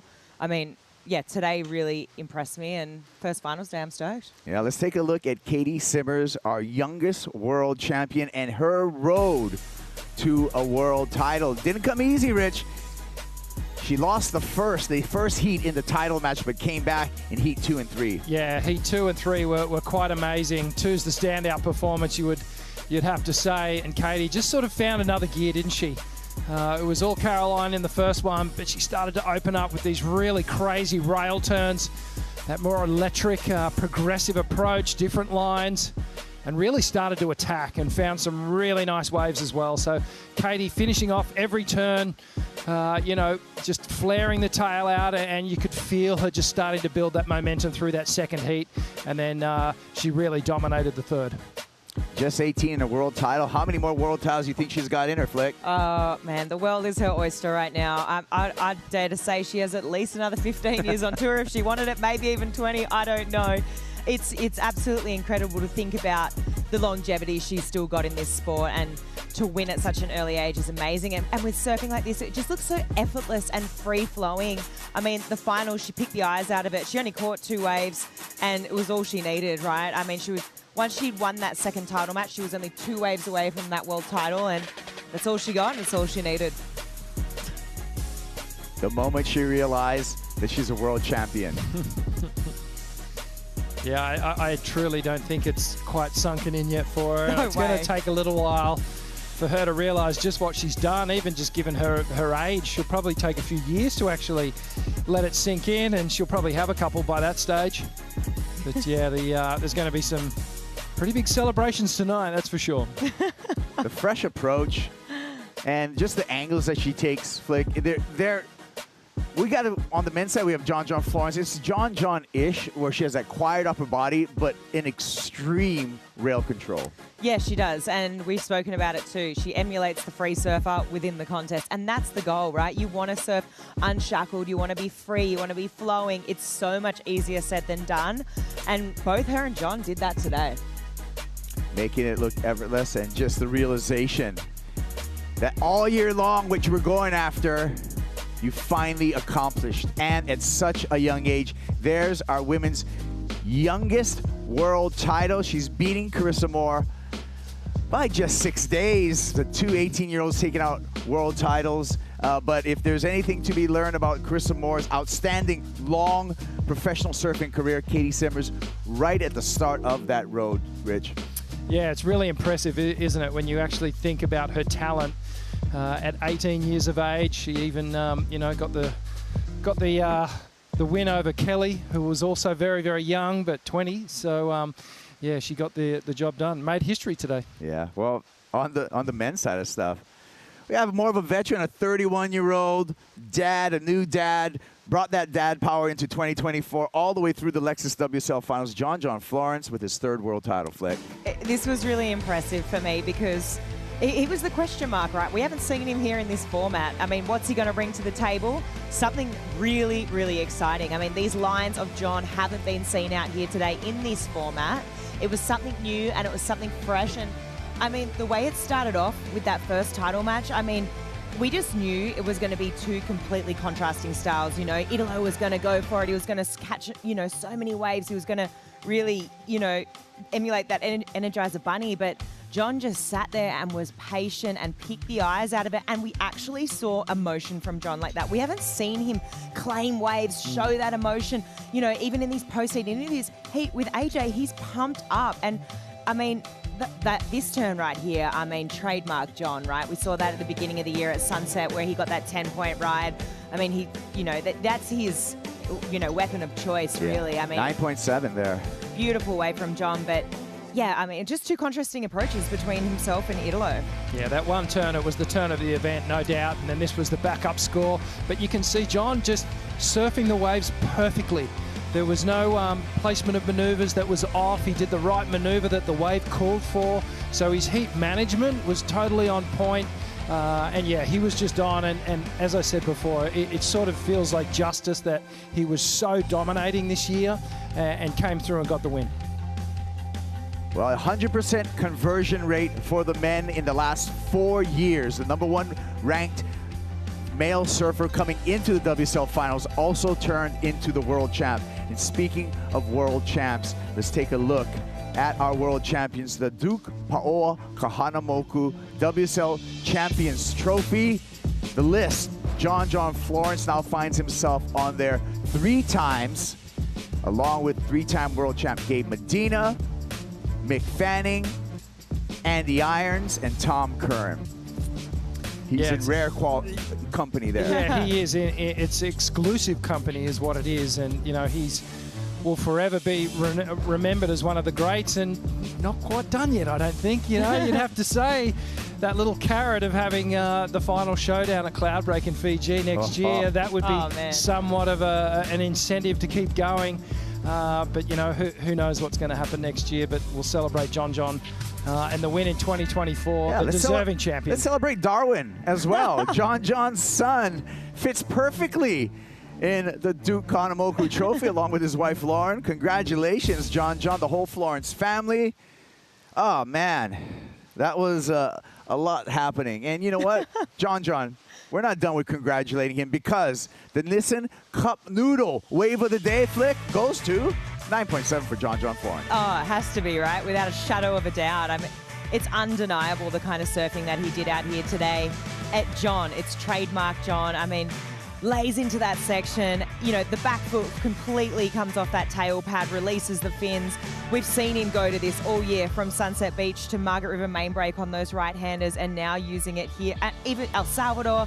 And then now using it here on the lowers right to secure his world title. It actually gets better every time you watch it. You know, maneuvers sometimes go, yeah, the shines come off it, but that one, just keep polishing it. I mean, just talk about leverage. But we talked about Katie Simmers and the inspiration she has as the youngest world champ. Well, the inspiration continues for young female surfers with our Rising Tides program. Let's look at the lowers edition of Rising Tides. It was super important for me to be here today. Out there right now, that was the most girls I've ever surfed with in my life. Like, there were probably 20 or 30 girls out there. So we're down here at San Clemente Pier for the WSL Rising Tides here at the finals. It's a massive one for us. Rising Tides is an incredible program to get these girls together, to have opportunities to surf and to meet their heroes. It really helps to ingrain in them this ability to know that they can achieve anything that they put their heart and mind to. If you know Pura Vida, you know that we're all about making bracelets that mean something. And if you look down, each one of your bracelets has a different word on it.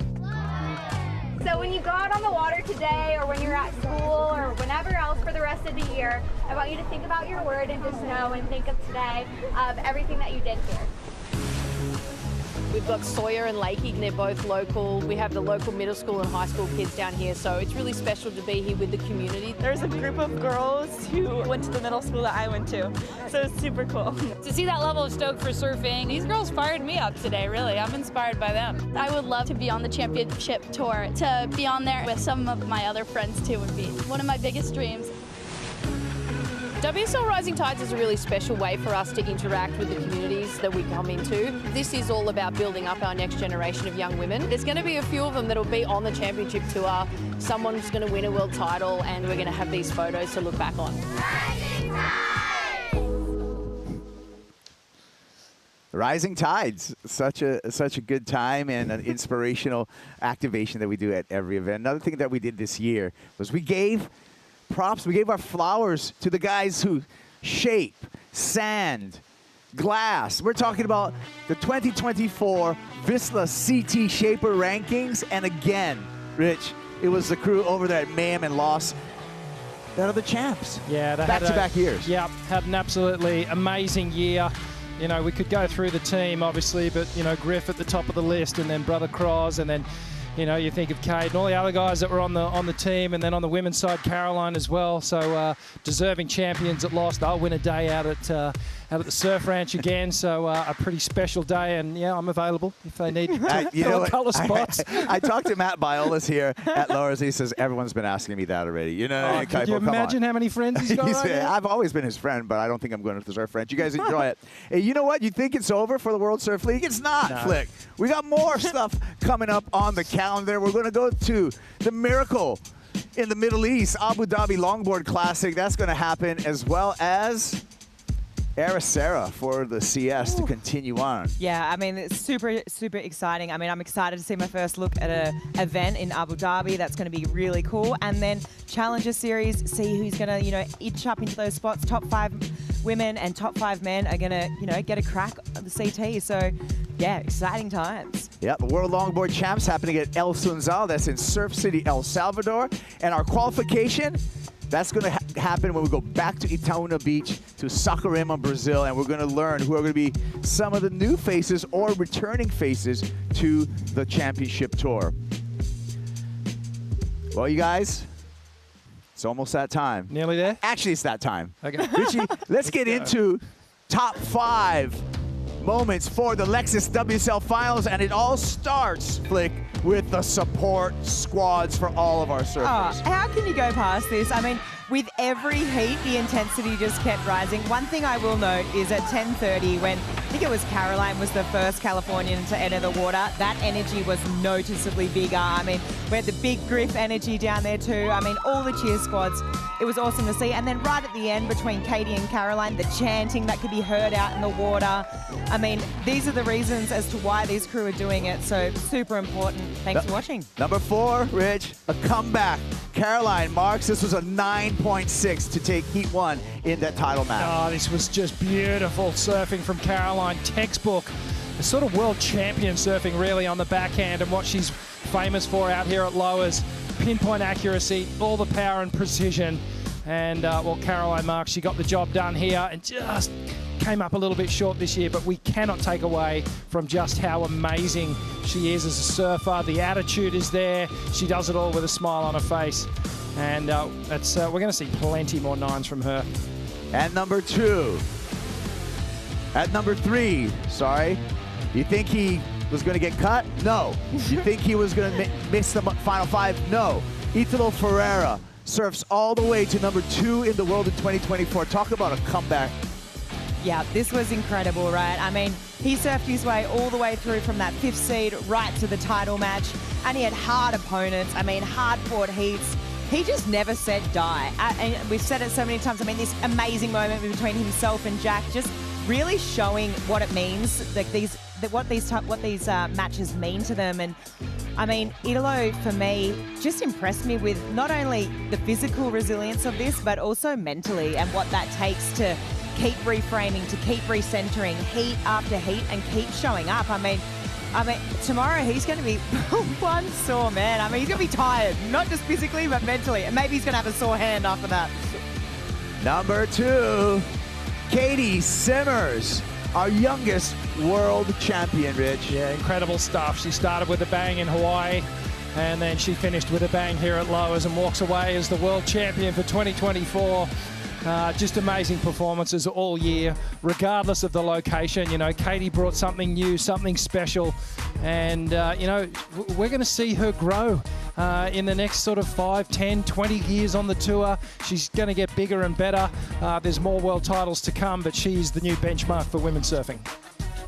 Incredible lines, and you know what? She's going to be making a name for Chris Bosch surfboards as well with this kind of surfing. Oh, completely. I feel like Chris Bosch designs and her surfing go hand in hand. I mean, she's got this free-flowing energy, and I mean, it was just amazing to see her rise to that occasion and break that record, youngest ever world champ. It's amazing, and like you said, Kites, I don't think it's actually sunken in. What a moment. Number 1, 3-time world champ, John John Florence. got what he deserved in 2024. Yeah, let's call it destiny. And with surfing like that, that was the maneuver of the entire event. And it's been the maneuver that he's lent into all year. It's just so strong. It's undeniable. It's untouchable by anyone else on the tour. It's unique to John. You know, I'm not saying that the other surfers don't have their own repertoire, their own special maneuvers, but what John does on that style of a turn, it's something special, you know, and he backed it up with just all-round great surfing, really good positioning. Wave choice was on point. Didn't really need to catch too many waves.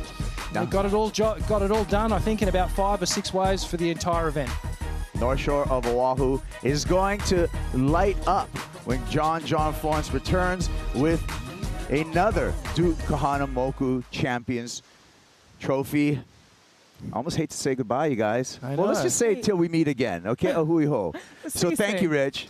Thank you, Flick. Thank all of you for watching. Remember, you can keep with all of the action on the worldsurfleague.com and the WSL app. We have plenty more events left in 2024. And with that, aloha and enjoy the end of day highlights.